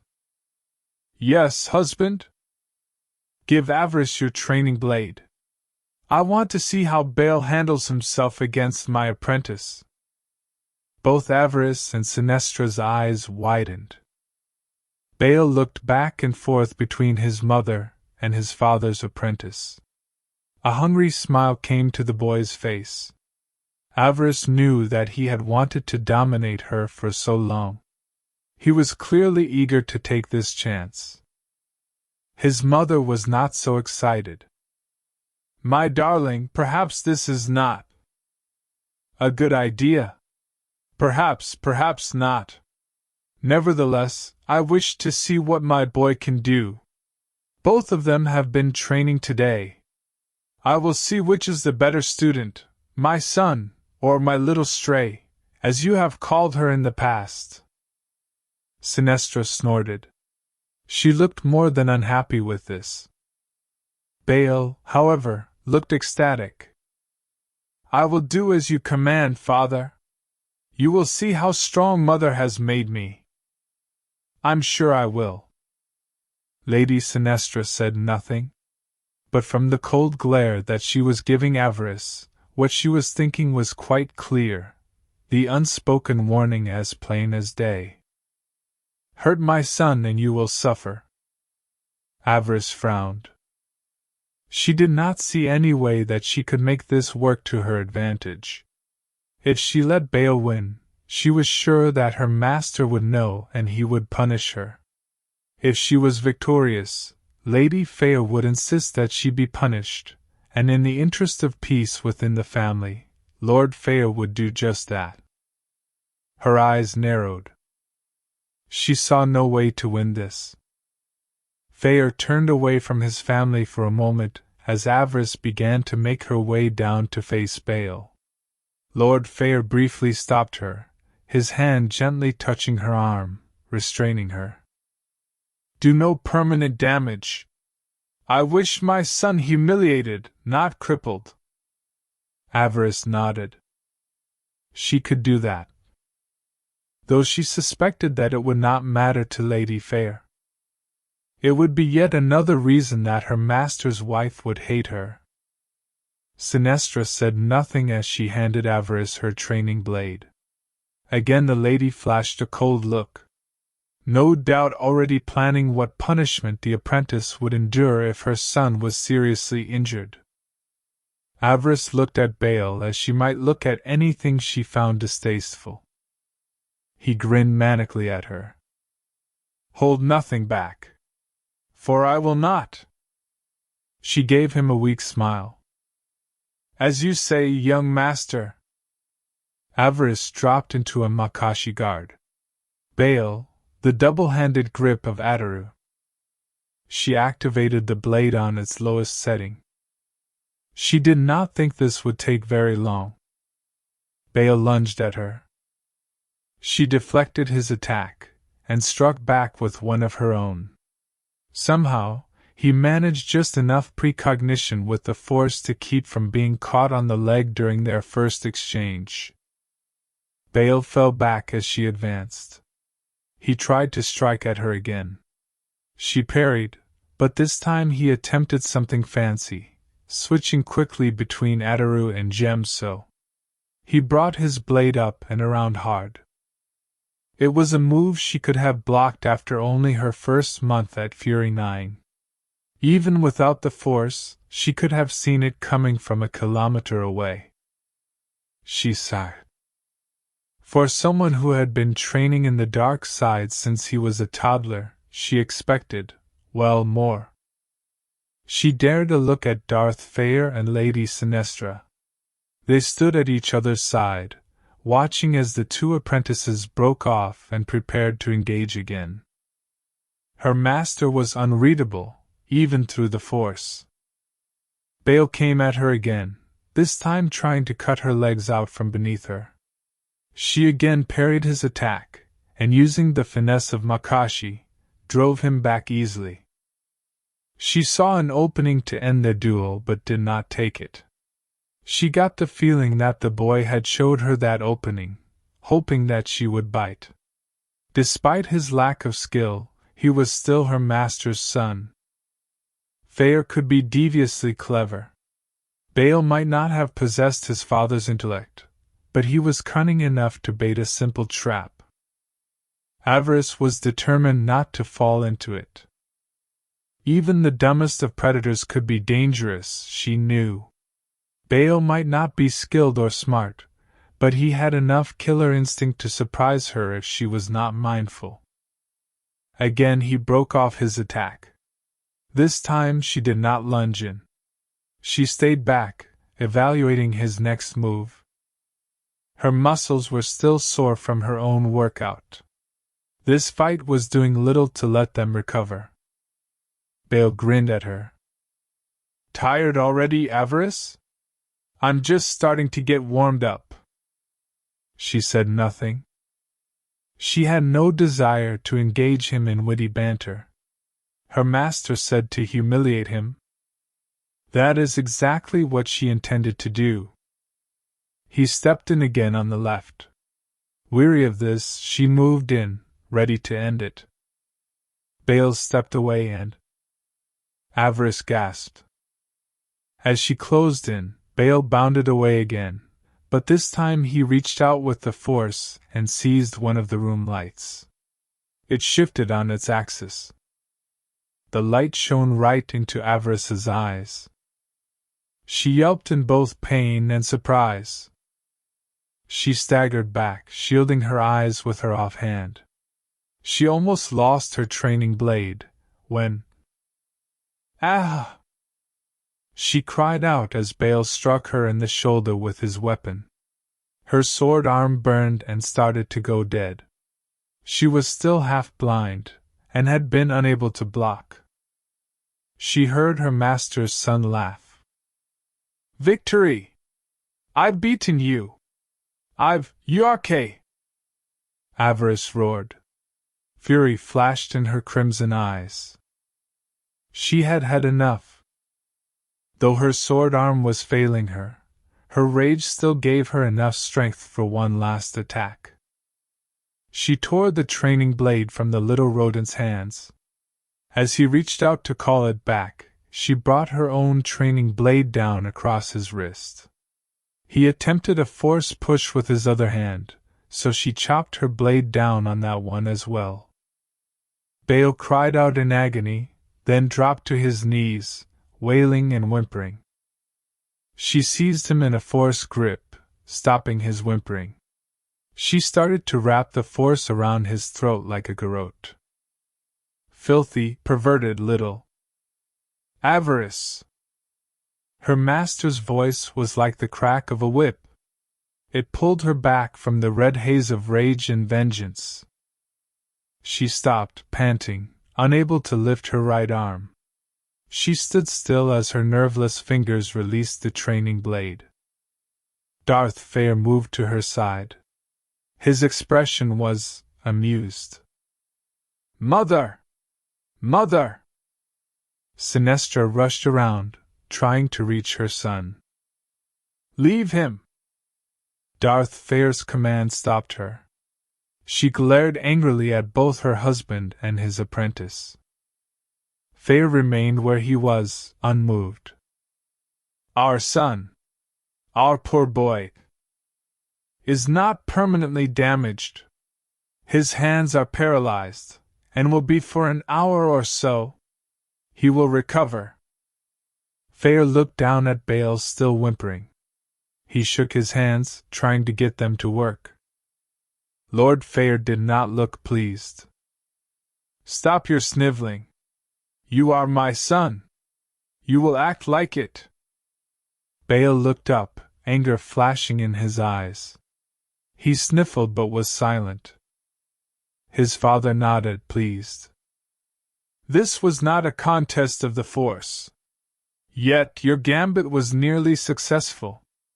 Avaryss was blinded, left vulnerable. Had you struck at her neck or ribs, she would have been disabled, unable to resist you." Lord Feer sneered. "Yet you chose to strike at her weapon arm. It was foolish to try to cripple a superior opponent when you could have achieved true victory with a better placed strike. If I had not stepped in, she might have done worse than simply paralyzing your hands." Bail said nothing. He was breathing hard, looking angrier than Avaryss had ever seen him. His eyes shone with angry tears, but he did not cry. He glared at the girl who had injured him. Avaryss glared right back. He was lucky that his father was here. He was damn lucky. Feer turned to her. "You should not have toyed with him. Your experience gave you an edge, but you did not take advantage of it, and it nearly cost you victory." He gave her a disapproving look. "Your rage proved stronger this time, but you could have just as easily lost had he struck better. You were a fool not to end it when you saw an opportunity." Avaryss said nothing. She was in no shape to argue, angry at herself for falling for such a basic gambit. She was ashamed. Bail had made her look foolish in front of her master. It was degrading. Lord Feer stepped in. She could feel the disgust radiating off him. "You are better trained than Bail, and he nearly defeated you with a simple trick. Pathetic!" She winced. His words might have well been a strike from a whip, or a clenched fist. He leaned in close, so that only she could hear him. "You were almost defeated by my idiot son. You are not even remotely ready to challenge me. Remember this, my child." She nodded, angry at his rebuke, but acknowledging the truth in it. She had let herself be lulled by his lack of skill. She had thought her victory assured.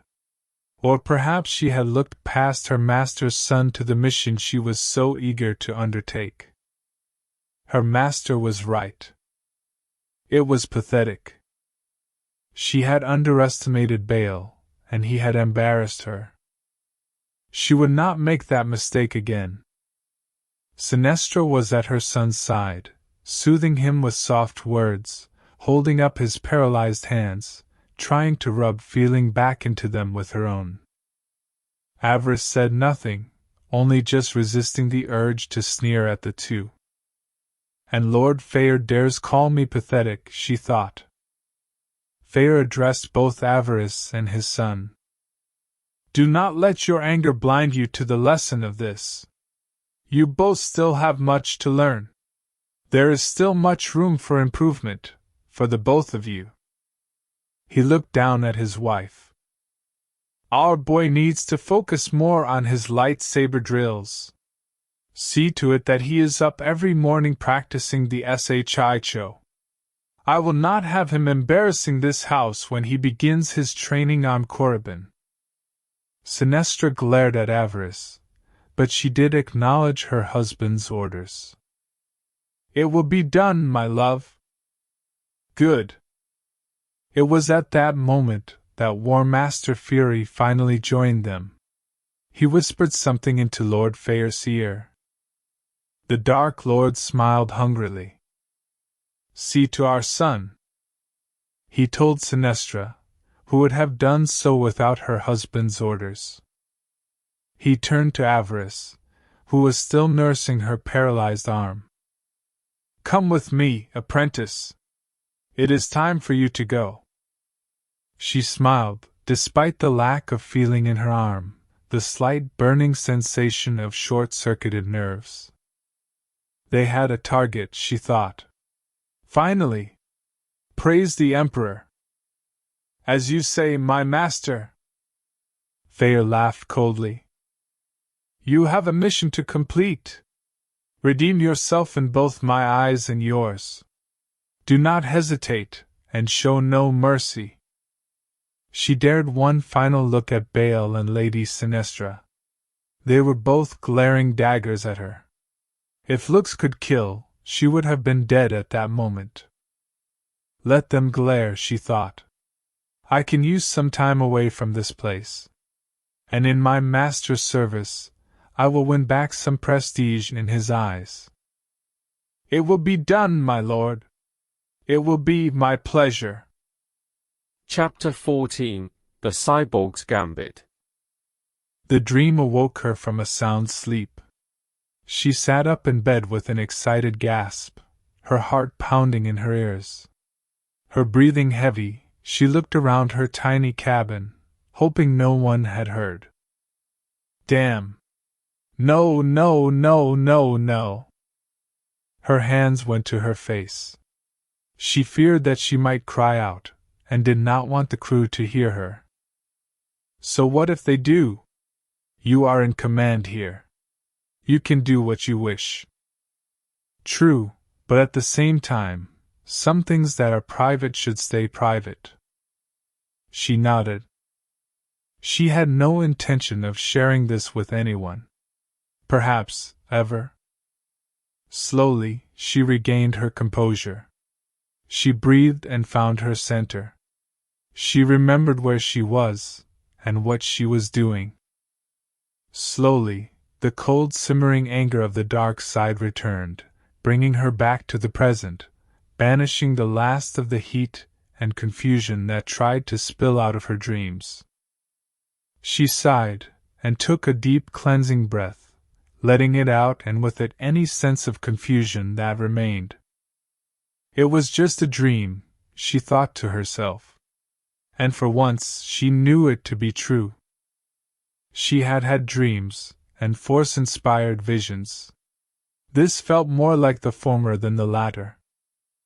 Of course, that made it no less distracting. Sighing again, she kicked off the covers and rose from her bunk. Her cabin aboard the Fury was far more luxurious than most, but that was to be expected. As an apprentice to a Darth, she was expected to have access to finer things. After all, should some Imperial come aboard for a meeting, he had to see evidence that he was addressing someone that was here on the will of a High Lord, not simply a common courier or soldier. Now that she was taking her first steps out into the Empire, it was important that the common soldiers came to see her as not just a blade, but as part of the Sith Empire's ruling class. Fear and respect needed to be earned. A Sith was not simply about their powers, but the reputation they possessed among their Imperial allies. Once they had reached their destination, she would start earning hers.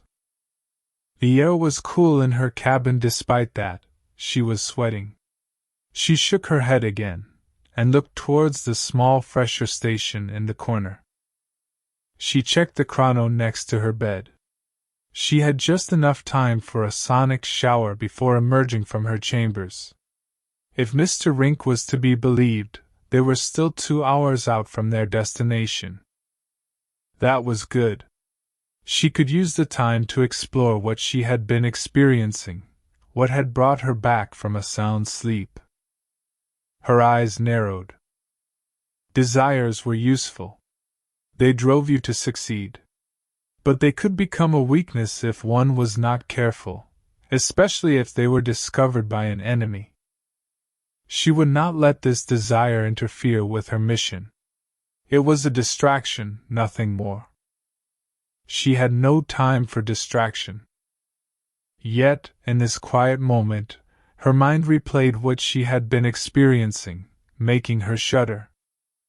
She closed her eyes, trying to will it away. That did not work. If anything, she felt what she had been experiencing again, as clear as she had while she had been sleeping. A weak moan escaped her lips. She had dreamed that she was back on Korriban, back in the quarters she had shared on many a night with Phil. She found herself in bed, her body being ravished by strong male hands, and the deepest of desires. Even now, the memory almost took her breath away. She had thought it had been Phil at first. But as her eyes adjusted to the shadows, she had realized that it had not been her former lover. This was something older, and far more personal. Her dream friend ran his fingers down her body, making her moan softly as he awakened her passions. His lips found her neck, her shoulders, her ears. He was breathing heavily, drinking her in, filling her with both heat and want as their unclothed forms moved against each other. Fen! Oh, Fen! The name had come to her in a vision, a name that she knew to be true. He responded to her soft cries of passion by increasing his attack on her yielding body. He was behind her, moving with her, guiding her down onto the bed. She whimpered, lost in her desire, as she lay down. She realized that they were not alone. Itae lay next to them, watching with hungry eyes, both enjoying the show and eager to join in. Her friend's lips found hers as Fen continued to pleasure her. Itae was wearing nothing but a sly smile as she joined in on the fun. "Hi there," she purred as she kissed her friend, bringing even more heat and want. Yet, it was Fen that truly held her attention, his voice drawing her in. "Kira! Kira! Kira!" Avaryss's eyes widened. "No!" She had woken in moments, sitting up in bed, shaking softly. It took her a moment to remember where she was, and realize that she had been dreaming. That realization brought her back to reality fast. Damn, she thought. What in the Emperor's name had brought that on? She felt shame. She knew that she should not be thinking about such things. Fel was what she wanted, who she wanted. It was her desire to bring him back that was one of her many drives. "So it is," the darkness within whispered. "That doesn't mean that you can have a little fun in the meantime. Desire before duty, young Sith." Except it had not been Avaryss that had been enjoying those desires, had it? It had been Kira's name that the two had invoked. Kira, she thought angrily. It had been hearing that name that had brought her out of her passions, brought her back from the dark desires that had wanted to stay in the dream. Her eyes had shot open, blazing with cold anger. Kira, she thought. Why was it always Kira? A low growl escaped Avaryss's lips. Why can I not forget? Why can I not completely cast Kira Lillos aside? She had no good answer. She had tried many times. She had grown weary of being haunted by the Oridana farm girl that she had been. The dark side had changed her, perfected her. But still, in some small corner of herself, Kira remained. Or rather, an echo of who she had been remained. It was frustrating. She had spent a lot of time over the last year trying to eradicate that part of herself. Kira Lillos, who she had been, what she had wanted, that had become a distraction. Avaryss's desires were not the same as they had been back when she had been a Sith hopeful. She had higher aspirations. Kira would have gone to her grave trying to slay Darth Feer. She lacked perspective. It was only through joining her master that she had now found herself in a place where she could destroy him one day. Avaryss frowned. The part of her that was still Kira would have called her a traitor for thinking such thoughts. That an enemy could not be destroyed by becoming the enemy. Such an idea was as naive as it was pointless. Avaryss would never turn away from her path. It was the road to great power. She had come too far, sacrificed too much to stop now. Whatever was left of Kira now seemed to have anchored itself to the sliver of light that remained within her being. That small connection to the light side remained, and proved to be as hard to toss away as Kira herself. That part of her still reached out every now and again, offering her love, forgiveness, and some sort of redemption, a chance to make up for choosing to ally with Darth Feer. She had no need for redemption or forgiveness. As for love, she would have that again, once Fel had been restored to her. She did not need her dream friend or Itae to fill the void left by Fel. He would be returning to her soon enough. She had foreseen it. Her lip quivered slightly. The memory of Fen's hands upon her made her shudder. She had still been a naive young girl the last time they had spoken. But even then, the desires that she now felt were there. Fel had awakened them, brought them to full bloom. She remembered the last time they had talked, back in the room with the fountains. How good he had looked to her, bare-chested, standing in the warm mist. Her body stirred.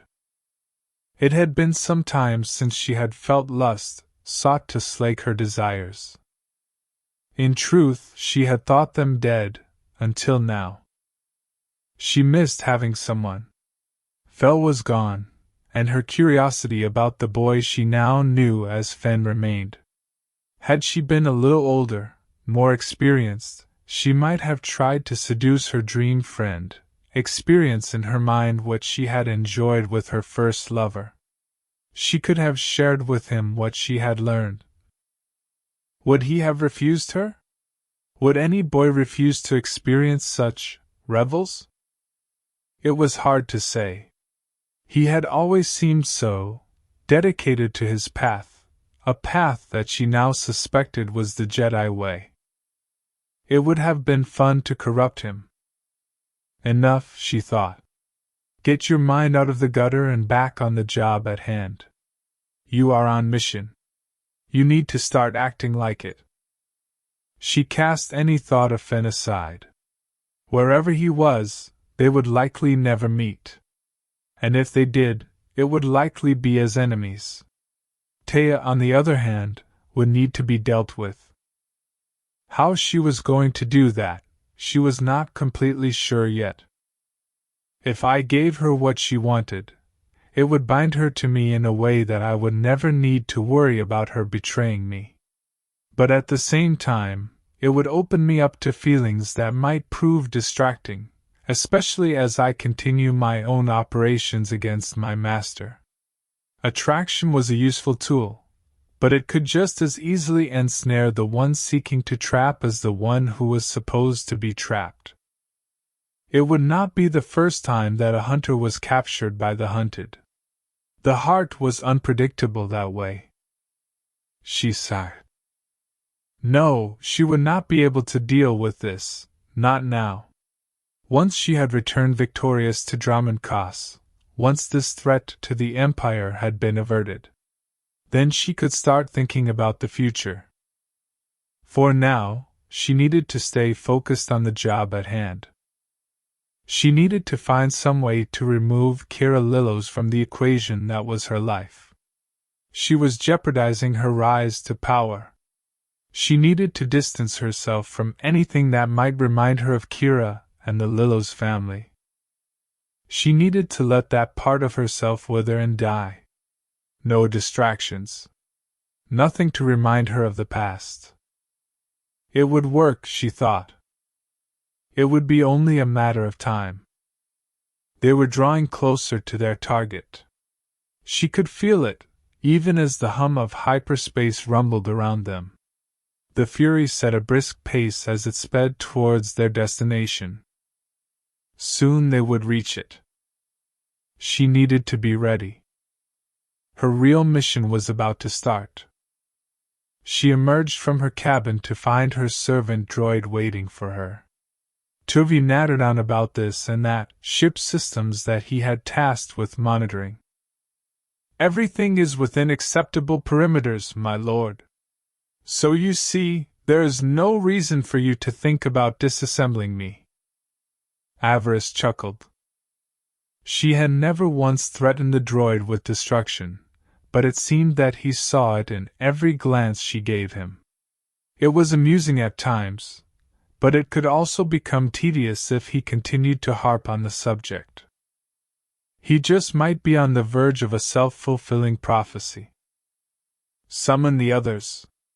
It is time they learn why we are here, and what is expected of them. As you wish, mistress. I will carry out your orders so that you will have no reason to contemplate my disassembly. The droid toddled off while Avaryss made her way to the ship's conference room. So far, her crew had proved to be useful on her 2 previous missions. And now that she had removed the dead weight that was Captain Slyn, she thought that things could only improve from here. She saw Ensign Holly emerge from the cargo bay. It was there that the engineer had set up shop, and was continuing her work on the salvaged HK droid from the deserts of Tatooine. The ginger-haired engineer had made great strides since the droid had been delivered. She had managed to find a pair of functional legs, and had all but restored the head and chassis. Getting the droid functional, however, was proving to be a daunting task. I would say our friend here was hit by a very strong ion charge once. It damaged several key systems in his central processing unit. If that is not enough, it looks like he suffered some kind of internal detonation. Something in his body overheated and exploded. Actually, it is more likely that someone breached his chassis and put a grenade inside. These droids were heavily armored against external attack.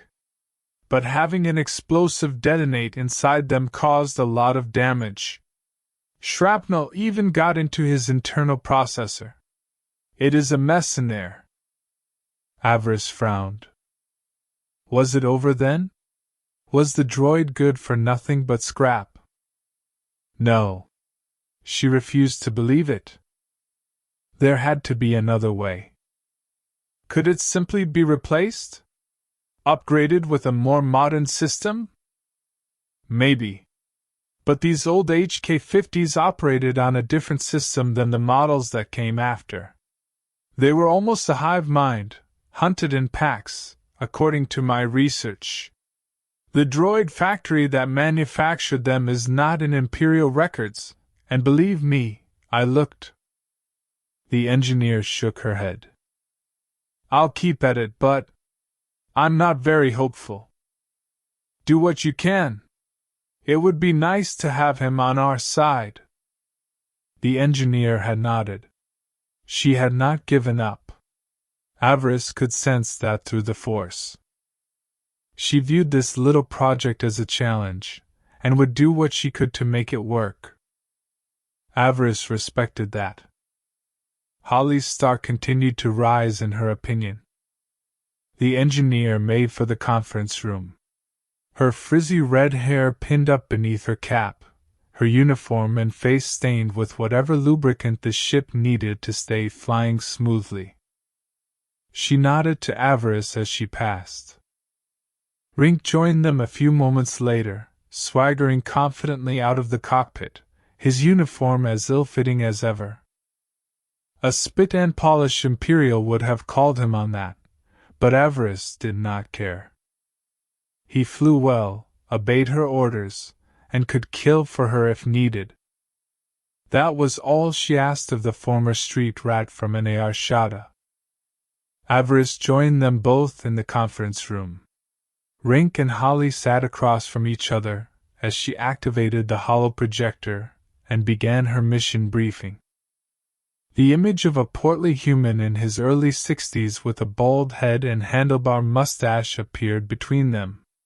The image, captured by Imperial intelligence a few months ago, was the only picture that the Empire had of the man, their intended target. This is Sago Thun. He is CEO and Chief Programmer for Thun Cybersystems, a droid programming house that has risen to prominence in the last few years, providing droids and droid upgrades to some of the wealthiest families in both the Republic and the Empire. The young Sith smiled. And we are going to interrogate him. Rink snorted and leaned back in his chair. Clearly he did not see the threat that this man had come to represent to the Empire. What's this Thun guy done to deserve you, boss? It is believed that he is a Republic agent. He is being sought as part of an ongoing investigation into a matter of espionage in the Sith Empire. Does this have anything to do with the droid head we recovered on Nar Shaddaa? It does indeed. It took some doing, but War Master Feer was able to confirm that both the droid we recovered, as well as several others, had nothing in common but one thing. She smiled wickedly. All of them have either been serviced by Thun Cybersystems, or received a TCS upgrade in the last 2 years. It is for that reason that we shall seek this man out, and find out exactly what he knows about certain matters. Avaryss knew that Holly and Rink were not totally in the know about all this, but that had been her master's choice, not hers. The fewer people that knew all the details, the better. They were playing for very high stakes this time. The Darth desired that they leave nothing to chance. Before leaving Dromund Kaas, War Master Feer had given her a full briefing on Thun and TCS. It had been a dry, yet informative story to be sure. Thun, a Corellian by birth, had begun his business at the tender age of 17. Back then he had been a simple boy working out of a speeder garage, with only the most basic of computer systems to aid him. He had made some discoveries early on that had revolutionized droid cognitive systems, and as a result caught the attention of several of the major droid foundries in the galaxy.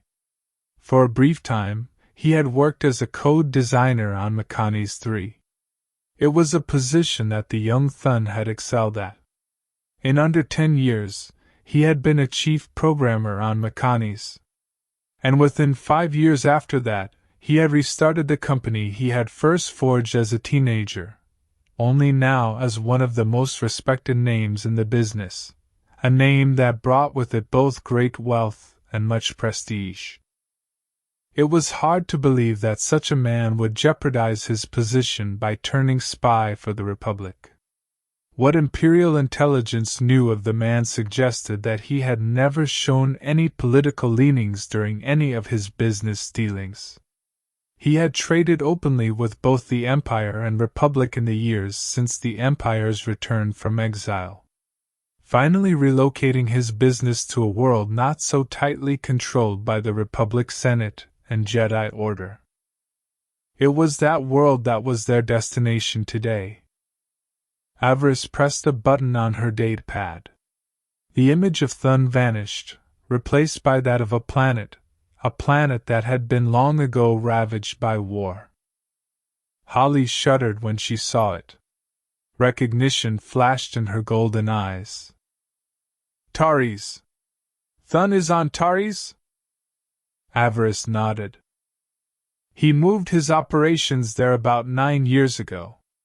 Now TCS is one of the largest employers on Taris, and a major player in the recovery effort there. Avaryss smiled at the engineer. You've been there before? The girl nodded. My family moved around a lot. We sold our services as mechanics for hire out of our old freighter. We were called in to assist on Taris a few times, mostly to help stabilize some failing super-reactor, or help repair some old power grid. The girl shook her head. It is not a pleasant place to be, my lord. Avaryss chuckled. Holly's words were an understatement, to be sure. According to what War Master Feer had told her, Taris had once been considered the Coruscant of the Outer Rim. Centuries ago, it was a hub of both trade and culture for the Republic. Its value had made it a prime target for the Mandalorians during their war of conquest 3 centuries ago. The planet had been liberated by the Jedi, only to fall into Sith hands a few years later, when the Emperor had sent the fallen Jedi Revan and Malak as his envoys. It was during that time that the Sith had decided to make an example of Taris. Its citizens had been sheltering 2 Jedi that had proven to be a thorn in the side of the Sith. According to War Master Feer, Darth Malak had ordered the carpet bombing of Taris.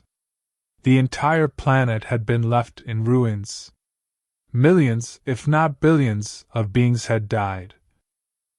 And still the 2 Jedi that Malak had sought had slipped through his fingers, or so the stories said. Avaryss had shaken her head at the story. That is why you never send a Dark Jedi to do a Sith's job. Malak's reaction had been overkill to the extreme. He had not even warned the Sith on the surface of Taris before beginning the bombardment. Many Sith warriors and troopers had perished that day.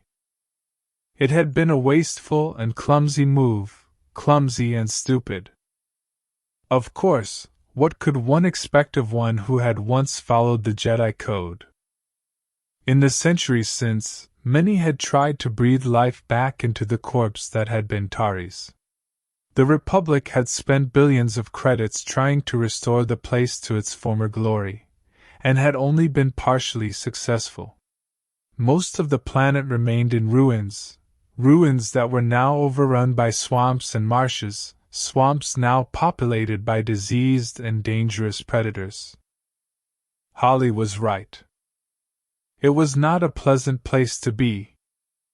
Taris is technically under Republic control. But given the state of things there, the Empire does maintain a presence. And for this reason, Sago Thun has been able to deal with not just the Empire, but the Hutts and the Mandalorians as well. Avaryss's crimson eyes narrowed. It is the perfect place for a Republic spy to ply his trade. But now we are aware of his actions. She grinned evilly.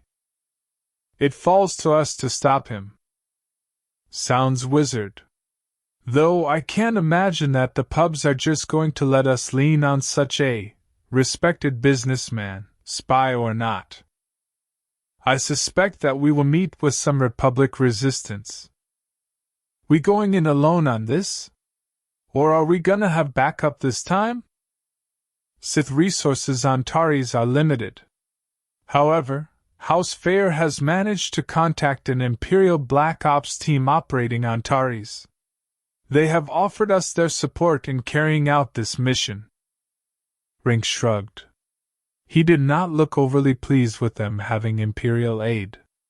Despite his recent elevation, he remained resistant to authority. So we use these Black Ops guys to breach security, so that you can have a little chat with our droid programmer friend. That is the plan, yes.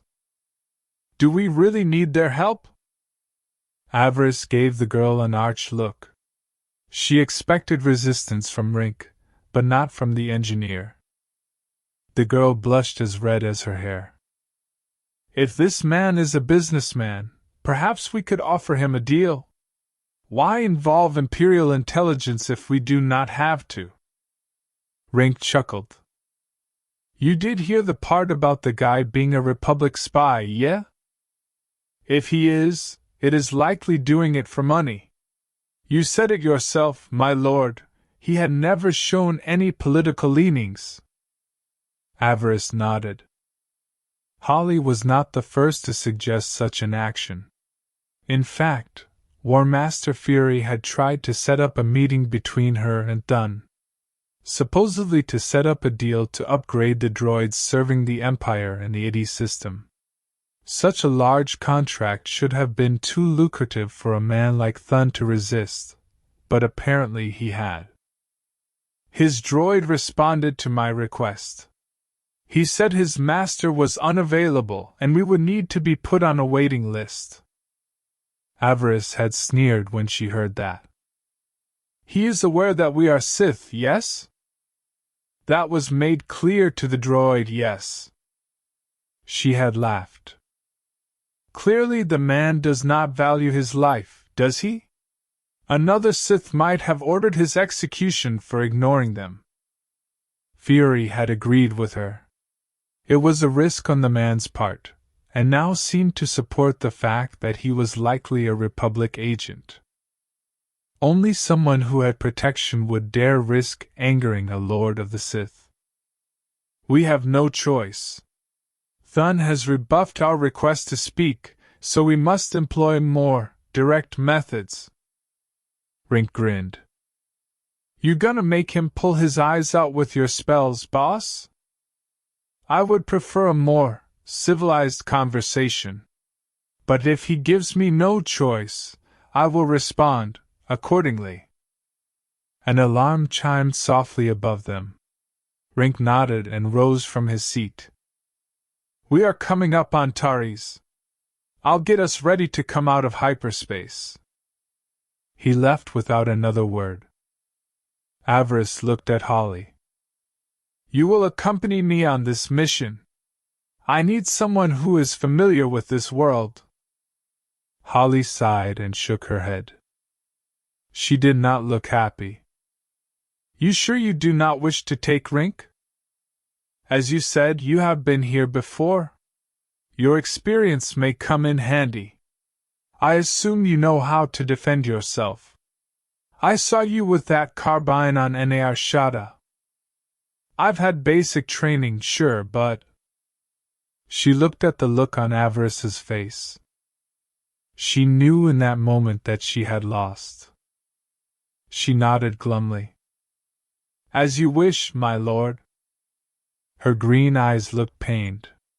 Through the Force, she radiated unhappiness, but she would not complain or refuse. Holly was Imperial Navy. When a Sith gave you an order, you obeyed. She stood and headed for the armory. After she was gone, a strange thought came to Avaryss. She had been watching Holly during the briefing. Had it been her imagination, or had the girl's eyes changed color again? Not only that, but she had thought she saw Holly wipe the grease from her chin at the start of the meeting. Yet when she stood to go to the armory, it was back, again. Avaryss reached out with the Force, sensing the engineer's presence. She felt nothing but her nervousness at leaving the safety of the ship, that and her worry about meeting people from Imperial intelligence. Holly's concern for meeting with anyone from intelligence was understandable. Most in the Navy did not like or trust the information service. Too many officers had met their end because of Intel's investigations. In this, though, her concerns were baseless. These men were technically Imperial Army, not intelligence forces. Feer had vouched for not only their skill but their discretion as well. They would be useful pawns in this endeavor. She felt the ship shift back to real space, that strange sense of pseudomotion as the interceptor returned to real space. Avaryss returned to her quarters. She needed to prepare herself for what was to come. The force was clouded. It offered no hints about what they would soon face. She expected resistance. If Thun had created the droid program, the Republic would likely have taken an interest in ensuring his safety. Avaryss intended to use the Black Ops soldiers as pawns to test those defenses. She did not expect all, if any, of them to return. But that was fine. The Imperials existed to serve the needs of the Sith, and right now, those needs were her needs. If she needed them to die to complete her mission, then so be it. What good was an expendable asset if you did not expend it? The weak were made to pave the way for the strong. Such was the way of the dark side. Chapter 15: The Master's Mask. The journey down proved uneventful. The Fury's false transponder fooled the Republic's ground control team, and the interceptor slipped past without incident. Avaryss gave Rink the coordinates for their rendezvous with the Black Ops troopers. He maneuvered their ship easily through the busy space lanes, past the few functional buildings, and over the ruins of the cityscape that had burned so long ago. The sight made Avaryss shiver. The dark side was very strong here. The mass destruction almost 3 centuries past had left a mark on this world. It was amazing that the Jedi considered this place worth saving, worth redeeming. To Avaryss, it felt like it would always belong to the Sith. The coordinates led them to a ruined factory district by the look. It was more swamp than urban center, but that likely only served to hide the operations of the Empire. Before them, an entry port opened on a half-standing skyscraper, revealing landing lights. Rink brought them in easily, touching down gently on the hidden landing pad. Avaryss and Holly were already at the ramp as it lowered, gases hissing from the opening. The Sith and the engineer strode down. Holly clad in a breastplate and combat helmet, Avaryss in a set of armored robes with a full mask and helmet covering her features. She figured her youth and gender might have been a distraction. By appearing to be just another armored Sith, she hoped to avoid any distraction. An Imperial officer met them at the ramp. The blue and red pin on his breast marked him as a colonel in the Imperial Army. He saluted as they approached. "Colonel Asada at your service, my lord. Welcome to Taris." Avaryss nodded. "No pointless pleasantries. Good. I'm told that you have been briefed on my needs, Colonel Asada." She paused. "I do hope that you are prepared to meet them?" The Imperial nodded. He gestured for her to follow, while Holly fell in step behind. The colonel did not even acknowledge the engineer, but that was to be expected. A Sith was on the deck. It was her needs that mattered. The base looked to have been some kind of hidden bunker. The walls appeared to be reinforced, but showed markings that suggested that it had survived great heat. Unusual to find such a thing in a city. Maybe it had been some criminal's hideaway, or smuggler cache. That fit with what Master Fury had said about Taris before its destruction. The criminal organization known as the Exchange had been said to have had a base here. Perhaps this had been one of their safe houses. Not that it had proven very safe when Darth Malak had come. Colonel Asada said nothing of his operations. He simply led her deeper into the base. Clearly the man was focused on the mission. He would be a most useful pawn indeed. I sent a recon drone to scout the Thun building, per Lord Feer's request. We have a report waiting for you if you wish to see it. I do. Tell me, what is security like? Is it breachable? I suspect it is, once a proper distraction has been arranged. I've already dispatched several of my soldiers to draw off some of the Republic's security. Several accidents are about to happen. I'm afraid the Republic will be quite busy, and unable to respond if any alarms are tripped by Director Thun. Avaryss chuckled. So far, she was starting to like this Colonel Asada. He had anticipated her needs. Such men could go far, if they stayed that course. I would advise against a direct assault on the building, my lord. A lone infiltrator would have greater success. The droids that TCS uses are programmed to respond to large-scale incursions.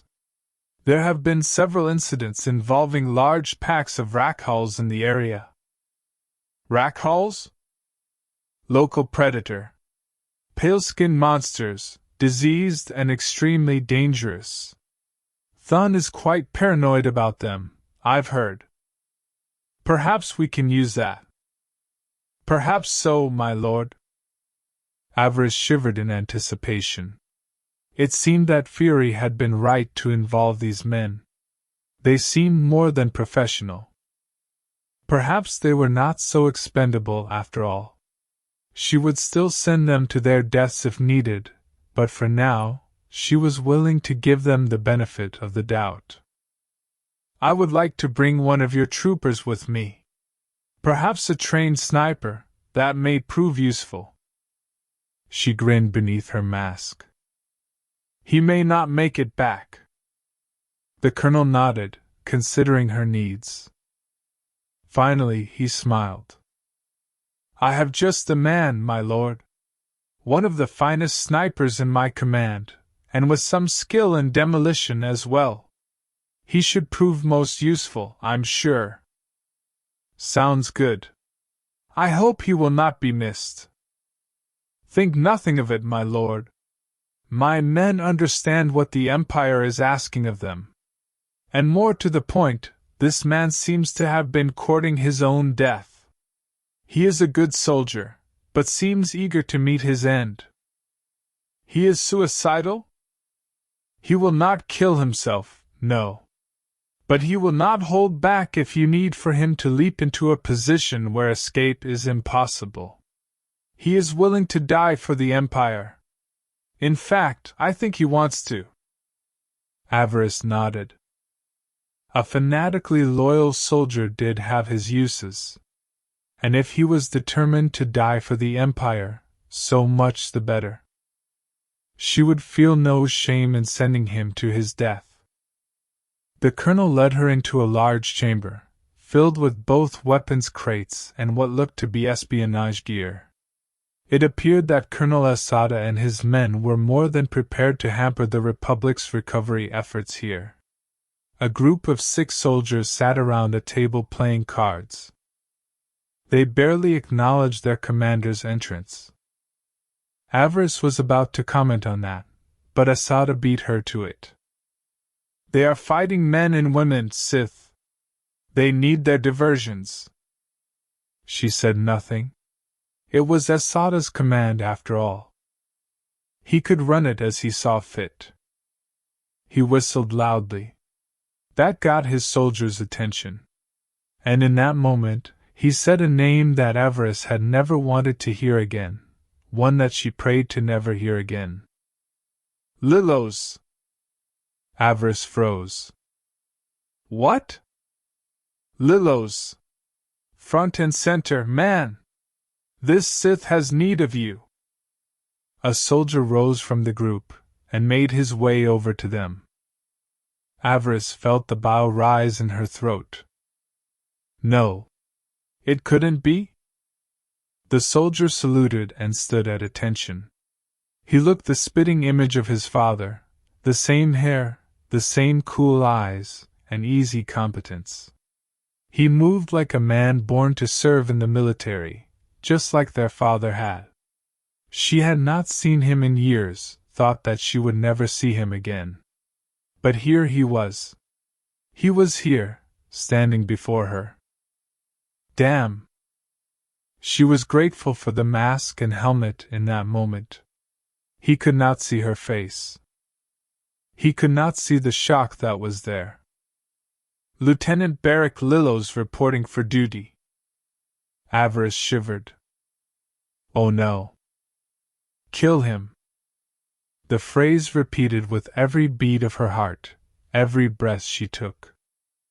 Kill him. Kill him. Kill him. Beneath her helmet, hidden behind her mask, Avaryss's eyes narrowed. I could do it, she thought.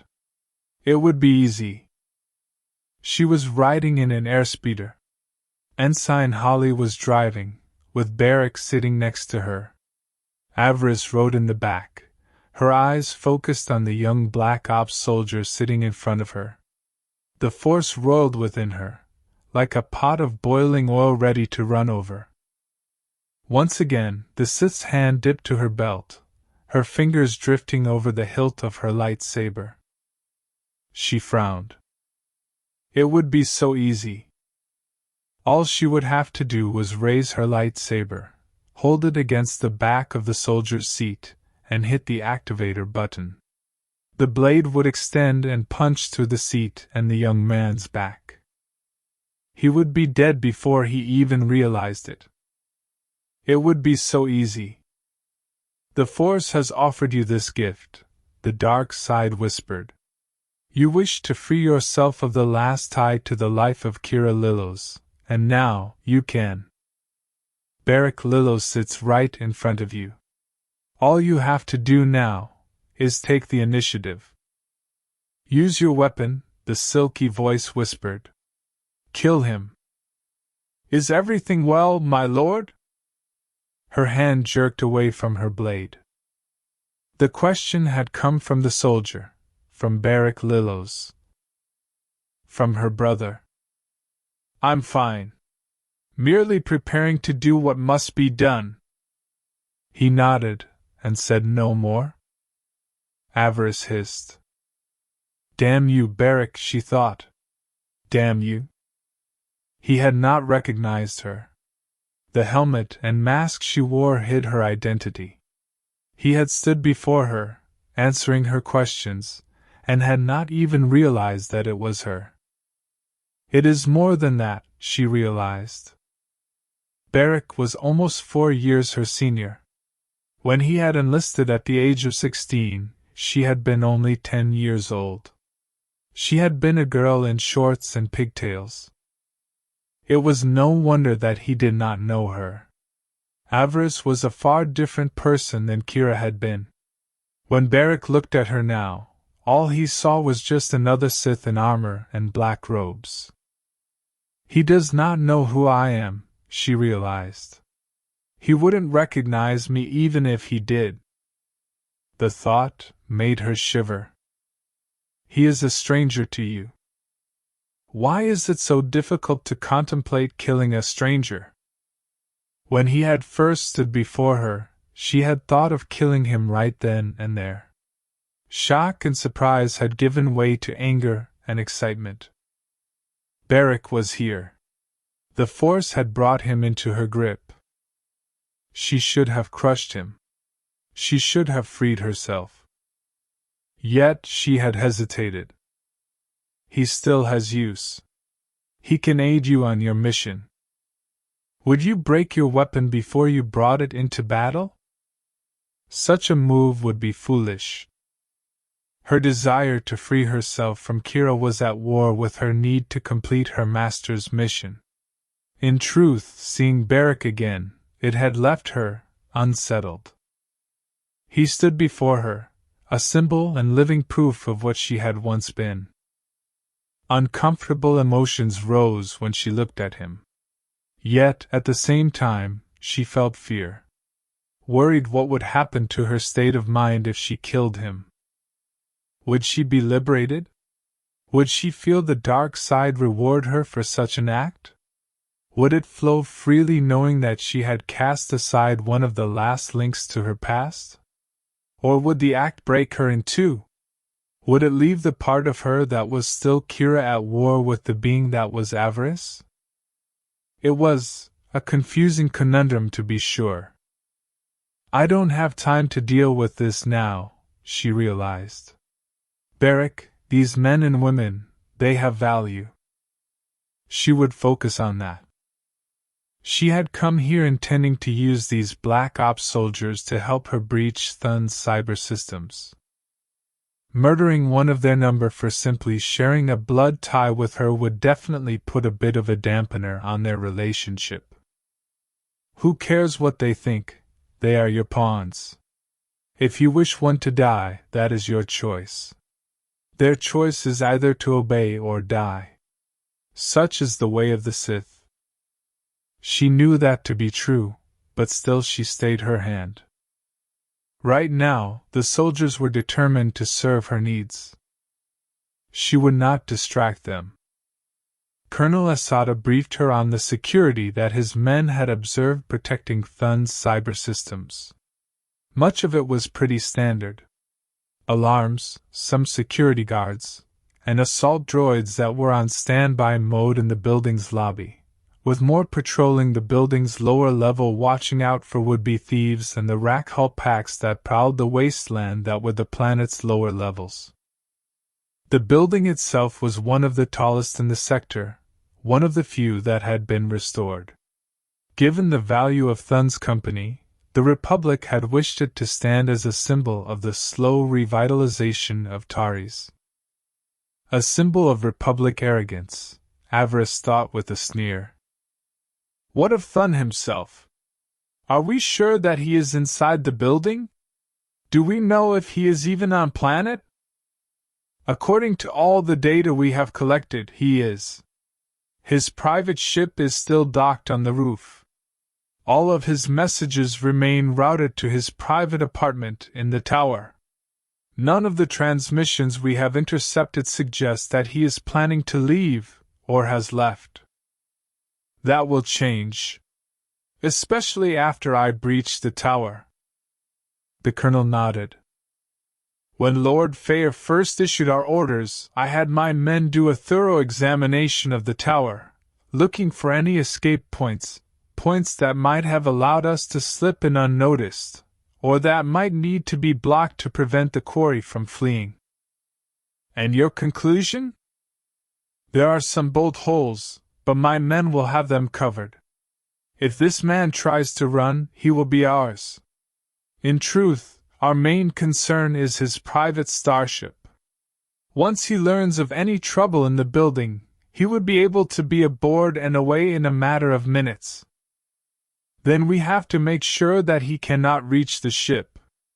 That or find some way to disable it. The engineer's brow furrowed. What of the ship's service crew? His service crew? Are they organic or droid? They are droids, at least from what we observed. I have an idea then. Have you gained access to the building's main computer? Limited access only, I'm afraid. That should be enough, Holly said, grinning. She turned to Avaryss. I'm no slicer. But if I could gain access to a computer terminal, I might be able to plant an order into the system, convince the ship's service droids that the ship needs to be locked down, either because someone is trying to steal it, or because of some major service job. You could do that? It is possible. For how long? An hour, maybe, possibly 2. Avaryss grinned, starting to like this plan. From here? She could not. Any direct links to the building's main computer systems, even the non-vital ones, are firewalled. Any attempt to breach them from the outside would set off an alarm. Thun sounds paranoid. Then again, I suppose most wealthy beings are. What about a direct link? From one of the neighboring buildings? Colonel Asada shook his head. Most of those buildings are condemned. They are overgrown ruins, likely swarming with rakhals and who knows what else. Any terminal you find would likely not even work. Holly smiled gamely. I'm good with out-of-date tech. If it is possible to restore it, I can. She turned to Avaryss. I would need protection, my lord. The colonel is not wrong about the dangers. The rakhals will be no match for the power of the dark side. The beasts will fall before my blade, and you will have all the time you need. The chance of spilling blood excited her. She could imagine Sago Thun hiding in his tower, the look on his face as she stood before him with her lightsaber drawn, seeing the blood shine of its blade reflected in his terrified eyes.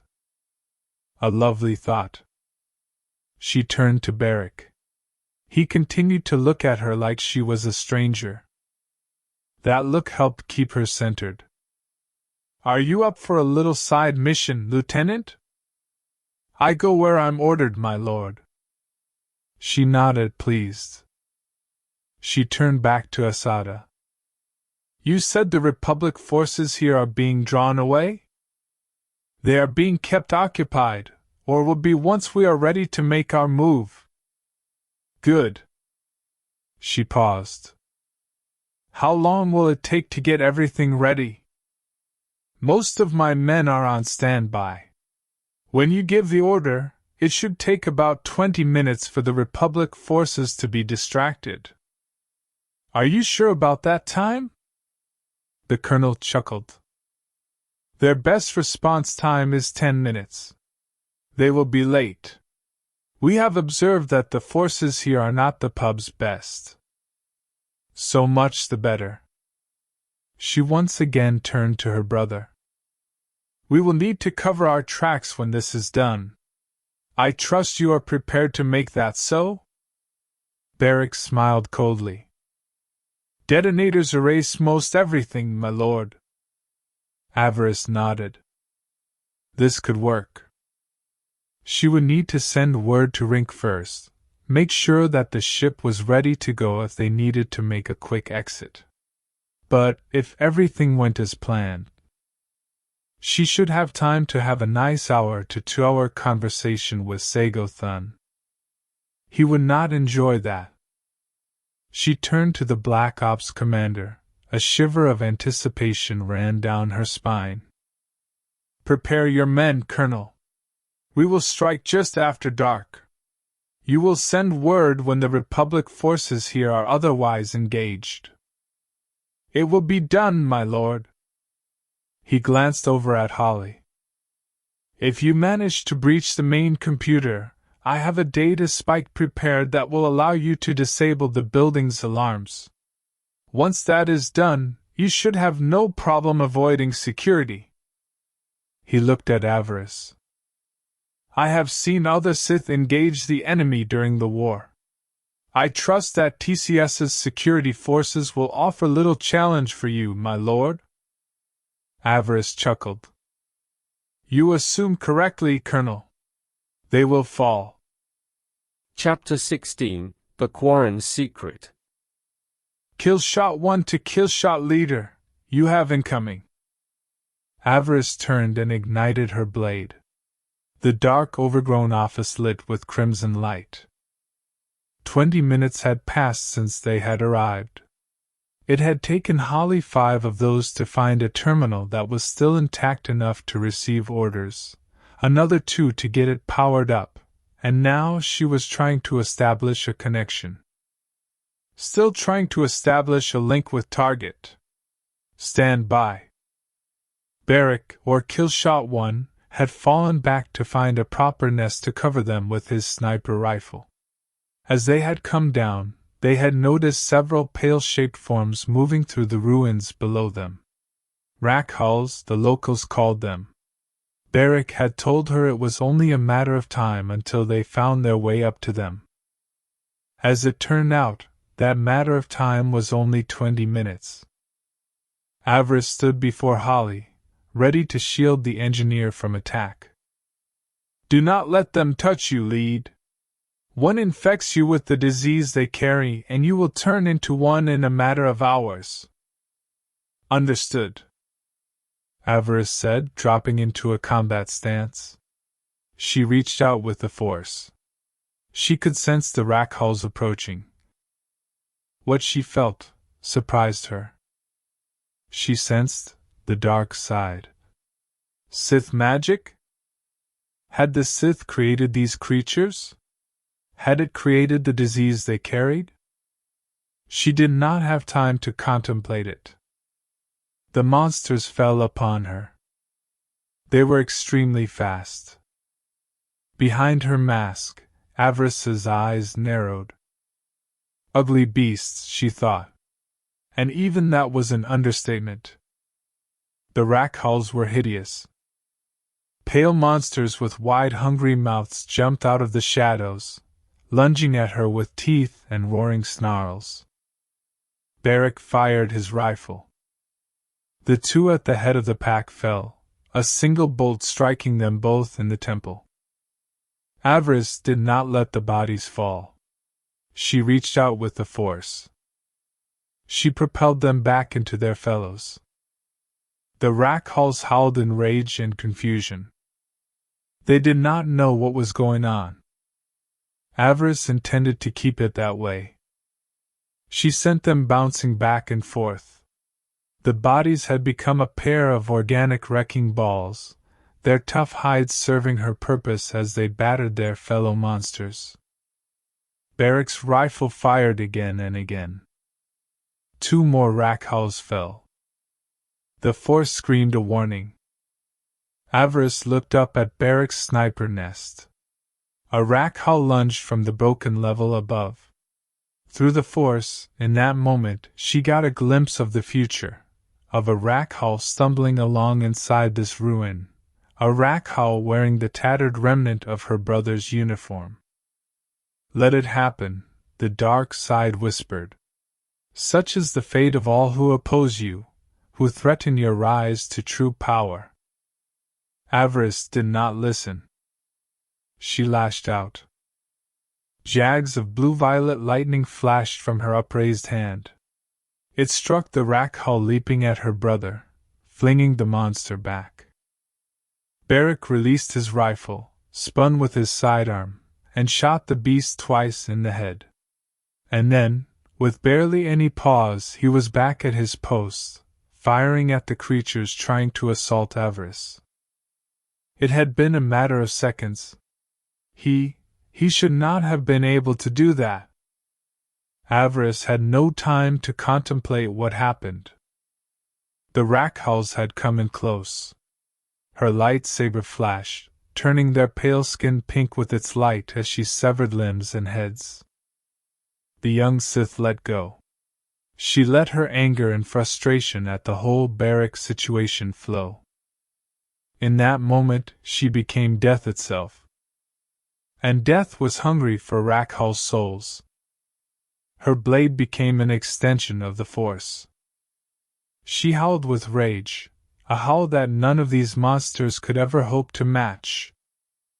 In that moment, the shadows opened up to her, showed her visions of what could come, what might come. In many of those possibilities, she saw Beric at her side. She saw him dressed not as a common soldier, but as an imperial diplomat.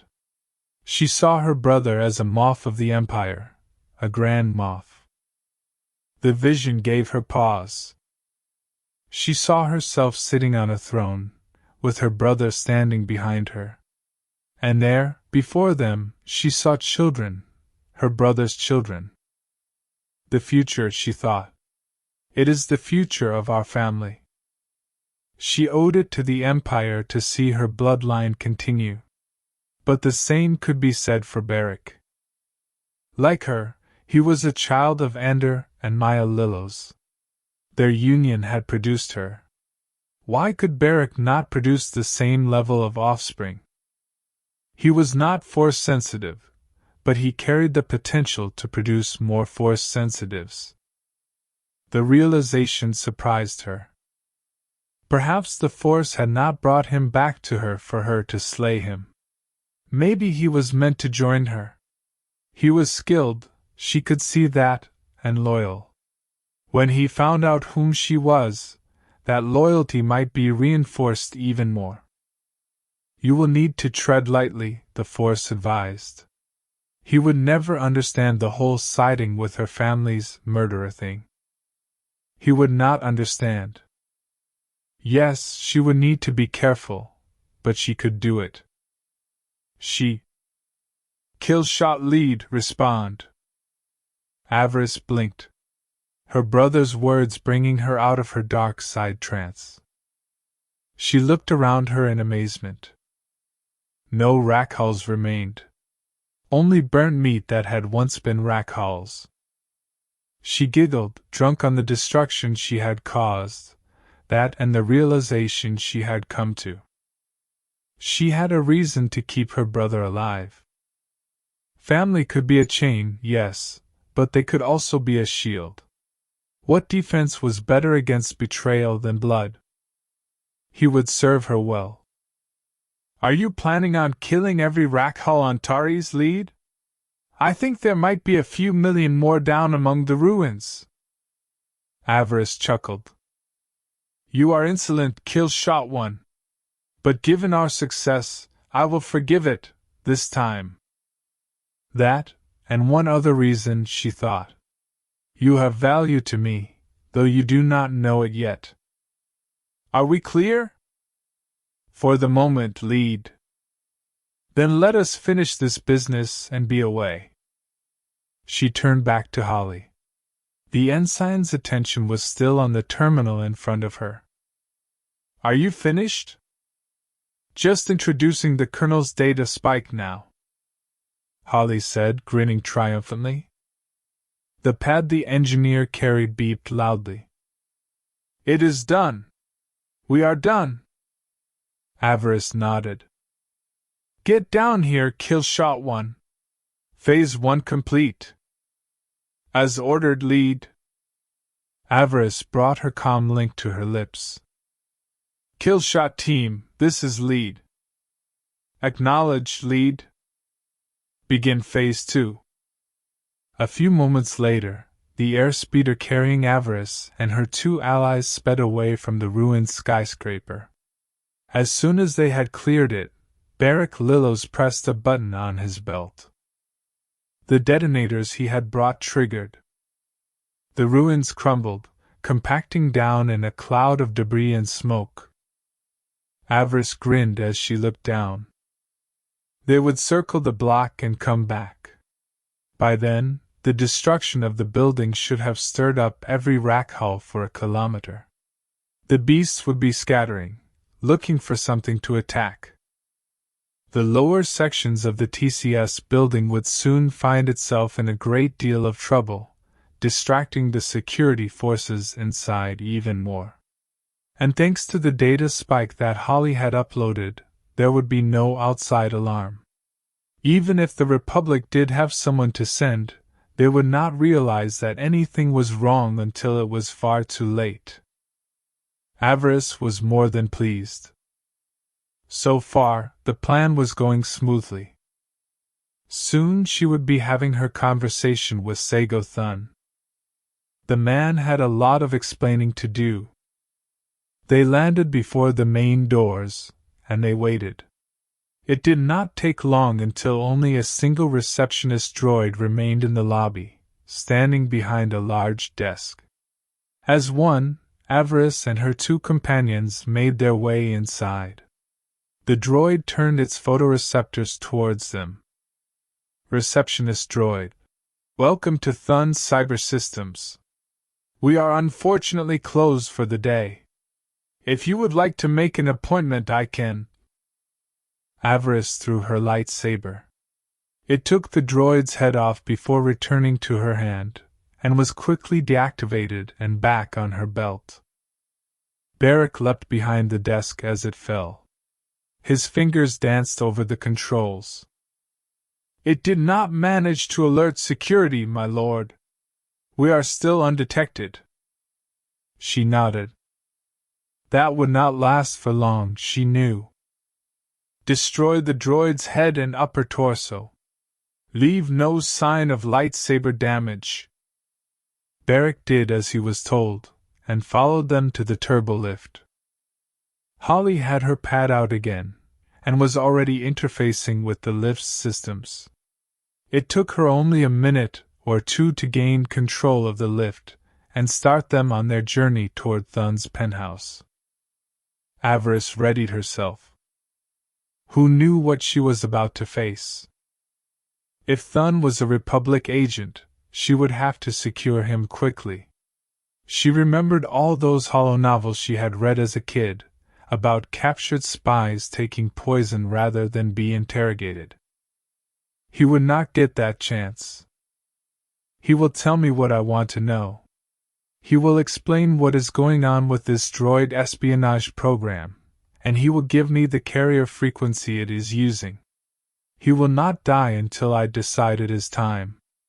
If he resists, he will suffer. She smiled. Oh, please let him try to resist. The lift was fast, as one would come to expect in the home of a wealthy executive. Avaryss reached out with the Force, trying to sense her quarry. She felt something. She frowned. What was this? She expected fear, at least excitement from their prey. Yet the Force remained cloudy. What was up with that? The door opened, and the three stepped out into a large hallway bathed in the glow of soft, golden light. The walls decorated with posters for TCS, as well as display cases for some of the company's early successes. Avaryss ignored them. Her eyes focused entirely on the office before her. The door opened and a slender stickman-like droid emerged. Its head shaped like a beak with one single optic near the back of the head. It approached them on spindly legs, its gait suggesting nervousness, or perhaps it simply needed maintenance. Welcome, gentle and femmes. I am 1-3. You may call me Lackey. I am the personal assistant to Mr. Sago Thun. How may I serve you today? Avaryss laughed.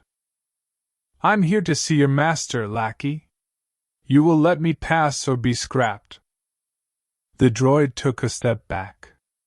Avaryss activated her lightsaber. The droid's hands went up in submission. There is no reason for violence, mistress. I only wish to point out that Mr. Thun is indisposed. He will not be able to answer your questions today. And why is that?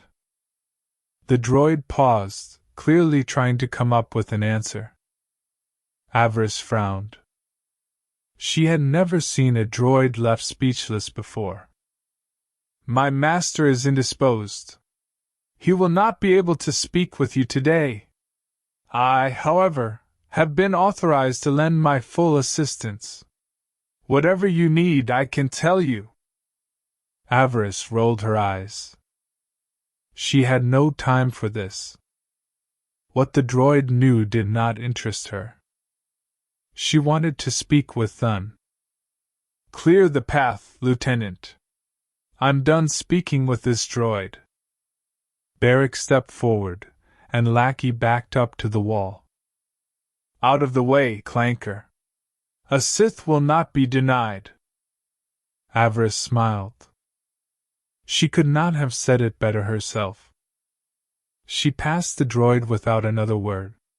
A sound escaped its vocoder, like a sigh. She knew that droids did not do that, but the facsimile was quite good. She would still have to scrap the droid at the conclusion of this meeting, no evidence, and no witnesses. She used the Force to fling open the doors. She stepped inside. "Sago Thun! You will. Ugh!" She stopped mid-step. The sickeningly sweet smell of rot assaulted her. It turned her stomach, and she almost regretted wearing a mask. Almost. The apartment was quite spacious, 2 tiers. The bottom level was a state-of-the-art office, with all the modern conveniences. Above, she could see Thun's living quarters, lamps, and entertainment station. She assumed his bedroom was up there as well, but it would not be necessary to hunt for that. Sago Thun sat behind a large desk in the back of the room, before a great window that opened up on the blasted cityscape of Taris. The window was currently darkened to prevent anyone from seeing in. The reason for that was Thun himself, or rather, what was left of him. Behind her, she heard Holly make a retching noise. She did not blame her. Avaryss wrinkled her nose. She wished her helmet had a nasal filter. Sago Thun, CEO and head designer of Thun's cyber systems, was literally dead at his desk. The body slumped down, his head resting on the table. From the look of things, the man had been dead for a while. His skin had gone a gray-green. The stink alone almost made the large office unlivable. Beric stepped up beside her, a look of grim distaste on his face. "What is this?" Avaryss growled. She was thinking the exact same thing. The droid lackey came up behind them. It wrung its metal hands in an almost human-like gesture. As you can see, gentle and femmes, my master will not be able to answer your questions today." Avaryss growled. Today, she thought. More like ever. She wheeled on the droid. "What happened here?" "Your master is dead, droid," Holly added, wiping her mouth. Yes. Yes. I am well aware of that, mistresses. Master Thun ceased to function 12 days, 13 hours, 15 minutes, and 24 seconds ago." The droid shrugged. "It has been quite a inconvenience." A fatalistic laugh escaped Avaryss. Droids, she thought. The masters of the understatement. "Speak, droid. What happened to your master?"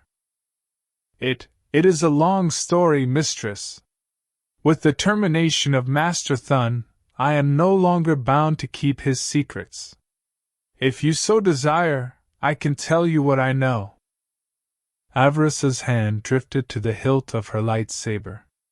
She would enjoy cutting the metal being up into scrap, but she dared not yet. She still wanted answers. "Speak, droid. Tell me everything." 1-3, otherwise known as Lackey, began his tale. It was interesting, at least. "Master Thun never wished to be a part of this project, mistress. It is my duty to remind you of that." Avaryss did not respond. Sago Thun was dead. His motivations at this point did not really concern her. All that mattered now was the data that was scrolling across the hollow screens in front of her. She nodded, pleased with herself.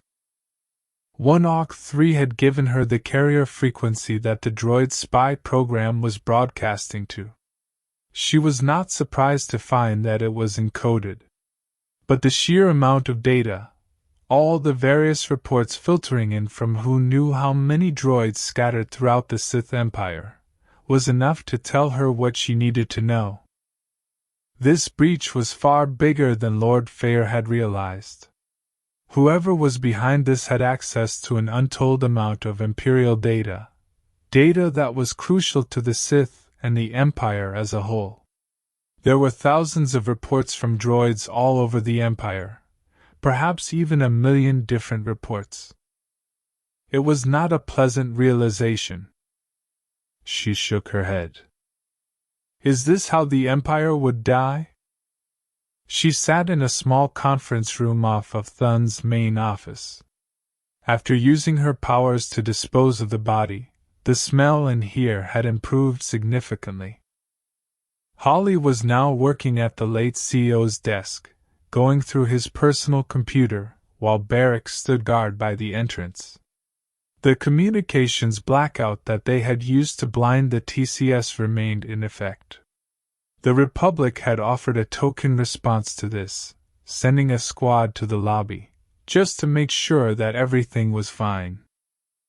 By the time they arrived, the destroyed reception droid had been replaced, and 1-3 had broadcast the all-clear signal to the few organic workers, droids, and guards that had responded to the rack hull problem in the lower levels. As far as the Republic was concerned, the communications blackout was simply the result of a building explosion nearby, that it had temporarily disrupted communications, and that Thun's cyber systems was working on the problem, and would have it fixed shortly. She watched the feed from the lobby as the Republic soldiers left after a brief communication with what they thought to be Director Thun in his penthouse. Avaryss smirked. It seemed that 1-3 was more than just a lackey. The droid was quite the administrator, and he clearly knew how to lie, an odd skill in a droid. Yet, after hearing his tale, Avaryss understood why it was needed. In fact, she was most pleased. The droid would prove most useful moving forward. Her own plans had just been greatly accelerated, and all because Sago Thun had been a lazy fool. It was almost too easy. Chapter 17, The Gas Trap. Avaryss sat in the conference room of the Thun Cyber Systems Tower, her mind racing with possibilities. The droid lackey had given her everything she needed: the carrier frequency, the data logs, the scope of the breach. It was far worse than even War Master Fury had imagined. She looked at the data scrolling across the holoscreens. Thousands of droids. Tens of thousands. All across the Empire. All feeding information to a single encrypted carrier signal that led to. Where? Where does the signal go? The final destination is unknown to me, Mistress. Master Thun never shared that information. I believe he did not know himself. He was merely a cog in a larger machine. A cog. And who is the machine? I cannot say, Mistress. I was never given that information. My programming was to collect and transmit. Nothing more. Avaryss's hand drifted to her lightsaber. She wanted to destroy something. The droid would be a satisfying target. But no. Not yet. Lackey was still useful. Who else is involved? Who else is part of this conspiracy? There are many, Mistress. The network extends far beyond TCS. I can provide you with a list of known contacts, dealers, programmers, smugglers who have aided in the distribution of the spy protocol. But I cannot say who leads them. Provide the list. As you wish, Mistress. The droid's optic flashed as it began transmitting data to Holly's datapad. Avaryss turned to her brother. Barrick Lillo stood by the door, his sniper rifle cradled in his arms, his eyes scanning the hallway beyond. He had not spoken much since they entered the tower. He had simply done his job, watching, waiting, protecting. She found herself studying him. The way he held himself. The way he moved. It was so familiar. Their father had moved the same way, that easy competence, that quiet readiness. She pushed the thought aside. Focus, she told herself. You are here for a reason. But the question still burned in her mind. What was Beric doing here? How had he ended up on Taris? What was his story? She would find out. In time. Holly looked up from her data pad. My lord, I have the list. It's extensive. Dozens of names across multiple sectors. Good. We will review them later. For now, we need to deal with what is in front of us. She turned to Lackey. Tell me about the droids in this building. How many are infected with the spy protocol? All of them, mistress. Every droid in TCS has the protocol installed. It was a condition of their employment. Avaryss laughed coldly. So even your own droids are spying on you. They are spying on everyone, mistress. Including Master Thun himself. That is how I discovered the truth. Avaryss's eyes narrowed. Explain. Master Thun was not a willing participant in this conspiracy. He was blackmailed into service. The true architects of this plot threatened his family. His daughter specifically. He was given a choice, cooperate, or watch her die. His daughter? Where is she now? I do not know, mistress. Master Thun sent her away before his death. He did not tell me where. He feared I would be compromised. Avaryss nodded slowly. So Thun was a victim as well. Interesting. She rose from her seat and began to pace. This changes things. If Thun was being blackmailed, there is someone else pulling the strings. Someone higher up. We need to find that person.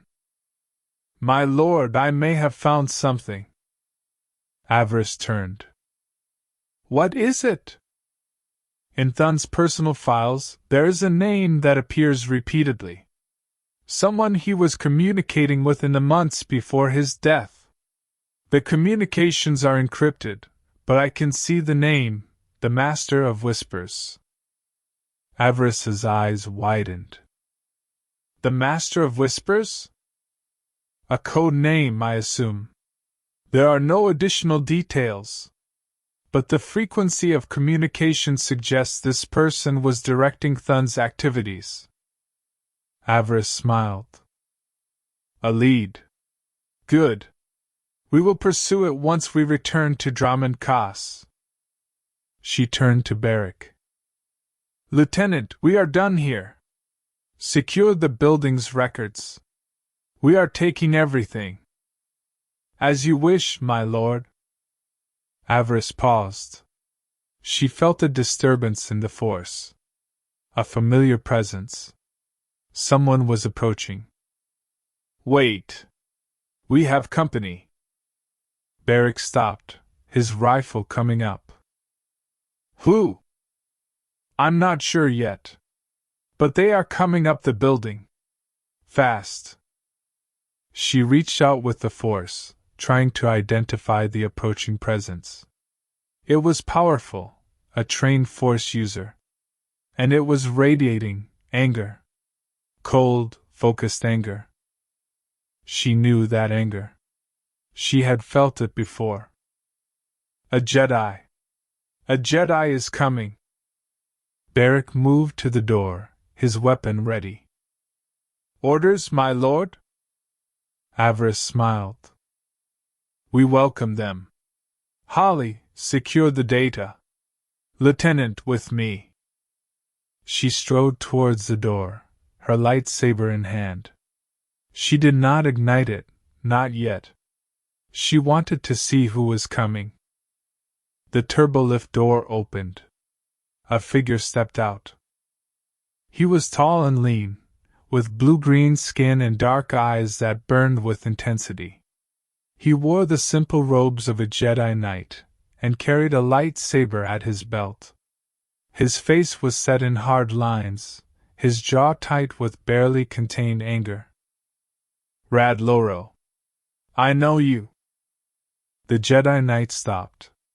His eyes narrowed as he studied her. Rad Loro. You know me, Sith. I do not know you. But I know what you have done here. You have murdered Sago Thun and stolen from his company. Avaryss laughed. Murdered Thun? I found him dead when I arrived. But that does not matter to you, does it? You have already decided my guilt. Rad Loro. You are Sith. That is guilt enough. He ignited his lightsaber. The blue blade hummed with menace. Avaryss ignited hers. The crimson blade answered its challenge. Leave my people out of this. This is between you and me. Rad Loro. I have no quarrel with your people. They are merely pawns. You are the enemy. He lunged. Avaryss met his attack. Their blades crashed together, sending sparks flying across the hallway. She felt the power of the Jedi, strong, disciplined, focused. He was skilled, but she was confident. She had faced Jedi before. She had beaten them. She would beat this one too. But as they fought, she realized something. This Jedi was different. There was something in his eyes, something cold and hard. Something that reminded her of herself. This Jedi was not like the others. He was closer to the dark side than he knew. You are strong. But you are angry. You are letting your anger control you. Rad Loro. Do not lecture me, Sith. I am not lecturing. I am observing. You are on the path to the dark side, Jedi. You are not so different from me. Rad Loro. Liar! He roared, striking harder. Their blades clashed again and again. The battle moved through the hallway, into Thun's office, past the stunned droids and the holoscreens. Avaryss was enjoying herself. This was a worthy opponent, someone who could truly challenge her. She let herself fall deeper into the dark side, drawing on its power. Her strikes became faster, more precise. The Jedi was forced onto the defensive. You cannot beat me, Jedi. I know what you are feeling. The anger. The hatred. The desire to strike me down and make it hurt. I feel those things every day. And I use them. Rad Loro. You are a monster. Perhaps I am. But monsters are honest about what they are. Are you? The Jedi paused, his blade wavering for just a moment. It was all Avaryss needed. She caught his blade with her own and flung it aside. Then she reached out with the force and pushed him hard against the wall. He slammed into the duocrete and crumpled, dazed. Avaryss stood over him, her lightsaber humming at his throat. Surrender, Jedi. I have no desire to kill you. Rad Loro. Liar. I am not lying. I have many questions, and I believe you have the answers. If you cooperate, I will let you live. Rad Loro glared up at her. Rad Loro. I will tell you nothing, Sith. We will see. She reached out with the force and began to probe his mind. He resisted, his shield strong, but she was persistent. She had been trained by Master Adaz, one of the finest mind probers in the Empire. I cannot find the answers in your mind. But perhaps I do not need to. She released him and stepped back. Go. tell your masters what you saw here. Tell them the Sith know about the spy program. Tell them we will find the Master of Whispers. Tell them we will destroy everything they have built." Rad Laurel looked at her, confusion in his eyes. "Rad Laurel, why would you let me go?" "Because when you return to your masters, you will lead me to them. And then I will destroy them all." She smiled coldly. "Consider this a mercy, Jedi. Do not waste it." The Jedi rose, retrieving his lightsaber. He looked at her for a long moment, then turned and walked away. Avaryss watched him go. She did not know why she had let him live. The dark side demanded his death, but something had held her back. Something that felt like mercy. She shook her head. Mercy was a weakness. She could not afford it. But for now, the Jedi would serve a purpose. He would lead her to the Master of Whispers. And then she would strike. "My lord, are you well?" "I am fine. Prepare the ship. We are leaving Taris." Chapter 18, The Alderayan Trail. The hyperspace journey back to Dromund Kaas was quiet. Avaryss spent most of it in her quarters, meditating on what she had learned. The spy program was far more extensive than anyone had imagined. The Master of Whispers was directing a network that spanned the galaxy, using droids to gather intelligence on the Empire and the Republic alike. And somewhere, hidden in the shadows, was a Jedi Knight who called himself Sidar Bwynen. She had heard that name before.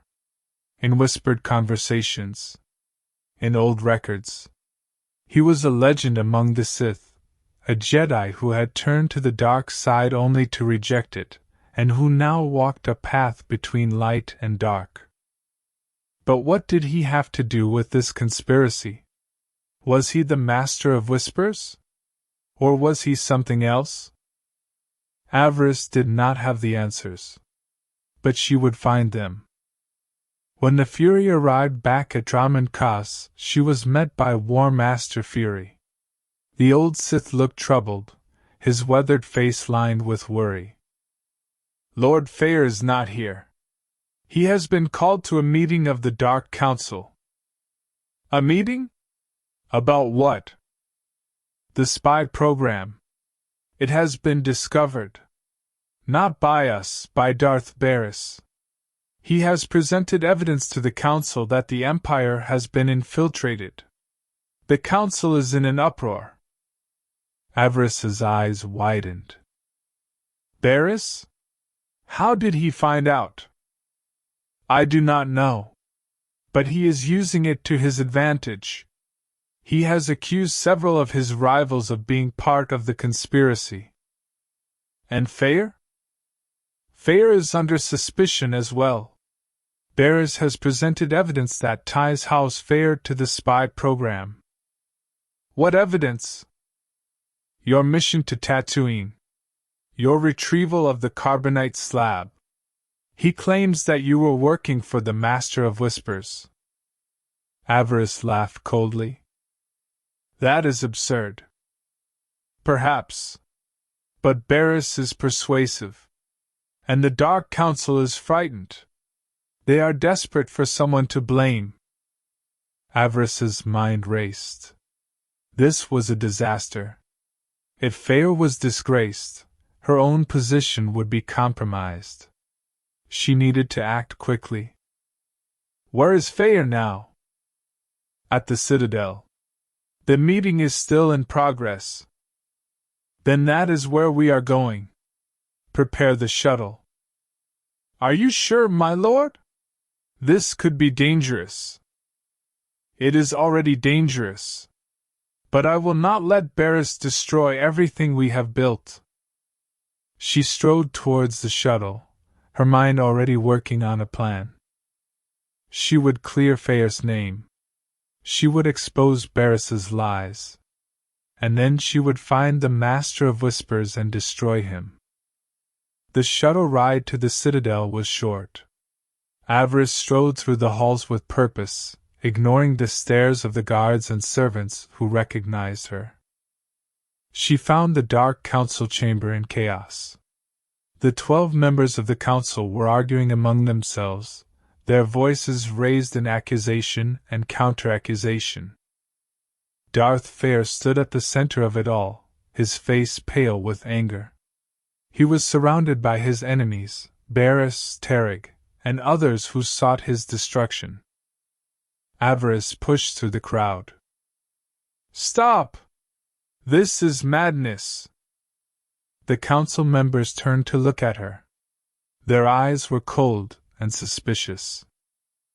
"Who is this?" "I am Avarice, apprentice to Darth Feer. And I have evidence that will expose the true conspirators." Darth Avarice sneered. "You are a child. What evidence could you possibly have?" Avarice smiled coldly. "The records from Thun's cyber systems. The names of every person involved in the spy program. And the identity of the Master of Whispers." The council chamber fell silent. "You have this evidence? You have proof of the conspiracy?" "I do. And I am willing to share it with the council." She pulled out her datapad and projected the data into the center of the chamber. "This is the carrier frequency that the spy program uses. This is the list of contacts. And this is the identity of the mastermind." She paused for effect. "The Master of Whispers is a Jedi Knight named Sidar Byyn. He is the architect of this conspiracy. He is using the spy program to destabilize both the Empire and the Republic." The council members stared at the data, their faces a mix of shock and suspicion. "This is a lie. This is a fabrication designed to protect your master." "It is the truth. And I can prove it." She turned to Darth Mar.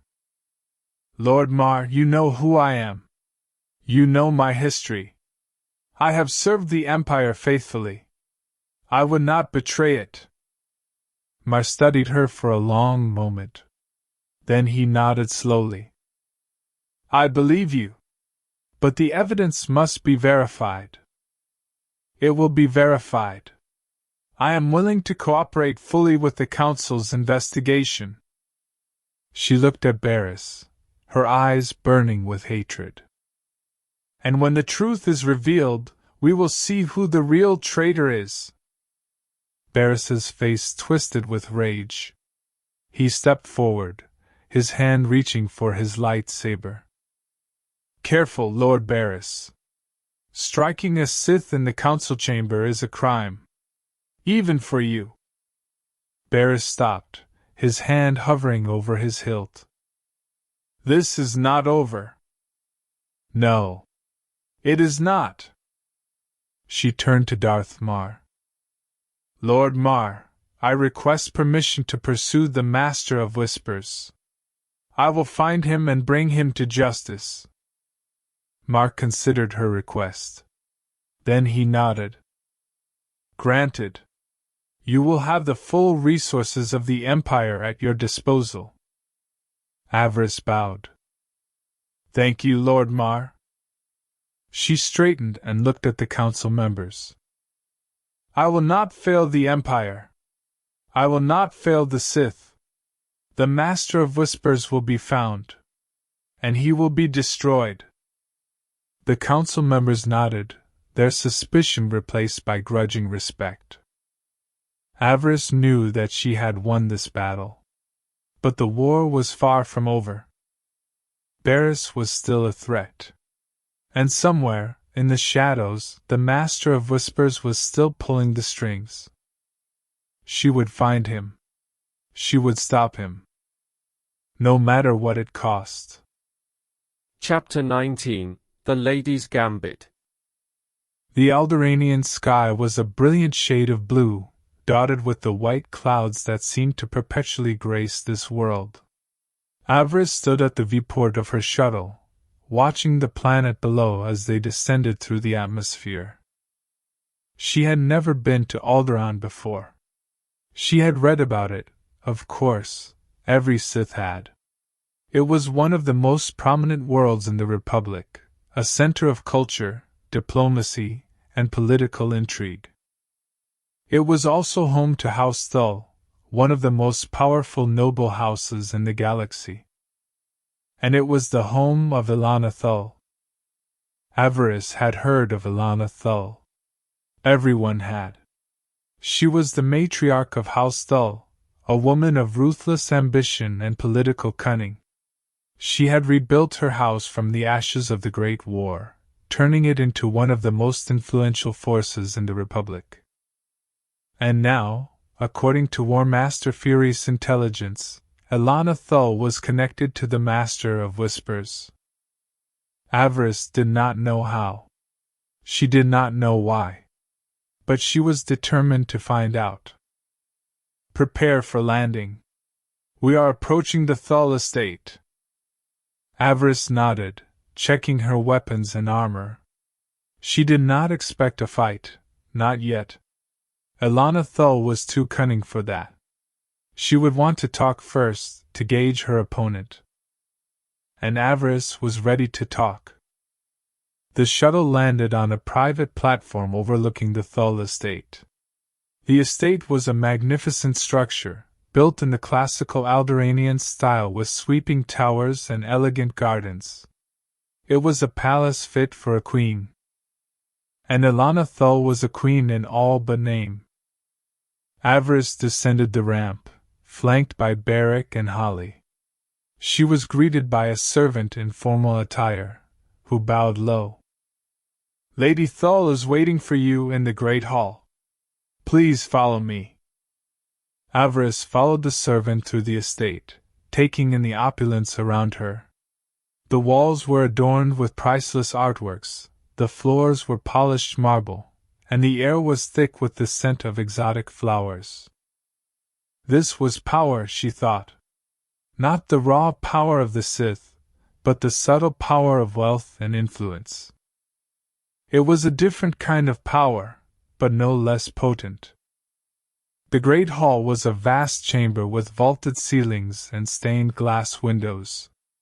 At the far end, seated on a throne-like chair, was Ilana Thull. She was an elegant woman in her early 50s, with silver-streaked hair and sharp blue eyes that missed nothing.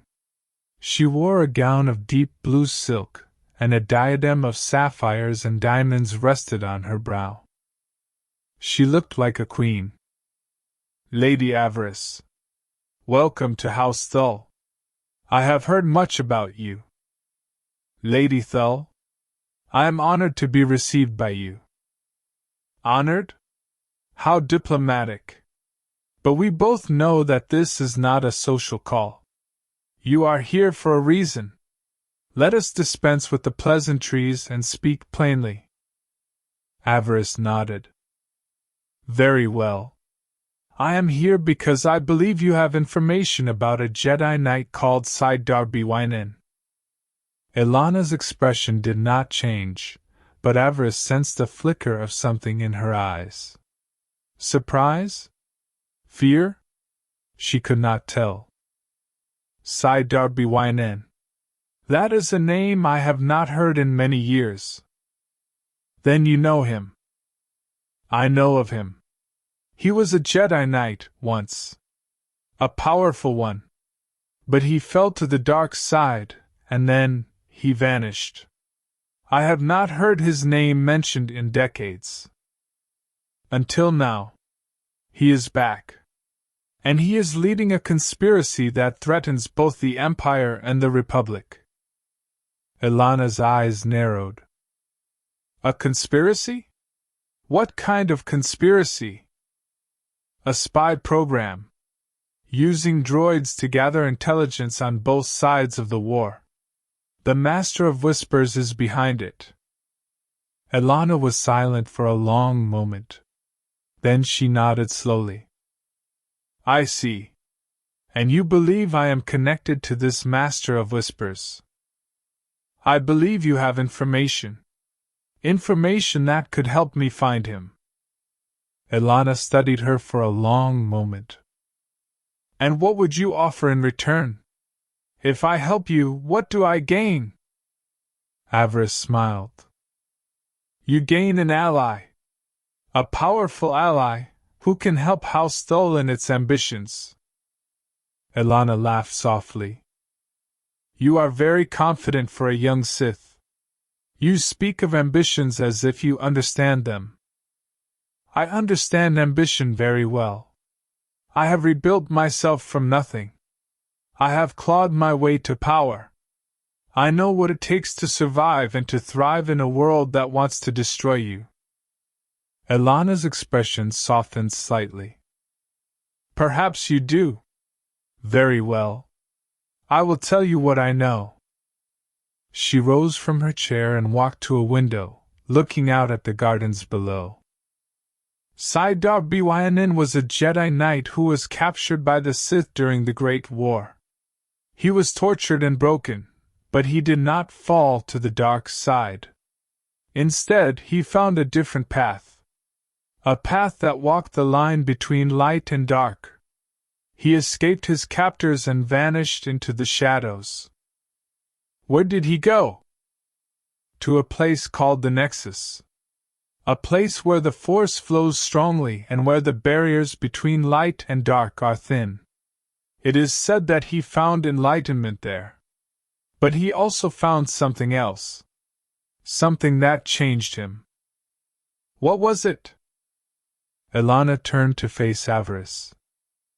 He found a secret. A secret that could destroy both the Jedi Order and the Sith Empire. And he has been using that secret to build his network ever since. Avaryss's heart pounded. This was what she needed. This was the key. Where is the Nexus? I cannot tell you that. No one can. The Nexus is hidden, protected by ancient wards and Sith magic. Only those who are called can find it. And how do you know this? Ilana smiled. Because I was called once. Many years ago. I went to the Nexus and I saw things that changed me.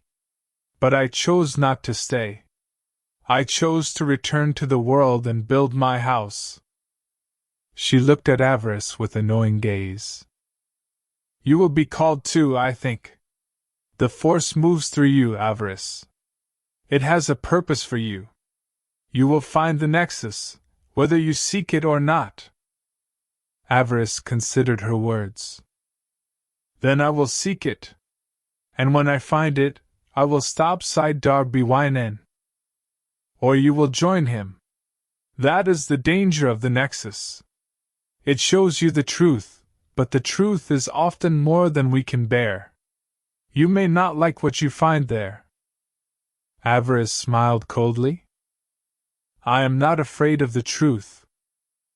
Then you are a fool. But perhaps that is what makes you strong. She walked back to her throne and sat down. I have told you everything I know. Now I expect you to honor your promise. When you have what you want, you will aid House Thul.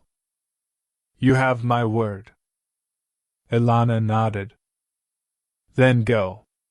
Seek your destiny. And may the Force be with you. Avaryss bowed and left the great hall, her mind racing with possibilities. She had a new lead. A new path. The Nexus was the key. And she would find it. Chapter 20 The Whisper in the Dark. The mansion of House Riss rose from the Alderaanian countryside like a jagged tooth. It was an ancient structure, built centuries ago by the ancestors of the Riss family, and it had seen more than its share of bloodshed. Avaryss approached the mansion under cover of darkness. She was alone. Beric and Holly were waiting at a safe distance. This was a mission of stealth, not force. She reached out with the force, sensing the presence of guards and security droids. There were more than she had expected. House Rist was clearly on edge. But she had come prepared. She had studied the plans of the mansion.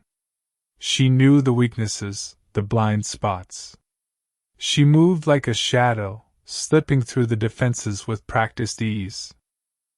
It was not long before she found her target. Nolden Ald was an elderly man, his face lined with worry and fear. He sat in a study surrounded by books and date pads, his hands trembling as he read a holocron. Avaryss stepped out of the shadows. "Lord Ald, we need to talk." The old man looked up, his eyes widening with shock. "Who are you? How did you get in here?" "I am Avarice, apprentice to Darth Feer. And I am here because you have information I need." Nolden Ald's face went pale. "I don't know what you are talking about. I am just a scholar. I know nothing of importance." "I think you do. I think you know about the Master of Whispers. I think you know about the spy program. And I think you are going to tell me everything." The old man's eyes darted around the room, looking for an escape. "There is no escape. Tell me what I want to know, and I will let you live." Nolden Ald swallowed hard. Then he nodded slowly. "Very well. I will tell you." He began to speak, his voice quavering. "The Master of Whispers is a Jedi Knight named Sidar Bynen. He is building a network of spies across the galaxy. Droids, agents, informants, all working together to gather intelligence for his cause." "What cause?" "The destruction of the Sith Empire. He believes that the Sith are a blight on the galaxy. He wants to destroy them, no matter the cost." Avaryss's eyes narrowed. "And how do you know this?" "Because I was one of his agents. I was a spy for the Republic during the war. After the war ended, I was contacted by Sidar Bynen. He offered me a new purpose. A new mission." "And you accepted?" "I had no choice. He had leverage. He knew about my past. If I refused, he would expose me." "Expose you to whom?" "To the Sith. To Darth Barriss." Avaryss's eyes widened. "Barriss? What does he have to do with this?" "Everything. Barriss is the Master of Whispers." The words hung in the air. "Darth Barriss? The Dark Council member?" "Yes. He is the mastermind behind the conspiracy. He has been working for years to destabilize the Empire, to eliminate his rivals, and to seize power for himself." Avaryss's mind raced. Barriss. Of course it was Barriss. He had always been a threat, a shadow lurking in the background. But this was bigger than she had ever imagined. Why would Barriss do this? Why would he betray the Empire? Because he believes the Sith are weak. He believes the Emperor has lost his way. He wants to rebuild the Empire in his own image, a new order, led by him. And Sidar Bynen? He is Barriss's tool. Barriss has been using him to gather intelligence, to build the network. Sidar Bynen believes he is working for a greater cause, but he is just a pawn. He does not know who he is truly serving. Avaryss considered this. It fit. It all fit.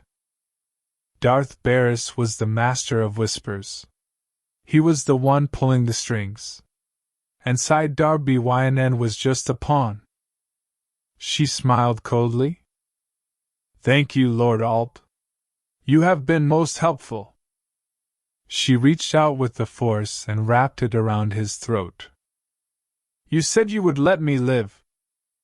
I said I would let you live if you told me what I wanted to know. You have. But I cannot afford to leave witnesses. Nolden Ald's eyes widened with terror. Please. Please, I have a family. I know. I have a family too. She closed her fist, and the old man's neck snapped. She stood over his body for a moment, feeling the dark side surge through her. This was the way of the Sith. To use all tools, to discard all that was no longer useful. And now she had the truth. Darth Avaryss was the master of whispers.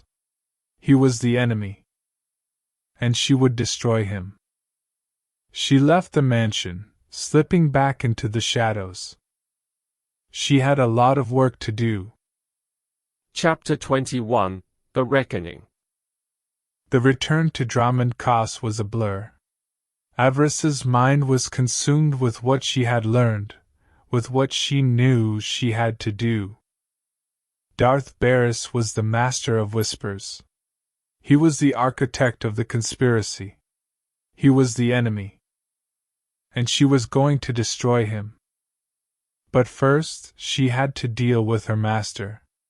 Darth Feer was still the head of House Feer, still her lord and master.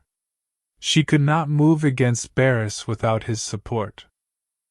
She found Feer in his private chambers, standing by a window and looking out at the rain-swept landscape. He looked older, more tired than she remembered. Avaryss, you have returned. Yes, my lord. I have discovered the truth. The Master of Whispers is Darth Avaryss. Feer's expression did not change. He simply nodded. I know. I have known for some time. Avaryss's eyes widened. You knew? Why did you not tell me? Because I needed you to discover it for yourself. I needed you to be certain. And now you are. He walked towards her, his eyes burning with intensity. We are going to destroy him, Avaryss. You and I. We are going to bring down the Master of Whispers and expose his conspiracy. And when we do, we will claim our reward. What reward? Feer smiled coldly. His seat on the Dark Council. Avaryss's heart pounded. A seat on the Dark Council. It was the ultimate prize. The ultimate power. Are you sure? This is Avaryss we are talking about. He is one of the most powerful Sith in the Empire. Which is why we must move carefully. We cannot attack him directly. We must expose him publicly, force the council to act. He put a hand on her shoulder. Trust me, Avaryss. I have been preparing for this moment for years. I have evidence, contacts, allies. When the time is right, we will strike. And Avaryss will fall. Avaryss nodded slowly. What do you need me to do? Continue what you have been doing. Gather intelligence. Build your power. When the time comes, I will need you at my side. I will be there. Feer smiled. I know you will. You are the best apprentice I have ever had. He walked back to the window, his gaze turning towards the storm. The reckoning is coming, Avaryss. The day of judgment. And when it comes, the galaxy will never be the same. Avaryss stood in silence, her mind racing with possibilities. The reckoning was coming. And she would be ready. Chapter 22, The Victor's Trophies. The challenge came a week later. Hezin was one of Avaryss's apprentices, a massive Zabrak with a reputation for cruelty. He had been sent to deliver a message, a demand for Avaryss's surrender. Lord Barriss is offering you a chance. Join him, and he will spare your life. Refuse, and I will kill you myself. Avaryss had laughed in his face. I am not interested in Barriss's offers. But I am interested in a fight. If you are foolish enough to challenge me, then draw your blade. Hezin had drawn his blade. And now, they were facing each other in the training grounds of the Feer estate, surrounded by a crowd of Sith and soldiers. Avaryss looked at her opponent with cold calculation. Hezin was strong, he was fast, and he was angry. But he was also arrogant. He had been sent to deliver a message, not to fight. And arrogance was a weakness she could exploit. Hezin lunged, his crimson blade cutting through the air with deadly precision. Avaryss sidestepped, her own blade meeting his in a shower of sparks. You cannot beat me, girl. Barriss has trained me well. Barriss has trained you to be a puppet. You are nothing but a tool. Hezin roared with rage, his strikes becoming faster, more vicious. Avaryss danced around him, using his anger against him, drawing him deeper into the fight. And then she saw her opening. Hezin overextended, his blades swinging wide. Avaryss ducked under his guard and drove her own blade into his chest. Hezin gasped, his eyes widening with shock. He looked down at the blade protruding from his chest, then back up at Avaryss. How? Arrogance. It is always arrogance. She withdrew her blade, and Hezin crumpled to the ground. She stood over him, breathing heavily. The crowd was silent. Then someone started clapping. Soon, the entire crowd was applauding. Avaryss looked up and saw Darth Feer standing on the balcony, a smile on his face. Well done, apprentice. Well done indeed. Avaryss smiled back. This was just the beginning. The reckoning was coming. And she would be ready. Chapter 23, The Loyalty Test. The Fury's briefing room was too small for what Avaryss had in mind. She stood at the head of the table, her hands clasped behind her back, her crimson eyes sweeping across the faces of her crew. Beric stood to her right, his posture rigid with military discipline. Holly sat to her left, her fingers already tapping at a data pad, her red hair escaping from its tie. Rink slouched in his chair, looking for all the world like he would rather be anywhere else. And in the corner, half hidden in shadow, stood HK Sigma 3. The droid's golden optics glowed in the dim light. It had been silent since Holly restored it, speaking only when spoken to. Avaryss suspected it was waiting for the right moment to prove its worth. You're all probably wondering why I called you here. Rink snorted. Boss, you never call us here unless something's about to explode.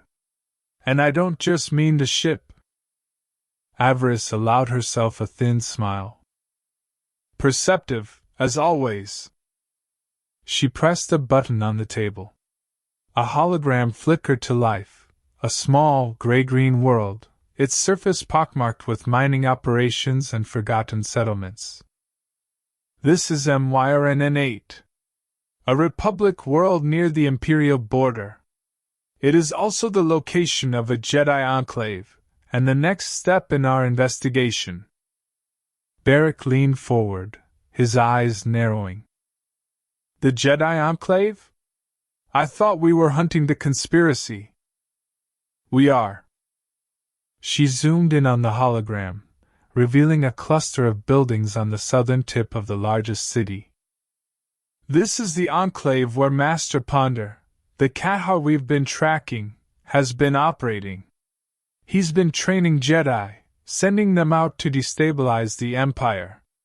And he's been doing it with the blessing of someone very powerful. She let the words hang in the air.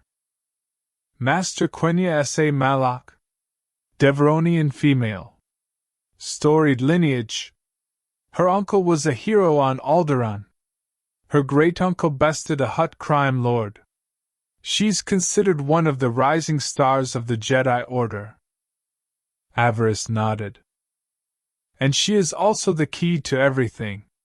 She has access to Master Ponder's network. She knows the names of his contacts, the locations of his safe houses, the extent of his operation.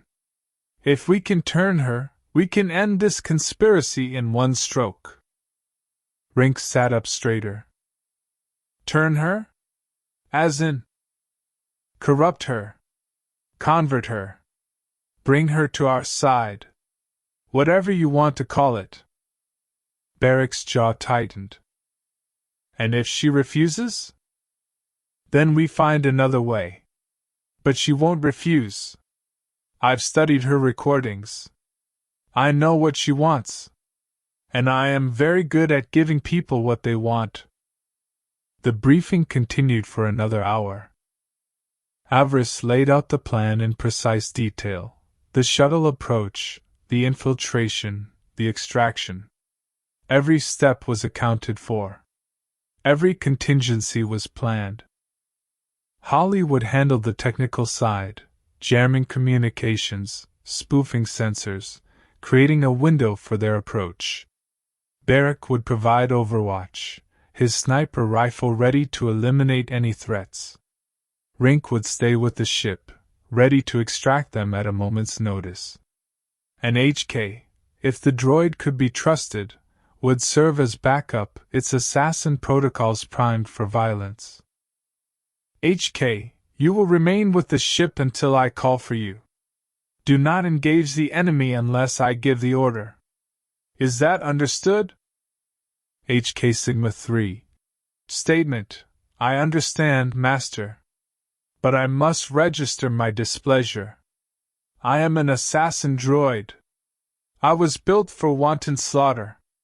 Being relegated to reserve status is noted. Your displeasure is registered. Now follow your orders. HK Sigma 3. Grudging acknowledgement, as you wish, Master. Avaryss turned to Berick. Lieutenant, you're with me on the ground. I need someone who can handle a sniper rifle and keep their mouth shut. Understood, my lord. And Holly. I'll be in the shuttle. I've got a few tricks up my sleeve if things go sideways. I'm counting on it. Avaryss dismissed them with a wave of her hand. They filed out of the briefing room, leaving her alone with her thoughts. The hologram of MYRNN8 still hovered over the table. She stared at it, searching for any flaw in her plan, any details she might have overlooked. There were none. She had prepared for everything. Except the girl. Avaryss found herself thinking about the recordings she had studied. Quenya sa Malak? The name itself was a weight, a legacy she could never escape. Her ancestors had been heroes, legends, paragons of the Jedi Order. And she was just a girl trying to live up to a standard that had been set centuries before she was born. The recordings showed her training, her struggles, her failures. They showed her masters comparing her unfavorably to her uncle, her great-uncle, her ancestors who had died glorious deaths in service to the Republic. A Malak should know better. Your great-uncle would not make such a base mistake. You are a disappointment, Quenya. Avaryss had watched those recordings with growing fascination. She recognized the hunger in Quenya's eyes, the desperate need to prove herself, to be seen, to matter. It was the same hunger she had felt herself, once. She remembered the night her family had died. She remembered the fear, the rage, the terrible darkness that had consumed her. She remembered waking up in the Sith Academy, broken and lost, with nothing but that hunger to keep her going. She had made her peace with that hunger. She had learned to feed it, to let it fuel her power. But she had never forgotten what it felt like to be Quenya Sa Malak, to be told you were not enough, that you would never be enough, that your best would always fall short of the legacy you had inherited. I can save you, she thought. I can give you what they never could. I can make you matter. The shuttle launched at dawn. Avaryss sat in the passenger compartment, her eyes closed, her mind focused on the mission ahead. Beric sat across from her, his sniper rifle disassembled across his lap, his hands moving with practiced efficiency as he cleaned and oiled each component. You're thinking about something. Avaryss opened her eyes. What makes you say that? You're never this quiet unless you're planning something. Or unless you're worried. I'm not worried. Then what is it? She was quiet for a long moment. Then, slowly, she spoke. Quenya Sa Malak. I've studied her recordings. I've watched her training sessions, her interactions with her masters. She's not like the other Jedi we've faced. How so? She's afraid. Not of death, of failure. Of disappointing her ancestors. Of being remembered as the Malak who couldn't live up to the name. Beric said nothing. He just waited. That fear makes her vulnerable. It makes her desperate. It makes her willing to do things she wouldn't normally do, just to prove herself. Like turning against her own order?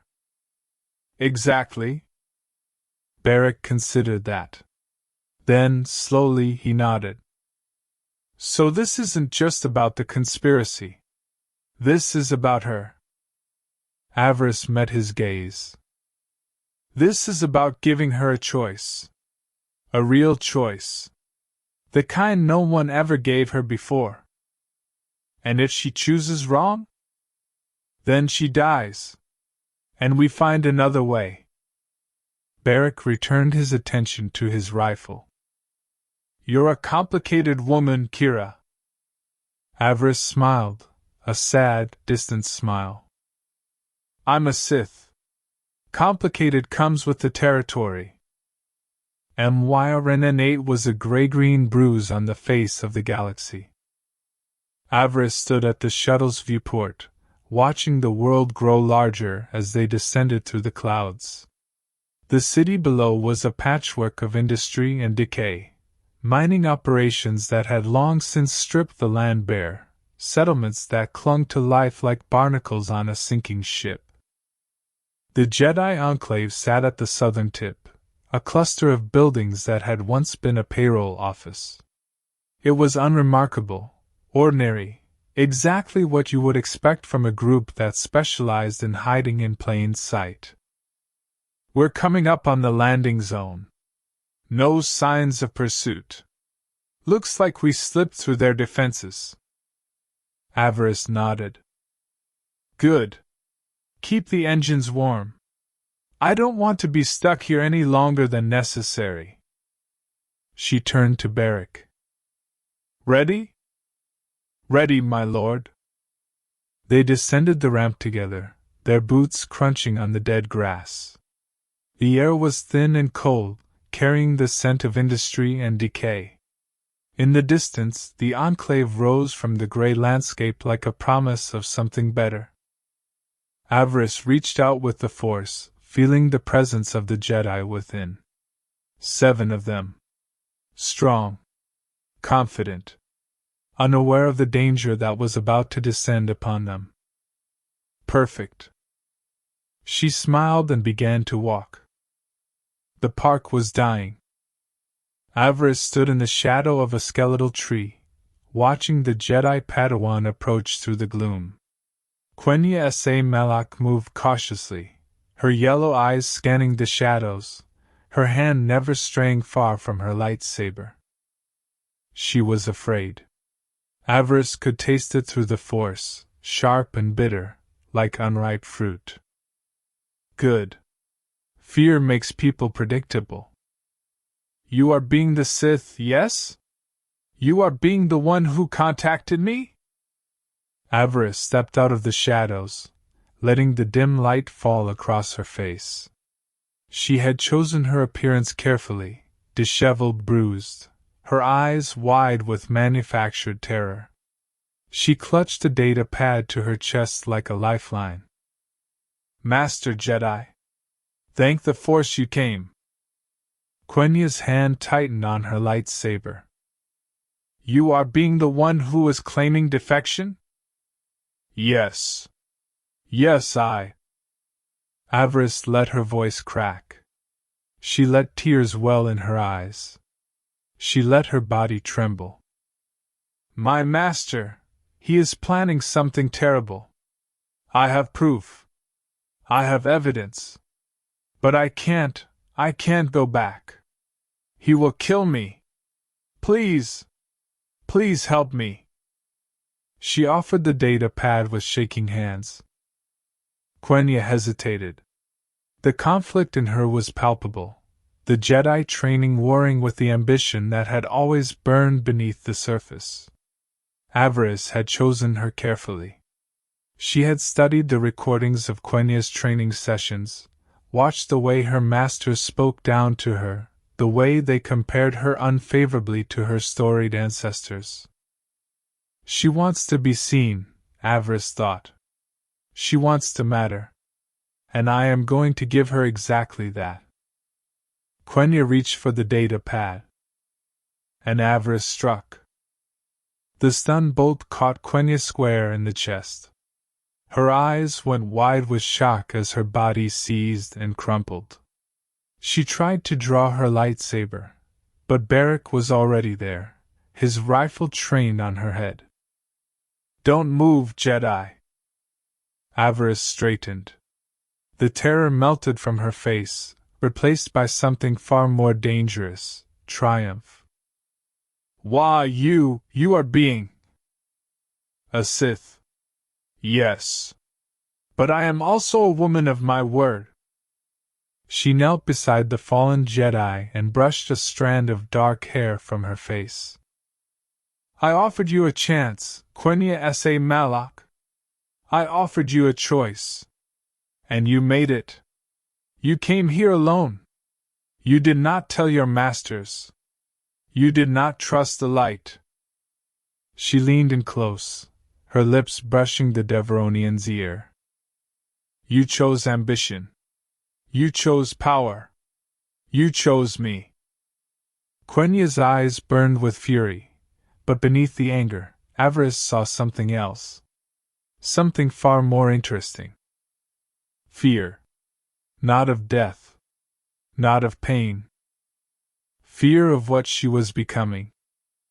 Perfect. The Jedi Enclave burned. Avaryss stood on the upper walkway, watching the flames dance across the ancient stone. The fire was beautiful, a conflagration of orange and gold that painted the night sky in shades of ruin. Behind her, the Sith troopers were finishing their work. Bodies lay scattered across the courtyard, Jedi, Padawans, servants, all gone. The stench of burned flesh and ozone hung thick in the air. Beric approached, his armor streaked with soot. The last of the servants has been secured. We found a few survivors like you ordered. Good. I want them to see what happens when Jedi play games with the Empire. She descended into the courtyard, her boots crunching on broken stone. The survivors were kneeling in a circle, 6 of them, their faces streaked with tears and ash. They looked up at her with wide, terrified eyes. Avaryss smiled. Behold! This is what happens to those who conspire against the Sith Empire. Your masters thought they could weaken us from within. They thought they could use our own divisions against us. She gestured to the fallen. They were wrong. One of the survivors, a young Twi'lek girl, no more than 14, started to sob. Avaryss felt the familiar hunger rise in her chest. The darkness whispered seductively, urging her to finish the work, to leave no witnesses, to drown in the blood of her enemies. She silenced the voice with an act of will. No. There is a better way. She approached the sobbing girl and knelt before her. The child flinched, expecting the worst. Look at me. The girl looked up. Her eyes were the color of amethysts, wide with terror. You are not my enemy. You never were. The people who told you to fear me, they are the enemy. They used you. They used your faith. They made you a pawn in a game you did not choose. She reached out and wiped a tear from the girl's cheek. I am not going to hurt you. I am going to let you go. And you are going to tell the galaxy what you saw here today. You are going to tell them that the Sith are not monsters. We are not mindless killers. We are conquerors, and conquerors know the value of mercy. She stood and addressed the survivors. Tell them that I spared you. Tell them that I showed you mercy. Tell them that the Sith Empire is not the enemy of the people, only the enemy of those who would use the people for their own ends. She turned away, her cloak billowing behind her. Now go. Before I change my mind. The survivors fled into the night. Chapter 24, The Malak's Betrayal. The shuttle hummed with the quiet tension of victory. Avaryss sat in the passenger compartment, her eyes closed, her mind still racing with the events of the past hours. She had done it. She had turned Quenya sa Malak, broken her connection to the light, and remade her in the image of the dark side. Necris. The name tasted strange on her tongue. It was a name of power, of rebirth, a name that spoke of death and transformation. The Devaronian had chosen it herself, a declaration of her new identity. But was it real? Or was it just another mask, another lie she told herself to survive? Avaryss pushed the thought aside. It didn't matter. What mattered was that Quenya, Necris, was now hers. Whatever doubts she still harbored, whatever vestiges of Jedi morality remained, they would be purged in time. She had seen it happen before. She had felt it herself. The door hissed open. Necris stepped through, her new Sith eyes gleaming in the dim light. She moved differently now, more confidently, more deliberately. The awkwardness of her Jedi training had been burned away, replaced by something far more dangerous. Master, you are being wanting to see me? Avaryss opened her eyes. I wanted to check on you. The transition can be difficult. Necris smiled, a cold, predatory smile that didn't quite reach her eyes. I am being fine, Master. Better than fine. I am being free. Free? Free from the lies. Free from the hypocrisy. All my life, I was being told that I needed to suppress my emotions, to deny my desires, to be something I was not. And now... She gestured at herself, at the darkness that clung to her like a second skin. Now I am being what I was always meant to be. Avaryss studied her for a long moment. There was truth in Necris's words, and also something else. Something that looked like hunger. Good. Hunger is useful. And what are you meant to be? Necris's eyes glittered. I am being a weapon, Master. I am being a blade in the darkness. I am being death.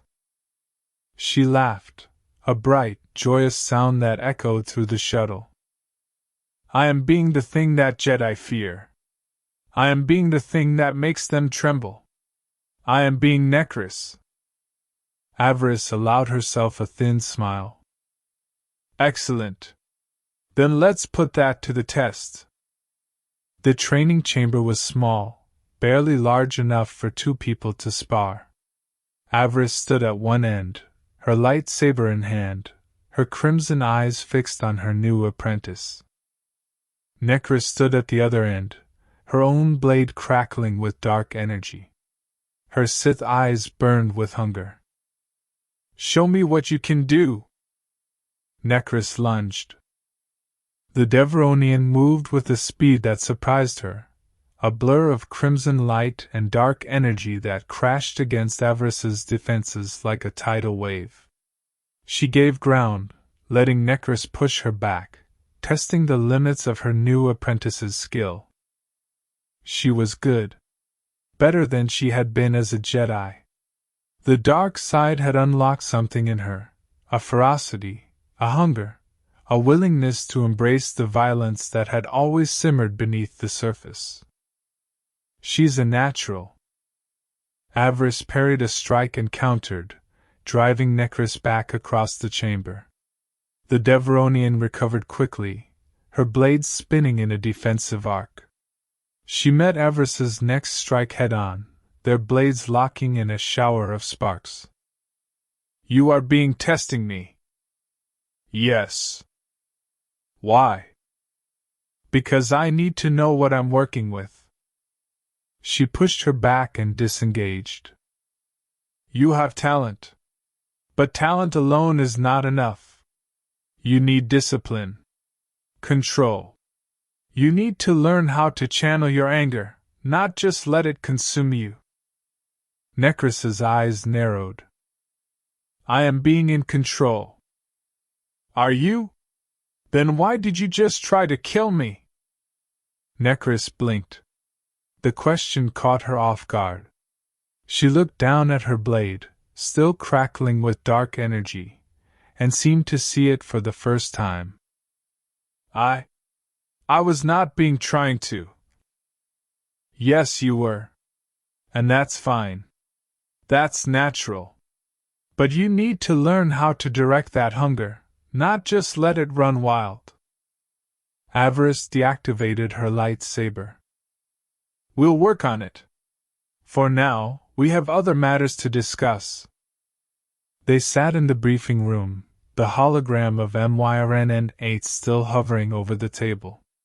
Necris had regained her composure, but Avaryss could still feel the hunger simmering beneath the surface. She filed that away for later. Master Ponder. Tell me everything you know about him. Necris's expression darkened. He is being a Cathar.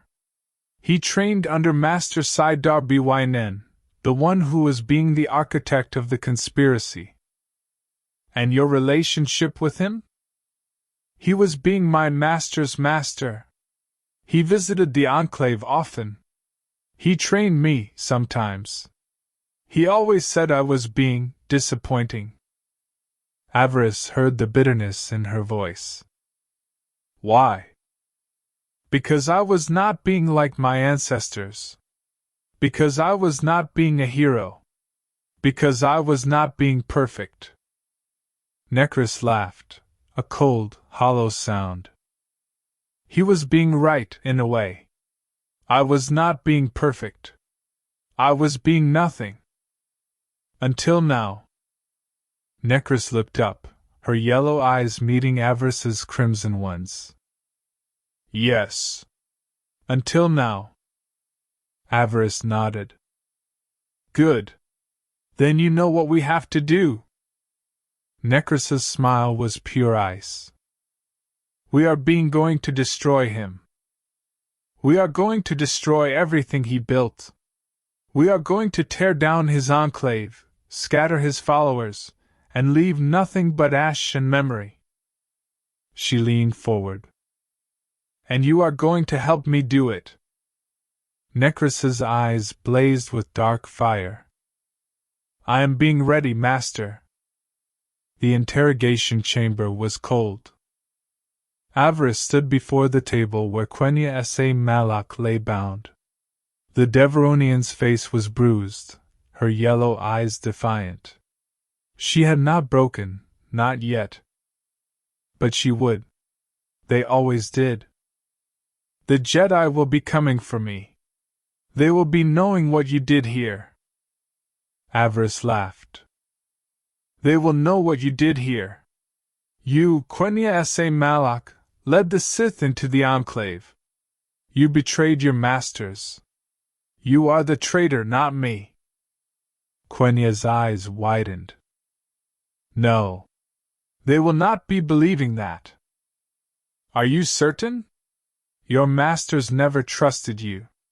They always compared you to your ancestors. They always found you wanting. Avaryss leaned in close. How do you think they will react when they learn their precious enclave was destroyed because you were too ambitious to do your duty? Quenya sagged against her restraints. The fight was draining out of her, leaving only despair. I am not being dark side. Avaryss smiled. You are not being anything yet. But you could be. You could be so much more than what they made you. She reached out and touched Quenya's face, a gentle touch, almost tender. I can give you power, Quenya. I can give you purpose. I can give you a chance to be a hero, your own hero, not the shadow of your ancestors. She let the words hang in the air. Join me. Help me stop the conspiracy. Help me save the Empire. And I will make sure your name is remembered for centuries. Quenya's eyes flickered. The hope in them was almost too bright to bear. What would I have to do? Everything. Nothing. Whatever it takes. Avaryss smiled. The choice is yours. The ritual chamber was dark, lit only by the glow of Avaryss's lightsaber. Quenya knelt before her, stripped of her Jedi robes, clad only in the simple garments of a supplicant. Repeat after me. I am being Quenya Sa Malak. I am being no one. I am being nothing. I am being a vessel for the dark side. Good. Now, I serve the Sith Empire. I serve my master. I serve the darkness within. Quenya's voice wavered. Tears streamed down her face. I serve the Sith Empire. I serve my master. I serve the darkness within. Avaryss pressed her palm to Quenya's forehead. The dark side surged through her, flooding the Devaronian's body with power. Quenya gasped. Her eyes flew open, and when they did, they were no longer yellow. They were gold. Sith eyes. Welcome to the dark side. Your training begins now. The Enclave burned behind them as the shuttle rose into the night sky. Avaryss stood at the viewport, watching the flames consume everything she had destroyed. Beside her, Quenya, no Necris, knelt in supplication. The Devaronian had been broken and remade, her Jedi past stripped away, her future forged anew in darkness. You are being satisfied, Master? Avaryss smiled. I am satisfied. She looked at her reflection in the viewport. The face that stared back at her was young, beautiful, and utterly without mercy. Darth Avaryss. The name tasted like victory. Your training begins now. The hunt begins now. The war begins now. Necris bowed her head. I am being ready, Master. Avaryss felt the darkness surge within her, a tide of power that threatened to consume everything she was. She let it. This is what I was born for, she thought. This is what I was meant to be. The shuttle disappeared into hyperspace, and the Jedi Enclave became nothing but ash. Chapter 25, A Hero's Fall. The shuttle hummed around her, a steady drone that should have been soothing. Avaryss felt nothing but tension coiling in her chest like a serpent waiting to strike. Myrn-8 grew larger in the viewport, a gray-green world shrouded in perpetual cloud, its surface pockmarked with mining operations and forgotten settlements. The Jedi Enclave sat at the southern tip of the largest city, a payroll office repurposed into a fortress of light. 7 Jedi, she thought, counting the presences she could sense. 3 Padawans. 1 Master.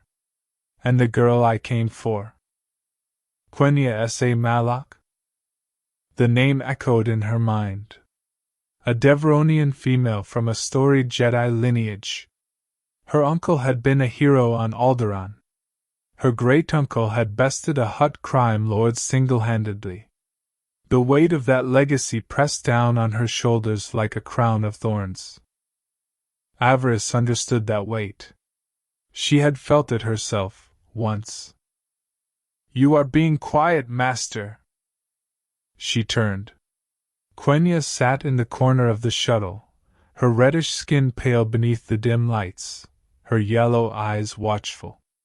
The Devaronian had not spoken much since agreeing to help. She had been thinking. Avaryss could feel it through the Force, the constant churn of doubt and calculation. I am preparing. There is a difference. Is there? Avaryss did not answer. She had learned long ago that silence was a weapon. Quenya shifted in her seat. Her hands were clasped in her lap, but her fingers kept moving, small, nervous gestures that betrayed her calm exterior. I am not being sure this is the right choice. Of course you aren't. That is what makes you useful. Quenya blinked. Useful? Avaryss turned to face her fully. You are conflicted. That means you are thinking, not simply reacting. The Jedi who attacked the Empire without question, they were weapons. You, Quenya S.A. Malak, are a person.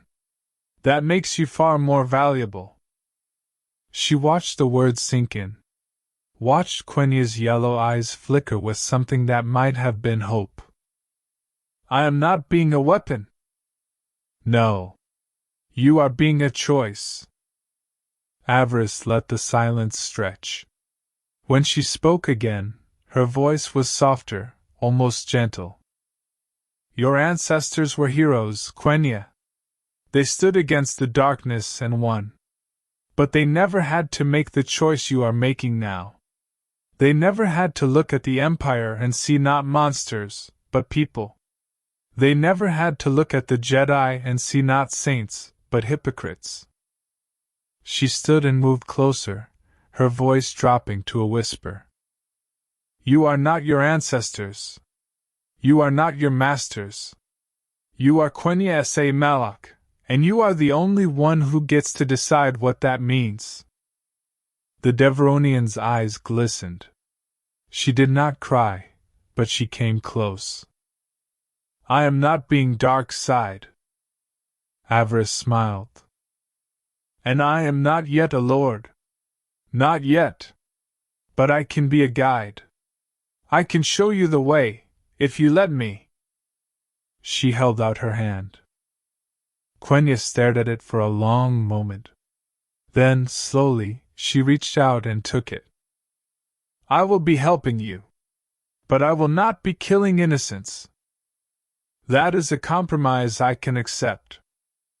The shuttle descended through the clouds, and Avaryss felt the weight of the Jedi Enclave pressing against her senses like a wall of light. She smiled. Time to knock it down. The villa was beautiful, all white stone and flowing gardens, a testament to Alderaan's wealth and privilege. Avaryss had been here before, negotiating with Lady Giselle Organa for access to Nolden Ald. She had gotten what she wanted, as she always did. But this time, something else caught her attention. The serving girl was young, perhaps 17, with dark hair and dark eyes and a face that was striking in its ordinariness. She moved through the villa like a ghost, silent and unobserved, her hands always busy, her eyes always downcast. A servant. A nobody. And yet, Avaryss felt the force ripple around her. She was walking through the villa's main hall when it happened. The girl, Giza, she remembered, was passing by with a tray of refreshments. Their eyes met for just a moment. And in that moment, Avaryss saw everything. A future where the girl knelt before a Sith throne, her hair shorn, her eyes golden, her hands stained with blood. A future where the girl stood in a chamber of light, her face calm, her words carrying the weight of a galactic government. The same girl. Two futures. Two destinies. Avaryss reached out with the force, brushing against Giza's mind. She expected resistance. She expected fear. Instead, she found hunger. The girl wanted more. She wanted power. She was tired of being a servant, tired of being invisible, tired of being nothing. She is perfect, Avaryss thought. I could take her. I could make her mine. I could. She stopped herself. No. Not yet. The Force was warning her, not of danger, but of timing. This was not the right moment. This girl was not ready. And if Avaryss tried to claim her too soon, she would lose her forever. Patience, she reminded herself. A Sith must be patient. She let the moment pass. She let Giza continue on her way. She filed the girl's name away for future use. One day, she promised herself. When the time is right. The attack came at midnight. Avaryss and her team moved through the darkness like shadows, their weapons silenced, their movements precise. Holly had jammed the Enclave's communications, isolating them from any outside help.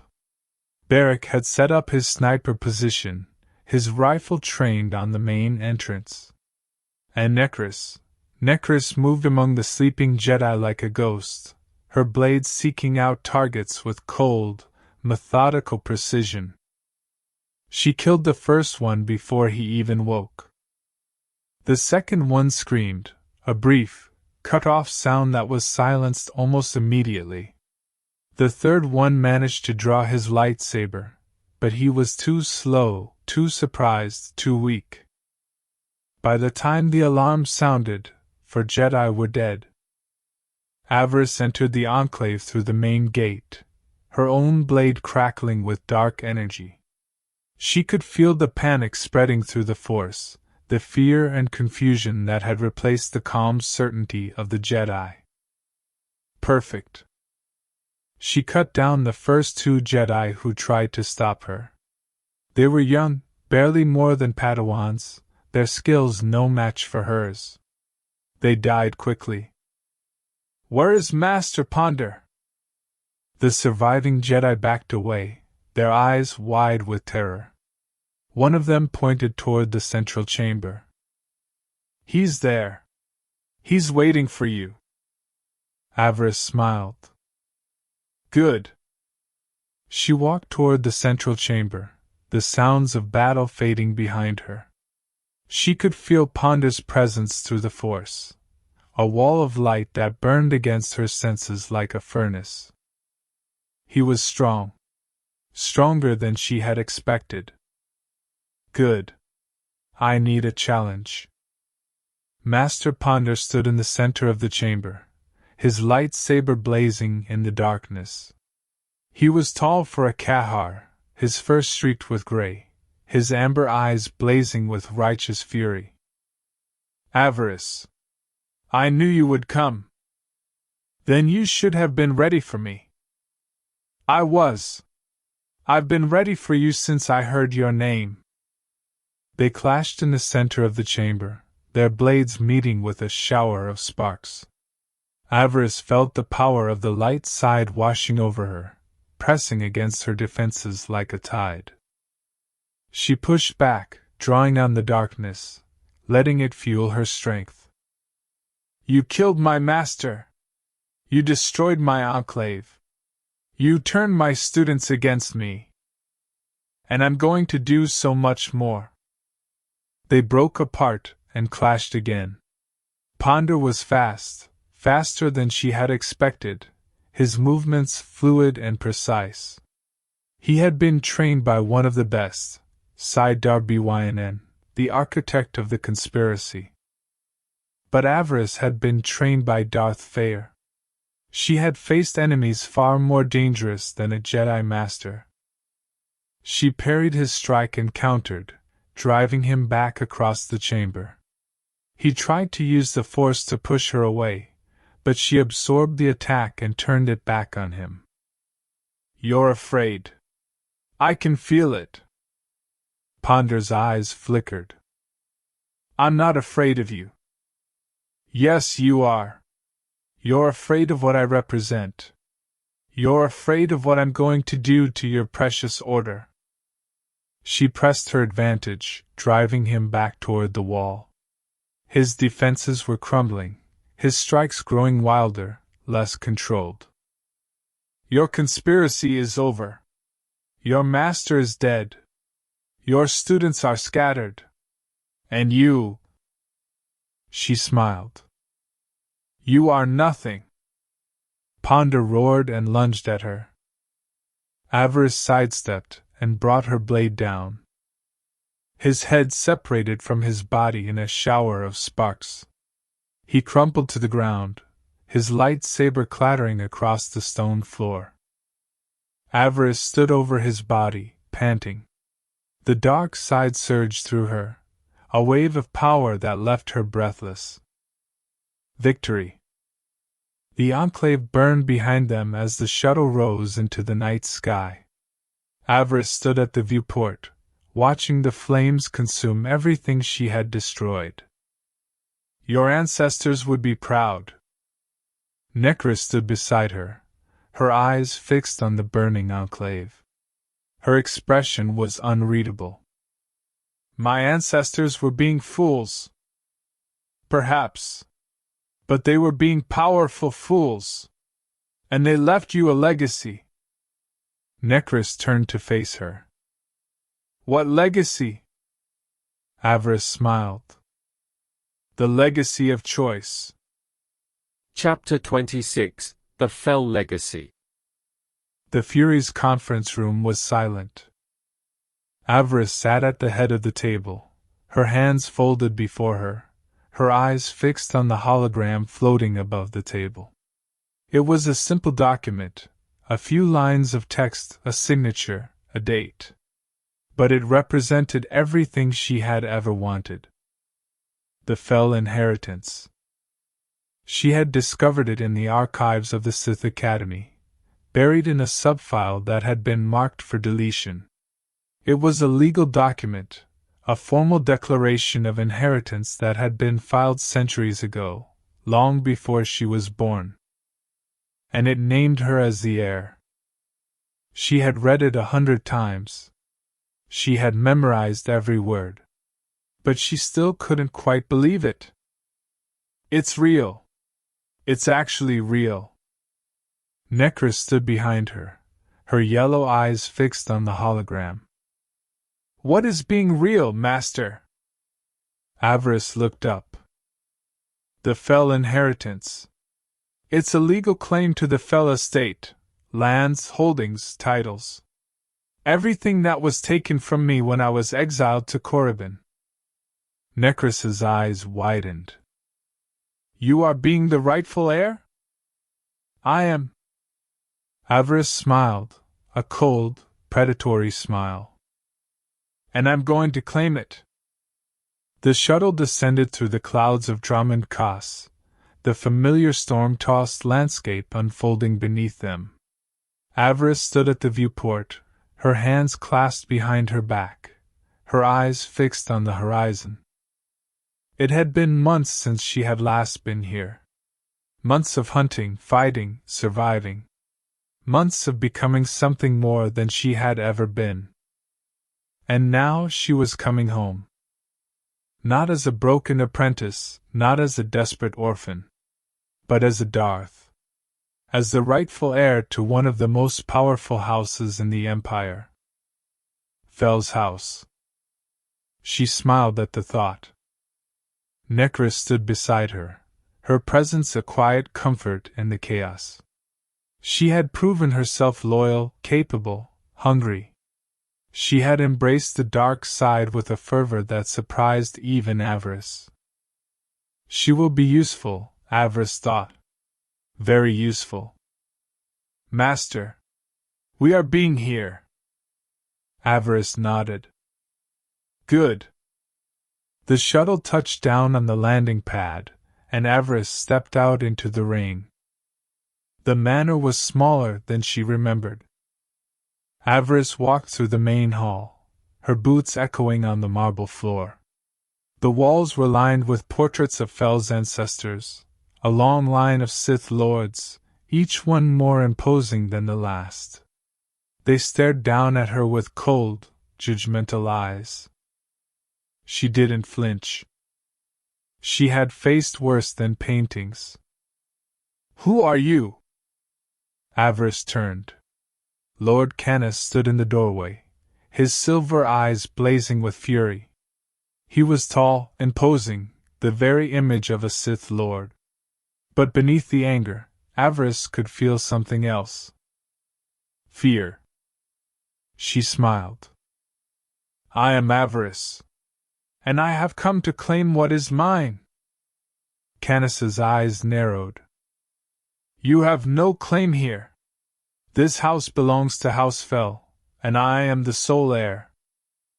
Are you? Avaryss held up the data pad. I have proof that the Fel inheritance was filed centuries ago. I have proof that I am the rightful heir. And I have proof. She smiled. That you have been stealing from this house for years. Kaas's face went pale. You're lying. Am I? I have the documents. I have the witnesses. I have the power to take everything you have built and reduce it to ash. She stepped closer. Submit, Kaas. Bow to me, and I will let you live. Kaas laughed, a harsh, brittle sound. You think you can intimidate me? You're just a girl playing at being Sith. You don't have the power to. Avaryss moved. The Force answered her call, wrapping around Kaas like a vice. His body locked up, his breath catching in his throat. His eyes went wide with shock. I have the power to do this. And much more. She tightened her grip. Kaas gasped, his face reddening. Now. Submit. Or die. Kaas's eyes flickered with defiance, and then, slowly, something else. Something that looked like surrender. I submit. Avaryss released him. He crumpled to the floor, gasping for breath. Good. Now get out of my sight. Kaas scrambled to his feet and fled. Avaryss watched him go, a cold smile playing on her lips. One down. 1,000 more to go. The calm chimed softly, drawing Avaryss out of her thoughts. She looked up from the documents she was reviewing, her eyes narrowing at the unfamiliar frequency. Who is this? The hologram flickered to life. Darth Baras stared back at her, his expression unreadable. Avaryss. We need to talk. She felt the familiar surge of anger. What do you want, Avaryss? I want to warn you. I want to warn you that you are walking into a trap. Avaryss laughed. You think I'm stupid enough to believe that? Believe what you want. But the fell inheritance is a lie. It was set up by my master, by Darth Vengean, to lure you into a trap. If you claim it, you will be claiming nothing but death. Avaryss stared at him for a long moment. She wanted to dismiss his words, to assume they were just another manipulation. But something in his voice gave her pause. What if he's telling the truth? You're lying. Am I? Avaryss smiled, a cold, predatory smile. Think about it, Avaryss. Who gave you the documents? Who told you about the inheritance? Who has been manipulating you from the very beginning? Avaryss said nothing. But in her mind, the pieces were starting to click together. Feer. He gave me the documents. He told me about the inheritance. He set me on this path. Avaryss nodded, as if reading her thoughts. You see it now, don't you? Feer is not your ally. He is your enemy. He has always been your enemy. Avaryss's hands curled into fists. Why should I believe you? Because you have no one else to trust. Avaryss stepped closer to the hologram, his eyes burning with intensity. Feer will kill you, Avaryss. He will use you, manipulate you, and then discard you. Just like he did with everyone else. He paused, letting the words sink in. But I can help you. I can help you destroy him. Avaryss stared at him for a long moment. Then slowly, reluctantly, she nodded. Tell me more. The manor was quiet now. Avaryss sat in the study, the documents spread out before her. The fell inheritance. The claim to the fell estate. The key to everything she had ever wanted. And yet, she couldn't shake the feeling that Avaryss was right. That this was all a trap. That Feer was using her, just as he had always used her. But what if it's not a trap? A voice whispered. What if this is your chance to finally claim what is yours? She didn't know. She couldn't be sure. Necris entered the room, her footsteps silent on the marble floor. You are being troubled, Master. Avaryss looked up. I am thinking. You are thinking too much. Necris crossed to her and placed a hand on her shoulder. You are being the one who taught me to trust the darkness. Why are you not trusting it now? Avaryss considered the question.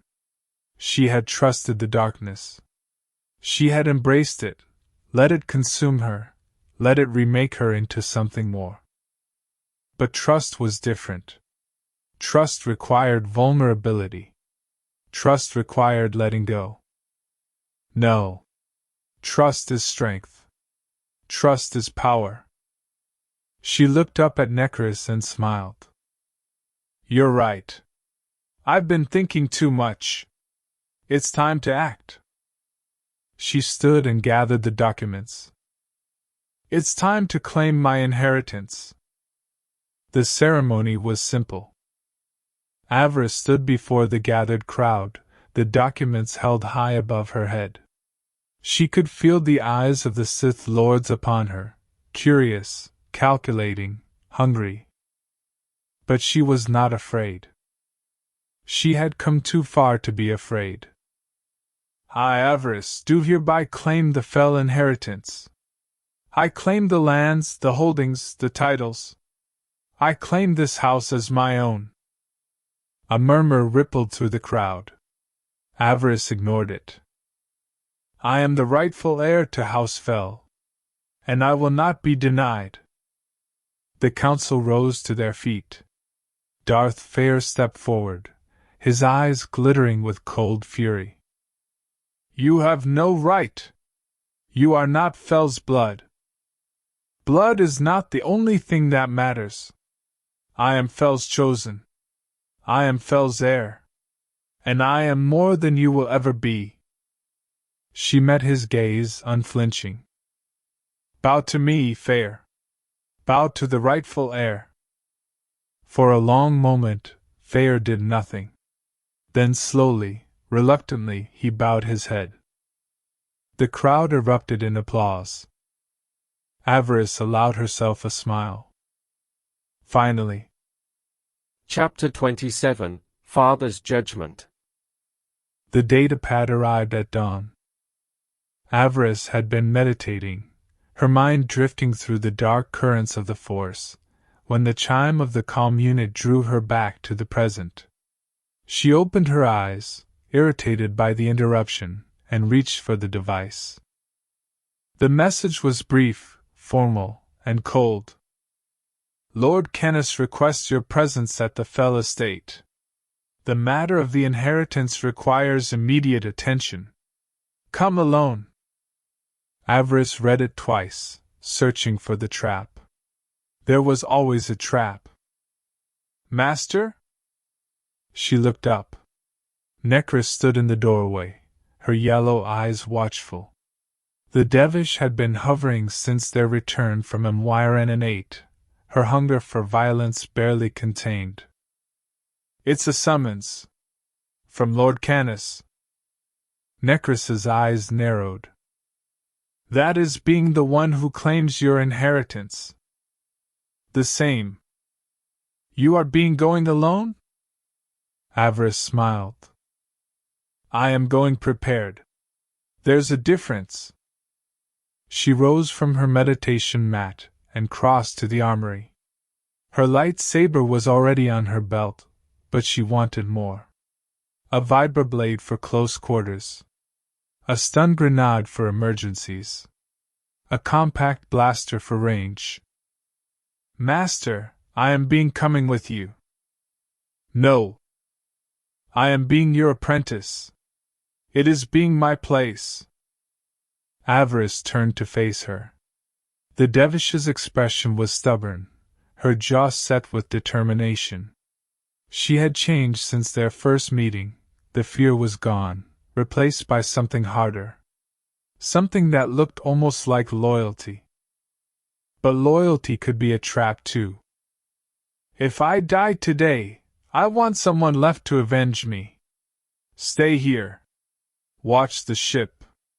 If I don't return by nightfall, contact Darth Mar and tell him everything. Necris's eyes flickered. You are trusting me with that? Avaryss smiled. I am trusting you with nothing. I am trusting you with revenge. The Fel estate was smaller than she remembered. Avaryss stood at the gates, looking up at the ancient manor that had once been the seat of one of the most powerful houses in the Empire. The walls were crumbling, the gardens overgrown, the windows dark and empty. It looked less like a noble estate and more like a tomb. Appropriate, she thought. This place has been dead for centuries. It's time to bring it back to life. She pushed open the gate and walked through. The courtyard was empty. The fountain had run dry, its basin filled with dead leaves and stagnant water. The statues that lined the path were cracked and weathered, their faces worn smooth by time. Avaryss felt the weight of the place pressing down on her. The ghosts of the Fel bloodline seemed to whisper from every corner, their presence a constant reminder of what she was about to claim. They want me to fail, she realized.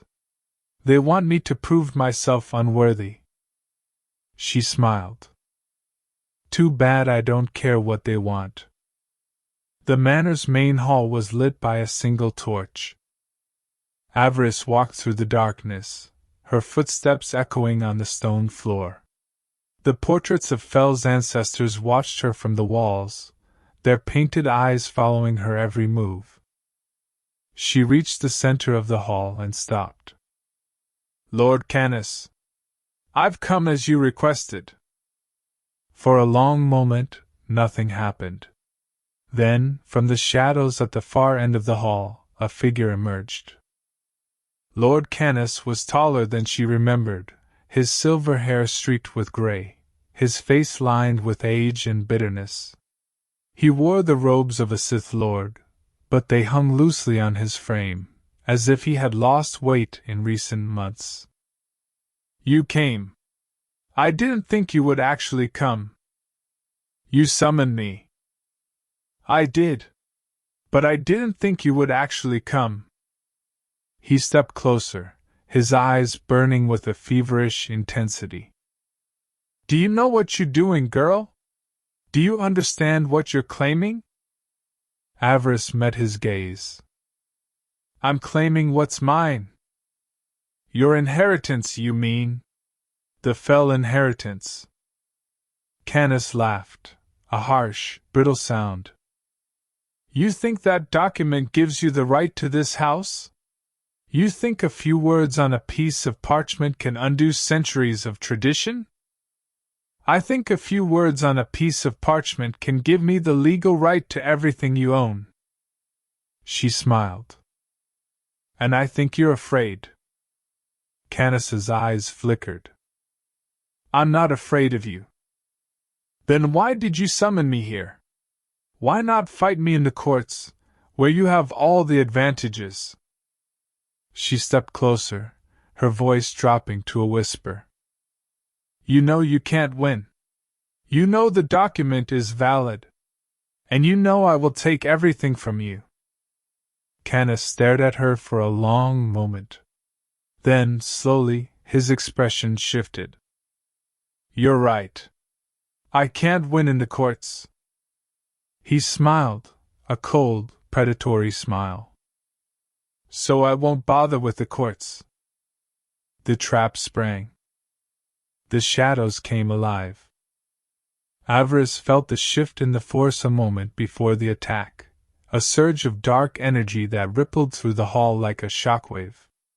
She threw herself to the side as a blade whistled through the space where her head had been. Kaas's assassins emerged from the shadows. 4 of them, clad in black, their faces hidden behind featureless masks. They moved with the fluid grace of trained killers, their blades gleaming in the torchlight. Avaryss drew her lightsaber. The crimson blade hissed to life, casting the hall in bloody light. "Clever. You were never going to let me claim the inheritance.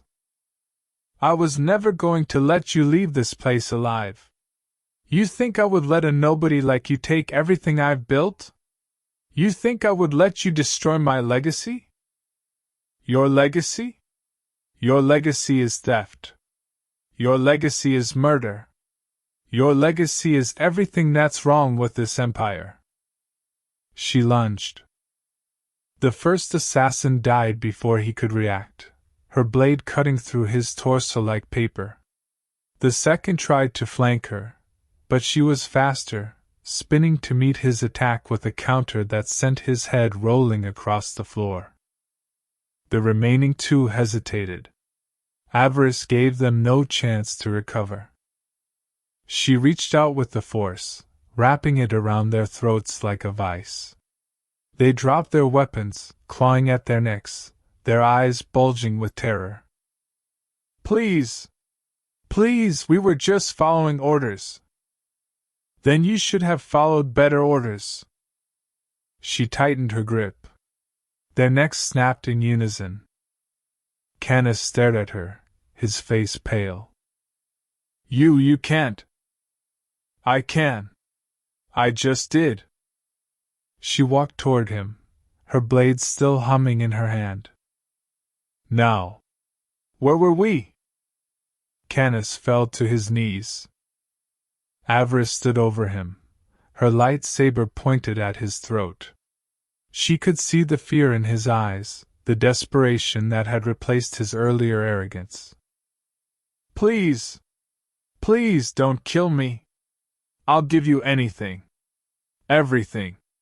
The estate, the holdings, the titles, it's all yours. Just let me live.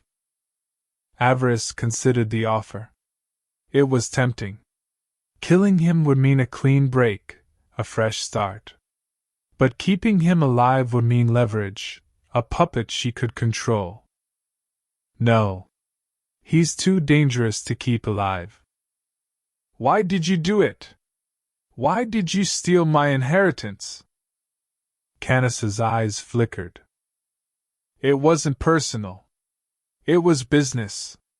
The fell inheritance was a prize and I wanted it.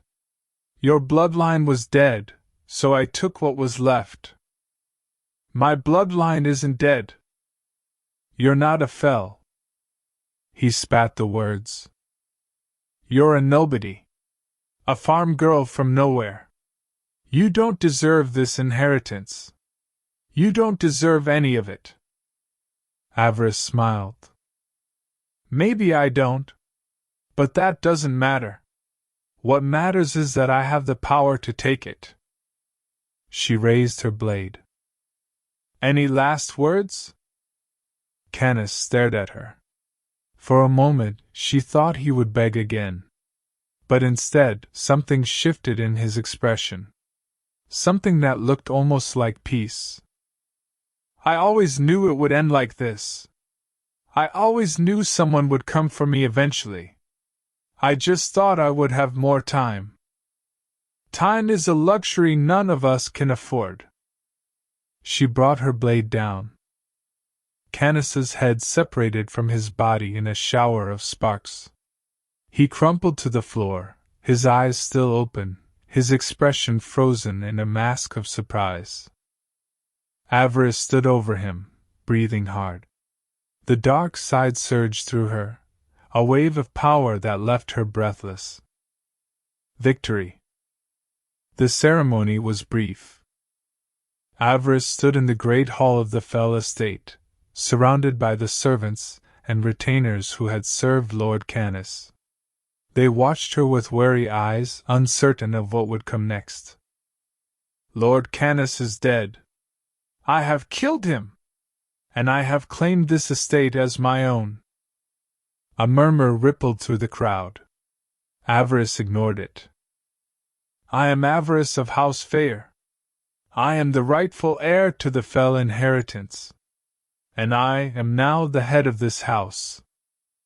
She paused, letting the words sink in. You have a choice. You can serve me and prosper. Or you can oppose me and die.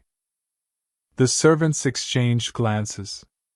Then, slowly, they began to kneel. One by one, they bowed their heads in submission. Avaryss watched them, a cold smile playing on her lips. Finally, the calm chimed softly as Avaryss was reviewing the estate's accounts. She looked up, her eyes narrowing at the familiar frequency. Darth Feer's hologram flickered to life. Avaryss, I heard you've been busy. Master, I was about to contact you. I've claimed the fell inheritance. Lord Kaas is dead. Feer's expression was unreadable. So I heard. You move quickly.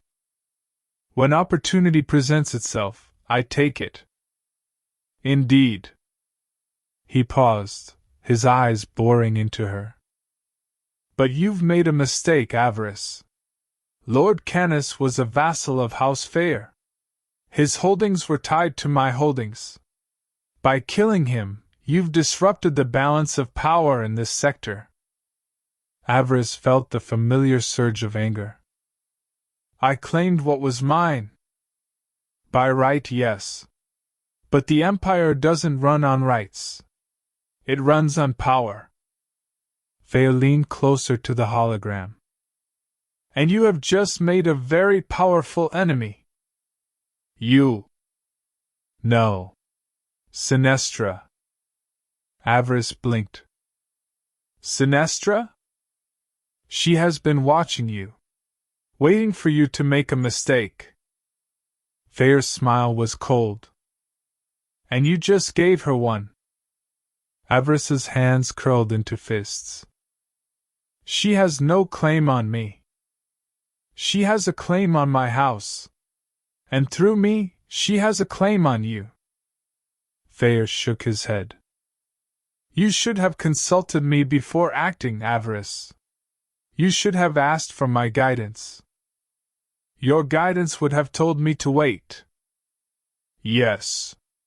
Because waiting is sometimes the wisest course. Avaryss stared at him for a long moment. She wanted to argue, to defend her actions, to remind him that she had done everything he had asked. But something in his expression stopped her. He's right, she realized. Sinestra will use this against me. What do you want me to do? Feer smiled.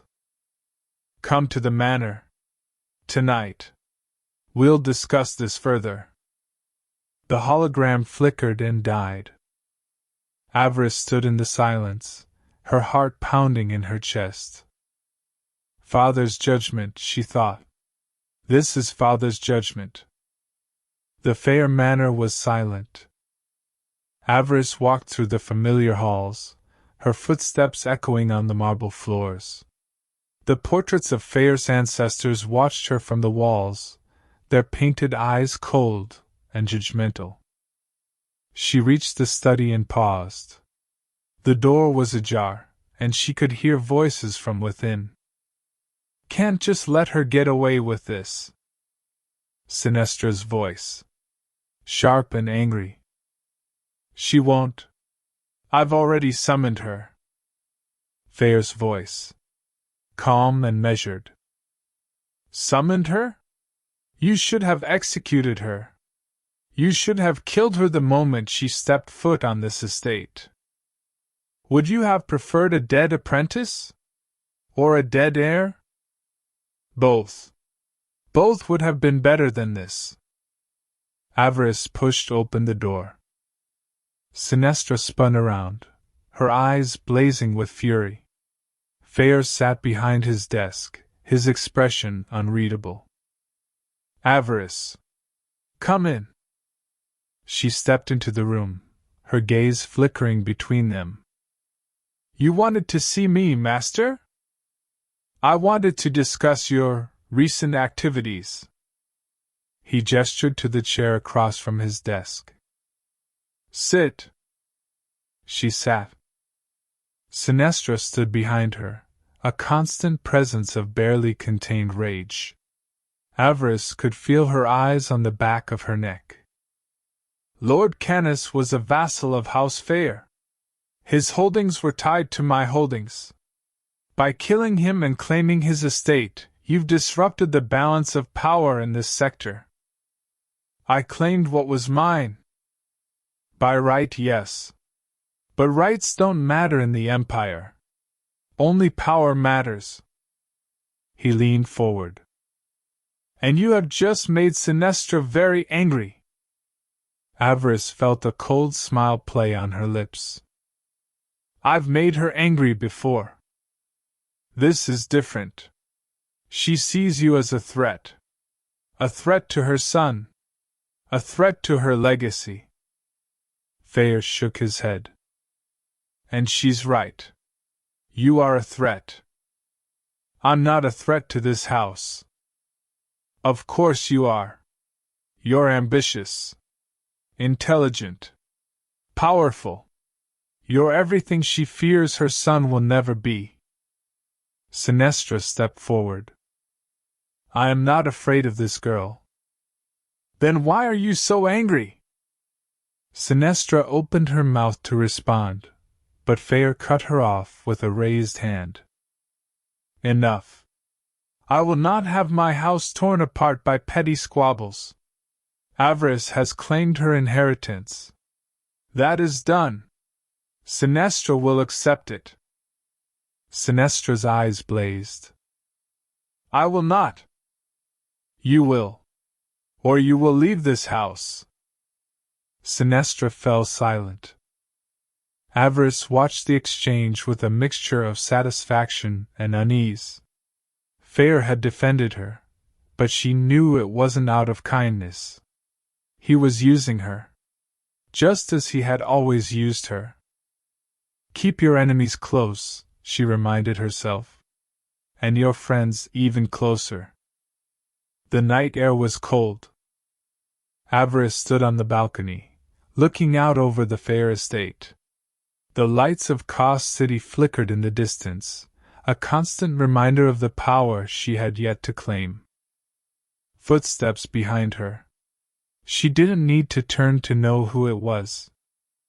Master. Avaryss. You did well tonight. Did I? You stood your ground. You didn't back down. He smiled, a thin, cold smile. Sinestra is not used to being defied. Then she should get used to it. Feer laughed. You really do have ambition, don't you? I learned from the best. You did.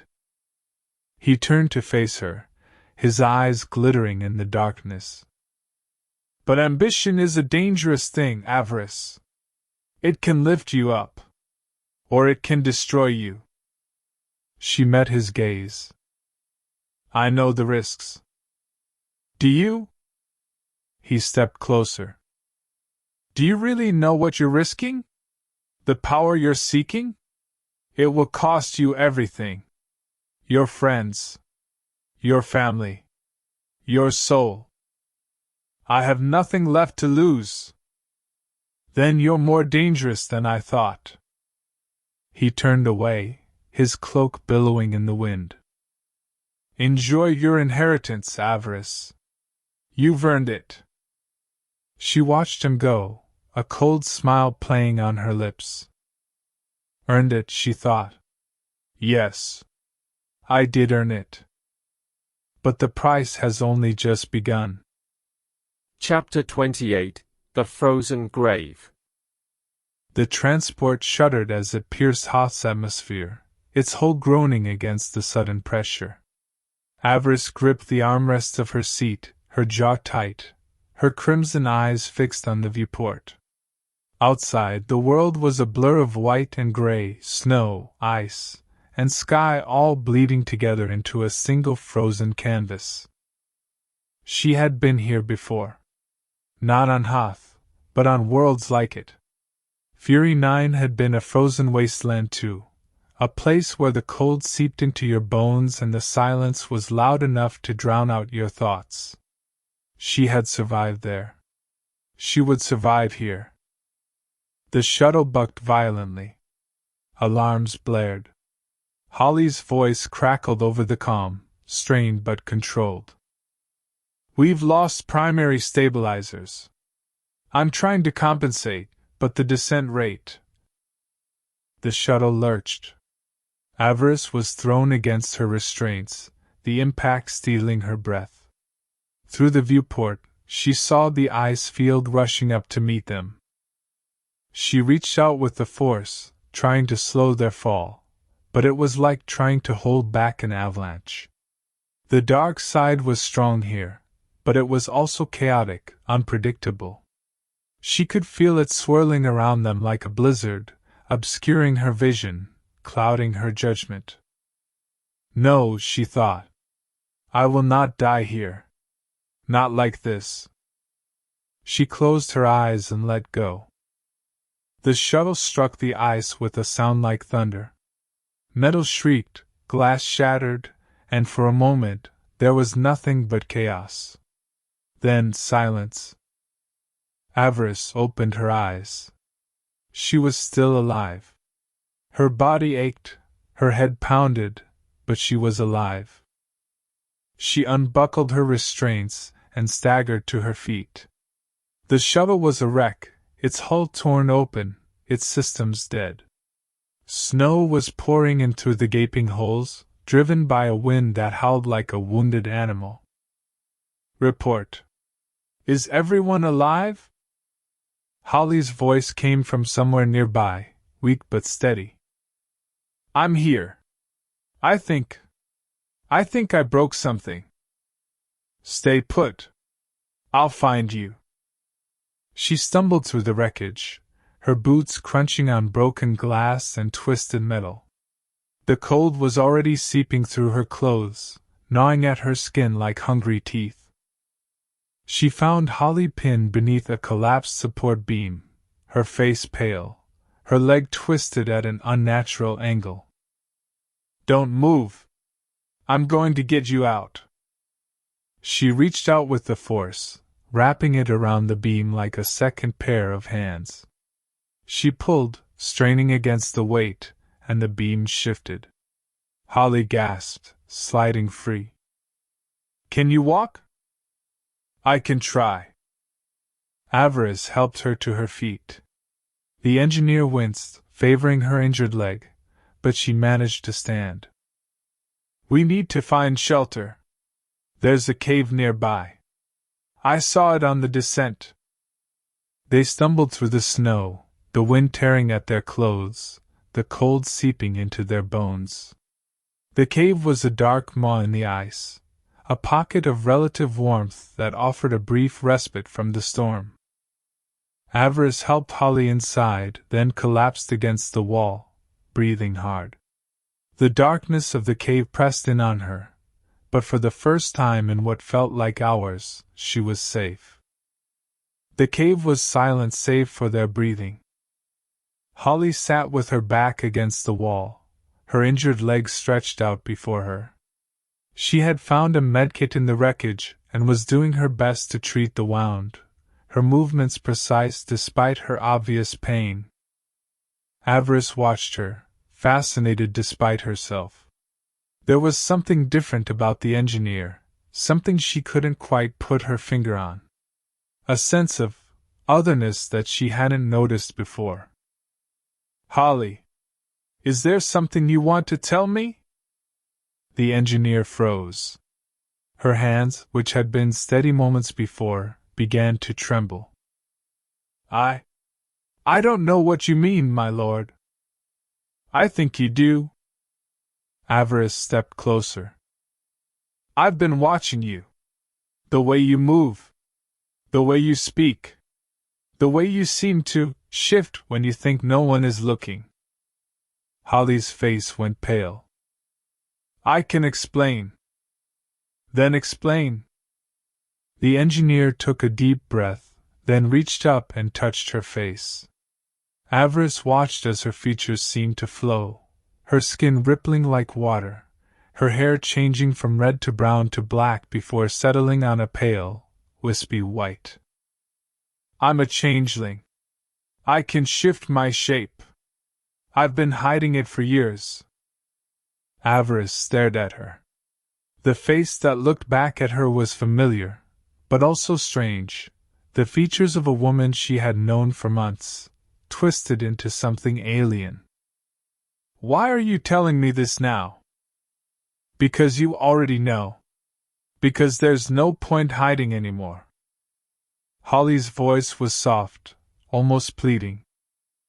Please don't kill me. Avaryss laughed. Kill you? Why would I kill you? Because I lied. Because I kept secrets. We all keep secrets, Holly. Avaryss knelt beside her. The question isn't whether you kept secrets. The question is whether you're still loyal. Holly met her gaze. I am loyal, my lord. I have always been loyal. Then we have nothing to worry about. She reached out and took Holly's hand, squeezing it gently. Your secret is safe with me. And it will stay that way as long as you serve me faithfully. They had been in the cave for 3 hours when the blizzard finally began to ease. Avaryss stood at the entrance, watching the snow settle across the frozen landscape. The world was white and silent, a vast emptiness that stretched to the horizon. We need to move. The shuttle is destroyed. Our comms are down. We need to find shelter, find a way back to the fleet. Holly limped to her side. My lord, I want to ask you something. Ask. Why did you spare me? I lied to you. I kept secrets. You could have killed me and no one would have known. Avaryss turned to face her. Because you're useful. Because you're loyal. Because you're worth more to me alive than dead. She smiled, a cold, predatory smile that didn't quite reach her eyes. Besides, I have a feeling you're going to be very useful in the days to come. Holly stared at her, her expression unreadable. Then, slowly, she nodded. I understand, my lord. The walk to the settlement took 4 hours. Avaryss and Holly trudged through the snow, their breath misting in the frigid air. The cold was relentless, gnawing at their skin, seeping into their bones. By the time they reached the settlement, they were both half frozen. But they were alive. The settlement was a collection of prefabricated structures, hunched against the wind like refugees seeking shelter. Smoke curled from chimneys, and the distant sound of voices carried across the snow. Avaryss approached cautiously. She had no idea what kind of welcome she would receive, if the settlement was friendly, or if it was a trap. Identify yourself. Are you friend or foe? She smiled. I'm neither. I'm just someone who needs a place to rest. The cantina was warm and crowded. Avaryss sat at a corner table, nursing a drink, the data crystal hidden in her pocket. The memory of Fenn's touch still lingered on her skin, a phantom sensation that refused to fade. She didn't know why he had come to her. She didn't know why he had given her the crystal. All she knew was that she trusted him. She had always trusted him. A shadow fell across her table. She looked up and saw a Twi'lek woman standing there, her skin a deep shade of purple, her eyes burning with intensity. Avarice of the Sith? Who's asking? Shira Veal. The woman sat down across from her without waiting for an invitation. I've been looking for you. Have you? I have. Shira leaned forward, her voice dropping to a whisper. You killed my master. You destroyed my enclave. You turned my friends against me. Avaryss smiled. I've been busy. You're going to pay for what you did. Am I? Avaryss leaned forward, meeting her gaze. You think you can kill me? You think you have the power to avenge your master? Shira's eyes blazed. I think I can try. Then try. The tension between them was electric, the air crackling with barely suppressed violence.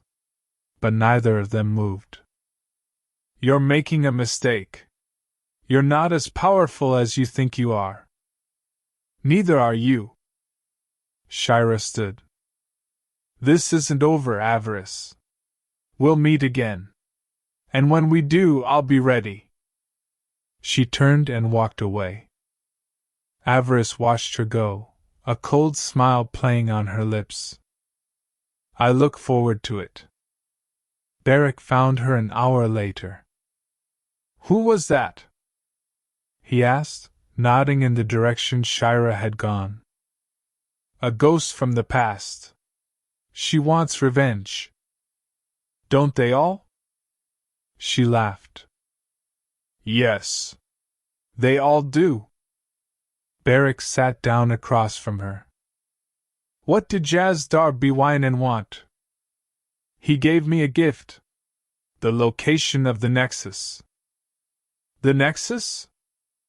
The place where the conspiracy was born. The place where it will end. She held up the crystal. With this, I can finally finish what I started. Beric was quiet for a moment. Then he said, What about the Empire? What about Feer? Feer will wait. The Empire will wait. This is more important. More important than revenge? She met his gaze. This is revenge.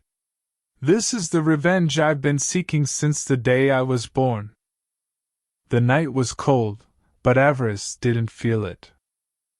She stood outside the cantina, looking up at the stars, the data crystal warm in her palm. The Nexus was out there, waiting. And she was going to find it. Master? She turned. Holly stood behind her, her expression wary. Are you okay? You've been distant lately. Avaryss smiled. I'm fine. I'm just thinking. About what? About the future. About what's coming next. She looked up at the stars. The galaxy is changing, Holly. And I intend to change with it. Chapter 29, A Debt of Blood. The outlaws came at dusk. Avaryss was standing outside the cantina, watching the sun sink below the horizon, when she heard the first shot. She spun around, her hand going to her lightsaber, as a group of armed figures emerged from the snow. Avarice of the Sith. We've been looking for you. She smiled. You've found me. Now what? Now you die. They attacked. It was a trap. They had been waiting for her, had tracked her across the ice, had planned this ambush with military precision. But they had underestimated her. Avaryss's lightsaber was a blur of crimson, cutting through the outlaws like paper. She moved with a speed that was almost supernatural, her body responding to the will of the dark side. Within minutes, the outlaws were dead. She stood over their bodies, breathing hard. The dark side surged through her, a wave of power that left her breathless. Victory. But the victory was short-lived. As she deactivated her lightsaber, she felt a presence behind her. A presence she hadn't sensed in months. Hello, Avaryss. She turned. Jazdar Byn stood in the doorway of the cantina, his robe pristine, his expression unreadable. He was the last person she had expected to see on Hoth. Master Byn, what brings you to this frozen wasteland? I could ask you the same question. I'm hunting. The conspiracy, remember? I'm trying to find the people who are trying to destroy the Empire. Byn shook his head. The conspiracy is over, Avaryss. You saw to that. The leaders are dead. The followers are scattered. There's nothing left to hunt. There's always something left to hunt. Perhaps. He stepped closer. But I didn't come here to argue with you. I came to pay a debt. A debt? A debt of blood. He smiled. You helped my apprentice on the wreck. You showed him mercy. And I'm here to repay that mercy. He reached into his robe and pulled out a data crystal. This contains the location of the Nexus. The place where the conspiracy was born. The place where it will end. Avaryss stared at the crystal. Why are you giving this to me? Because the Empire is not our enemy. The conspiracy is our enemy. And the Nexus is where it began. He pressed the crystal into her hand. Use it well, Avaryss. And may the Force be with you. He turned and walked away, disappearing into the snow. Avaryss stared after him, the crystal burning in her palm. The cantina was warm and crowded. Avaryss sat at a corner table, nursing a drink, the data crystal hidden in her pocket. She was still processing what had happened, still trying to understand why Jazdar Byn had helped her. He could have killed me, she thought. He could have ended this right there. But he didn't. She didn't trust him. She would never trust him. But she owed him a debt of her own. A shadow fell across her table. She looked up and saw a Twi'lek woman standing there, her skin a deep shade of purple, her eyes burning with intensity. Avarice of the Sith? Who's asking? Shira Veal. I've been looking for you. Have you? I have. Shira leaned forward, her voice dropping to a whisper.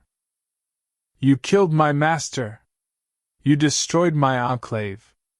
You turned my apprentice to the dark side. Avaryss smiled. I've been busy.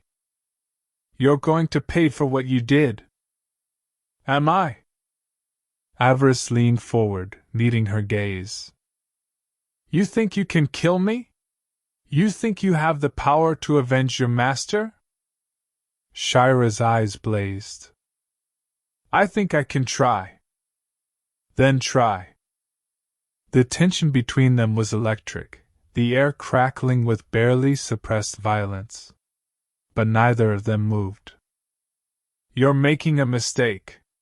You're not as powerful as you think you are. Neither are you. Shira stood. This isn't over, Avaryss. We'll meet again. And when we do, I'll be ready. She turned and walked away. Avaryss watched her go, a cold smile playing on her lips. I look forward to it. Beric found her an hour later.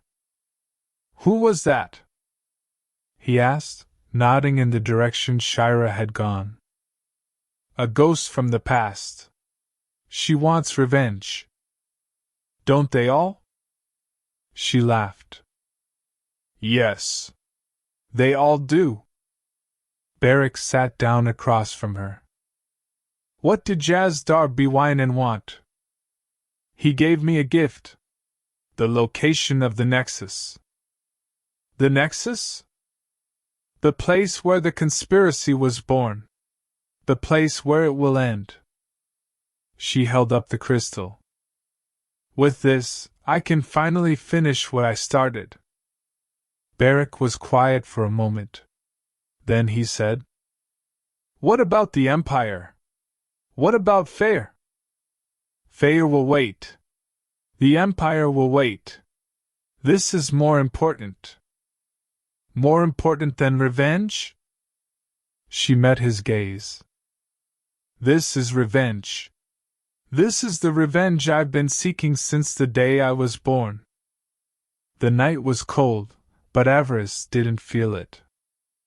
She stood outside the cantina, looking up at the stars, the data crystal warm in her palm. The Nexus was out there, waiting. And she was going to find it. Master? She turned. Holly stood behind her, her expression wary. Are you okay? You've been distant lately. Avaryss smiled. I'm fine. I'm just thinking. About what? About the future. About what's coming next. She looked up at the stars. The galaxy is changing, Holly. And I intend to change with it. Chapter 30. The Dream Friend. Avaryss woke in a forest of light. She didn't know where she was or how she had gotten there. One moment she had been asleep in her bunk, and the next she was standing in a glade of silver trees, their leaves shimmering with an inner glow. It was beautiful. It was peaceful. And she knew it wasn't real. Hello? Is anyone there? A figure emerged from the trees, a young man, tall and broad-shouldered, with hair the color of honey and eyes the color of the sky. Avaryss. I've been waiting for you. She knew him. She had known him her whole life. Then. They stood facing each other, the silver light casting long shadows between them. Avaryss could feel his presence through the force, a warm glow that was achingly familiar. Where are we? Is this real? It's as real as we make it. He smiled. It's a dream, Avaryss. A dream I've been crafting for years. I've been trying to reach you, trying to find you. You've been looking for me? Always. He stepped closer. I've been looking for you since the night we first met in that dream. I knew you were out there. I knew you were real. She stared at him. Why? Why were you looking for me? Because you're part of me. You've always been part of me. He reached out and touched her face, his fingers warm against her skin. I don't know why we're connected. I don't understand what binds us together. But I know it's real. She closed her eyes, leaning into his touch. It felt so good to be close to him, to feel his warmth, to know that he was real. I've missed you. I've missed you so much. I know. He pulled her into an embrace. I've missed you too. They sat together in the glade, their hands intertwined. The trees swayed in a gentle breeze, their leaves whispering secrets. The Nexus. Do you know what it is? Fen nodded. It's a place of power. A place where the Force is strong. The conspiracy was born there. And it will end there. Jazdar Byn gave me the location. He trusts you. I don't trust him. Neither do I. Fen smiled.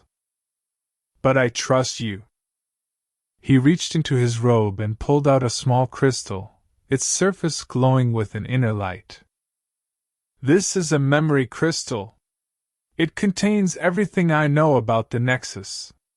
The history. The power. The secrets. He pressed it into her palm. Use it well, Avaryss. And may the Force be with you. She looked down at the crystal, its light pulsing in her hand. Will I see you again? I hope so. He kissed her forehead. I hope so. The dream was fading. Avaryss could feel it slipping away, the silver light dimming, the warmth of Fen's presence fading into nothing. She tried to hold on to him, to keep him with her, but it was useless. Don't go. Please don't go. I have to. But I'll be back. I'll always be back. He smiled, a sad, knowing smile. Goodbye, Avaryss. The dream dissolved into darkness. Chapter 31. The Goodbye. Avaryss woke with tears on her face. She lay in her bunk, staring up at the ceiling, the memory of Fen's touch still fresh on her skin. It had felt so real. So right. But it was just a dream. Just another dream. She reached for the memory crystal, its surface warm against her palm. It was real. That part had been real. What was that? What are you? The crystal pulsed in response, a wave of warmth flowing through her. The Nexus. She knew what she had to do. She had to find the Nexus. She had to finish what she started. Beric found her on the observation deck, staring out at the stars. Are you okay? You look different. I'm fine. I'm better than fine. What happened? I found something. Something I've been looking for my whole life. She turned to face him, the memory crystal in her hand. I found the Nexus. Beric stared at her. The Nexus? The place where the conspiracy was born? The same. She smiled. And I'm going to destroy it. The night was long.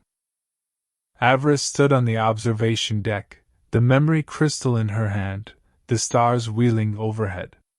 She thought about Fen, about the dream, about the connection they shared. It was real. She knew it was real. And she knew she would never be able to have it. She was a Sith. He was a Jedi. They were enemies. They had always been enemies. But in her heart, she knew the truth. She loved him. She had always loved him. And she would never be able to tell him. The ship jumped into hyperspace, the stars stretching into lines of blue-white light. Avaryss stood at the viewport, watching them go. She thought about Fen. She thought about the dream. She thought about everything she had lost and everything she had yet to gain. The war was not over. It was just beginning. And she would be at the center of it. Chapter 32, The Red Eclipse. The ice cave was silent save for the drip of melting snow. Avaryss sat with her back against the frozen wall, her eyes closed, her breathing slow and deliberate. She was meditating, or trying to. The memory of Fen's touch still lingered on her skin, a ghost that refused to fade. Focus, she told herself. You can't afford distractions. Not now. But the image of his face kept returning. The warmth of his embrace. The sound of his voice. Goodbye, Avaryss. Her eyes snapped open. The cave was empty. Holly was still sleeping, her injured leg wrapped in a makeshift splint. The fire had burned low, casting long shadows across the ice. She rose and walked to the entrance. Outside, the blizzard had finally begun to ease, the wind dying down to a low moan. It was time to move. They found the settlement an hour later. It was a small outpost, little more than a cluster of prefabricated structures huddled against the wind. Smoke curled from chimneys, and the distant sound of voices carried across the snow. Avaryss approached cautiously, her hand resting on her lightsaber. She had no idea what kind of welcome she would receive, if the settlement was friendly, or if it was a trap. Identify yourself. Are you friend or foe? Avaryss stopped. I'm a traveler. I need shelter. Are you Sith? She hesitated. Lying would be easy, but the truth would be more useful. Yes. I'm Sith. There was a long pause. Then a figure emerged from the shadows, a man with a scarred face and cold, calculating eyes. Then you're not welcome here. I'm not asking for your welcome. I'm asking for shelter. The man stared at her for a long moment. Then, slowly, he nodded. Fine. But you'll pay for the privilege. The cantina was warm and crowded. Avaryss sat at a corner table, nursing a drink, her eyes scanning the room. The patrons were a mix of mercenaries, traders, and outcasts, the kind of people who had ended up on Hoth because they had nowhere else to go. She was looking for information. She was looking for the red eclipse. A shadow fell across her table. She looked up and saw a man standing there, tall, broad-shouldered, with a scar across his left eye. You're the Sith. I am. I have information you might be interested in. Then sit down. The man sat. He introduced himself as Green, a former member of the Red Eclipse. Nobody leaves the Eclipse alive. But I did. And I've been running ever since. Why are you telling me this? Because I need your help. And because I know you need mine. Avaryss smiled. Go on. The exchange was brief. Avaryss listened as Green told her everything he knew about the Red Eclipse, their base, their numbers, their operations. He gave her a map, a list of codes, and a warning. They're dangerous. They're not just pirates. They're killers. If you go after them, you'll be walking into a trap. Then I'll be ready for it. Green stared at her. You're not afraid? Afraid? She leaned forward, her crimson eyes meeting his. I'm a Sith. Fear is a tool, not a weakness. The base was buried in a canyon, hidden from view by the snow and ice. Avaryss approached under cover of darkness, her lightsaber in hand. She could feel the presence of the pirates through the Force, a cluster of dark minds, hungry and eager. She moved through the snow like a ghost, her footsteps silent, her breathing controlled. The guards never saw her coming. The first one died before he could scream. Her blade punched through his chest, and he crumpled without a sound. The second one managed to draw his weapon, but she was faster. Her blade cut through him like paper, his blaster clattering across the ice. She stood over the bodies, her breath misting in the cold air. One down. 1,000 more to go. The base was silent now.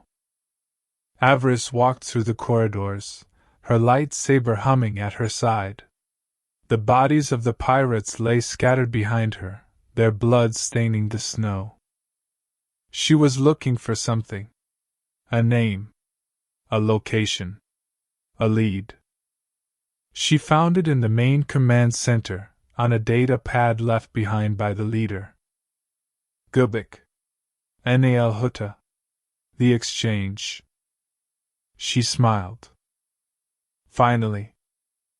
Chapter 33, The Hutt's Gambit. Nal Hutta was a swamp. Avaryss stepped off the transport and immediately regretted it. The air was thick and humid, heavy with the stench of decay and desperation.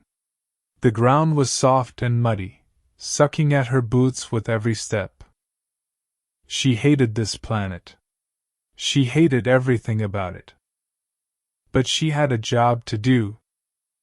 The exchange was a sprawling complex of warehouses and trading posts, built on the edge of a fetid swamp. It was the heart of Hutt space, the place where deals were made and lives were bought and sold. Avaryss walked through the gates, her eyes scanning the crowd. She was looking for Gubik, but she knew it wouldn't be easy. The Rodian was a master of disguise, a master of deception. She would have to be clever. She found him in a cantina, surrounded by guards. Gubik was a Rodian, his skin a pale shade of green, his eyes large and unblinking. He was drinking something that looked like swamp water, his antennae twitching with satisfaction. Avaryss approached cautiously, her hand resting on her lightsaber. Gubik. We need to talk. The Rodian looked up, his eyes narrowing. Who are you? I'm the person who's going to kill you if you don't tell me what I need to know. Gubik laughed. You think you can threaten me? I have guards. I have power. I have. Avaryss moved. Her blade was at his throat before he could finish his sentence. The guards drew their weapons, but she didn't flinch. Her crimson eyes blazed with cold fire. "Tell me who you work for. Tell me who's been pulling your strings. And I'll let you live." Gubik stared at her, his eyes wide with fear. His antennae drooped. I work for the exchange. I work for the Hutts." "Which Hutts?" "Nero. I work for Nero the Hutt." Avaryss smiled. "Good. Now take me to him." Nero's palace was a monument to excess. Avaryss walked through the halls surrounded by guards, her eyes scanning the opulent decor.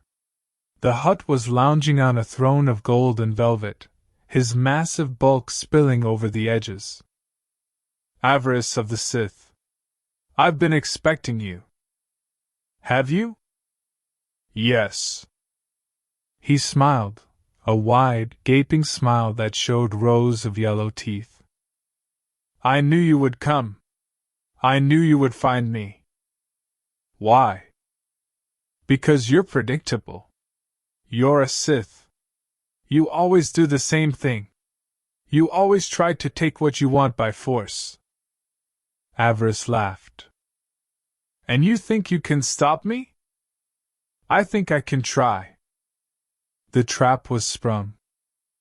Avaryss felt the shift in the force a moment before the attack, a surge of dark energy that rippled through the throne room like a shockwave. She threw herself to the side as a blaster bolt whistled through the space where her head had been. Nero's guards emerged from the shadows, their weapons blazing. Avaryss drew her lightsaber, her blade a blur of crimson.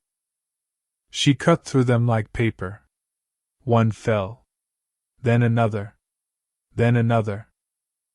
Nero stared at her, his eyes wide with shock. "How? How are you so powerful?" "I'm a Sith. Power is what I do." She stood over him, her blade pointed at his throat. "You made a mistake, Nero. You underestimated me. Please, please don't kill me. I'll give you anything. Everything. Just let me live." Avaryss considered the offer. Her fingers tightened on her lightsaber. Then she smiled. "I'm not going to kill you, Nero. I'm going to give you a chance." "A chance?" "A chance to be useful." She deactivated her lightsaber. "You're going to help me find Vaga the Hutt." The negotiations were brief. Avaryss stood in Vaga's throne room, surrounded by his guards, her expression calm. The Hutt was massive, even by Hutt standards, his bulk filling the throne like a mountain of flesh. "Avarice of the Sith. I've heard about you. Good things, I hope. Some good. Some bad." He leaned forward.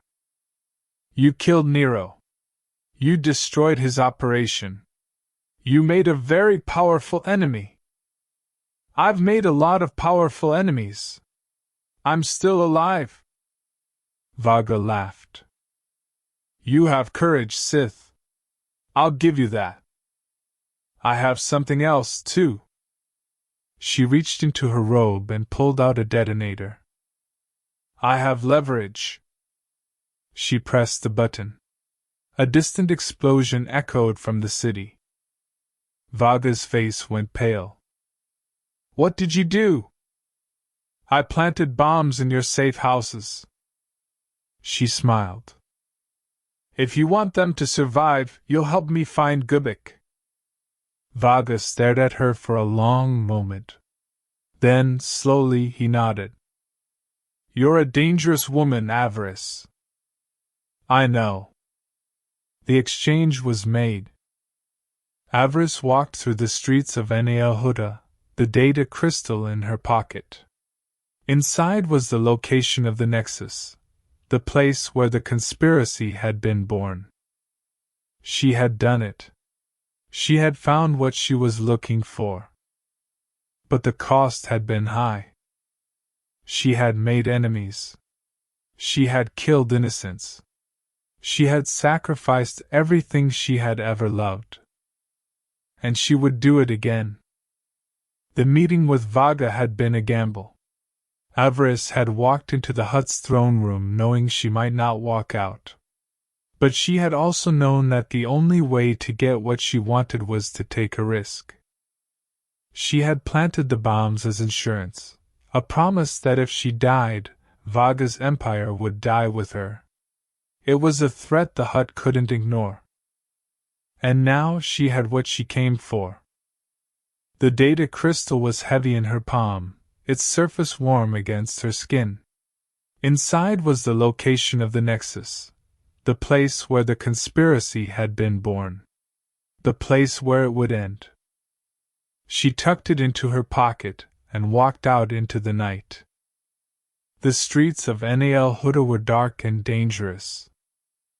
Avaryss moved through the shadows, her senses on high alert. She knew she was being watched. She knew she was being followed. But she also knew she could handle whatever came next. She turned a corner and found herself face to face with a group of armed thugs. They were waiting for her, their weapons drawn, their eyes cold and hungry. "Avaryss, we've been looking for you." She smiled. "You've found me. Now what?" "Now you die." The fight was brutal. Avaryss moved through the thugs like a whirlwind, her lightsaber cutting through them with savage precision. She was faster, stronger, more skilled.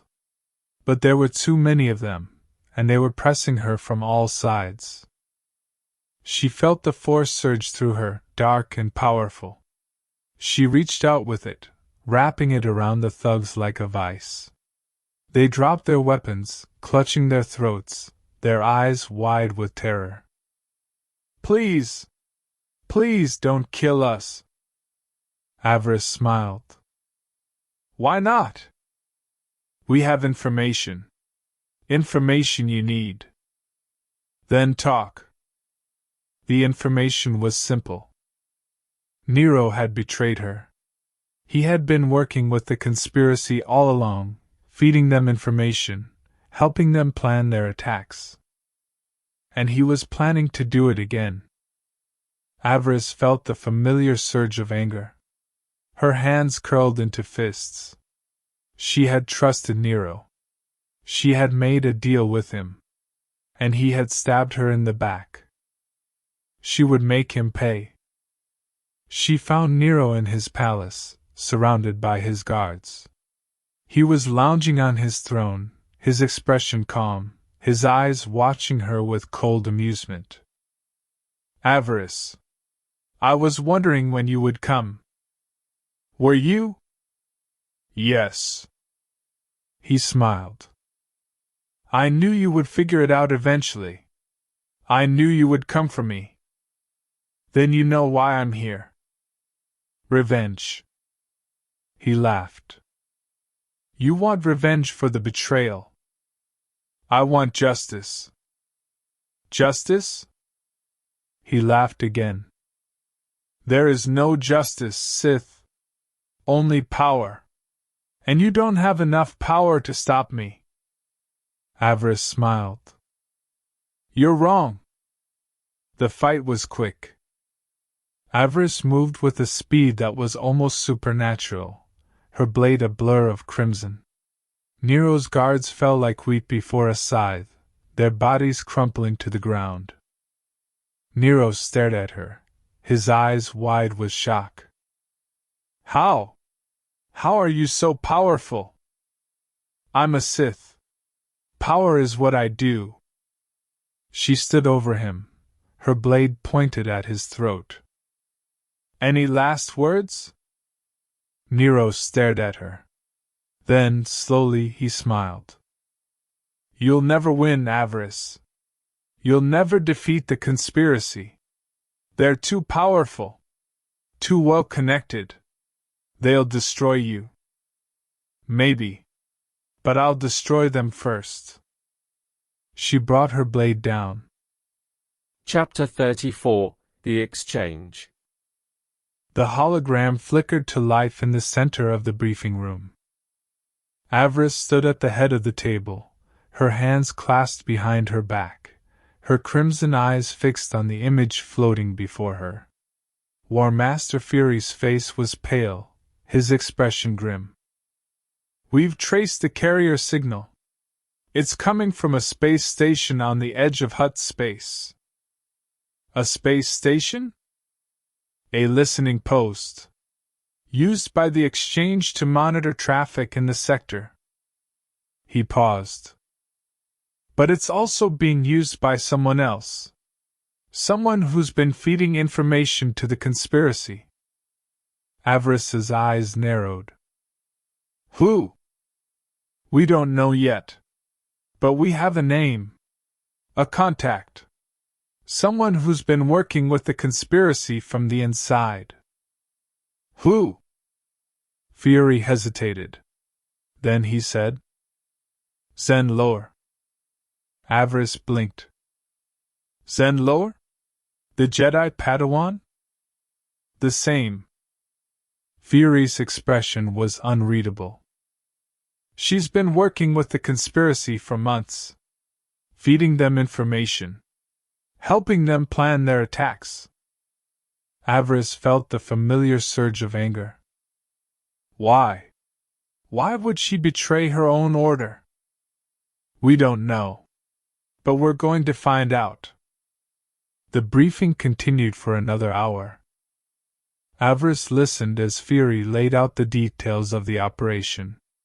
The space station was heavily guarded, protected by a network of security droids and automated defenses. A direct assault would be suicide. But there was another way. We have a contact on the station. Someone who's willing to help us. Someone who can get us inside. Who? A smuggler. Name of Rin. He's been working with the Exchange for years. He knows the station inside and out. Avaryss nodded. And what does he want in return? Protection. A new identity. A way out of the life he's been living. She smiled. That's a price I'm willing to pay. The shuttle descended through the atmosphere, its hull vibrating with the strain of atmospheric entry. Avaryss stood at the viewport, watching the space station grow larger below. It was massive, a sprawling complex of metal and glass that hung in the void like a mechanical spider. Lights flickered in its windows, and the distant glow of engines pulsed from its docking bays. She could feel the presence of the conspiracy through the force, a cold, dark weight that pressed against her senses like a physical thing. They're here, she thought. And they're waiting for me. She smiled. Good. The landing bay was dark and silent. Avaryss stepped off the shuttle, her hand resting on her lightsaber.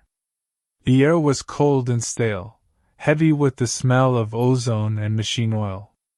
She could hear the distant hum of engines, the echo of footsteps on metal. She was not alone. Avarice of the Sith. I've been expecting you. She turned. A figure emerged from the darkness, a woman, tall and slender, with hair the color of fire and eyes the color of ice. Zen Lor. I've been looking for you. I know. The woman smiled. I've been looking for you too. The fight was brief. Zen Lor moved with a speed that was almost supernatural, her blade a blur of blue-white light. Avaryss parried her strikes, countering with her own attacks, the two of them dancing across the landing bay like predators circling each other. You're good. But you're not good enough. Neither are you. They clashed again, their blades meeting with a shower of sparks. Avaryss could feel the force surging through her, dark and powerful. She reached out with it, wrapping it around Zen like a vice. The Jedi Padawan gasped, her blade faltering. Avaryss pressed her advantage, driving her back across the landing bay. Tell me who you're working for. Tell me who's been pulling your strings. And I'll let you live. Zen stared at her, her eyes wide with defiance. I'll never tell you anything. Then you'll die. Avaryss brought her blade down. The interrogation was brutal. Avaryss stood over Zen lower, her blade pointed at her throat. The Jedi Padawan was on her knees, her hands bound, her face streaked with tears. Tell me who you're working for. Tell me who's been pulling your strings. And I'll let you live. Zen stared at her, her eyes wide with defiance. I'll never tell you anything. Then you'll die. She raised her blade. And stopped. Zen lower was smiling. You're making a mistake. You're not as powerful as you think you are. Neither are you. Maybe. But I have something you don't have. And what's that? A choice. Zen reached into her robe and pulled out a data crystal. She pressed it into Avaryss's hand. This contains everything I know about the conspiracy. The names. The locations. The plans. She smiled. Use it well, Avaryss. And may the Force be with you. The hologram flickered to life in the center of the briefing room. Avaryss stood at the head of the table, her hands clasped behind her back, her crimson eyes fixed on the image floating before her. Zen lower's face stared back at her, her expression unreadable. You're a Sith. You're a Jedi. You're nothing but pawns in a game that's bigger than both of us. Avaryss's eyes narrowed. What are you talking about? The conspiracy. The war. Everything. Zen leaned closer. It's all a distraction. A way to keep us fighting each other while the real enemy grows stronger. Who is the real enemy? Zen smiled. You'll find out soon enough. The transmission ended. Avaryss stood in the briefing room, the data crystal warm in her palm. She had what she came for. She had the information she needed. But she also had a new question. Who is the real enemy? She didn't know. But she was going to find out. Chapter 35, The Padawan's Name.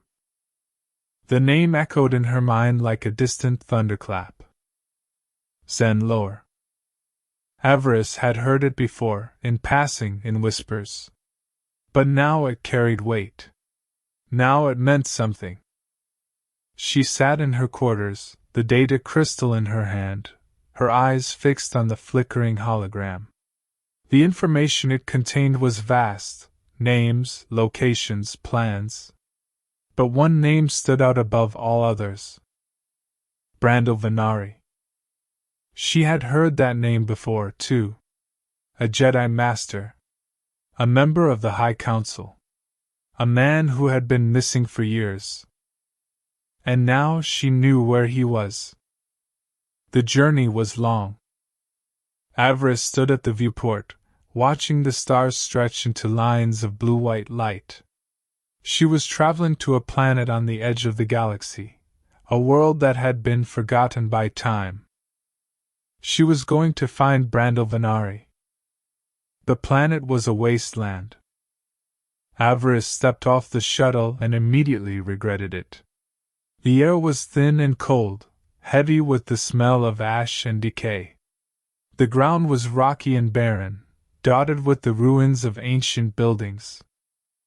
She hated this planet. She hated everything about it. But she had a job to do. She found him in a cave, surrounded by the remnants of his past. Brando Venari was old, his face lined with age, his eyes distant and weary. He sat on a stone, his hands clasped in his lap, his expression unreadable. Avaryss of the Sith. I've been expecting you. Have you? Yes. He smiled. I knew you would come eventually. I knew you would find me. Then you know why I'm here. Revenge. He laughed. You want revenge for what the conspiracy has done to your empire. I want justice. Justice? He laughed again. There is no justice, Sith. Only power. And you don't have enough power to stop them. Avaryss smiled. You're wrong. The fight was brief. Avaryss moved with a speed that was almost supernatural, her blade a blur of crimson. Brando Venari parried her strikes, countering with his own attacks, the two of them dancing across the cave like predators circling each other. You're good. But you're not good enough. Neither are you. They clashed again, their blades meeting with a shower of sparks. Avaryss could feel the force surging through her, dark and powerful. She reached out with it, wrapping it around Brando like a vice.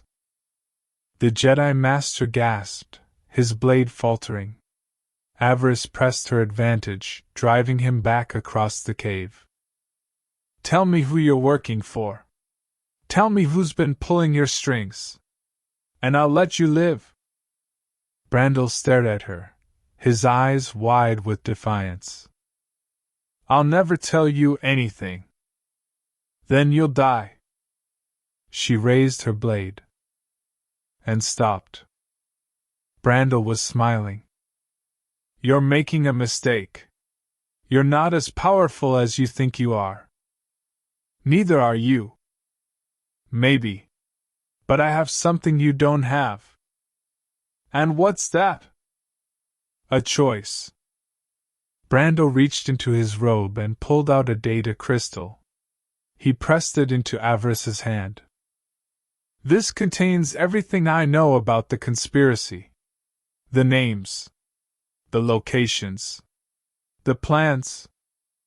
He smiled. Use it well, Avaryss. And may the Force be with you. The hologram flickered to life in the center of the briefing room. Avaryss stood at the head of the table, her hands clasped behind her back, her crimson eyes fixed on the image floating before her. Brando Venari's face stared back at her, his expression unreadable. You're a Sith. You're a Jedi. You're nothing but pawns in a game that's bigger than both of us. Avaryss's eyes narrowed. What are you talking about? The conspiracy. The war. Everything. He leaned closer. It's all a distraction. A way to keep us fighting each other while the real enemy grows stronger. Who is the real enemy? Brando smiled. You'll find out soon enough. The transmission ended. Avaryss stood in the briefing room, the data crystal warm in her palm. She had what she came for. She had the information she needed. But she also had a new question. Who is the real enemy? She didn't know. But she was going to find out. Chapter 36, Venari's Wisdom. The name echoed in her mind like a distant thunderclap. Brando Venari. Avaryss had heard it before, in passing, in whispers. But now it carried weight. Now it meant something. She sat in her quarters, the data crystal in her hand, her eyes fixed on the flickering hologram. The information it contained was vast, names, locations, plans. But one name stood out above all others. Sidar Bwynen. She had heard that name before, too. A Jedi Master. A member of the High Council. A man who had been missing for years. And now she knew where he was. The journey was long. Avaryss stood at the viewport, watching the stars stretch into lines of blue-white light. She was traveling to a planet on the edge of the galaxy, a world that had been forgotten by time. She was going to find Sidar Bwynen. The planet was a wasteland. Avaryss stepped off the shuttle and immediately regretted it. The air was thin and cold, heavy with the smell of ash and decay. The ground was rocky and barren, dotted with the ruins of ancient buildings. She hated this planet. She hated everything about it. But she had a job to do. She found him in a cave, surrounded by the remnants of his past. Sidar Bwynen was old, his face lined with age, his eyes distant and weary. He sat on a stone, his hands clasped in his lap, his expression unreadable. Avarice of the Sith. I've been expecting you. Have you? Yes. He smiled. I knew you would come eventually. I knew you would find me. Then you know why I'm here. Revenge. He laughed. You want revenge for what the conspiracy has done to your empire. I want justice. Justice? He laughed again. There is no justice, Sith. Only power. And you don't have enough power to stop them. Avaryss smiled. You're wrong. The fight was brief. Avaryss moved with a speed that was almost supernatural, her blade a blur of crimson. Sidar Bwynen parried her strikes, countering with his own attacks, the two of them dancing across the cave like predators circling each other. You're good. But you're not good enough. Neither are you. They clashed again, their blades meeting with a shower of sparks. Avaryss could feel the force surging through her, dark and powerful. She reached out with it, wrapping it around Sidar Bwynen like a vice. The Jedi Master gasped, his blade faltering. Avaryss pressed her advantage, driving him back across the cave. Tell me who you're working for. Tell me who's been pulling your strings. And I'll let you live. Sidar Bwynen stared at her, his eyes wide with defiance. I'll never tell you anything. Then you'll die. She raised her blade. And stopped. Sidar Bwynen was smiling. You're making a mistake. You're not as powerful as you think you are. Neither are you. Maybe. But I have something you don't have. And what's that? A choice. Sidar Bwynen reached into his robe and pulled out a data crystal. He pressed it into Avaryss's hand. This contains everything I know about the conspiracy. The names. The locations. The plans. He smiled. Use it well, Avaryss. And may the Force be with you. The hologram flickered to life in the center of the briefing room. Avaryss stood at the head of the table, her hands clasped behind her back, her crimson eyes fixed on the image floating before her. Sidar Bwynen's face stared back at her, his expression unreadable. You're a Sith. You're a Jedi. You're nothing but pawns in a game that's bigger than both of us. Avaryss's eyes narrowed. What are you talking about? The conspiracy. The war. Everything. He leaned closer. It's all a distraction. A way to keep us fighting each other while the real enemy grows stronger. Who is the real enemy? sighed Darby Wine and smiled. You'll find out soon enough. The transmission ended. Avaryss stood in the briefing room, the data crystal warm in her palm. She had what she came for. She had the information she needed. But she also had a new question. Who is the real enemy? She didn't know. But she was going to find out. Chapter 37, The Mercy. The space station was a tomb. Avaryss walked through the corridors, her boots echoing on the metal floor. The bodies of the station's crew lay scattered around her, their faces frozen in masks of terror. She had done this. She had killed them all. But she had also found what she was looking for. The data crystal was heavy in her palm, its surface warm against her skin. Inside was the location of the Nexus, the place where the conspiracy had been born, the place where it would end. She tucked it into her pocket and walked out into the night. The shuttle was waiting for her. Avaryss climbed aboard, her body aching, her mind reeling. She had done what she came to do. She had found what she was looking for. But the cost had been high. She had made enemies.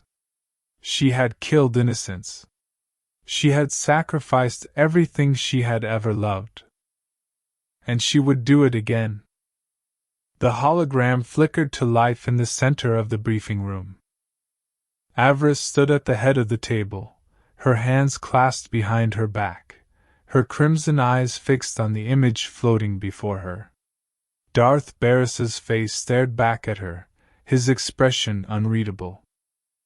Avaryss, I've been expecting you. Have you? Yes. He smiled. I knew you would come eventually. I knew you would find me. Then you know why I'm here. Revenge. He laughed. You want revenge for what the conspiracy has done to your empire. I want justice. Justice? He laughed again. There is no justice, Sith. Only power. And you don't have enough power to stop them. Avaryss smiled. You're wrong. The confrontation was brief. Avaryss stood before Darth Barris, her blade pointed at his throat. He stared at her, his eyes wide with defiance. You're making a mistake. You're not as powerful as you think you are. Neither are you. Maybe. But I have something you don't have. And what's that? A choice. Barris reached into his robe and pulled out a data crystal. He pressed it into Avaryss's hand. This contains everything I know about the conspiracy. The names. The locations. The plans. He smiled. Use it well, Avaryss. And may the Force be with you. The transmission ended. Avaryss stood in the briefing room, the data crystal warm in her palm. She had what she came for. She had the information she needed. But she also had a new question. Who is the real enemy? She didn't know. But she was going to find out. Chapter 38, The Heir's Claim. The transport descended through Dromund Kaas's storm-tossed atmosphere, its hull vibrating with the strain of atmospheric entry. Avaryss stood at the viewport, watching the familiar green-black world grow larger below. The jungle stretched to the horizon, dotted with the estates of Sith Lords and the cities of the faithful. Home. She had not thought of it that way in a long time. Dromund Kaas had been a prison, a testing ground, a crucible. But now, after everything she had endured, it felt like something else. It felt like a throne waiting to be claimed. Master. We are here. Avaryss nodded. Good. Prepare the landing party. I want to make an entrance. The Feer estate was in chaos. Avaryss walked through the main hall, her boots echoing on the marble floor. Servants scattered before her, their eyes wide with fear. Guards stood at attention, their hands on their weapons, but none dared to challenge her. She had come too far to be stopped by mere guards. Where is Lady Sinestra? One of the servants pointed toward the study. She's in there, my lord. With the young master. Good. I've been wanting to speak with them. She walked toward the study, her hand resting on her lightsaber. The door was closed, but she could feel the presence of her enemies within. Sinestra's cold fury.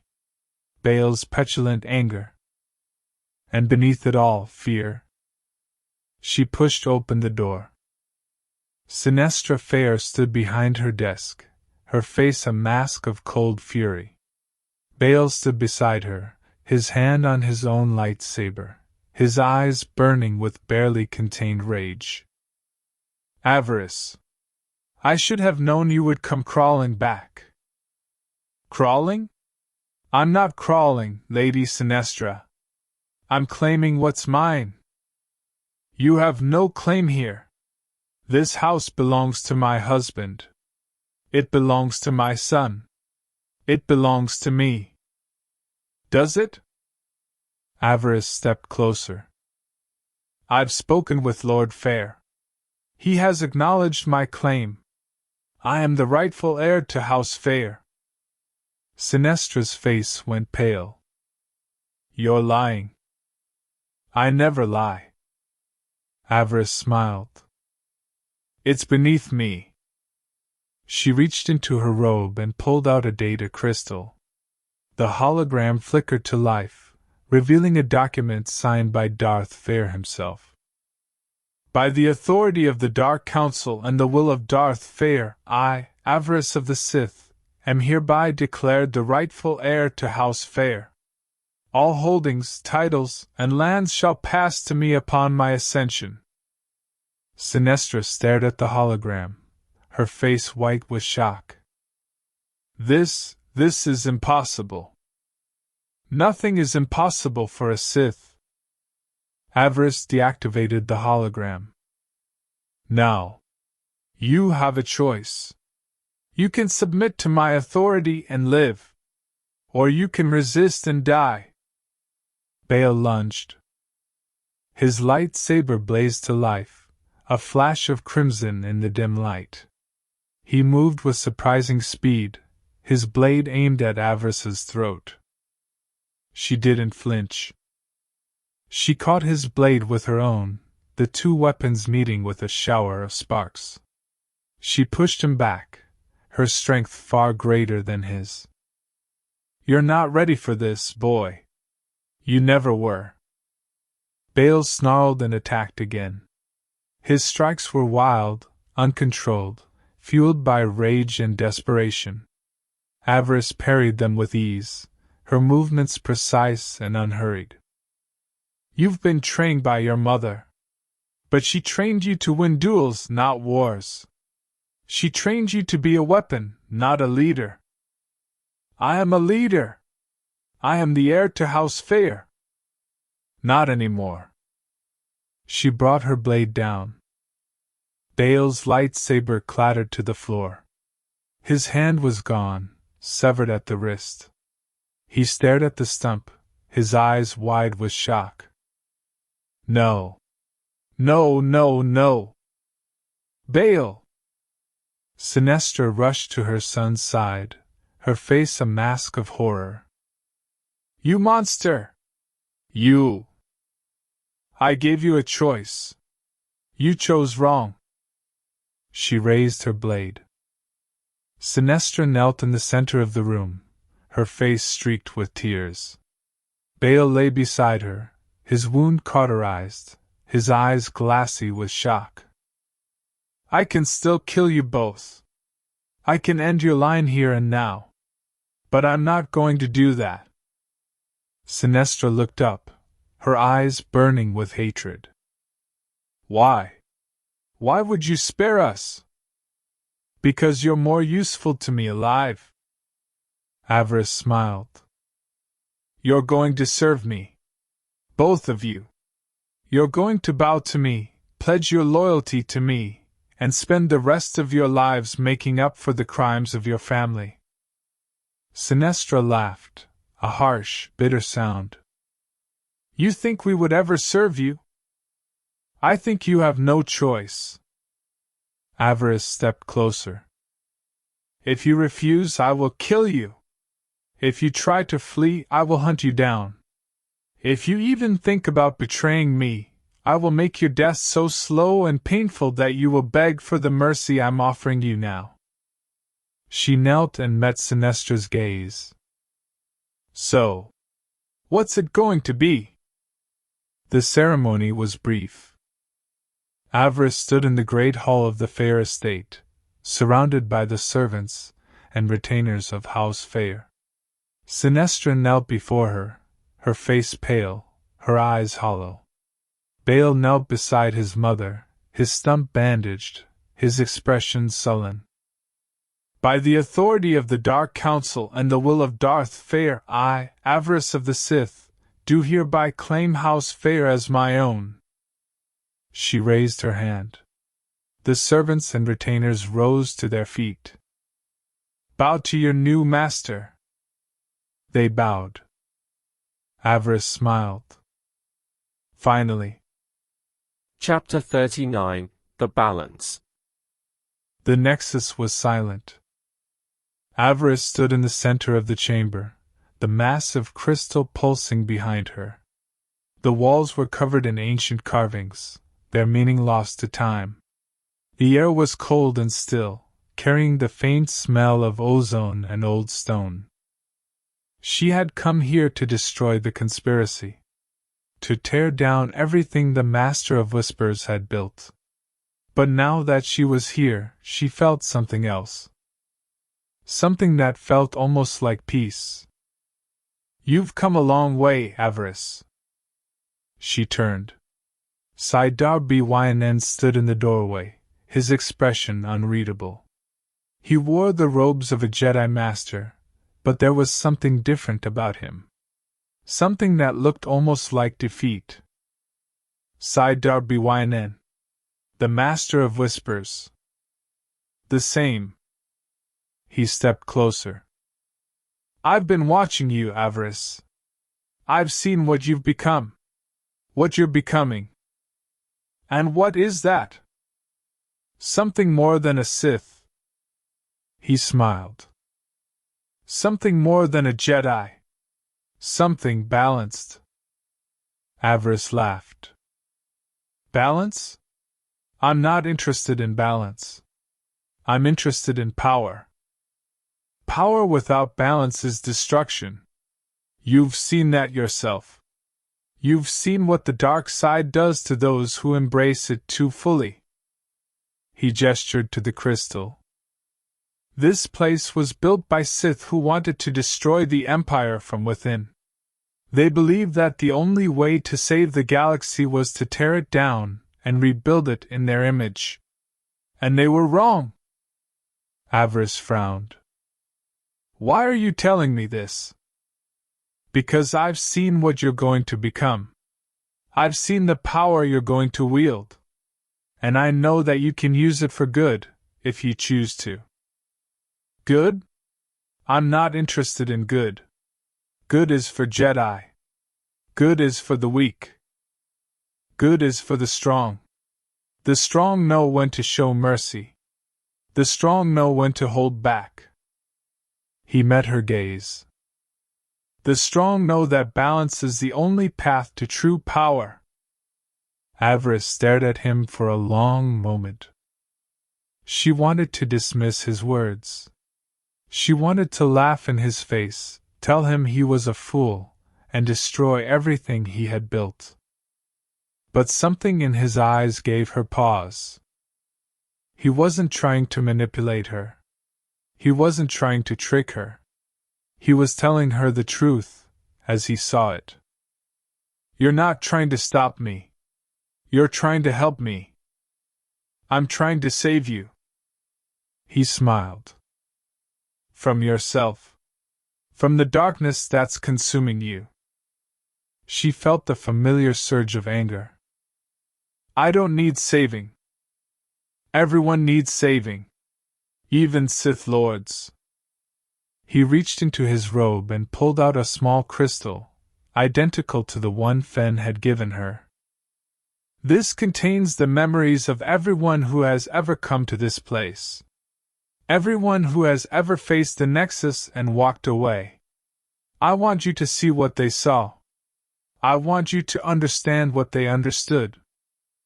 He held out the crystal. Take it. And make your choice. Avaryss reached out and took the crystal. The vision came instantly.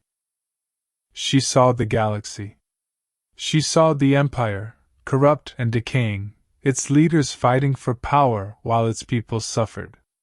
She saw the Republic, fractured and weak, its ideals hollowed out by greed and corruption. She saw the war, endless and pointless, consuming lives like a fire. And she saw herself. She was standing at the center of it all, her hands dripping with blood, her eyes burning with dark power. She was the one who would destroy the Empire. She was the one who would tear it down and rebuild it in her image. But she also saw something else. She saw another path. A path where she used her power not to destroy, but to protect. A path where she brought balance to the Force, not through conquest, but through understanding. That path is weak, the darkness whispered. That path will lead to your destruction. No, another voice whispered. That path will lead to your salvation. She didn't know which voice was right. But she knew she had to choose. The vision faded. Avaryss stood in the center of the chamber, the crystal cold in her hand. Her heart was pounding, her hands trembling. She had seen the two paths before her, one of destruction, one of balance. And she had to choose. She looked at Side Darby Wynan. Why did you show me this? Because I believe in you, Avaryss. I believe you can be more than just another Sith Lord. I believe you can change the galaxy. And if I choose the dark path, then you will destroy everything you love. And in the end, you will be alone. She felt the familiar surge of anger. You don't know that.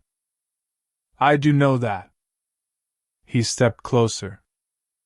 I've seen it, Avaryss. I've seen what happens to people who seek power for its own sake. They lose themselves. They lose everything. She shook her head. Not me. I'm different. Are you? She opened her mouth to respond, but the words wouldn't come. She looked down at the crystal in her hand. The light was fading, its power spent. I am Avaryss, she thought, and I will not be defined by the light or the dark. I will find my own path. She looked up at Side Darby Wynan. I've made my choice. Chapter 40, The Rising Storm. The ship jumped into hyperspace, the stars stretching into lines of blue-white light. Avaryss stood at the viewport, watching them go. She thought about everything she had seen, everything she had done, everything she had sacrificed. And she thought about the choice she had made. I will not be defined by the light or the dark. It was a choice that would change everything. It was a choice that would define her future. Master? She turned. Necris stood behind her, her expression curious. You are being different. What happened in the Nexus? Avaryss smiled. I made a choice. A choice about who I am. And what I'm going to become. And what is that?